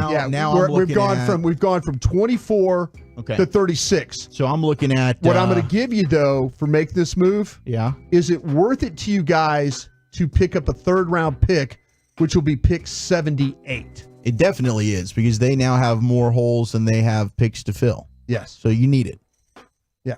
Okay. Can you project for me guys that you're looking at potentially at 36? I would be looking at Zach Frazier, center out of Michigan or West Virginia. Yeah. I think he would be a guy I'd be looking at. I think that's when you start having a conversation, maybe a Kingsley Suamatia if he's still there, BYU. I think maybe corner is in the conversation here as well. Not upset about that. Maybe that's a TJ Tampa. Maybe you get a Rakestraw from Mizzou, who's a local kid here that slides. We saw that happen last year with a Joey Porter Jr. I think that's also where you start to have a serious conversation about Edgerrin Cooper, linebacker from Texas A&M. Yeah, see, I keep hearing about Cooper, that with these linebackers, that he is the one, and there's health questions about all these guys. And by the way, can I circle back to real quick on my 30th Baltimore pick real quick? I want to get something in. What we're hearing about Powers Johnson, the center from Oregon, there's a couple of things I'm focusing on right now. Kuiper hasn't put him in any of his mock drafts in the first round, which is a red flag to me. He knows something. He knows something. And if you look at Daniel Jeremiah dropped him down, Powers Johnson down to Dallas's pick at 24. And he had been going in the top 20, 21, 22. He'd been going ahead of 19, Dallas. Yeah. He'd been going ahead of Dallas in a lot of these mocks. So you got a guy like Kuiper not even putting him in these mocks. Daniel Jeremiah dropping him in mocks. They probably get the whispers from the combine. There's got to be something going on. Yeah, they're getting there. the medicals. Okay, all right, circle back. Hurt center, or center that might potentially have something wrong with him that's causing him to sink in the draft. Are we second round? I'm feeling good about Powers Johnson. If you've got a medical red flag at 36, if you've traded back, you've gotten an extra pick. I consider that at 36 still. I mean, I'm trying to consider it 24 now. At 24, I'm taking Graham Barton. If I want a center, I would just rather take Graham Barton, who's a player that personally I just like more. And I don't think you're in a position, if you're Dallas right now, to take risks. Yeah. You've got to get guys that can play. And they've done it far too often in the second round with he's got issues, but we'll see. And oftentimes it doesn't work out. You don't have that luxury right now. You need players to hit. Okay, my final minute here. If we go to 36 with the Commanders, anybody interested in taking a defensive tackle at one technique? Yeah, like a Fisk or a Sweat. Fisk or Sweat. Yeah, I would be interested. If it's far now, and away, I know you guys don't know the player, but that's the far and away the best player on the board. Braden Fisk is going to be an absolute monster in the NFL. I think that's a massively important player. I think especially for Mike Zimmer. So yeah, I do that. Okay, so you'd have to be admitting your Mozzie Smith mistake. Is it Vita Vea? Braden Fisk has. Braden Fisk is, I think, more. He's a more athletic Vita Vea. He's not as big. He's not. Sweat is big. Sweat's is big. Sweat's in 360, but doesn't have quite the pass rush upside as Vita Vea did. Right. Now that Mike Zimmer's in there, I bet he won't make such massive mistakes on the traits you're looking for. So I think I'd like it. Okay. He has an eye for those kind of So guys. if you back up to 36. The defensive tackle comes into play. Yeah, the linebacker's in play. Mm-hmm. The corner's in play. And the offensive tackle. Are we too far past that? No, I think you might have a chance. Maybe a Morgan Falls or the center as well. Because now you got the 2 and 2 3s, right? Yes. So you can still get your lineman, your linebacker, and your runner. All right. Sounds good. Thank you very much. Appreciate your help. You're working the hell out of this draft, Brian. It's fascinating to watch you work, broski. I'm trying. NFL news of the day is coming up next. Where are you going with this, Wolchuk? Yeah, it's interesting. We got Tyron Smith talking right now. A big name corner was just released, and why Aaron Donald decided to retire. That's next.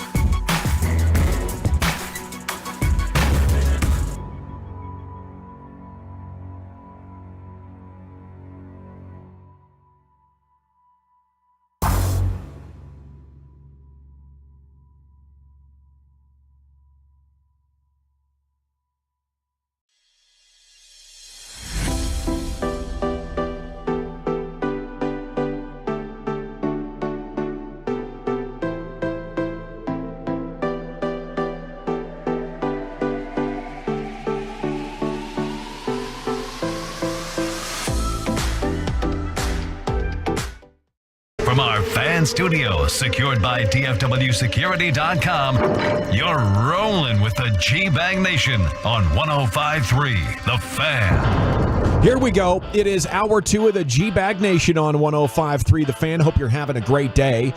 Coming up at 3:20, C-Note, what's going on with the Cowboys right now. Woolchuck in your NFL news. Well, we have a corner that has been released as the Detroit Lions are releasing cornerback Cameron Sutton, according to Adam Schefter, as he has a warrant out for his arrest due to an alleged involvement in a domestic violence case. So the Lions are not messing around. They're not waiting for any more details. They have just cut ties with the former Pittsburgh Steelers corner, who was their big free agent addition a year ago. The outright release, the Lions take on $19.2 million of dead cap. They forfeit $6.54 million of cap space. If they decide to post June 1 it, which they do hold the right to do, they then will carry his $12.6 million cap into June. And then you take off the dead money from 19.2 to 12.6 million, and then you can spread it out to 6.54 million in 2025. But the Lions just saying, hey, we're not having any part of this. Adios, Cam Sutton. You are now a free agent. Yeah, man. You're not going to get away with that. No. You're not going to get away with that unless perhaps you are cream of the crop, dominant, but that's not Cam Sutton. No, in fact, he was really underwhelming for them last year, and they have made some other additions in the offseason. Maybe corner now becomes more of a priority for them. So you say he's a corner, huh? He's a corner. You never know. Xavier Howard's still out there, by the way. Xavier Howard's still out there. I'm not going to connect him to the Cowboys because he wants to play for more than free, but he's still out there. You don't know how you're thinking just like a personnel guy. Yeah, well, you now know, you're a Cam Sutton guy. He's probably going to take a lot less to play. I hate to hear what caused him to be released. Absolutely, but it's funny you ask questions like that. It's like the thing where did they get cleared or how bad is it? And that's the first thing. You've seen the Cowboys do that before. Yeah. So. Yeah. You know, the Cowboys have done it before. I don't know what he did yet. Let's let this thing play out. Sometimes the teams act early, like Matt Ariza. Get ahead of it. Yeah.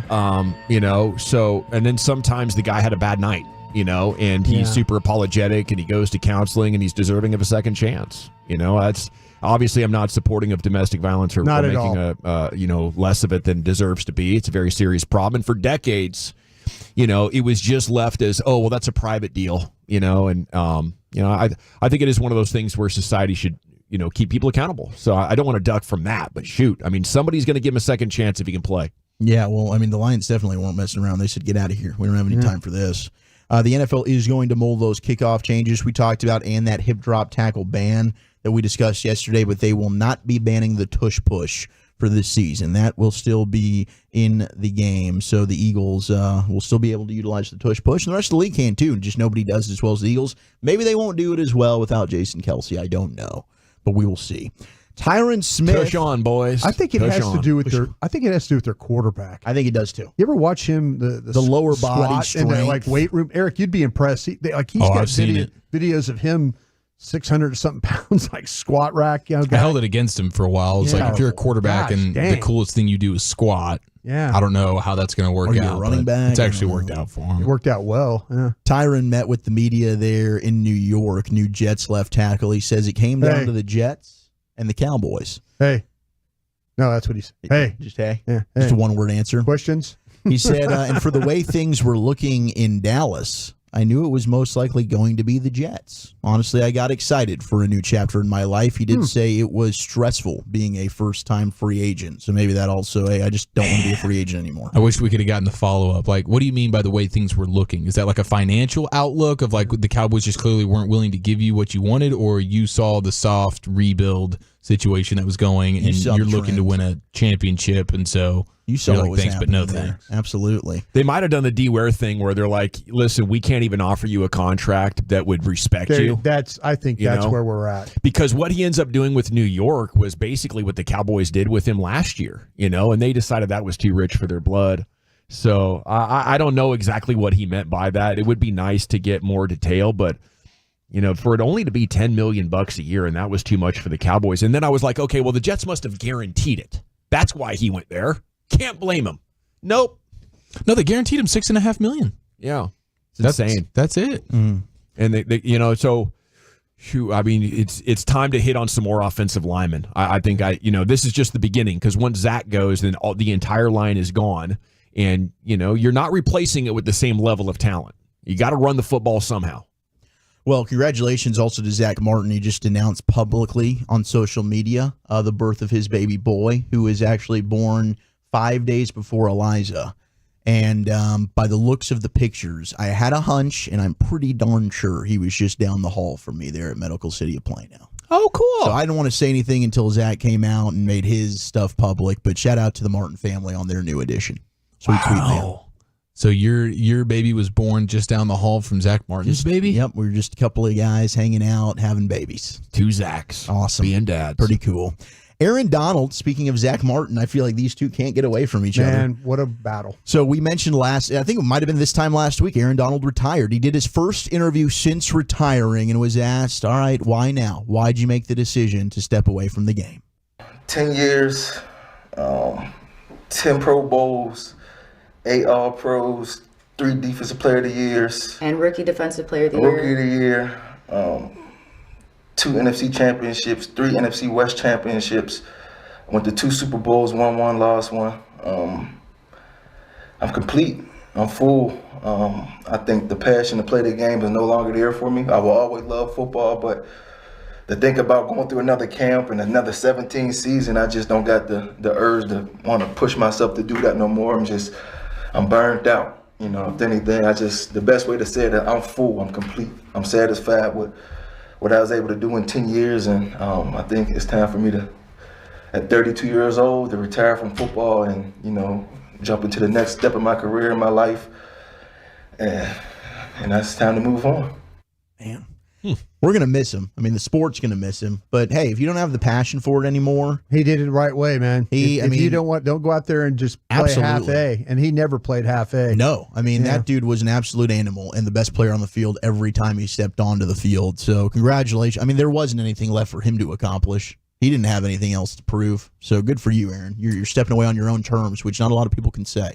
Yeah, I think a lot of guys, they don't want to play if they're average, and you see yourself getting a little bit older, you're losing a half step. You don't want to lose the full step. You don't want to, the Willie Mays moment in the outfield idea terrifies you. Mm-hmm. Some of these guys don't even play pickup anymore, they just, because it was fun to them as they dominated, but the dominance suddenly goes away, and now the love of the game is gone. Yeah. So, I mean, did you love the game? Did you love dominating? Probably both. But I think your identity is tied to being the best at it. And after that is separated, I think maybe you look at retirement like, hey, my legacy is never going to change if I step away right now. Kind of feel like that we're going to get the same speech from Zach Martin here coming up pretty soon. Not maybe this year, but sure. I think after this season. It's definitely been something we know that he's been contemplating. Yeah. I think we're going to get that. That's going to be sad. That's going to be a heartbreaking day. He's one of my favorites ever. The playoff success and Super Bowl success might not be what he's thinking about, but if he pulls the Jason Witten, the bad season's coming, Brian.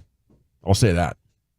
If he pulls the pre-draft or if he decides right before the draft, I see what you're saying there. Yeah. That's a really good point. That's way too much to have to go in and fix. You don't. I mean, you already have so much stress and pressure that's on these scouts. Travis Frederick, was that similar time too? It was not as close to the draft. Boy, I thought that was around a training camp. I thought when that was the season. It was the season. It was the season. Yeah. Okay. Wow. Yeah, Witten's was like the weekend of the draft. Yeah. Might have been after round 1. Yeah, it was insane. Now you're going into day 2. It's like, okay, the Cowboys need a tight end. That's when Dallas Goedert was the top guy on left among tight ends, and the Eagles jumped the Cowboys to go get him. That's right. That's right. We got a beef going on. Shut up! Get rid of the guy! Apparently, Jerry Jeudy and one of our favorites, Mark Schlereth, they're beefing pretty good right now. Oh, Stink, huh? Oh, yeah. Stink's right more than he's wrong. And he's willing to call you out. And he always does it in a funny way. So back when the Broncos traded, and of course Mark Schlereth works there in Denver radio, traded Jerry Jeudy for a 5th and a 6th to Cleveland, he put out a video that essentially said good riddance. I guess Jerry Jeudy finally just got around to seeing it. Quote tweeted the video. Said, only if your opinion mattered, hating ass dude. # bag season. Y'all go give the lame ass dude some attention. Well, Mark Schlereth said, congrats on getting paid, but I believe you spelt that wrong. I think it's # bust season. Ooh. Wow. Right to the jugular. Jerry Judy said, y'all got to stop listening to these fake NFL gurus. They don't even have access to real film. They're on YouTube watching the games. Crying face emoji. Schlereth said, once again, you're completely incorrect, as per usual. All I study is the coach's film, as I have consulted for several NFL teams and get the film from them. Try again. Oh, there you go. Hit him with the bona fides right there. Judy said, I'm just seeing this, LOL. That's why I'm responding. But you've been on my ass hating and bleep. But that's what most old heads are doing now these days, hating on the young soldiers. But y'all can have them Twitter fingers. I stand on business in real life. Wow. Stink said, my old heads? Do you mean guys who won championships? Wow, that's pretty good, man. He's one of those guys I don't think I want to mess with. Never back down, Stink. Like, he's got the comebacks ready, and he was firing them off there with Jerry Judy. Guy that overcame Guillain-Barré syndrome, by the way. Yes, absolutely. Sure did. And a guy that would vomit before every single game of his career. And would pee his pants in game, too, just to stay warm. That is also a fact. That's verified. Caleb Williams had his pro day yesterday. He caught up with Steve Weish of NFL Network, and he was asked, great dude. He said hello to you there at the Super Bowl. I walked right by, said hello, gave him a head nod. It was awesome talking to Steve. He asked him about, okay, now that Justin Fields has been traded, we're more than a month out, what's the expectation about playing alongside Keenan Allen, because he was there at the pro day. He was. In Chicago. Just the fact that they traded Justin Fields and they cleared some runway for you to land. Yep. Is that your full expectation to be headed there? It's a good question. I wouldn't say it's my full expectation. Obviously, things can happen, things can change throughout this time. I think it's around 33 days or so, 30 days until April 25th, and so a lot can change. And you take it day by day, handle and control what you can control. Any issue with that answer there, Brian? Because people are taking this a bunch of different ways. He didn't want to confirm that he would be in Chicago. Does he still not want to play there? He also hinted a lot can happen, a lot can change. Yeah. Does he know something? Is there a trade in the works? Yeah, you just don't. I mean, he's right though. Somebody can blow Chicago away with a deal, and then next thing you know, he's someplace else. So yeah, I think he has to keep everything open until they officially hand that card in. Well, it seems like a lot of the Bears players are expecting Caleb Williams to be their new quarterback. Jalen Johnson said today, what you did in college, the Hollywood, it's like, now you got to come in here and prove yourself to Caleb Williams. DJ Moore also said, I hope he comes in and gets ready to work. You can't worry about the legacy of Justin Fields. You got to go out there and worry about your own thing. And, I mean, how much legacy, no disrespect to Justin Fields, but the Bears clearly said you didn't work out. I mean, like, it's a hilarious quote. I feel like he's being sarcastic when he says this, right? I mean, DJ Moore has been definitely on the defense for Justin Fields. He has been since the end of last year, so I don't think he's joking. You can't worry about the legacy of Justin Fields. You can't let that be too much. There. Yeah, like you're filling the void. This is like when Mac Jones had to fill in for Tom Brady. Like you're taking over a legend here. Yeah. And I just don't want you to focus on that because the pressure can be huge. I mean, what Justin Fields did winning 7 or 8 games over the last 4 years has just been insane. Setting records. And just don't let that pressure get to you, Caleb. 49ers apparently are willing to listen to trade offers for star wide receiver Brandon Ayuk, according to The Athletic. They'll listen through the first round of the draft, and then I think they're cutting things off, and they'll just keep him for the season. Apparently the Steelers and Patriots have emerged as two teams that are interested in trying to acquire one, Brandon Ayuk. And to wrap up NFL news of the day, we did have a signing in the NFC East. Former Giants wide receiver Paris Campbell, who also is with the Indianapolis Colts, he's reached a 1-year agreement with Filthy. He's going to be a dirty bird with the Eagles. Did you see OBJ? Did you already mention this? Was I not listening? No, I have not mentioned OBJ. He went visiting the Dolphins today. He's making the rounds. All right. Best of luck to him and them. Thank you, Wolchuk. NFL news today, every afternoon, 3 o'clock here in the G-Bag Nation. We got the C-Note, what's going on with the Cowboys, and we will grade the 5 most significant moves the Cowboys have managed to make so far in this offseason and look at the other headlines next. It's the G-Bag Nation and the fan. We will gladly be your side piece on your burner phone. It's totally changed my life. Download the Odyssey app and listen all day wherever you are to the Fan. Hey, Tolos, RJ Choppy here for the best Ford dealership on the east side of the Metroplex. In Terrell, it's Platinum Ford. Owner Stephen Gilchrist, GM Adam Vinci. They're both Tolos, taking care of the Tolos each and every day when it comes to the purchase of your brand.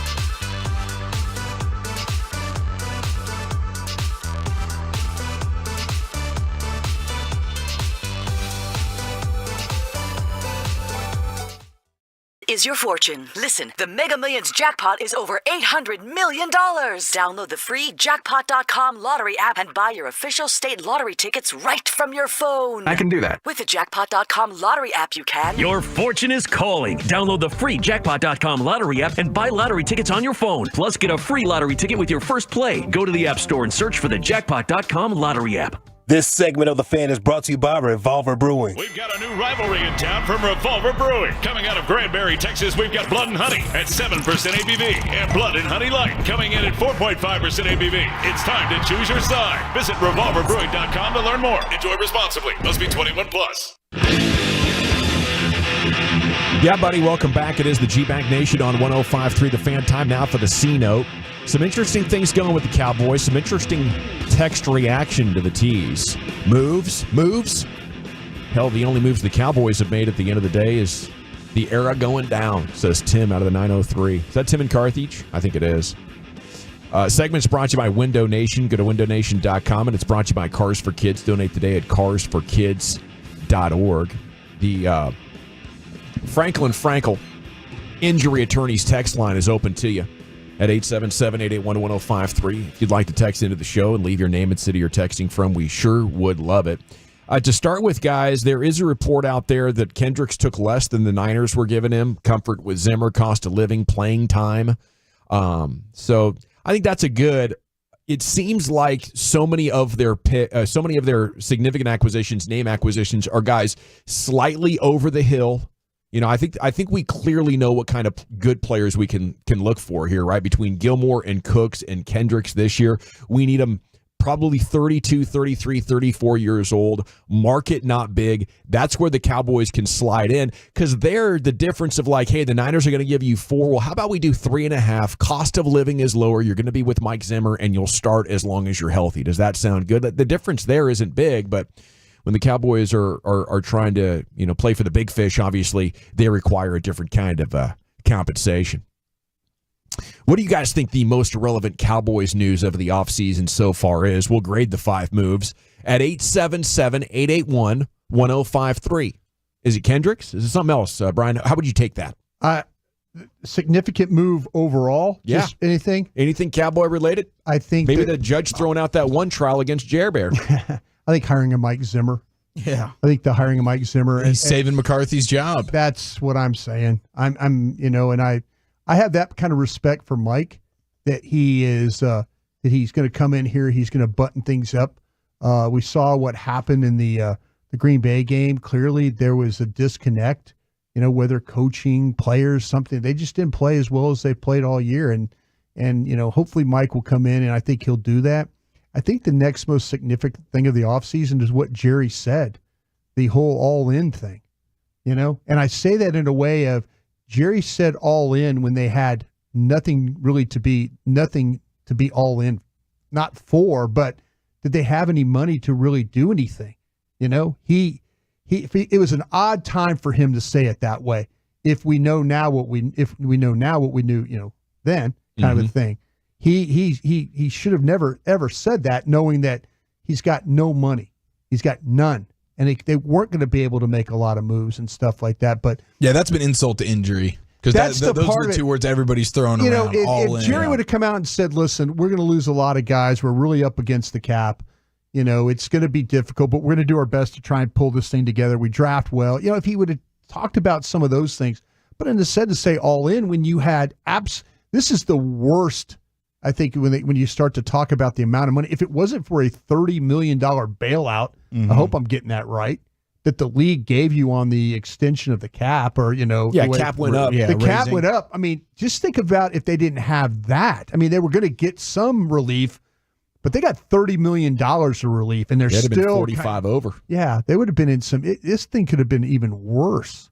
So yeah, Jerry's bluff was really jarring. I think he to had the fan no money. base. It was irritating, but I think it cost him his credibility. Yeah, it might be a watershed moment or a benchmark as we look back on history. The year that Jerry's words really rung hollow for most people paying attention.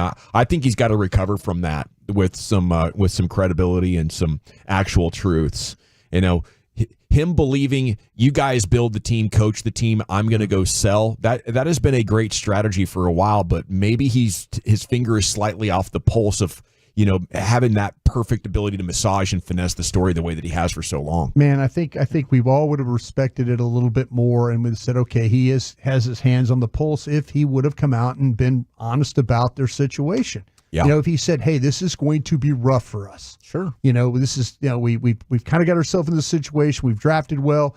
We've had some poor signings. We've given some contracts that we probably shouldn't have done. And we're in this situation. I think everybody would have gone, okay, I see. That's, at least you're being. I'm frustrated. Little selective honesty can go a long way. Hey, guys, I'm frustrated with you too. Bowing out in the first round of the Green Bay wasn't a good thing. Unacceptable. That's not up to our standards. Yeah. But instead to say they were all in when you have no money to spend, that's the wrong optics in my book. Then my follow-up on Zimmer with you. Yeah.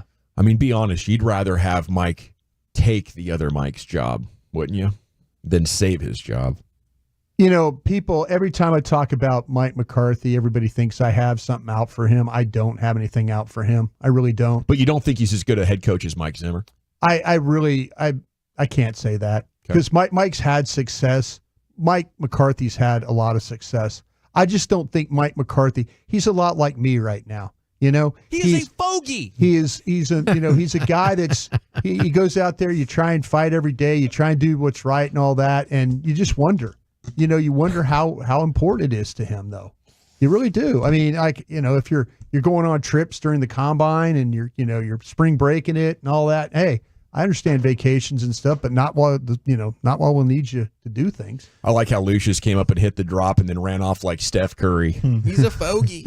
Do we know who you were talking about that day? Yeah, that was the Witten rant, dude. That Witten rant's the gift that keeps on giving. Oh my gosh. Can we relive? It's a Throwback Thursday. I don't know. I wonder if we could dig that thing up. Do we have it in its entirety? Is that dig upable? Might be in the old system. Man. What do you guys say? Woolchuck, Chiafalo, the Frankel injury attorneys text line. Biggest story so far. I liked what somebody said about the DeMarcus Lawrence burnt out comments being a giant offseason story. That was, yeah. But addition wise, I think it has to be Zimmer. Yeah. I mean, of moves they've made, it's either Zimmer or Kendricks. And if I had to pick one for the success of the defense, I'm picking Zimmer over Kendricks. Being lucky that Al Harris didn't go be the defensive coordinator there in Washington, so you kept him around. But, yeah, I think that other than that, it's probably Tyron leaving. Tyron Smith is no longer part of the organization. Interesting. That was certainly somebody that's been a big piece of this thing for over a decade. I mean, your great wall of Dallas that you had rebuilt here with Frederick and Tyron and Leary, and at that time it was Doug Free, and then you added a Lyle Collins, and now it's basically just down to Zach Martin.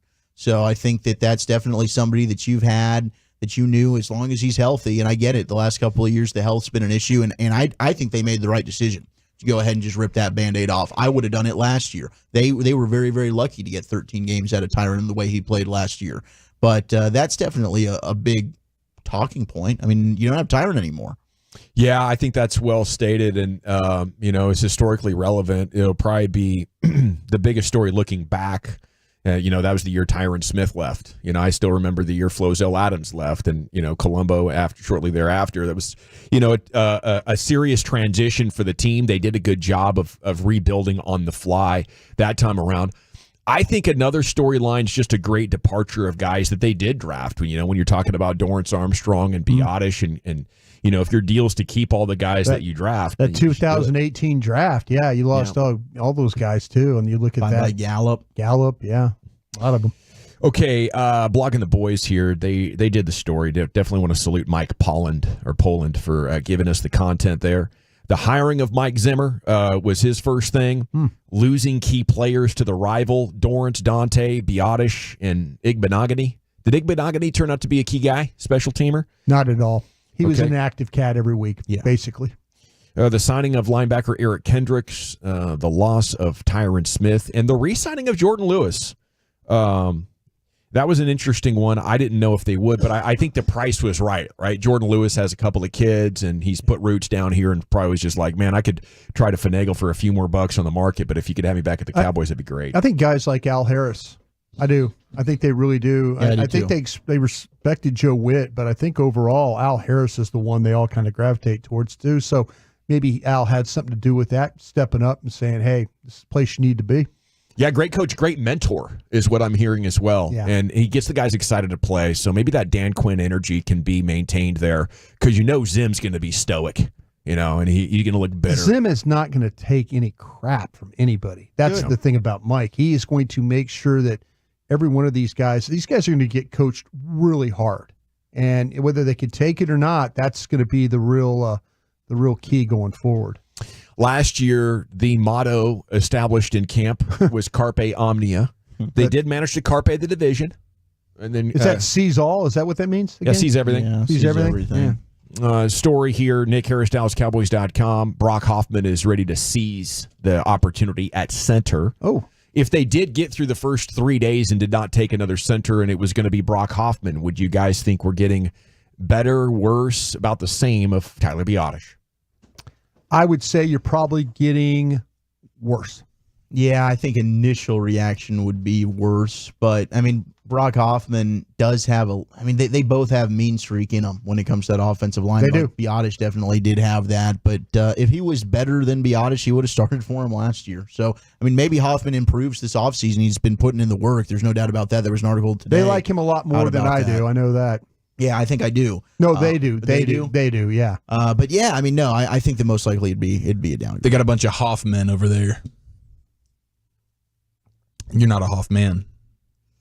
Everybody in that building seems to be Hoffman. They believe in their Hoffman. They're Hoffman. Yeah. Okay. I think that's I was trying to follow along. That's a possibility we must prepare That was a for. tough one. That one didn't Was land, it? but that's okay. What was? Usually don't they hassle do. the Everybody Hoff- over there's a bunch of Hoffmen over there, and you're not a Hoffman. No. Oh, okay. Yeah. Are you? Is that a movie line or something? Did I miss Absolutely something? not. No. You're Okay. an LSU man. That's just trying to you're not contribute a to a Hoffman. Hoffman conversation. Oh. Yeah. I think you nailed it. Why do you do stuff like that? Why not? Why do you watch Dog and his jokes, Brian? Boy, Haven't am we I been through this? Damn it. Well, I love listening to the Hoffman analysis. It's riveting conversation. What a play by me. You're such an ass.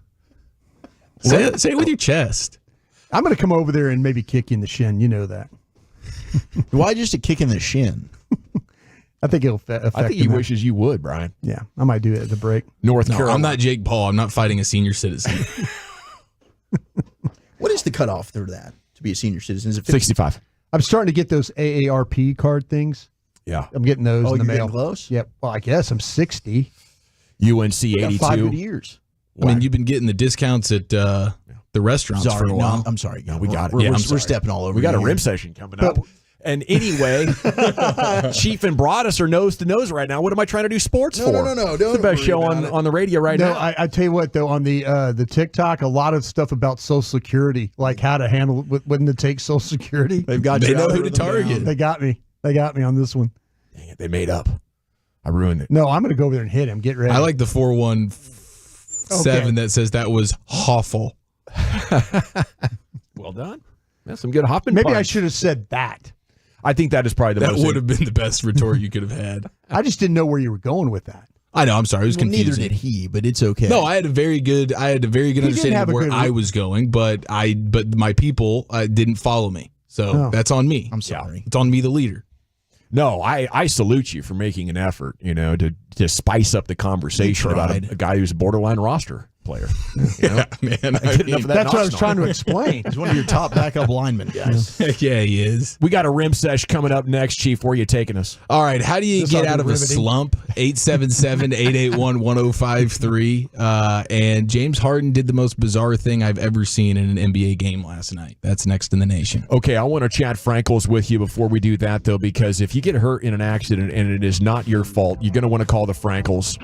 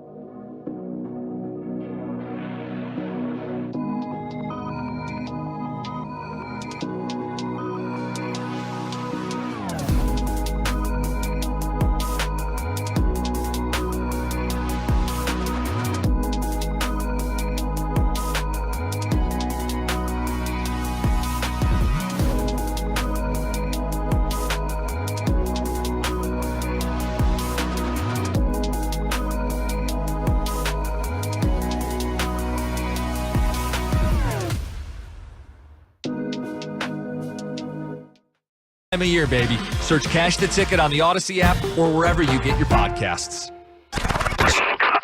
The place to hear sports. Swing and a miss. Struck it out. With lots of this mixed in. Thanks for listening and sharing some laughs, Tolos, on The Fan.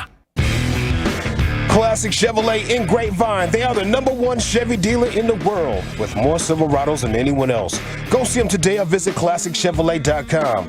This is Texas. This is Classic Chevrolet. Together, let's drive, relax, and enjoy the difference. Based on new Chevrolet registrations 2023. Oh, thank you, Lucius. A salute to Sandy and her family of Tolos. They message in to say we're on our way to AT&T from Prosper to watch the USA men. They do take on Jamaica tonight, and their grandson plays U19 MLS next for FC Dallas. They have the Dallas Cup coming up this weekend, and the entire families are Tolos. So salute to you guys. Yeah, big weekend coming up here for youth soccer here. Dallas Cup, one of the best tournaments in the entire world. Hopefully the weather is good for you. Time now for the Chief and your rim set. Let's go ahead and cut the lights out. We'll put the kids to bed, and the G-Bag Nation's going all 56 inches around the rim. Let it rain. Rain dance. Rain dance. I gotta join here, man. I've been saving for a special occasion. It's always a special occasion when we get to make fun of James Harden and have a conversation about the most bizarre thing we've ever seen on a professional basketball court. But before we get there, we need to address the elephant in the room, and that is Tyrese Halliburton and his offensive struggles. My guy's in a slump. How do you get out of a personal slump? I busted. Yeah, like how do you bust that slump?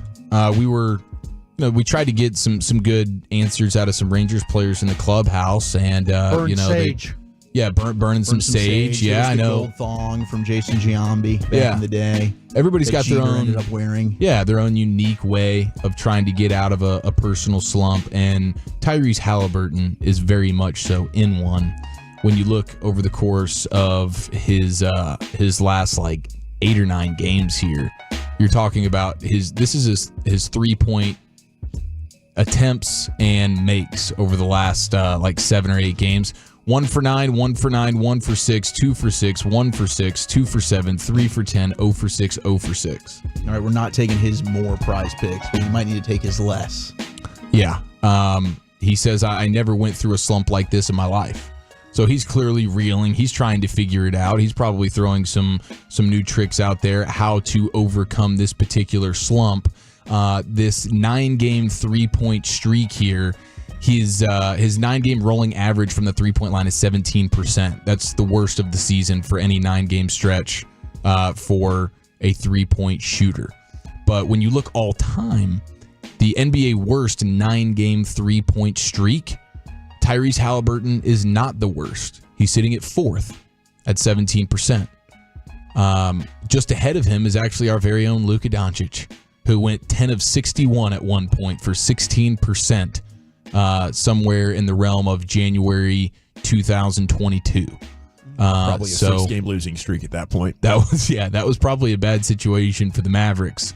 Gilbert Arenas had a 16% 9-game rolling average from the 3-point line, but number one is I feel like he's a friend of the G-Bag Nation, even though we've never talked about him. In 1994, you had Vernon Maxwell go 9 of 60 from the 3-point line, 15% for 9 straight games. Streaky shooter. Vernon Maxwell is your all-time worst 9-game 3-point streaker. But Tyrese Halliburton, he's right up there, man, and he's got to get this thing figured out. And a couple of people are suggesting perhaps that maybe it was his like a birthday hangover, because he did have a February 29th birthday, and since then it feels like he's just not been himself. Yes, I could see that. Maybe an all-star game hangover. You know, it happens to the home run participants in baseball. Had a very active all-star weekend. Maybe took him out of his game. That'll do it. You know what? Lady involved, maybe? I mean, there's always a chance of that. There always is a chance. Variance? Somebody trying to get a hold of him, you know? Maybe he's just really upset about this Ohtani news. Yeah. Well, that would explain if he sucked perhaps just last night alone. But this has been he knew something outside the box. He knew something. He knew something was up. He'd been talking to Shohei's guy. Yeah, they're friends. They're buddies. All right. So did you guys see what James Harden did last night? On the games.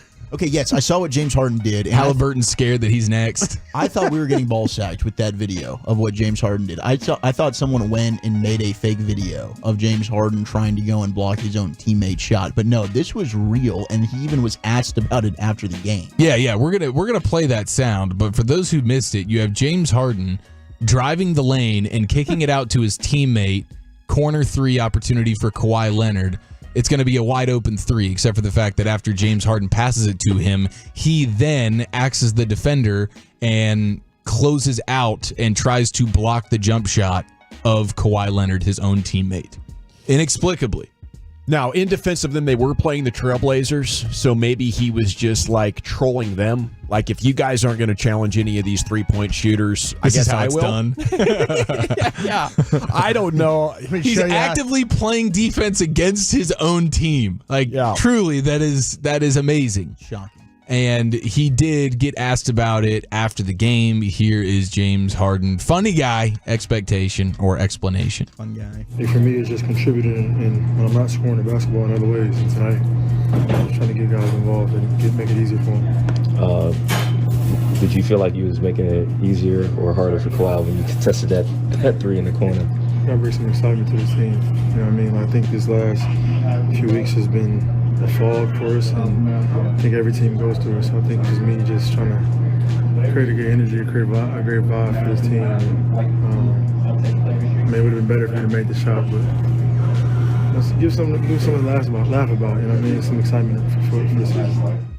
Yeah, I got a feeling Kawhi Leonard just found that to be hysterical.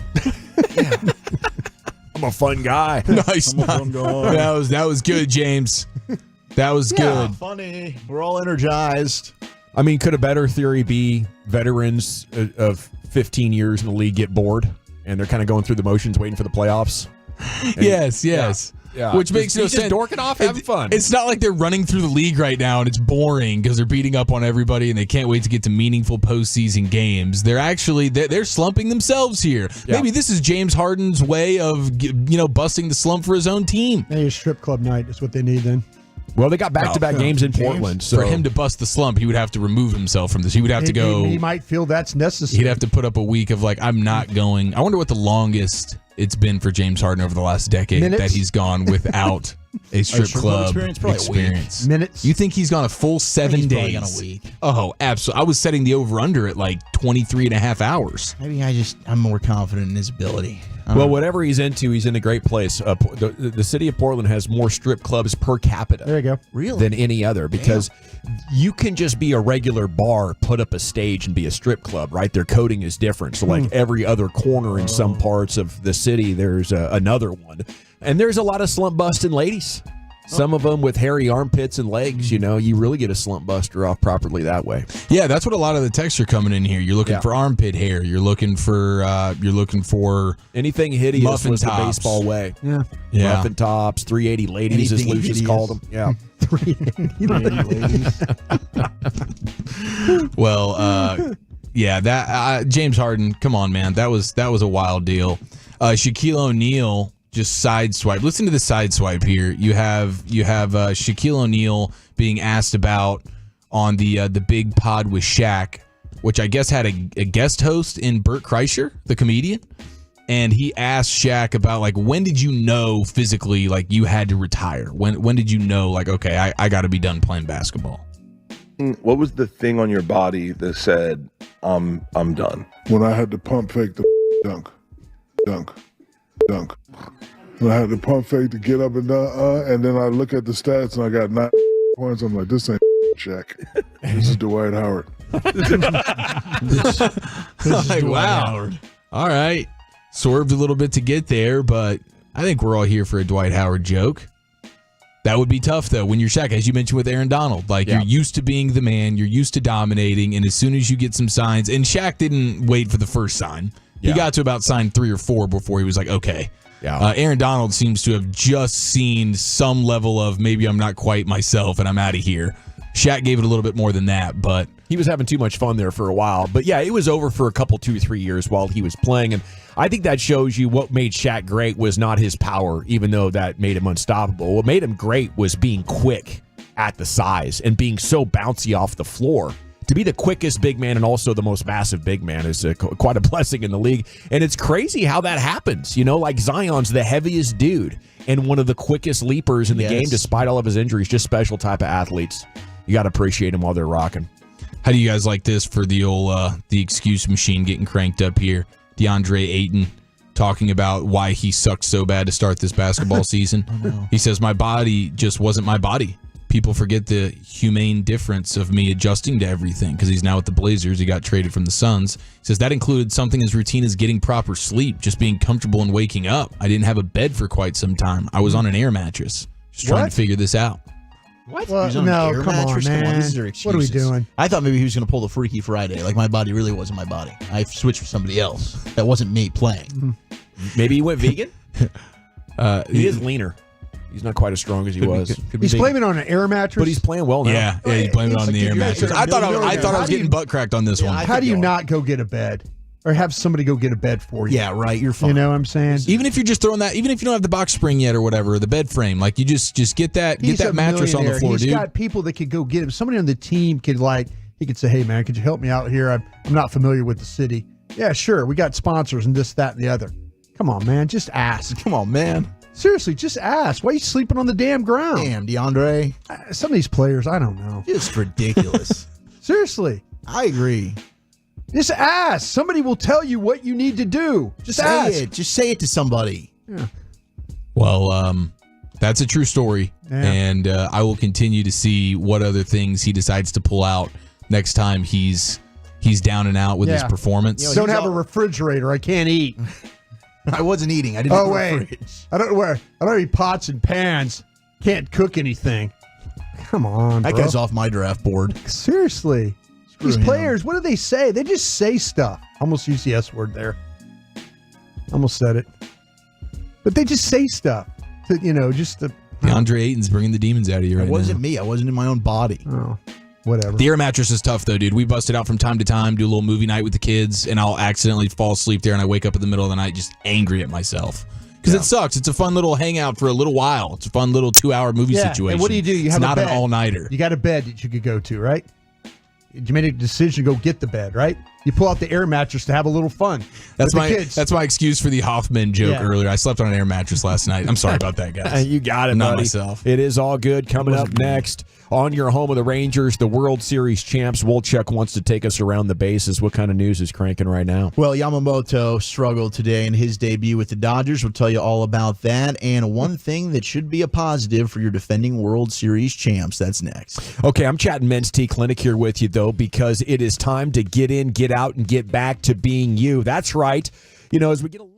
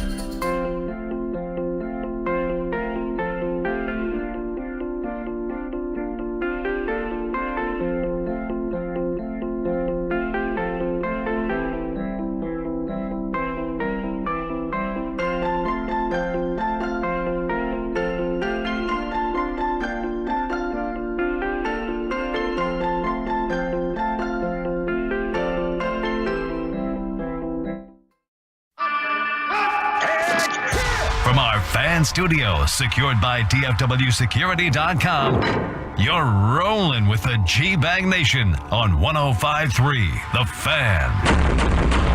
Yeah, buddy, Hour 3, G-Bag Nation, 105.3 The Fan. Hope you're surviving the storms out there, staying dry. It is your home of the Cowboys, home of your World Series champion Texas Rangers, and we are now just 1 week from opening day. Very exciting here. We'll be out there with you. Come on by the broadcast position out there in center field. Say hi just like we did all last year through Game 1 of the World Series. Top 10's coming up at 4:20. Looks like Wolchuk's going to dominate this entire hour for us now that I look at it. Holy Top 10. crap. Here he is with your bases trip. All right, let's party. Let's go around the bases. We did have more action today in Seoul, Korea, as it was the Padres evening up their series, now 1-1 with a victory 15-11. They ended up beating the Dodgers, and they got off to a great start as Yoshinobu Yamamoto lasted just 1 inning in LA for the Dodgers in his debut after signing a 12-year, $325 million contract. He gave up 5 runs in that loss. The 25-year-old righty trailed 2-0 after 9 pitches, needed 43 pitches to get 3 outs, leaving with a 45 ERA. So how would you translate his start? Not good. I would say pretty piss poor. Okay. Yeah, would be the way to go there. It was a struggle, but hey, it's just one start. Allowed 4 hits, walked 1, hit a batter, threw a wild pitch. Walchuk texted me and said, man, watching Yamamoto right now is like listening to Krusty's Corner half the time. I asked you to leave that private, damn it. Just a lot I'm like, why are you texting me at 5 in the morning? That I'm like, was oh a yeah, confession. Yamamoto's getting the debut start. Just a lot going on. Man, a lot not going anywhere. Just at the NICU, chilling with Liza, getting her into baseball, girl dad stuff. What the heck, man? When we saw Yamamoto at spring training, it looked like he was well on his way to being the greatest pitcher of all time. Well, now he's slumping. We got to figure out how to bust that.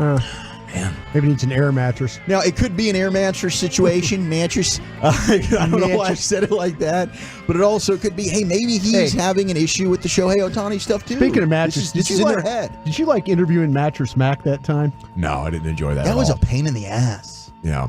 Did you kind of want to take a swing at him? Yes. I could see why the Phillies fan wanted to. Yeah. He's just, if you're going to be an interview guest, that's fine, but play along. Don't just be the rich guy who's like, yeah, I'm rich. I have all the answers. What, you don't know that? Oh, idiot. No, Mattress Mac sucked. Really good teeth, though, on that guy. Yeah. But that was about it. I think I'd rather have, who's your favorite agent? It was almost like he was offended that we didn't know all of the details of his gambles. Oh. It's Like you we don't don't follow him along. Oh, what, you don't know this? I'm like, dude, you're a freaking mattress guy from Houston, right? Good. You grew up here. Cool. What else can we find out about you? Because I don't know jack other than you make huge bets on the Astros. We don't live in Houston. We don't cover you all the time. And you and Rex Ryan have the same teeth guy. Yeah. Awesome. And Lee Steinberg. I think they all went to the same place. Now, Shohei declined to comment on his interpreter scandal, and the team did as well, as they stayed quiet today post-game after the firing of Ippei Mizuhara, who was the interpreter. And we had the whole story yesterday. We broke it down. Mizuhara has since contradicted himself when it comes to Ohtani's financial involvement. He first claimed in an interview with ESPN that Ohtani agreed to pay off his gambling debts. Then he changed course, saying Ohtani had no knowledge of the situation, did not make transfers to the bookmaker's associate. Bookmaker has claimed he never met or spoke with Ohtani. There's no reason at this point in time to believe that Ohtani partook in any wrongdoing, and Major League Baseball is not currently investigating Shohei Ohtani. So we'll see where this goes. That's how I know they're in on the cover-up. That's perhaps more suspicious than anything. Yeah, that's the Rob Manfred. We're going to cover this up. We're going to help you. Let's just move on so we can protect. We're not interested in enforcing any ethics or rules. Big market. I don't think he really did anything wrong, but the idea that maybe Ohtani was making those bets and his best friend covered for him or was making the bets for him and therefore had access to his checking account is even more realistic than when we talked about this a couple of hours ago, just as it's settling in. Yeah. Can't rule out anything, but man, that seems like a healthy probability now. There's a lot of weird stuff going on. Yeah, Jeff Passan was on the McAfee show, and he said that when they were in the dugout yesterday, Ohtani knew that there was gambling involved with his guy Ippei. And at some point yesterday, the story changed, as we mentioned, and the statement was then that it was a theft situation. But what happened during that time is we don't know yet. Why did the story start one way and then become something completely different? they're worried that they got his name on some of these betting slips or something. There's something going on here. They don't. I mean, that's to me. I mean, that's why they would. I think they're really, really worried that more is going to come out from this. Yeah. To pivot from that. Yeah, especially in California where maybe the climate's a little bit different than the rest of the country because they have also banned gambling, so maybe it's not looked at as, come on, what are we doing here? Like even the NFL that suspended Calvin Ridley and a couple of other guys is like, we got to look at this so we're not so punitive for guys just making bets. Like just making bets on other sports should not be against anybody's rules at this point in America. If you're Major League Baseball, that Asian market is so huge. Ooh, I like this angle. That you're talking, I mean, hundreds of millions of dollars, maybe billions of dollars. Look, I mean, you're opening up your season. Your season, yeah, exactly. And the fact that Ohtani, whether you like it or not, those jerseys, they sell. And he's, here he is. He's kind of the face of baseball, wouldn't you say? Mm-hmm. For me, right Corey now. Seager, but yes, I understand. Yeah, but you understand where I'm going at right now? And he's in a city that... Well, going into the offseason, he was literally the topic of conversation. We had writers that were angry that he was delaying signing and not wanting to talk or teams to talk about the negotiations at all because that was the topic and they couldn't get any information to write about it. Right. So to me, I think Major League Baseball, they see... This is very similar to what I think... Remember what Daryl Morey was talking about? Some of the comments he made in China about China, and they walk that back. The NBA walked that all back because they do a lot of business with China. That's a good point. So I think they're protecting this guy. Well, latest Ranger rumor, and if you missed it, the Rangers did make a signing. Happened late last night. They brought in Michael Lorenzen, who is last year he split time with both the Tigers and the Phillies. He did represent Detroit in the All-Star game, and then in his first game with the Phillies, in his home debut, he pitched one of the 4 no-hitters in 2023. So he had himself a good year last year. I mean, Gavin talked about it. He pitched career-high 153 innings last year, but he did fade down the stretch. His last 9 appearances with the Phillies, his ERA was over 8. And then he spent the last couple of weeks of the season pitching in relief. So he's a guy that's going to take some time to get ready, of course, as we are just a week away from opening day. And you can hear that on your home of the World Series champs, 105.3 The Fan. We're going to be out there at the Globe for that. It's going to be an amazing day. But eventually it'll be interesting. Does he end up maybe taking Cody Bradford's spot as the 5th starter? Does he end up being your long reliever, bullpen option? And then if somebody gets hurt, he slides in, so you're not forced to go with an Adrian Sampson or a Jack Leiter. But Michael Lorenzen on a 1-year, $4.5 million deal for the starting pitcher market. It's a great deal for Chris Young. This is a guy that has just struggled with consistency, but has given some great starts, but also some very poor ones. And maybe Mike Maddox is the answer to that. Yeah, you just need one of these guys or a few of these guys to get hot for certain segments of the season, like you saw at times last year, especially in the bullpen. Like who can give us a month of good work as we try and just get closer and closer to the time where you get some of your horses back. But this dude is, seeing some photos of him, he's going to give Adolis Garcia some run for his money when it comes to the gun show. Holy smokes, dude! This has to be the most jacked pitcher in baseball right now. Yeah, he's huge. The dude also played, I think he played center field and pitched in college. So he is a freak athlete, this guy. Looks like it. And he's got the long hair. I knew you'd like that. Yeah. Yeah, that's right. He does have the long hair. He's got the long locks. Jordan Montgomery has reopened conversations with the New York Yankees as they're dealing with the Garrett Cole injury. So they're talking again with Monty. Spent his first 5+ years of his big league career with the Yankees before they traded him to the Cardinals, and the Cardinals then traded him, of course, to the Rangers. But I think the Monty stuff is probably a done deal with the Lorenzen signing in the Rangers, unless there is an unforeseen injury and the Rangers are feeling desperate. But maybe Jordan Montgomery ends up finding a home back in New York with the Yankees, which would be sad to see. He's forever our World Series champion. We love you, Monty.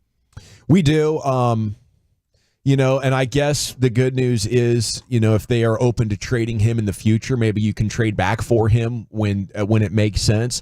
But ultimately, unless he signs for super cheap, I'm going to consider this a victory and a sign that our front office can separate emotion from fact. And it's easy when a team is winning or a player is performing well to assume they've had a breakthrough. That's what the emotion wants you to do and believe in him, especially a guy that's been such a hero for you. But CY is shrewd, and he's calculated, and he's smart, and he's not going to make a millions and millions of dollar mistake on this guy. So if he signs with the Yankees and they give him big compensation and push their luxury tax even higher and higher, I think this will be nothing but a blessing. And maybe he comes back to the Rangers and Yankees pick up a big portion of the salary in the future. I could be. I do just wish that they could have found a way. It's like, if Monty's not going to be your guy, is there some middle point between what Monty was going to be trying to do financially and what you just got with Lorenzen, where you're just Hail Mary before the season starts, we need somebody? Was there somebody in the financial in between there that you could have gone to solidify this thing earlier in free agency? And I think they did with Tyler Mahle. Unfortunately, he's just not ready to go at the start of the season. But you're right. I mean, they did that last year with Nathan Eovaldi. Maybe there was kind of a middle tier starting pitcher that they could have gotten that would have been a little bit, you would have been just a little more pumped, a little bit more sure, has a little bit more, consistency here than what you're going to deal with Michael Lorenzen. Kumar Rocker, good news on him. He threw off a mound. He was just 1/2 inning, but it was the first time in 10 months that he's done that. So it wasn't a ton of work, but it's good news that Kumar Rocker is rocking with his recovery, and he still doesn't know when he's going to pitch in a game. He doesn't need to know what else is on the calendar for him. He said there's still a lot of boxes he needs to check. He's going to throw another 15 pitches, all fastballs tomorrow. Next week, he should repeat the same steps, only on a full-size mound. Then he's going to add more pitches. Then he's going to throw breaking balls. Finally, he's going to face hitters. So the typical rehab for the elbow surgery that Kumar Rocker had is about 12 to 15 months. So it's likely midsummer before he gets into a game, is what the Rangers are kind of reporting, and I know Evan Grant wrote a piece about that today as well. But hey, that's exciting. At least Kumar Rocker, it's the first time we've really heard about him. Top 5 talent. You know, he was actually drafted the year before the Rangers got him significantly higher. He was by the Mets, 10th overall. It wasn't signed. So yeah, I do think Kumar Rocker now has the best chance to be a great pitcher out of Vanderbilt for the Rangers. He was looking fantastic. That elbow surgery, the injury that he had, really stunk. Because Boch, I really think he would have been one of those options they would have called up, and he would have helped out in a bullpen part there. Calendar-wise, when could he start pitching? They said midsummer. Okay. Midsummer probably is when he might have game stuff. Dawson, did he do that flap thing we were talking about? Do you remember? I didn't know. The double Tommy John? The double Tommy John, I'll look into that. Okay. I'm sorry. I should have done that myself. No, you're all good. Now, it's also something, I saw this from the morning news. This was from our buddy Sean McFarland. But the Rangers farm system right now is very unique with how deep and talented it is compared to other reigning World Series champions. And Chris Young said, I remember hearing it from how their plan was to win and win really soon. I don't think any outsiders envisioned it'd be this soon, because the Rangers are ahead of schedule. Like going into last year, we thought, okay, maybe they can be a playoff team. We didn't think that they'd be a World Series championship team, but they didn't end up having to have Wyatt Langford contribute, Jack Leiter contribute. Sure, Evan Carter came up, gave him something, but you didn't get anything from Davis Wenzel, Justin Foscue, some of these guys that you've got in the pipeline, even a Cole Winn. You did end up trading a Cole Reagans, but their farm looks really, really good, and their prospects are absolutely fantastic right now. So the Rangers do, when you look at this, are amongst one of the best teams in baseball, that they can add a shot in the arm during the season if they want to bring somebody up like they did last year with Evan Carter. Couple shots. But they also have guys like Tekoa Roby, Thomas Seguis, Luis Angel Acuna that they traded already, but man, they've got guys that they can go ahead and move like they did last year at the deadline if indeed they want to add any help. We didn't even mention Brock Porter. You know, that's another name that they've got as well. So Rangers farm looks really good as they're looking to do and become the first team since the New York Yankees in 1999-2000 to repeat. And that would be an absolute dream. Yankees did it from 98 to 2000. Before that, you have to go to the Blue Jays from 92 to 93. The Yankees again in the 70s. The Reds before them, the A's before that, the Yankees then did it again in the 60s. So it's tough to repeat, but the Rangers certainly, when you add the youth and the veterans and the lineup that they've got an opportunity to do it as good as anybody, baby. Let's run it back. It's storybook. You know, anybody that was around in the late 90s remember the Rangers getting swept by the Yankees 3 straight in the late 90s. You make the playoffs, you get swept by the Yankees. It was devastating. Imagine the power of the story coming full circle. as you do what only the Yankees have done in the last 25 years this season. I'm expecting that, Brian. I don't think that's homerism. I think that's just an objective reality here when it comes to baseball. Like what you're saying. Kumar Rocker, he did have the surgery by the official team physician, Keith Meister, and it was inside the window of when he started doing, which is a reinforced Tommy John. Yeah. We had that story in the morning news a couple of weeks ago, and Keith was like, yeah, I've been doing these Tommy Johns for a long time, but I noticed another guy who was doing an infielder's version of the Tommy John where we just re-anchored the ligament to the bone there in the forearm elbow area. And all Keith had been doing was remeshing together the ligament. So he's doing both of those now for pitchers that need it. I don't imagine Kumar Rocker would turn this down, considering Keith has done over 300 now with only 3 fails. Well, 1% failure rate now on this. So it's not like, hey, you get one Tommy John, here comes your second 5 or 6 years down the line. So far, Keith's, double brace Tommy John or whatever he's named it is the truth. And maybe the surgery we've needed all along. Thank you, Wolchuk. Thank you. Proper round tripper here on your home of the Rangers. Top 10's coming up next. What's the subject? Yeah, let's do a March Madness style list here. 10 greatest Cinderella teams in NCAA tournament history. What's the one you remember the most? That's next on the Fan. Okay, I want to chat D&M leasing with you. The best way, the only way I acquire new vehicles in the Metroplex, have 3 in my driveway every night. Economy car for mother-in-law. Toyota 4Runner for the wife with the third row seating. By the way, those 4Runners have third row now. Optional. And the Nissan Frontier, for me, it's just my ideal vehicle, that fits my needs and my budget. What's the vehicle that fits you? Call D&M Leasing. You can give them the exact make and model, place an order like you're ordering a pizza, or you can have them walk through, your options in a specific body style. Maybe you want a sports car, full-size SUV. An old town car. I don't know what you want. All I know is that D&M Leasing is the best way to get it. DMAutoleasing.com, 972 or 817-35 lease. You're going to be on the horn in just a second with a qualified professional that's going to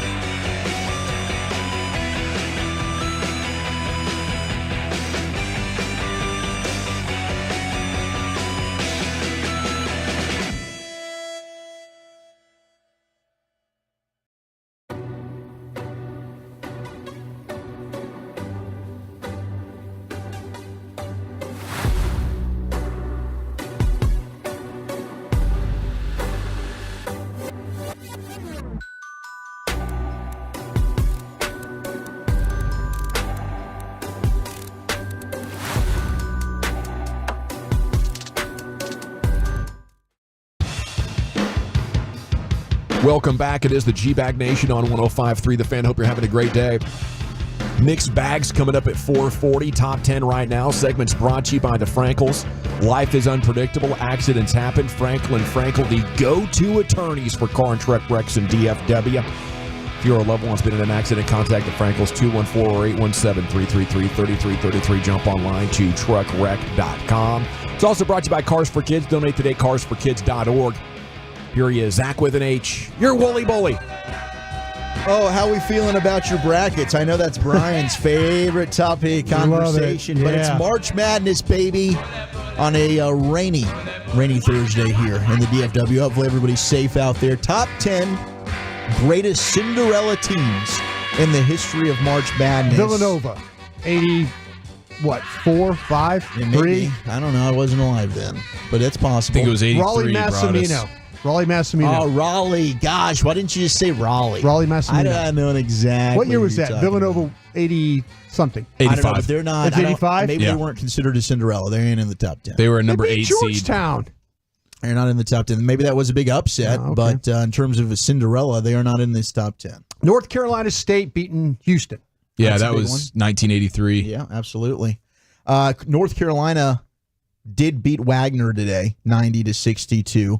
Baycott doing his thing, 20-15. UNC was my pick to click to win this thing. I don't know if that'll work, but Tom Izzo continues to be dominant in the tournament, 69-51. The Michigan State Spartans get the win over Mississippi State. Zona holds off Long Beach State 85-65. Long Beach State, man, that was a fun storyline. For a little while, they were hanging in there. Creighton, they pull away from Akron 77-60. Duquesne gets a 71-67 win, though, over BYU. Pretty incredible there from that Duquesne team. They are absolutely on fire as they went on that run to win the tournament. Man, I never heard of them either. That's crazy. I know. Duquesne? Dude, Duquesne. Man, everybody's getting in these days. It's nuts, man. I mean, I think that since this like is a first for them. 1977 on them, right? Yeah, currently Illinois is beating the crap out of Morehead State, which is unfortunate. My alma mater, 81-58. 44-34, Oregon's up on South Carolina. Nevada, the Wolfpack are up on Dayton. This is going to ruin my bracket, Brian. 30-25. I need the Flyers to start getting it going. Texas is going to tip off here in a little bit. They're taking on Colorado State. Kentucky's going to play Oakland here in a little bit. Do you have Oregon over South Carolina? I think I might have taken Oregon. I'd have to look at my bracket. I really don't know. There you go. I don't know. No, you're rocking with the Gamecocks. I'm going Gamecock. You texted me that. Yeah. I did? Okay. Thank you very much for reminding me. Right? I need somebody to be on top of it for me. I haven't gotten any sleep. And Texas Tech's playing tonight against NC State. That's a big one in the Wolchuk household, of course. The Pack. We're pulling for our Red Raiders here, taking on NC State. That'll be fun. Now, we got a bunch of folks out there on the Franklin Frankel injury attorneys text line that are insisting it's pronounced Duquesne. It's not pronounced that way. That's not right. Listen, guys, we deal with this all the time. Yeah, we work in sports radio. Okay, leave this thing to the experts. Yeah, it's Duquesne. Yeah. Yeah, the S is a little bit silent. You know, just hear me out here, all right? Mm-hmm. I went to school in that area. Yeah, Pittsburgh. Yes, and I know Pittsburgh very well. You do? Right? Those sandwiches with the fries on them, I'm an expert. The Meany Brothers, right? So when I say that it's Duquesne, don't fact check me. Yeah. All right? You go ahead and you take that Don't somewhere watchdog else. me, yeah. Don't you watchdog me when I'm saying Duquesne. Yeah. All right? It's not a big deal. Yeah. Duke freshman Caleb Foster is going to miss the NCAA tournament. He's hurt. Duke's taking on the 13th seed Vermont tomorrow. So you might have time to get in there and tweak that. You guys think this helps Vermont? Maybe they can be your Cinderella this year, the 13th seed Vermont. I wouldn't put it past them, Wolchuk. Not the best team, but not the worst I've ever seen. Yeah. Man, people syrup's the best out of Vermont. Vermont. Really upset, telling me that it's not Duquesne. Like, what the hell? You guys need to take a chill pill. I think the Tolos are in on a bit to try to get you. And you're not going to butt crack us. They're close. Yeah. No. Don't you tell me it's not Duquesne. No, trust your sports gut. All right, let's get to the top 10 greatest Cinderella teams in tournament history. I go to the Pimp Cup. Lucius Alexander, I don't know if you have a list of this, but as a young laddie growing up and watching the tourney, do you remember a Cinderella that stands out to you? Nah, I don't. I'm here to learn this segment. Okay. And little podcast. All good, bro. I appreciate you. Just know I love you, and you're always a part. If you have anything, you jump on in. Writing headlines too. Coming up with clever headlines. Oh, is this right. for Nah, I live? steal them from Carter. I do. I swear to God. Carter got us some good luck last night at the Stars game. Big time win for the Stars last night as well. 5-2. Thank you for all your hard work, Carter. Carter, you did awesome at the Stars game last night. That pass that you made to Tyler Sagan was outstanding. I mean, it was absolutely delicious. Man, now we've got Chris Beam. Chris Beam's trying to text me right now, the Beamer. Why? From the Cowboys. Is he telling you about how to pronounce Duquesne? Wow, name drop much. It's pronounced Duquesne. I'm like, dude, again. Wait, Chris is in on the bit too? We have another guy that doesn't know that it's Duquesne. Walchuk cannot be ball sacked, boys and girls. Duquesne. Okay, move on. Pick on somebody else. Talk to the AD there. I think maybe it was originally Duquesne, a French word, like in the early days, maybe the 19th century, and then they changed long ago. Yeah, I talked with the head bishop over there at Duquesne, and he told me that was the initial pronunciation, but because people were having such issues, they decided to go with Duquesne. So, sorry if I'm going with the former posh pronunciation. Posh. Why don't you guys get a little bit more red before you text into this show? Walchuk never apologized for being right. Well, I mean, if there is an issue I did watch here, Saltburn. It's in us appropriating the French language for our American, preferences. I mean, who the hell do we think we are? Columbus? Right. This is ridiculous. All right, let's get to number 10 on the greatest Cinderella teams in NCAA history. 1990. You remember this, Brian? Loyola Marymount. Oh. No Cinderella story pulls at the heartstrings quite like this one. The Lions had an offense that had put up video game type numbers the year before by averaging over 122 points per game. I am not getting ball sacked. That is real. That Paul Westhead coaching that? Paul Westhead loves to run a lightning quick offense. Now, Paul Westhead, Laker guy. Yes, and winning time. I learned all about Paul Westhead, baby. Yeah. And former Lakers coach, won the championship there, and then, of course, he got fired. Yeah, he did get fired. And who took over? Pat Riley. Unfortunately, Hank Gathers, one of the Lions' top scorers and team leaders, collapsed on the floor against Portland in the semis. Yeah. He did pass away a couple hours later from a rare heart disorder. Yeah. Rest of the conference tournament was canceled. Loyola Marymount was awarded the automatic bid to the NCAA tournament. Playing with heavy hearts, Lions made an incredible run. They disposed of New Mexico State, Michigan, Alabama, earned a trip to the Elite Eight, where they were put out by UNLV, but the guts and moxie of this squad cannot be overstated as they come in at number 10. Number 10. Number 9, St. Peter's. Ah. You done love the St. Peter's story of 2022. Those Peacocks, man. They knocked off number 2 Kentucky as a 15 seed, and they proved that this was not a flash in the pan. They defeated Murray State and Purdue to reach the Elite Eight before the North Carolina Tar Heels ended St. Pete's magical run. But St. Peter's, I kept saying St. Pete's. That one I was wrong. I apologize. It is St. Peter's. It's not St. Pete's. Yeah. But don't you come at me about Duquesne. Are they still coming after you? Yeah, of course. I mean, this thing is blowing up. It's Must have struck a unbelievable. nerve. I mean, I haven't seen it like this since you were talking about Italian food a couple of days ago. I know. I had to call into Sean and RJ this morning to give them an update on what exactly was happening with that. Yeah. Number 8, 2013 Wichita State. The Shockers. The Shockers. Number 9 seed makes the NCAA championship game. That is what the Shockers did. Received an at-large bid into the Big Dance after they lost to Creighton in the MVS title game. Led by head coach Greg Marshall, future NBA star Fred VanVleet, the Shockers beat Pitt, Zaga, LaSalle, and Ohio State, knocked out by Louisville eventually, but an incredible run by the Shockers in 2013. I have a bit of a shocker situation brewing in my house right now as my almost 3-year-old is trying to learn to do the peace sign, but she keeps that pinky up every single time. I can't get her to put it down. What the hell? Because the oldest, the almost 4-year-old, has got the peace sign thing down. She thinks she's so cool. So the almost 3-year-old is trying to do it as well. She thinks she's cool. My wife keeps sending me pictures of her thinking she's doing the peace sign, and she's just doing the shocker situation. Two in the pink, one in the stink. I'm like, Whoa. honey, put your pinky down. That is hilarious. Gosh, I love him. Is it Maya's? No, it's Julesy. Julesy? Yeah, Maya's got the. Hey, Josie. She's almost 4. She's got the peace sign Josie, down. hey. No, Maya's got it down. So Julesy's doing this. Golly. Number 7, 2008 Davidson. Do I need to go into detail about what this is the one that comes to mind for me. This is when we were all introduced to Steph Curry. Yes, this was the Steph Curry coming out party. They make it to the Elite Eight. They were unbelievable. They upset wins over Gonzaga, Georgetown, Wisconsin, back when Georgetown was good. And they almost beat Kansas. They did. And Kansas went on to win the whole dang thing. Yep, they did. I think, was that the Mario Chalmers year? That was the Mario Chalmers year, Chuck. 2008 Kansas was their favorite Cinderella. I don't think they could be considered Cinderella. Was pretty good. Yeah, I mean, I think number 1 UConn this year might be my favorite Cinderella. Gosh, that team is so unpredictable. Well, UConn won a championship here at AT&T. They did, Shabazz Napier. And that's when they had to go through the Big East tournament, and they were playing on Thursday. Absolutely. Yeah. 2011 Butler comes in at number 6. That was a hell of a run. It was a special year. Bulldog squad knocked out fellow Cinderella VCU in the Final Four. Yes, it was Brad Stevens. Oh, we had a double. There was a Cinderella off. It was a Cinderella off. And then, of course, Stevens left, went to the Boston. 5 is 2011 VCU. All right, so both they're taking on each other. This is before Shaka had hair. Oh, he was still bald here. Okay, but 2011. They were darlings of the tournament. They defeated USC, Georgetown, Purdue, FSU, even Kansas. Those 5 straight wins allowed VCU to make their first ever Final Four appearance. A remarkable team. Number 4 is 1988 Richmond. Can you tell me about the Spiders?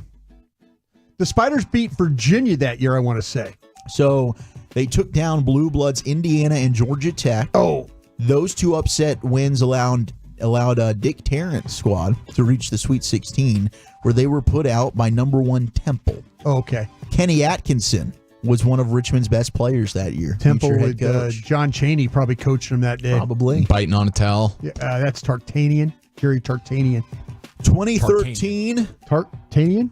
Tarkanian. Duquesne. Yeah. Whatever. It's Duquesne. 2013. Florida State. What year? Florida Gulf Coast, 2013.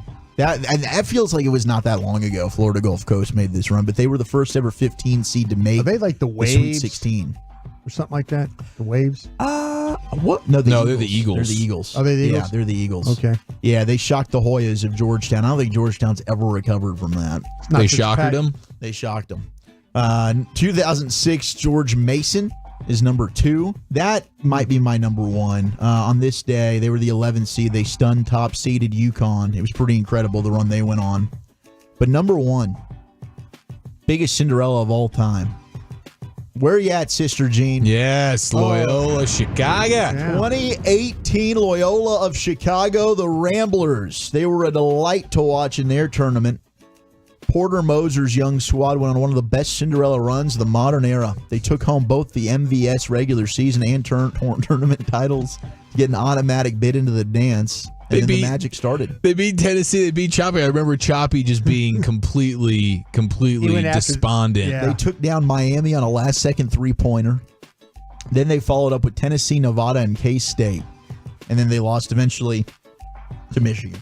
But what an unbelievable run. And maybe Duquesne can go on that run this year. I'm following them very, very closely. That is the team of my heart. I love the Dukes of Duquesne.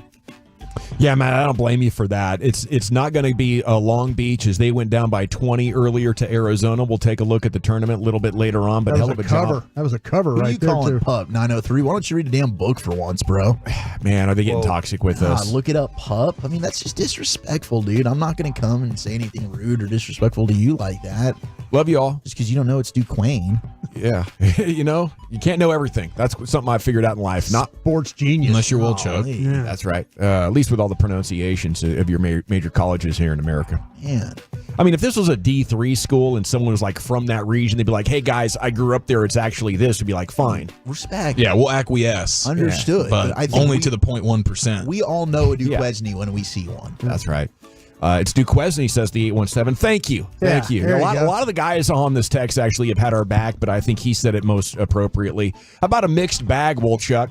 Hell yeah, let's do it. Will Wade, Dickie V, gifts from LeBron, Mike Tyson. We got a lot to get into here. That's next. Coming up Friday morning on Sean and RJ, we are in the middle of the madness.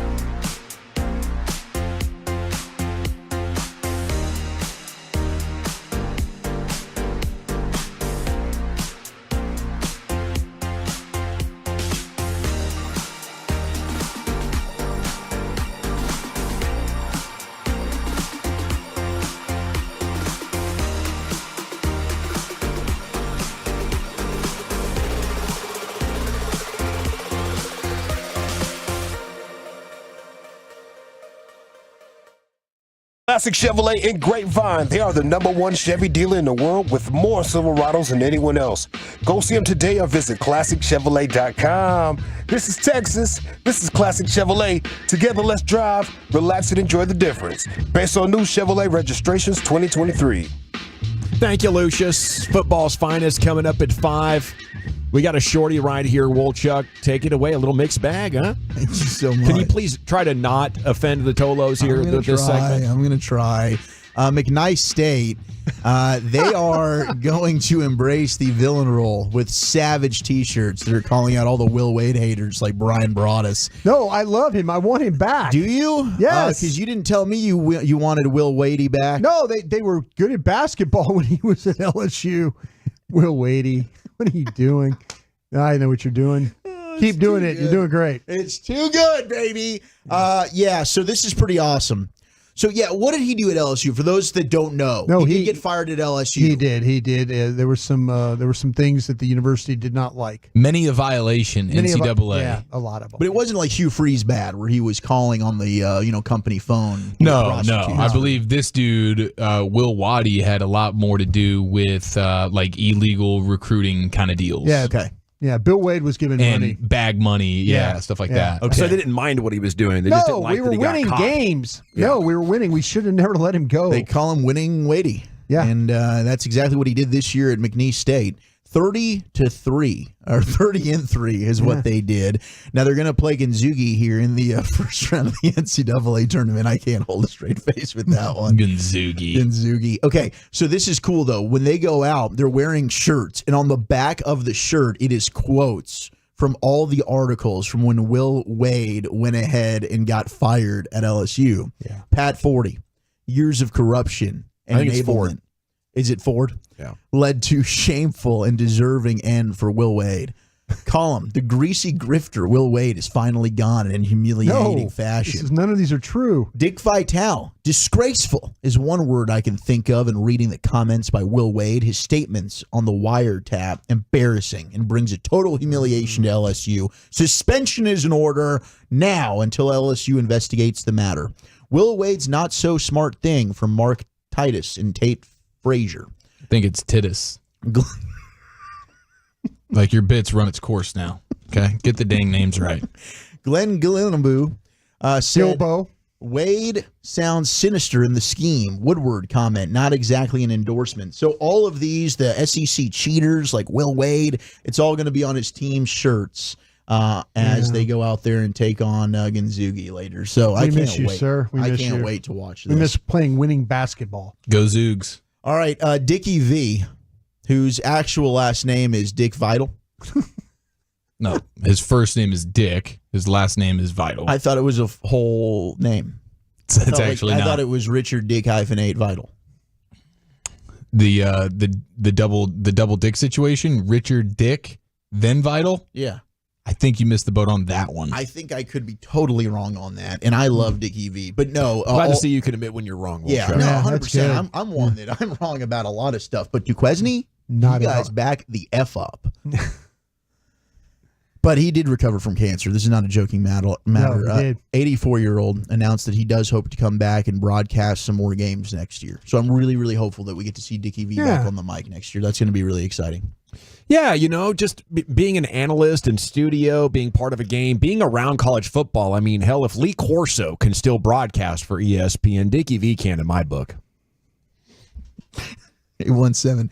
This idiocy is why this show is the worst of the lineup.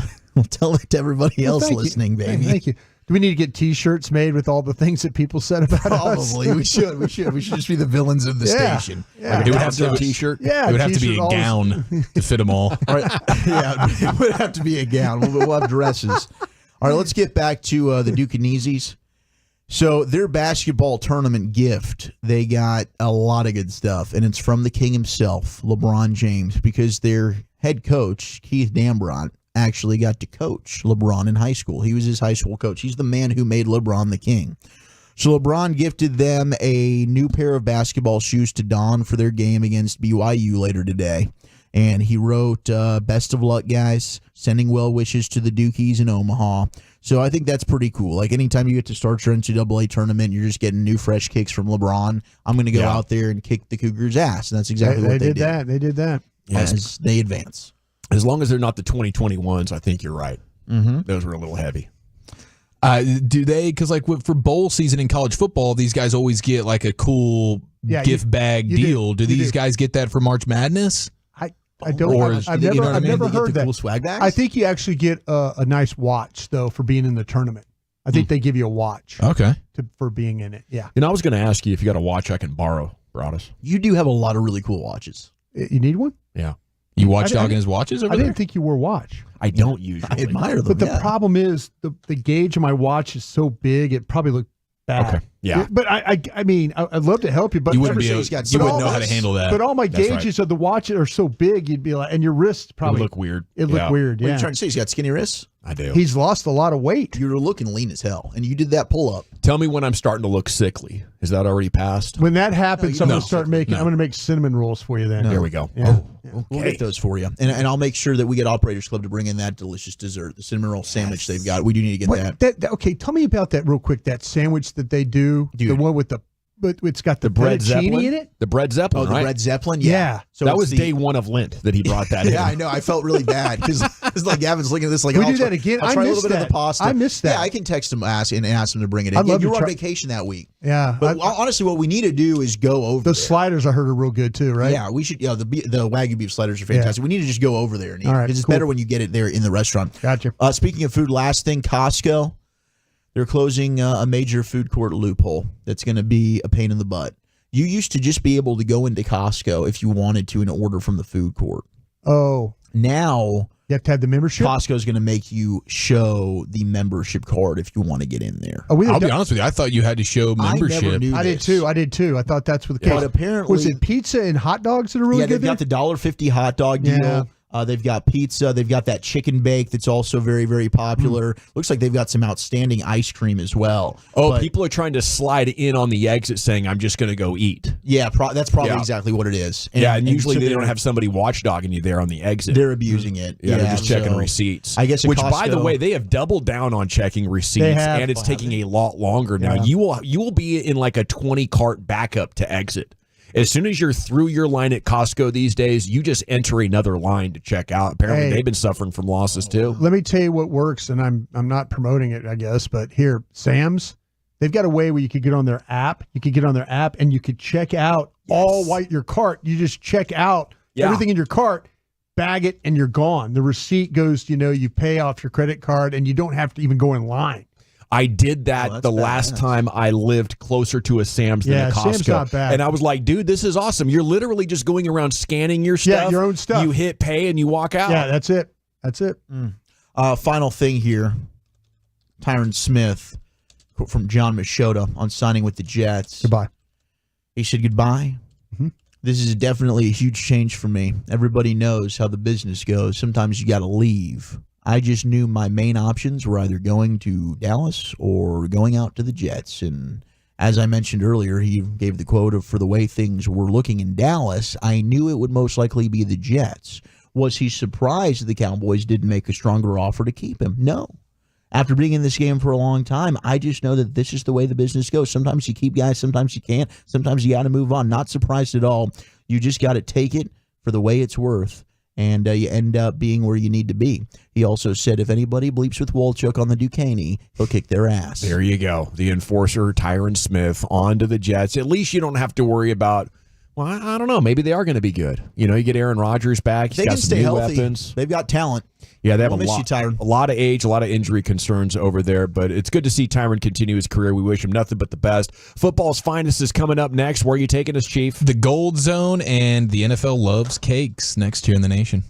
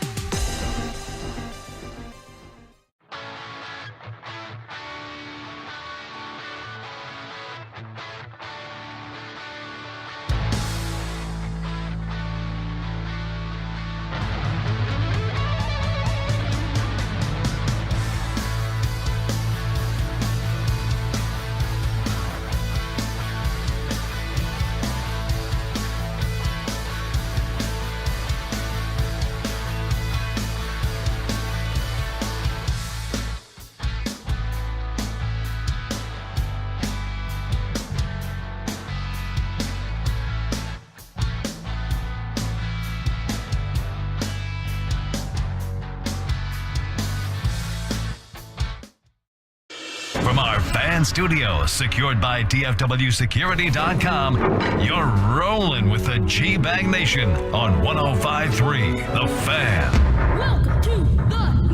Here we go. It's hour 4, G-Bag Nation, 105 through The Fan, home of the Cowboys, home of the World Series champion Texas Rangers. LA Live's coming up in 40. You're 40 minutes away from Lucius Alexander in the Pimp Cup. LA Live every night here in the nation. We got the Expressway coming up at 5:20, a Monty rumor, Ohtani updates, NCAA scoreboard, and so much more. In the meantime, it's an edition of football's finest, and here's the Chief. Man, huge credit to the New York Times and The Athletic for doing some incredible, thorough, in-depth sports journalism here. Saw the headline today from Josh Kendall, New York Times, a, quote, high butt factor might be an NFL draft prospect's most prized asset. Broadus, you're going to be enjoying what happens here with this particular story. But I do want to ask the question because it is Oklahoma drill on the beach season for spring break.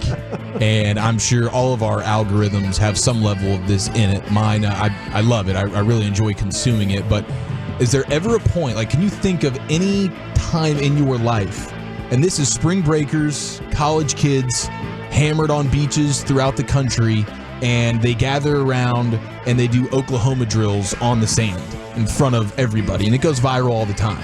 And it's dude on dude, chick on chick. I think I've even seen dude on chick.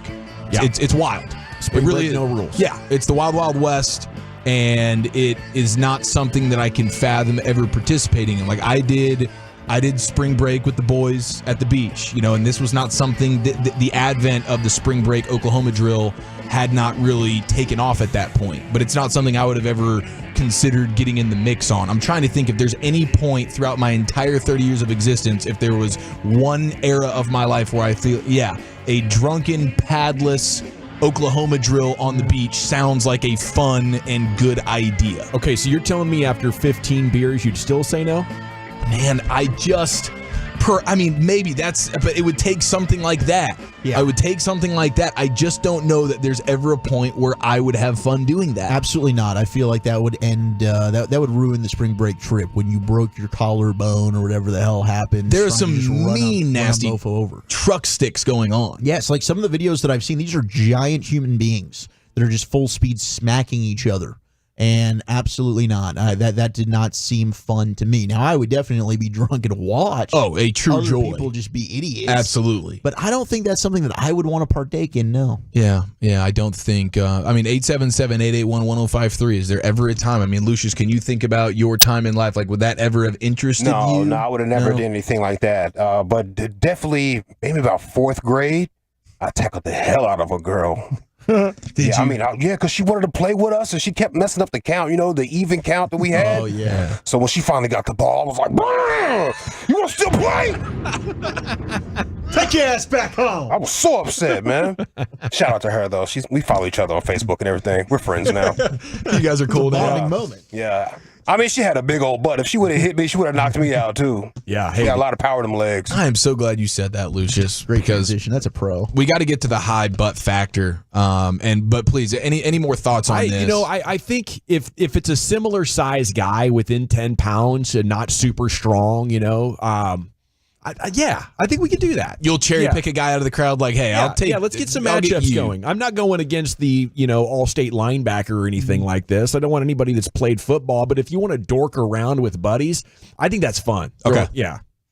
No, that's good, and it feels like a lot of people feel that way. I mean, this is now a tradition that I look forward to this time of year now. I mean, we were kind of like Jackass style once we got hammered. Like skateboarding down hills at 0.2. Right. A lot of that kind of wrestling stuff, waking up with a headache and you don't know if it's a hangover or concussion, stuff like that. Okay, Pat, Tim and Carthage actually did. Jane did do this to me last year on the sand in Oxnard. Yes, that's true. Yeah. We were trying to do some lineman drills. Yeah. And Jane kicked my ass. Yeah, you got pancaked. That's pretty hilarious. The 214 says spring break, a lot of hot women. Hell yeah, I'm getting in the trenches. Got to try and show off some a little bit. Yeah, I mean, if you're built for it, if you're one of these dudes that kind of looks like you got the shoulder pads on when you don't, like some guys, this is your lane. and perhaps this is the best Riz you could have on a spring break. And, absolutely. If that's you, then you have to capitalize on that. And it might be the last opportunity for a guy like Mozzie Smith to have some football related success. So I'm sure he's looking forward to this spring break. we'll see Mozzie on a beach. That'll be that's his post football retirement plans. Of course, he's going to stand up and wait for the other guy to just run at him, but it should be like a brick wall. You will have the first step advantage on him if you're seen doing an Oklahoma drill with Mozzie Smith on the beach here. But all right, now this story I saw earlier today. This is fresh off the New York Times, and it's involving the draft, and a high butt factor might be an NFL draft prospect's most prized asset. And they reference how Mike Mayock throughout the years on NFL Network, when he was doing combine stuff with them, being their lead draft voice, always talking about the butts of the athletes. And it became a bit of a running joke there. And Mayock was like, I'm trying to be serious because it matters so much. But when you're talking about dudes' bubble butts and the cameramen are feeling obligated to get behind these dudes as they're about to run their 40, it became a little much. But it's 100% true. And we've referenced the story before where you have Georgia's head coach, Kirby Smart, and he's in a video and he describes the time that he joined Bill Belichick to watch defensive linemen run the 40-yard dash at the combine. And at the time, Kirby Smart was the Dolphins defensive coordinator, and that was when Nick Saban was the Dolphins head coach. And he was confused by Belichick watching the 40-yard dash drill from behind the starting line. I was like, why are we here? You can't time the finish. And Nick Saban said, yeah, Bill likes to look at and see how big their ass is when they get down in a 40-yard stance because he wants to sign the biggest assed defensive lineman he can sign. There is a science behind this, slightly cringy. The scouting is the germ of truth that Mayock mentioned. And in a broad sense, muscle hypertrophy or size relates to muscle strength. This is according to a doctor. Usually a larger muscle indicates higher ability to produce force. So when you think of sprinting and explosive movements, that's primarily driven from the glute maximus to give that explosive first step. So one of the largest muscle groups, prime mover of your hips, it's what propels you forward. It's what puts force in the ground. You know that player has the potential to create a lot of power because that muscle group is that important. And so they talk about the strength coach, Dan Dalrymple. Miami, Ohio University, who's now with the Denver Broncos, their head strength coach. Literally the first thing Dalrymple says, you guys come in here and you got a flat can, then we don't want you. That's what he's talking to the players. I heard that at 13 years old, so I wanted to make sure I squatted so I had a big old butt, says a former player. It is an attribute of athleticism. The more people on your team that have a giant ass, the better. It's a direct quote. The biggest lever you've got on your body is your hip, so the biggest power angle you have is from the knee to waist. We know, like, Wyatt Langford, Bangford. Football's all about power angles. Yeah, you can see it in this NCAA tournament a lot as well. Usually when they're talking about a guy having the ability to go to the NBA, you can just see how the build is different, and you see a wood hauler's ass, and you're going to see a guy that is not projected to be drafted 9 times out of 10. I think it's the most important muscle group in sport. Yeah. I'm glad you said sport, because even a guy like Dutch Oven will say, like, the reason why he had success on the mound is because he's got a tank ass. Yeah, he does. I mean, that dude. Yeah. I mean, obviously you want tall and wide, but if I could only pick one, I want the butt. Yeah, you want the power bottom. That's exactly right. By the way, Dutch would be the guy you said throwing bombs, Lucia's like, mark that, and smoking people in the chest. So he'd be down to do some of these. On the beach. Oh, okay. And I could see Dutch just running over a mofo's face. He'd be trucking dudes. Over again. No, we were all talking though. He wanted. It's funny because we were all talking about moon landing. He wanted nothing to do with running over you or Jane at the time. I will say at that time he was still in a sling. Yeah, he was still in a brace. Yeah. I think if we were to run it back this summer, he would probably be very willing to mix it up. He's a good travel partner. He's fantastic. I miss him. Falcons assistant general manager says, whenever I was a young kid and got into scouting, I heard the term anchor. I was like, what is anchor? It's a big ass. One of the first things you learn getting into scouting is the anchor. Big asses, big rear ends, posterior chain, back, and hamstrings. That's how you anchor. And old school scouts would cross linemen off their list after just seeing them walk down a hallway, Smith said. Broadus shakes his head. Yes, you see a guy walk by and you say, can't anchor. Don't need to even watch his tape. Yeah. You know, the other thing I think about this is how much nature versus nurture is going on. As a man who does have a flat butt, my brother is amply blessed in that department. You know, I don't know. I feel like I could work a decent butt up, but this is more like genetic selection, I think. And do you have the build that could possibly get there? You know, it's not like, oh yeah, anybody could do enough of these exercises to get the NFL butt. I'm with the scouts. If you don't have it at the combine, you're not going to have it at 30 years old. You know, and you know, if you do, it's probably a result of incredible performance-enhancing drug taking, and you're the outlier because you have to have the natural like shape for it, and the the muscle packing going onto that area to begin with. Like you can almost tell by kindergarten. Buying or selling that, Brian? You can tell who the good football players are by kindergarten. Yeah, to me, I've like you could see. I know with me and scouting and stuff like that, you're right about the genetic part of it too. You know, you could tell with kids and stuff. Prime example to me, if you want to watch people, the great example of this is go to a track meet. You know, go watch guys and gals get in a stance and run track. That'll tell you. I mean, some of those guys you can strike matches on them, you know, but their rear is so wide, you know, for having like an upper body, wide shoulder, narrow waist, big rear, and they are generating some power coming out of that. So yeah, it's true. You could tell by somebody when they get in their stance. Yeah, if they could. But you're right. You know, at a young age, you know, you could tell the kids that are going to be like that kid's going to be really, really big. You know, I mean, you could just look at them and say, look at mom and dad. And you're gonna go, well, that kid's gonna be a horse, you know. It really is. Remember AJ Hawk? I knew that guy couldn't play in the league. No, but now he's on McAfee doing broadcasting better than he was a player. Yeah, he was. Well, that's what you do. You go to horse races too. The horses when they come out and they walk the track, you look at the rear of the horse and you're going, that one can run. That's Clay Matthews too. You know, Clay Matthews, great bud. Yeah. He was lined up in that linebacking group with AJ Hawk. Yeah. That tape comes on. I don't even need to see the ball snap to know who's better. Yeah. Well, and apparently it's at all positions. Wow. Because former NFL punter Dustin Colquitt says the talking points at his end-of-season exit interviews in Kansas City with head coach Andy Reid were generally pretty uneventful except for one. He'd sit down with me and be like, you went to the Pro Bowl, and we don't have much to say to you, but don't lose your butt. Punters have to have big butts. Yeah. As soon as you start to look like you're going downhill from a physique standpoint, you're out of here. Keep that ass going. Out of here. Keep that ass going.